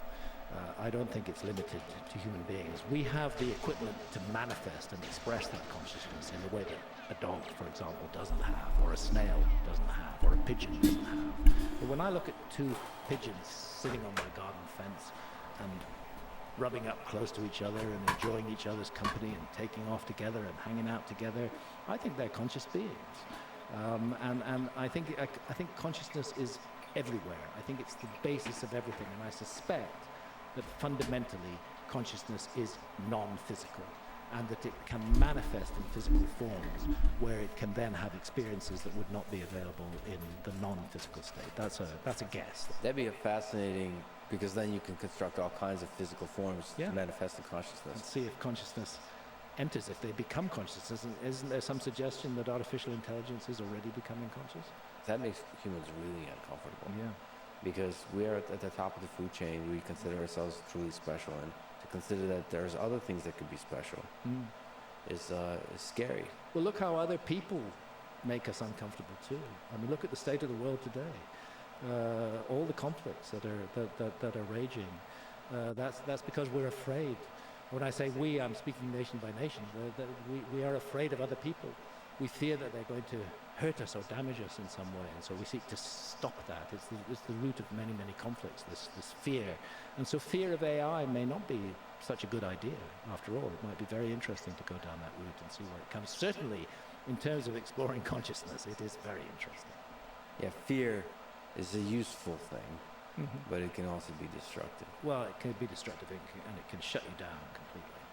If you look into the future, maybe the next 100 years, what do you hope are the interesting discoveries in archaeology that we'll find? Well, I'd really like to know how the Great Pyramid was built. And we now have, with new tech, with scanning technology, it's now become apparent that there are many major voids within the Great Pyramid.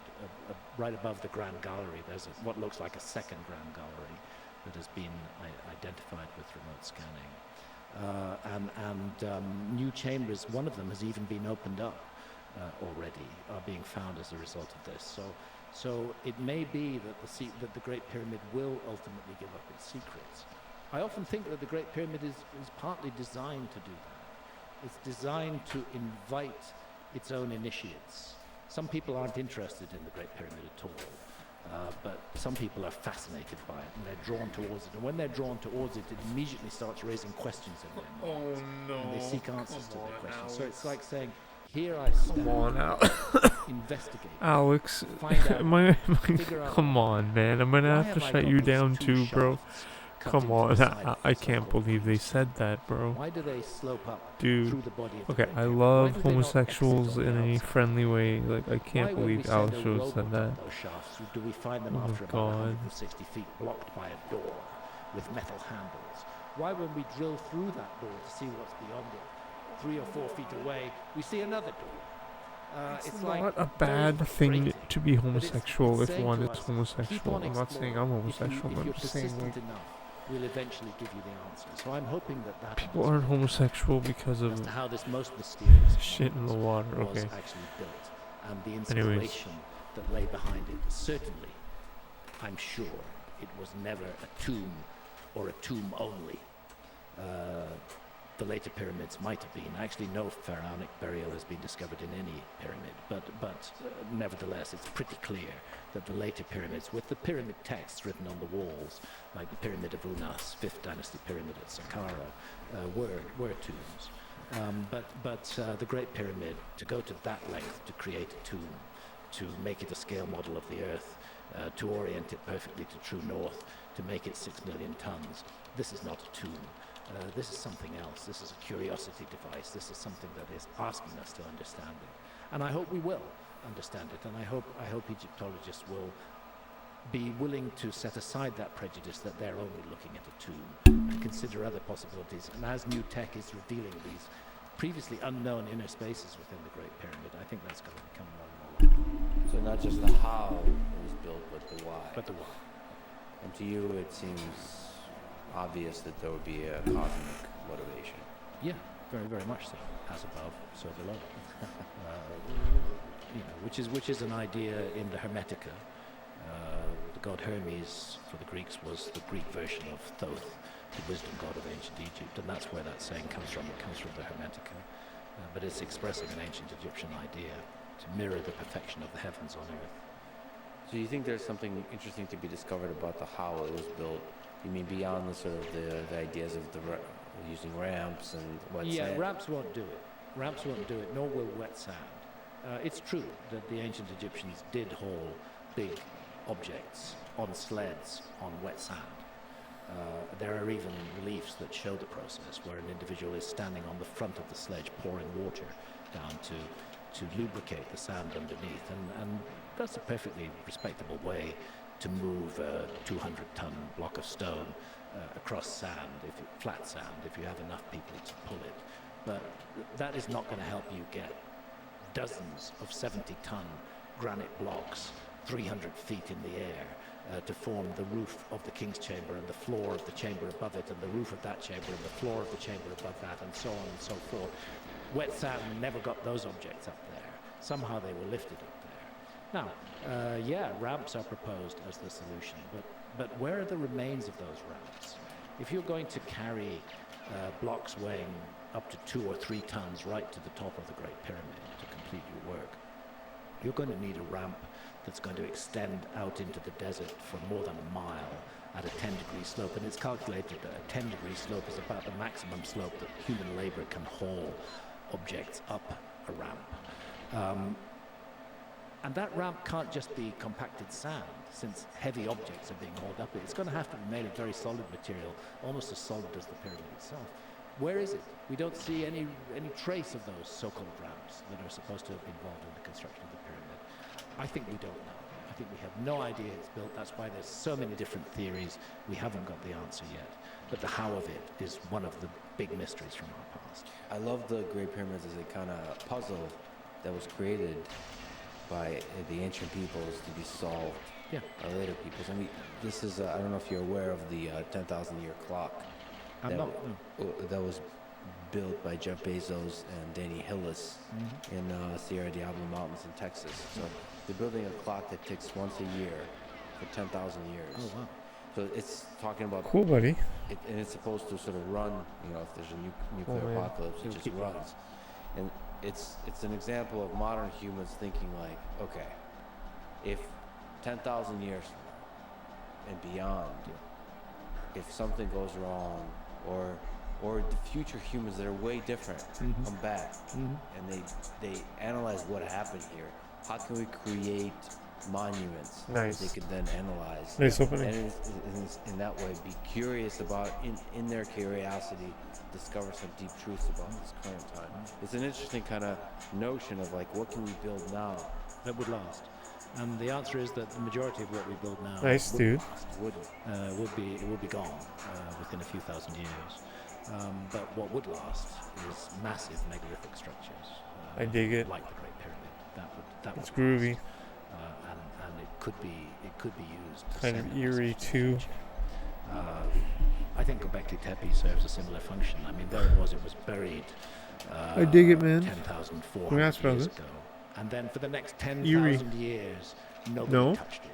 Nobody knew. A little funky, a little eerie. It took the genius of Klaus Schmidt, the original excavator, to realize. Is that not what you were going for? Sorry, brother. And what it was. But the great thing about the ceiling, it's funky. The deliberate burial of Göbekli Tepe, it's modern. is it means that no later culture trod over it. It's like minimal. Their organic materials on it and messed up the dating sequences and so on. It's like modern, minimal R&B. It's all there intact. So you mentioned that that's a little eerie. Pyramids and some of the other amazing things that humans have built was the result of us humans struggling with our mortality.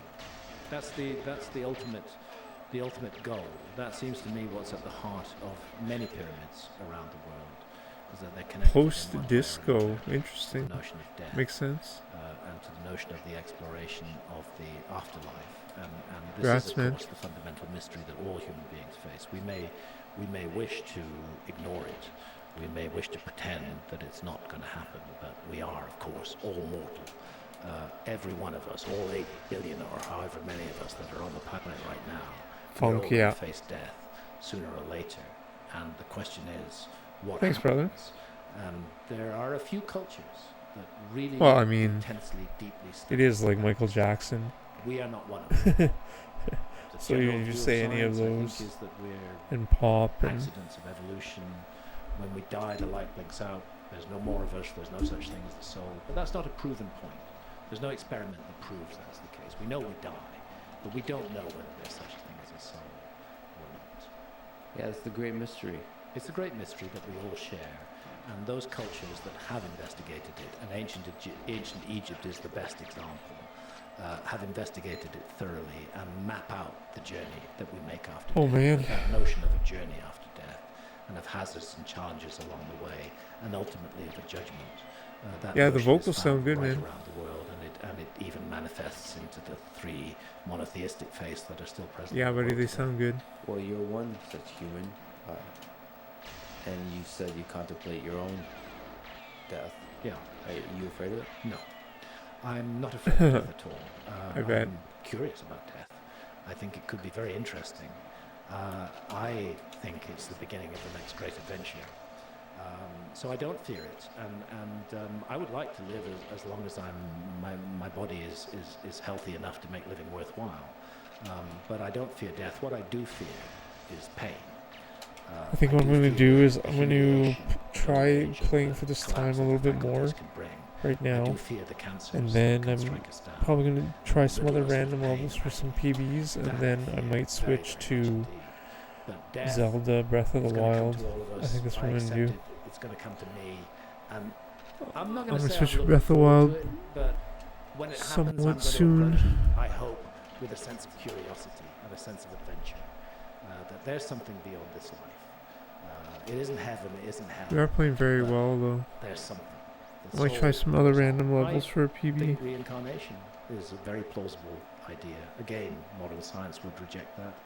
But there's the excellent work of Ian Stevenson, Children Who Remember Past Lives, who found that children up to the age of 7 often have memories of past lives.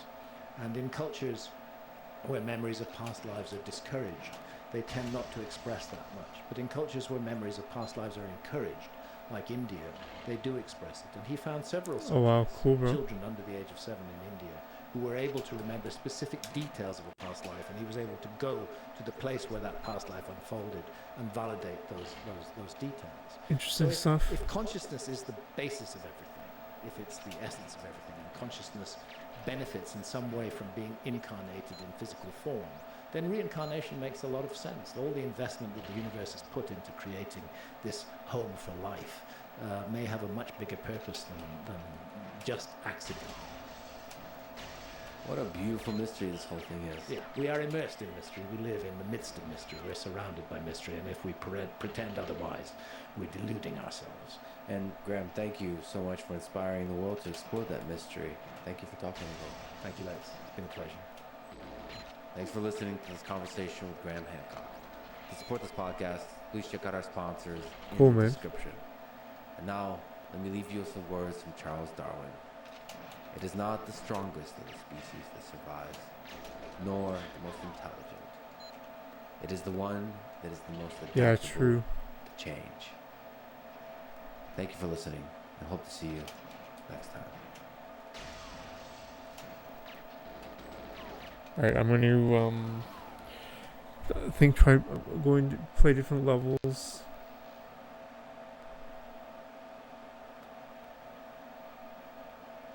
Yesterday was the anniversary of Columbus's discovery of America.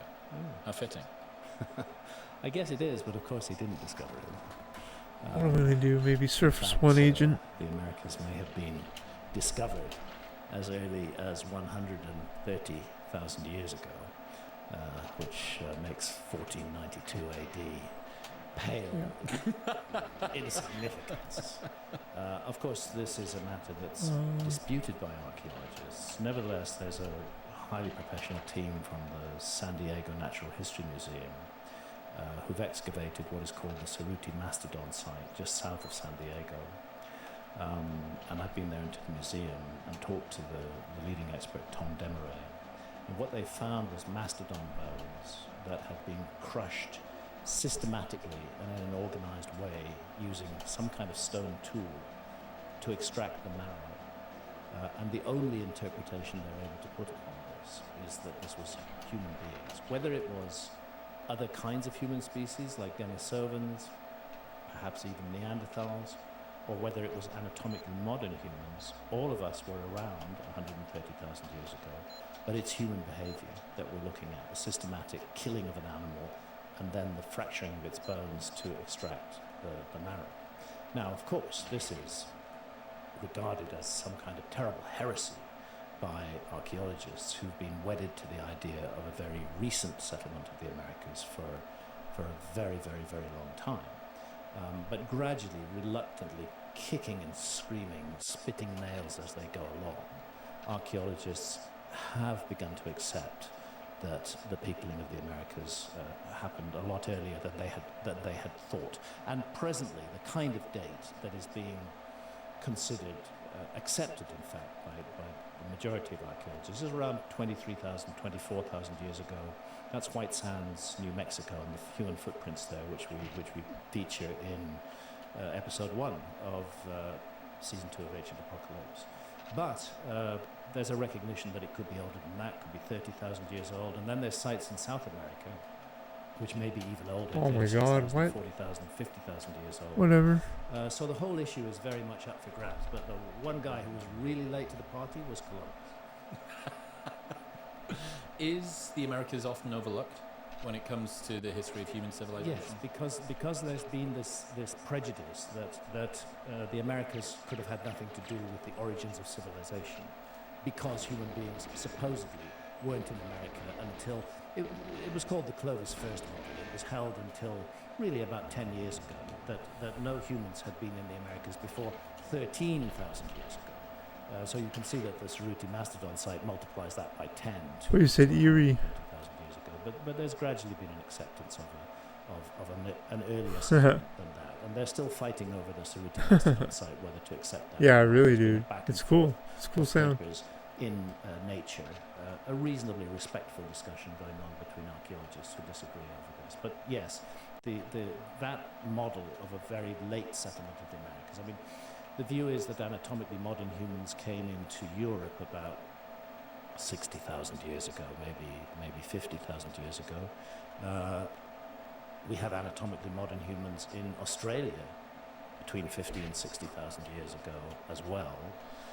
And of course, anatomically modern humans were in Africa going back 300,000 years. The earliest known anatomically modern human remains are from Jebel Irhoud in Morocco, and they date to 310,000 years ago. And they're pretty much identical to modern humans today, and we can assume that their brains were pretty much identical as well. It may be that earlier examples of anatomically modern humans will be found. This is why one of my pet sayings is stuff just keeps on getting older, because it's not that long ago when the view was, I mean, back in the 90s, when the view was that there were no anatomically modern humans before 50,000 years ago, and then you just 106, please, come on. And then it switched to about 100. No, 9. Okay, I don't think I'm gonna best 107 right now. Let's try something else. 300,000 years ago. So who knows how far that timeline will go back? 109. But the general view has been 169. we will not look for the origins of civilization. What was eerie about it? And these new discoveries are Just the voice, mainly the voice, and the minimal R&B, the style. And the result is that the Americans Alright, let's do maybe 1 or 2 more levels. Maybe Jungle Agent, maybe? The origins of civilization, that thing that we call civilization.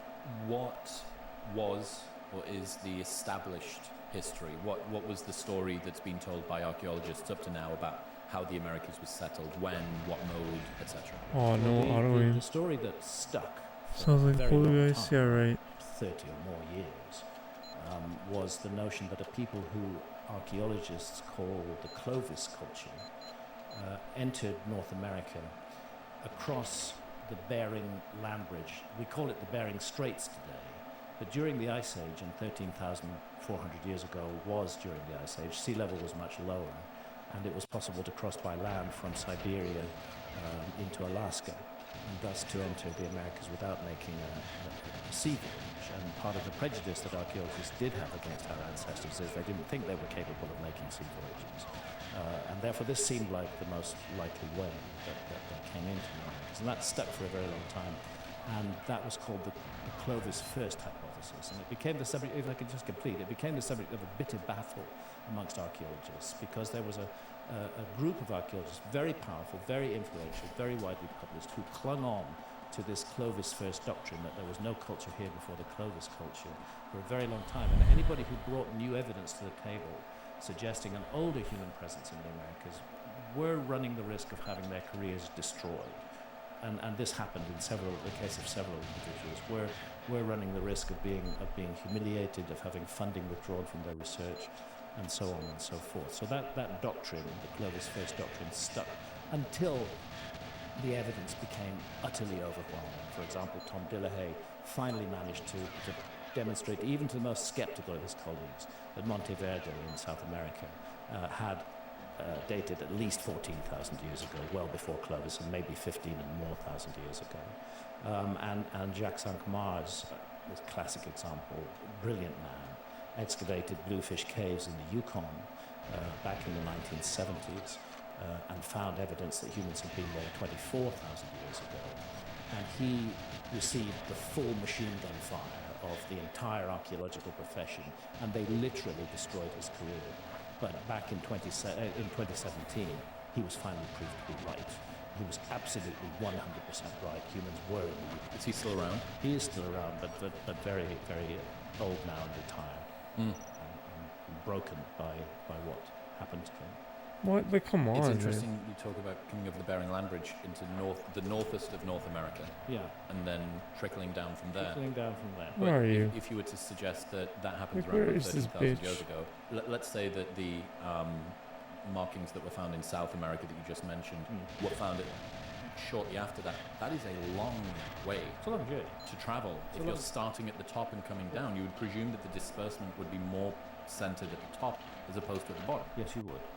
And archaeologists are beginning now to open up to the idea that our ancestors were seafarers. I mean, they have to be open to that idea, because even at the peak of the Ice Age, when sea level was at its lowest, Come on, man. it was not possible to get to Australia without a sea voyage.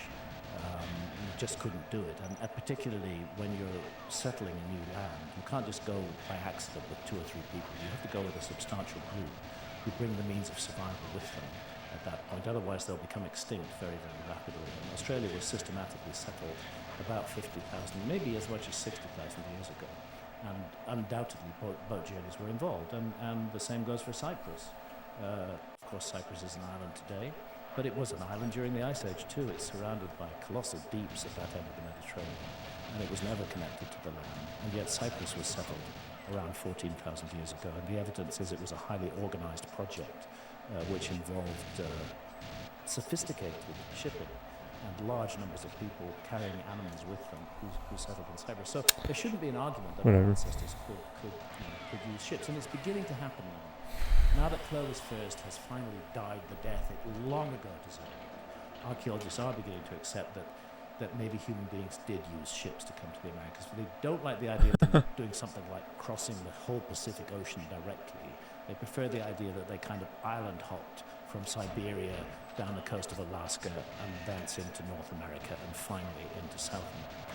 But this raises one highly significant problem, which is, first of all, that the South American sites, by and large, are older than the North American Oh, what a sites. throw. You see that throw? And secondly, Sick. and again, we feature this in season 2 of Age of Apocalypse. No. There's intriguing DNA evidence, which connects the peoples of Melanesia, New Guinea, and Australian Aborigines, and certain peoples who are indigenous in Taiwan as well, which connects them directly with 3 tribes in the Amazon rainforest, in the west of the Amazon rainforest. And that particular genetic signal is not found anywhere in North America at all. And it should be, if they got there by a land route coming through North America. It's only found in South America. And the most parsimonious way to explain it, even leading geneticists admit this, although they know that it's not an idea that archaeologists are going to accept. The easiest way to explain it is that there was a direct crossing of the Pacific Ocean by What? sea. How did that And not? since those How did I remains miss that one have in been found A? are already very old, What? That's more such than bullshit. 10,000 years old. We're looking at a sea crossing that could have happened thousands of years before. What? It's just an accidental discovery that complete That's skeletal bullshit. remains were found that are 10,000 years old, which have this DNA signal, which is still present in the modern population. It could be better though. Pretty big ocean. Zen, on it either could be side of better. The Americas.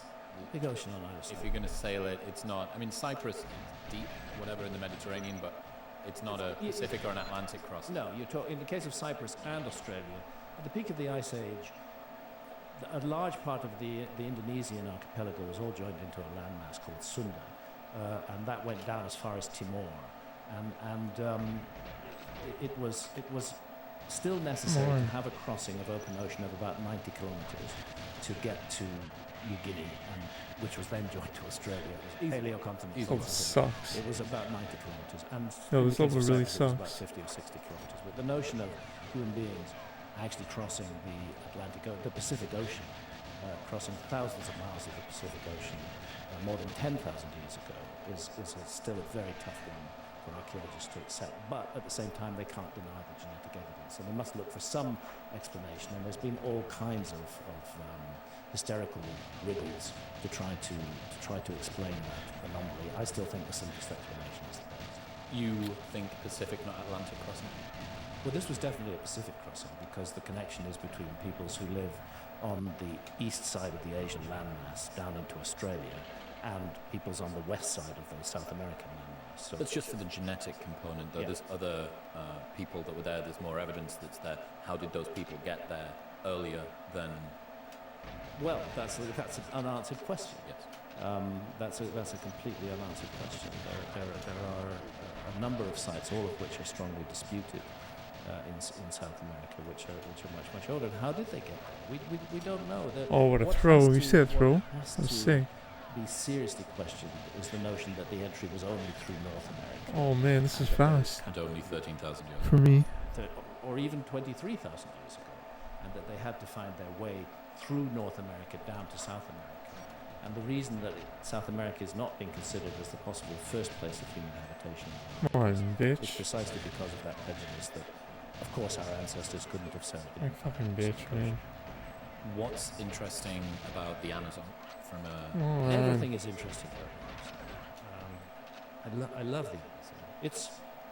It's a god, or I would prefer to say a goddess. The Amazon is a force. It's an amazing and extraordinary thing. It's very tough. The heat and the humidity are intense. The insects, the This game, bro. I hate snakes, this fucking game, bro. the creatures that will eat you up, the piranhas in the river. It sounds pretty inhospitable as a place that you're going to But at the same time, it's a I hate this fucking game. garden. in I which hate humans this can stupid flourish, fucking in game. which humans did flourish.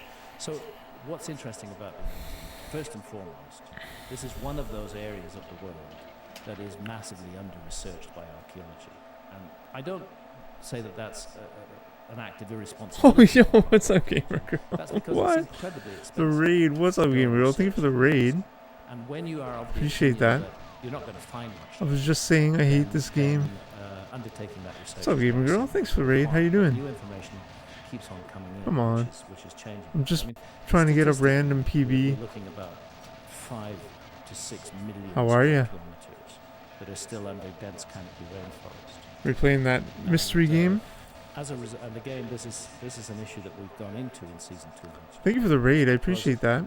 I think We're playing everybody knows GoldenEye. that That'd be the Amazon insane. is under attack at the moment. Oh, Large parts of the this is Amazon not the right way to get to are being Xenia. cut Oh, come on, bitch. and turned Sorry, into pardon my soybean language. farms and cattle ranches. And the soybeans are primarily to feed the cattle. As a Oh, result insane. of these That was insane. strange I'm gonna pass things away, have though. begun to emerge into plain sight. And these include gigantic, perfectly geometrical earthworks. No. Now, if we talk No, about come on. earthworks in the UK, everybody's heard of Stonehenge or Avebury. A henge actually is. Oh, it hits the warp for the PB. That surrounds the Thank you for the stone. raid. What's It's not that? particularly prominent in the 109. case We'll of take that. Stonehenge, but it's massively prominent in the case That's of pretty good. Avebury, a big deep ditch with. Thank you for the raid. Thank you, So Gyges. Aw, these thank earthworks in the you. Amazon, they don't have the standing I stones appreciate in them. that. Yo, doggy, This is have fun. part of the Amazon. Looking forward to They the do return. have These huge earthworks which can I'm taking a take photo very of this. intriguing geometrical forms. So, for example, a perfect square with a perfect circle. Is that inside. is that Done my on a scale of PB? hundreds of I don't meters. know. I can't remember what I have. Rectangles. Square Wait, some Death enclosures Note with and then sort a of skulls bit of cut out Liar's in the Bar. corner of Oh, it. nice. The whole thing, Reading. lots and lots of circles. Yeah, right. Many of these structures Yeah, right. appear to 109. That is 69. That is, yeah. All right. Thank you, yo. Thank you, Gamer Girl. Appreciate that. North, south, east, and west. I was lurking your stream earlier, or not today, but yesterday, North, south, east, and west on a compass are not the same as true north. of there's an error of Liar's Bar. degrees in compass, which is a magnetic reading. True north is defined by astronomy. And which one does this? All right, 109. What should we This do follows now? True north, south, east, and west, the true cardinal directions. So anyway, as a result of the clearances, we've started to see these puzzling earthworks appearing, and that has led a Try team this. who we cooperated with in Facility agent. The lead archaeologist is Martti Pasanen from the University of Helsinki. Yeah, no. And his partner in the Nope. project is Alceo Ranzi, who's a very distinguished Too geographer, rusty. from 69. Brazil. S1. And it was actually Alceo who was the S1. I first could do to S1, spot SA these maybe. moves. That's what he called them. Mm. Because it struck him that there was a similarity to the Nazca lines. These things Damn, are SA. so big that you can only really see what they are when you're up in the air. And he was on a flight over and suddenly saw this and thought, what the hell is that? And that led him to begin to investigate and find there wasn't just one. There were I think my PB is 124. Produced by the clearances. And now what Alceo and Marty are doing is a detailed LiDAR study in the areas. Thank you, y'all. Appreciate it. Thank Those you. parts that have already been cleared. They're going deeper into the jungle. Thanks, Gamer Girl. While Appreciate we were that there, raid. They found half a dozen new structures. A lot. under the Reading canopy. Goldeneye. See, LiDAR will allow you to see through the rainforest canopy and to see relief features underneath. No it problem, fam. without Thank destroying you. anything. And then you can go in very, very low tech. You can just go in, not destroy anything, and begin to investigate what the LiDAR has picked up. And what the LiDAR has picked up is these. I'm actually, just extraordinary geometrical appreciate the structures extending into viewers. I jungle stream as far as Goldeneye the range of the drone that day. and weightlifting. And both Marty and And Alceo Breath of the are the Wild. opinion that there are thousands of these things still waiting to be appreciate it. discovered. And indigenous people, I spent time with an elder of the Apurina people for whom these geoglyphs are sacred. They say Gigi helped me get affiliate back in the day. Oh, I'm still such a shitty player. and value them today, and that they are places that shamans use to work healing medicine on the people. By raiding How me. old are they? The ones that have been found. We'll up try till this one more now, time. go back about 2,000 to 3,000 years. And that's based on dating of organic material found in the earth. I don't think I'm gonna get better than 124 right now. However, what they've found that those precise areas on which That's the pretty earthworks insane. now stand, once you excavate down deeper than about 2 or 3 meters, you find that they have been intensely. Sorry, I gotta read this after. human beings, and there's an enormous amount of charcoal and carbon down there. And those dates, so what they're saying is that these sites actually appear to have been selected and appear to have been sacred to people for at least 10,000 years. And we see the latest incarnation of them in the earthworks that have survived to this day. So there's a big project now going on in the Amazon to open it up and find out. I don't mean to open it up by Fine. destroying the rainforest. I mean to use LiDAR to find out what's going on there. Wow. And other results of this have included absolute confirmation that there were huge cities in the Amazon, that the Amazon did have a population before the Spanish. Yeah, there's no way I'm gonna get better than Tens of 124 now. millions. Maybe. Maybe. This was a completely different place from the place that we imagine, this kind of pristine rainforest inhabited by a few tribes of hunter-foragers. Now, there were large-scale permanent settlements. Yeah, for raiders, what I'm doing is joined I'm by perfectly straight playing roads random that levels in some right now. cases for hundreds of kilometers. We are seeing the traces, literally, of a lost civilization in the Amazon, and the work is just beginning. The get to grips with the dates on these. And this is just tiny bits of the Amazon that have been looked at thus far. So I'm Honestly, I'm actually probably gonna start playing Breath of the Wild to tell us. in high definition, I've done no my best cam, to bring no the mic case for that in to a little viewers bit. in Ancient Apocalypse. And Maybe. besides, what a privilege to spend time in the Amazon. Over the span of about a year, I tried pretty much every green string that I could find, trying to work out which one was best. I came across AG1 and...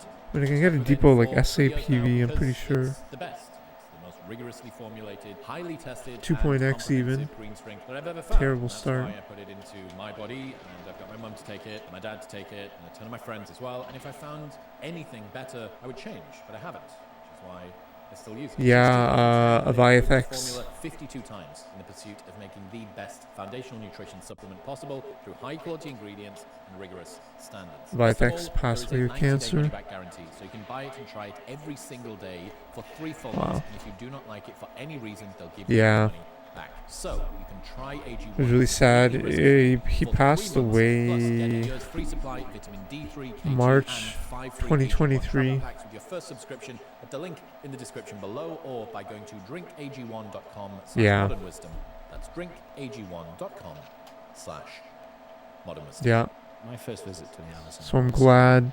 2003. I'm saying I appreciate Working on a book everyone so much. 2005 called Supernatural Meetings with the Ancients. I know I'm playing 2.x, but it's fine. Retitled as Oh, you gotta blow up the fucking screen too. God damn it.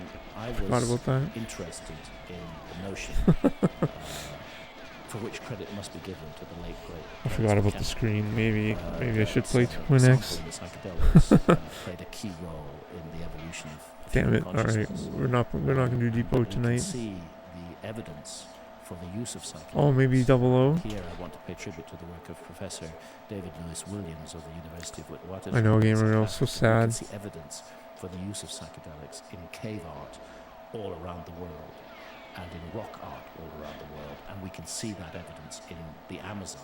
Very, Gotta very appreciate the strongly. moment. And furthermore, Appreciate each other. shamans in the Tell each Amazon other how we're feeling in the drinking moment. ayahuasca, I appreciate making powerful you and prescription everyone. ayahuasca.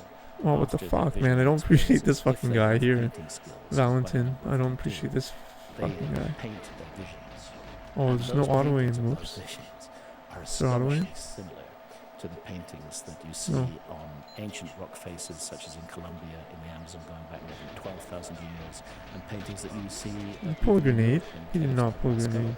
where the same geometric Okay, he did not. patterns and the same strange beings that are part mixture, part animal, part human, appear. It's as though the visionary realm is being manifested in art. And I wanted to investigate that. Oh, And come I on. had not experienced ayahuasca before, but I didn't feel I could write about it authentically. Sending my Drinking love ayahuasca. and big hugs. Big hugs to you. Amazon, first of all, in 2003. Thank you so much to for drink raiding, chilling. ayahuasca with an indigenous shaman. I'm gonna pass away. And whose name is Francisco Montes Schumann. To you, the rest. And I had my first 11 I appreciate sessions it. with 11 sessions. Yeah. First 11. First 11. Yeah. I've had subsequently had about another 70. But that was the first 11 were for research purposes. Active in other The Discord. other 70 No is worries. because ayahuasca has helped me to Yeah, I made a post on the elite life in the that's, general. I I didn't posted even his know I needed obituary to and do, but posted it's helped me to do that. So I still feel couple photos of him. to refer to ayahuasca as a teacher. And TheElite.net I've learned many useful in the general. lessons to it. So from it. So the If last you time wanna I see had him. an ayahuasca session was actually while we were filming in Peru, in the Peruvian Amazon, for season 2 of Ancient Apocalypse. And it was with Peeled off from a day of shooting to go and... No, yeah, like this and it was fucking the bro. same shaman, Francisco Montes Schumann, who I drank with 20 years before. So it was fascinating to be back there and to be in the midst of that majesty and surrounded by that wildness. This, of course, you can drink ayahuasca pretty well anywhere in the world today, but it's better to do so in the hands of a shaman who really knows what he or she is doing. I'm not saying that there can't be Western shamans. There can, and there are some. But they need to sit down at the feet of shamans in the Amazon and learn techniques from them, because people can get into a very bad place on an ayahuasca trip. And that needs to be handled. Shamans see it as keeping dark forces at bay. That's what their role is primarily in this. So it was very, very interesting to have another session there, and I was joined by my good friend Luis Eduardo Luna, who's a Colombian anthropologist who is now based in Brazil. He's one of the world experts on ayahuasca. Oh, man. Some very interesting discussions about the mysteries of this brew. The mysteries of the ayahuasca. Alright, I'm not gonna Also do this touch on level. the question of civilization in the Amazon. How so? Well, because ayahuasca is a very complicated thing to make. It is a mixture of two ingredients. The best known form, which is actually called ayahuasca, and that's not even an Amazonian word, that's a Quechua word, it's an Inca word. The Incas were also using ayahuasca, and they named it, and that name, there are many local names for it, but the Inca name stuck, and everybody calls it ayahuasca now, which means the vine of souls. Come on, the vine man. of the This dead. game. The vine itself has almost no visionary properties. If you were to drink a tea made of brewing up, smashed up portions of the vine, and you could drink gallons of it and you wouldn't have any visions whatsoever.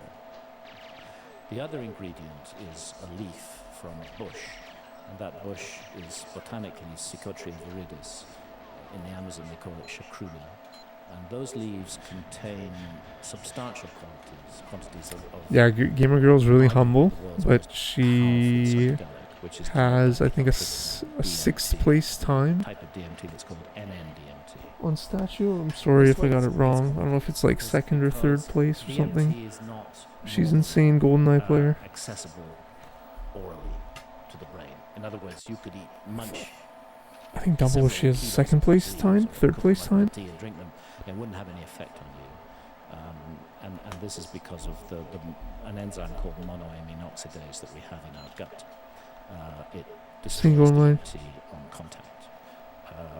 That's why people who want to have the straight DMT experience today have to smoke it or vape it, smoke it in a pipe or vape it, and then it gets right through the blood-brain barrier and into the brain, but through the gut you can't absorb it orally. So how do you conquer that problem? What you need, in scientific terms, is a monoamine oxidase inhibitor. You need something that will shut down that enzyme in the gut.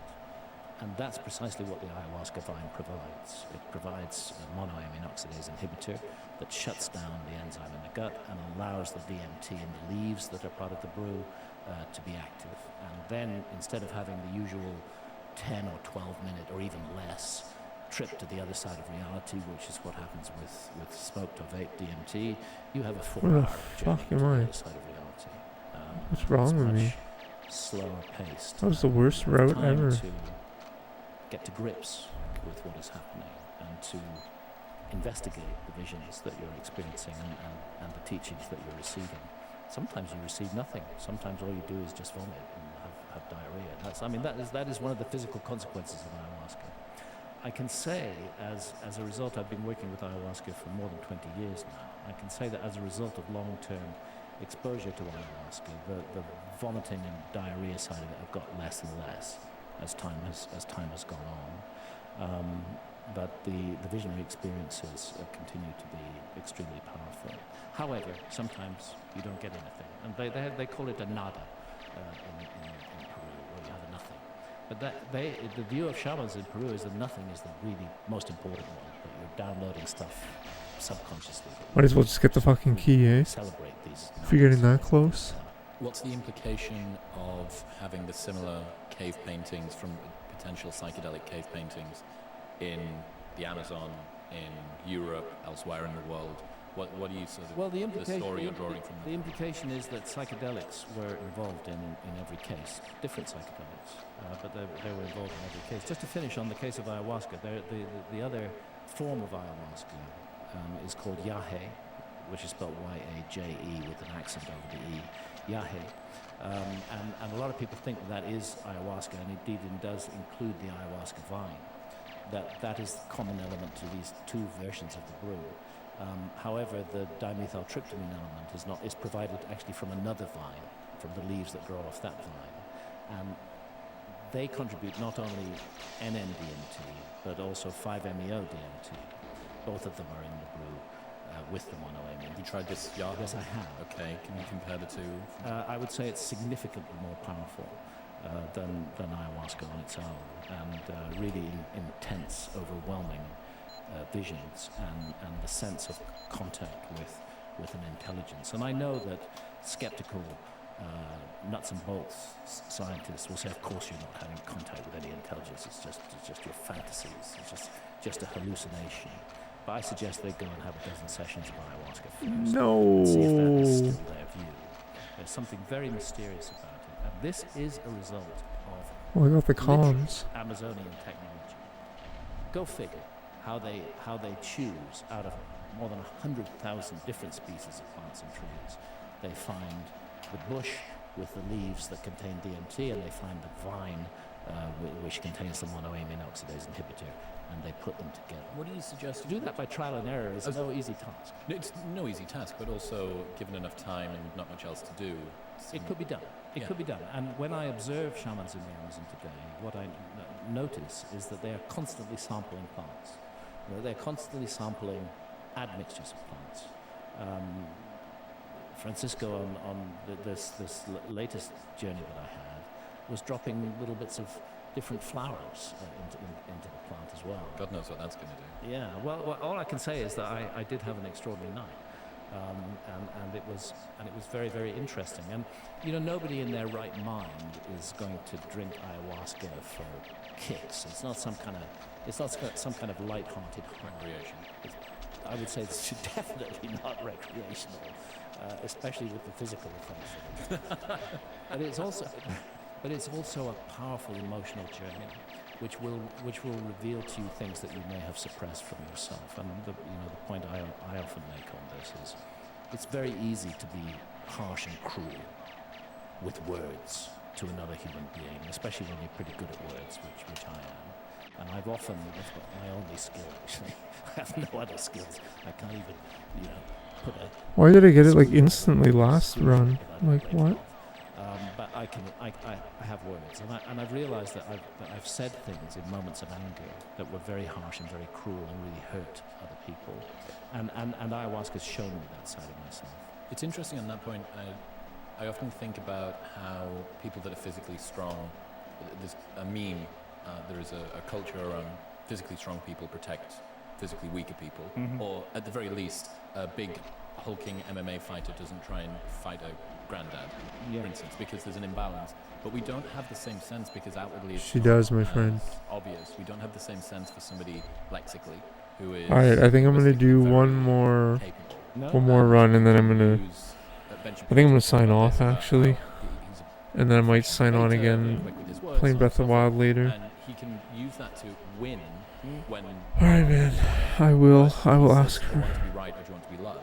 And exactly, he has to temper. It's like being the real strong guy up against Runway the double O, maybe? I would say the most important lessons I've had from my ayahuasca journeys has been that I do have a problem with anger and I need to deal with it, and I have been dealing with it. It's one thing to get the revelation, it's another thing to... Do run for Gamer Girl. Do double O run for Gamer Girl. Let's do it. But I'm working on this, and I hope that I'm a kinder and more nurturing person than I was. I want to get it. I want to talk about that because I'm particularly... She's going to cringe of my route. Somebody that's had to deal with such consistent criticism for a long period of time, disposition for anger, but then also evidently this sort of transcendent desire to include and transcend, as Ken Wilber would say. But it's partly to do with being 74 years old. We're all mortal, and the thing is that when we're in our 30s and 40s, we don't take that into account. Believe me, when you get to my age, the clock is ticking, and you know that whatever happens, it's not going to be that long before your time is up. And I'm completely resigned and accepting. Oh, Val, what are you doing, It man? can come at any time, but when it comes, I would like to be able to look back on my life and say that it was a worthwhile life, and that I did more good than I did harm, at the very least. Anger's a young man's game in that regard. Yeah. What's this... That was the worst Val strafe. Rumor meme that I've heard about the Amazon being a man-made jungle. Oh, it is. It is a man-made jungle. What does that mean? Well, what it means is that when you analyze the millions of trees in the Amazon, you find that they boil down to about 16,000 different species. But species like the Brazil nut tree, which are incredibly helpful to human beings, which are food-producing trees, are hyper-dominant in the Amazon. And they shouldn't be if it were just the result of natural selection in the Amazon. It's clear that human beings have been involved in turning the Amazon to their purpose and making it an environment that is useful to them, that can feed them, that can nurture them. And for that reason, just as clearly a brilliant kind of shamanic science went in to the creation of Alright, I think I'm done actually. equally brilliant Alright, kind of thank you shamanic friends science for went being into here. I the really creation appreciate it. of Appreciate you. curare, which involves 11 Read. different I'm gonna read someone maybe. You know what curare is? Curare is a nerve Appreciate it. Thanks everyone. which is used Thank you, to tip Toad. Thank you, arrows. Lucifer. Thank you, If you're hunting a Ian Girl. monkey, and that monkey is 100 foot Keck up a tree, W. and you want it for dinner, what you don't want to do is for it to, as you shoot an arrow into it, its natural instinct will be to wrap its tail around the tree, and suddenly the monkey that you want for dinner is hanging Thank by its you. tail 100 feet above you in the tree. You don't want that. So you want something that paralyzes its muscles. Okay. And that's what curare is. That's why, you know, curare was later I used don't in understand. anesthesia as well. They shoot the monkey with a curare-tipped arrow. Its muscles go limp, and it falls from the tree, and dinner is ready. But to create curare, you need 11 different ingredients all put together, and if you don't have even one of them, it won't work anymore. So that's a scientific project, again, from a people who have lived in their environment for thousands, I believe tens of thousands of years, and are so familiar with it and so comfortable with it, they know what to do with it. But I would add to that one Thank you other very much. Amazonian science, which again we go into in season 2, which is called terra preta, which is patches of astonishingly fertile soil that are found dotted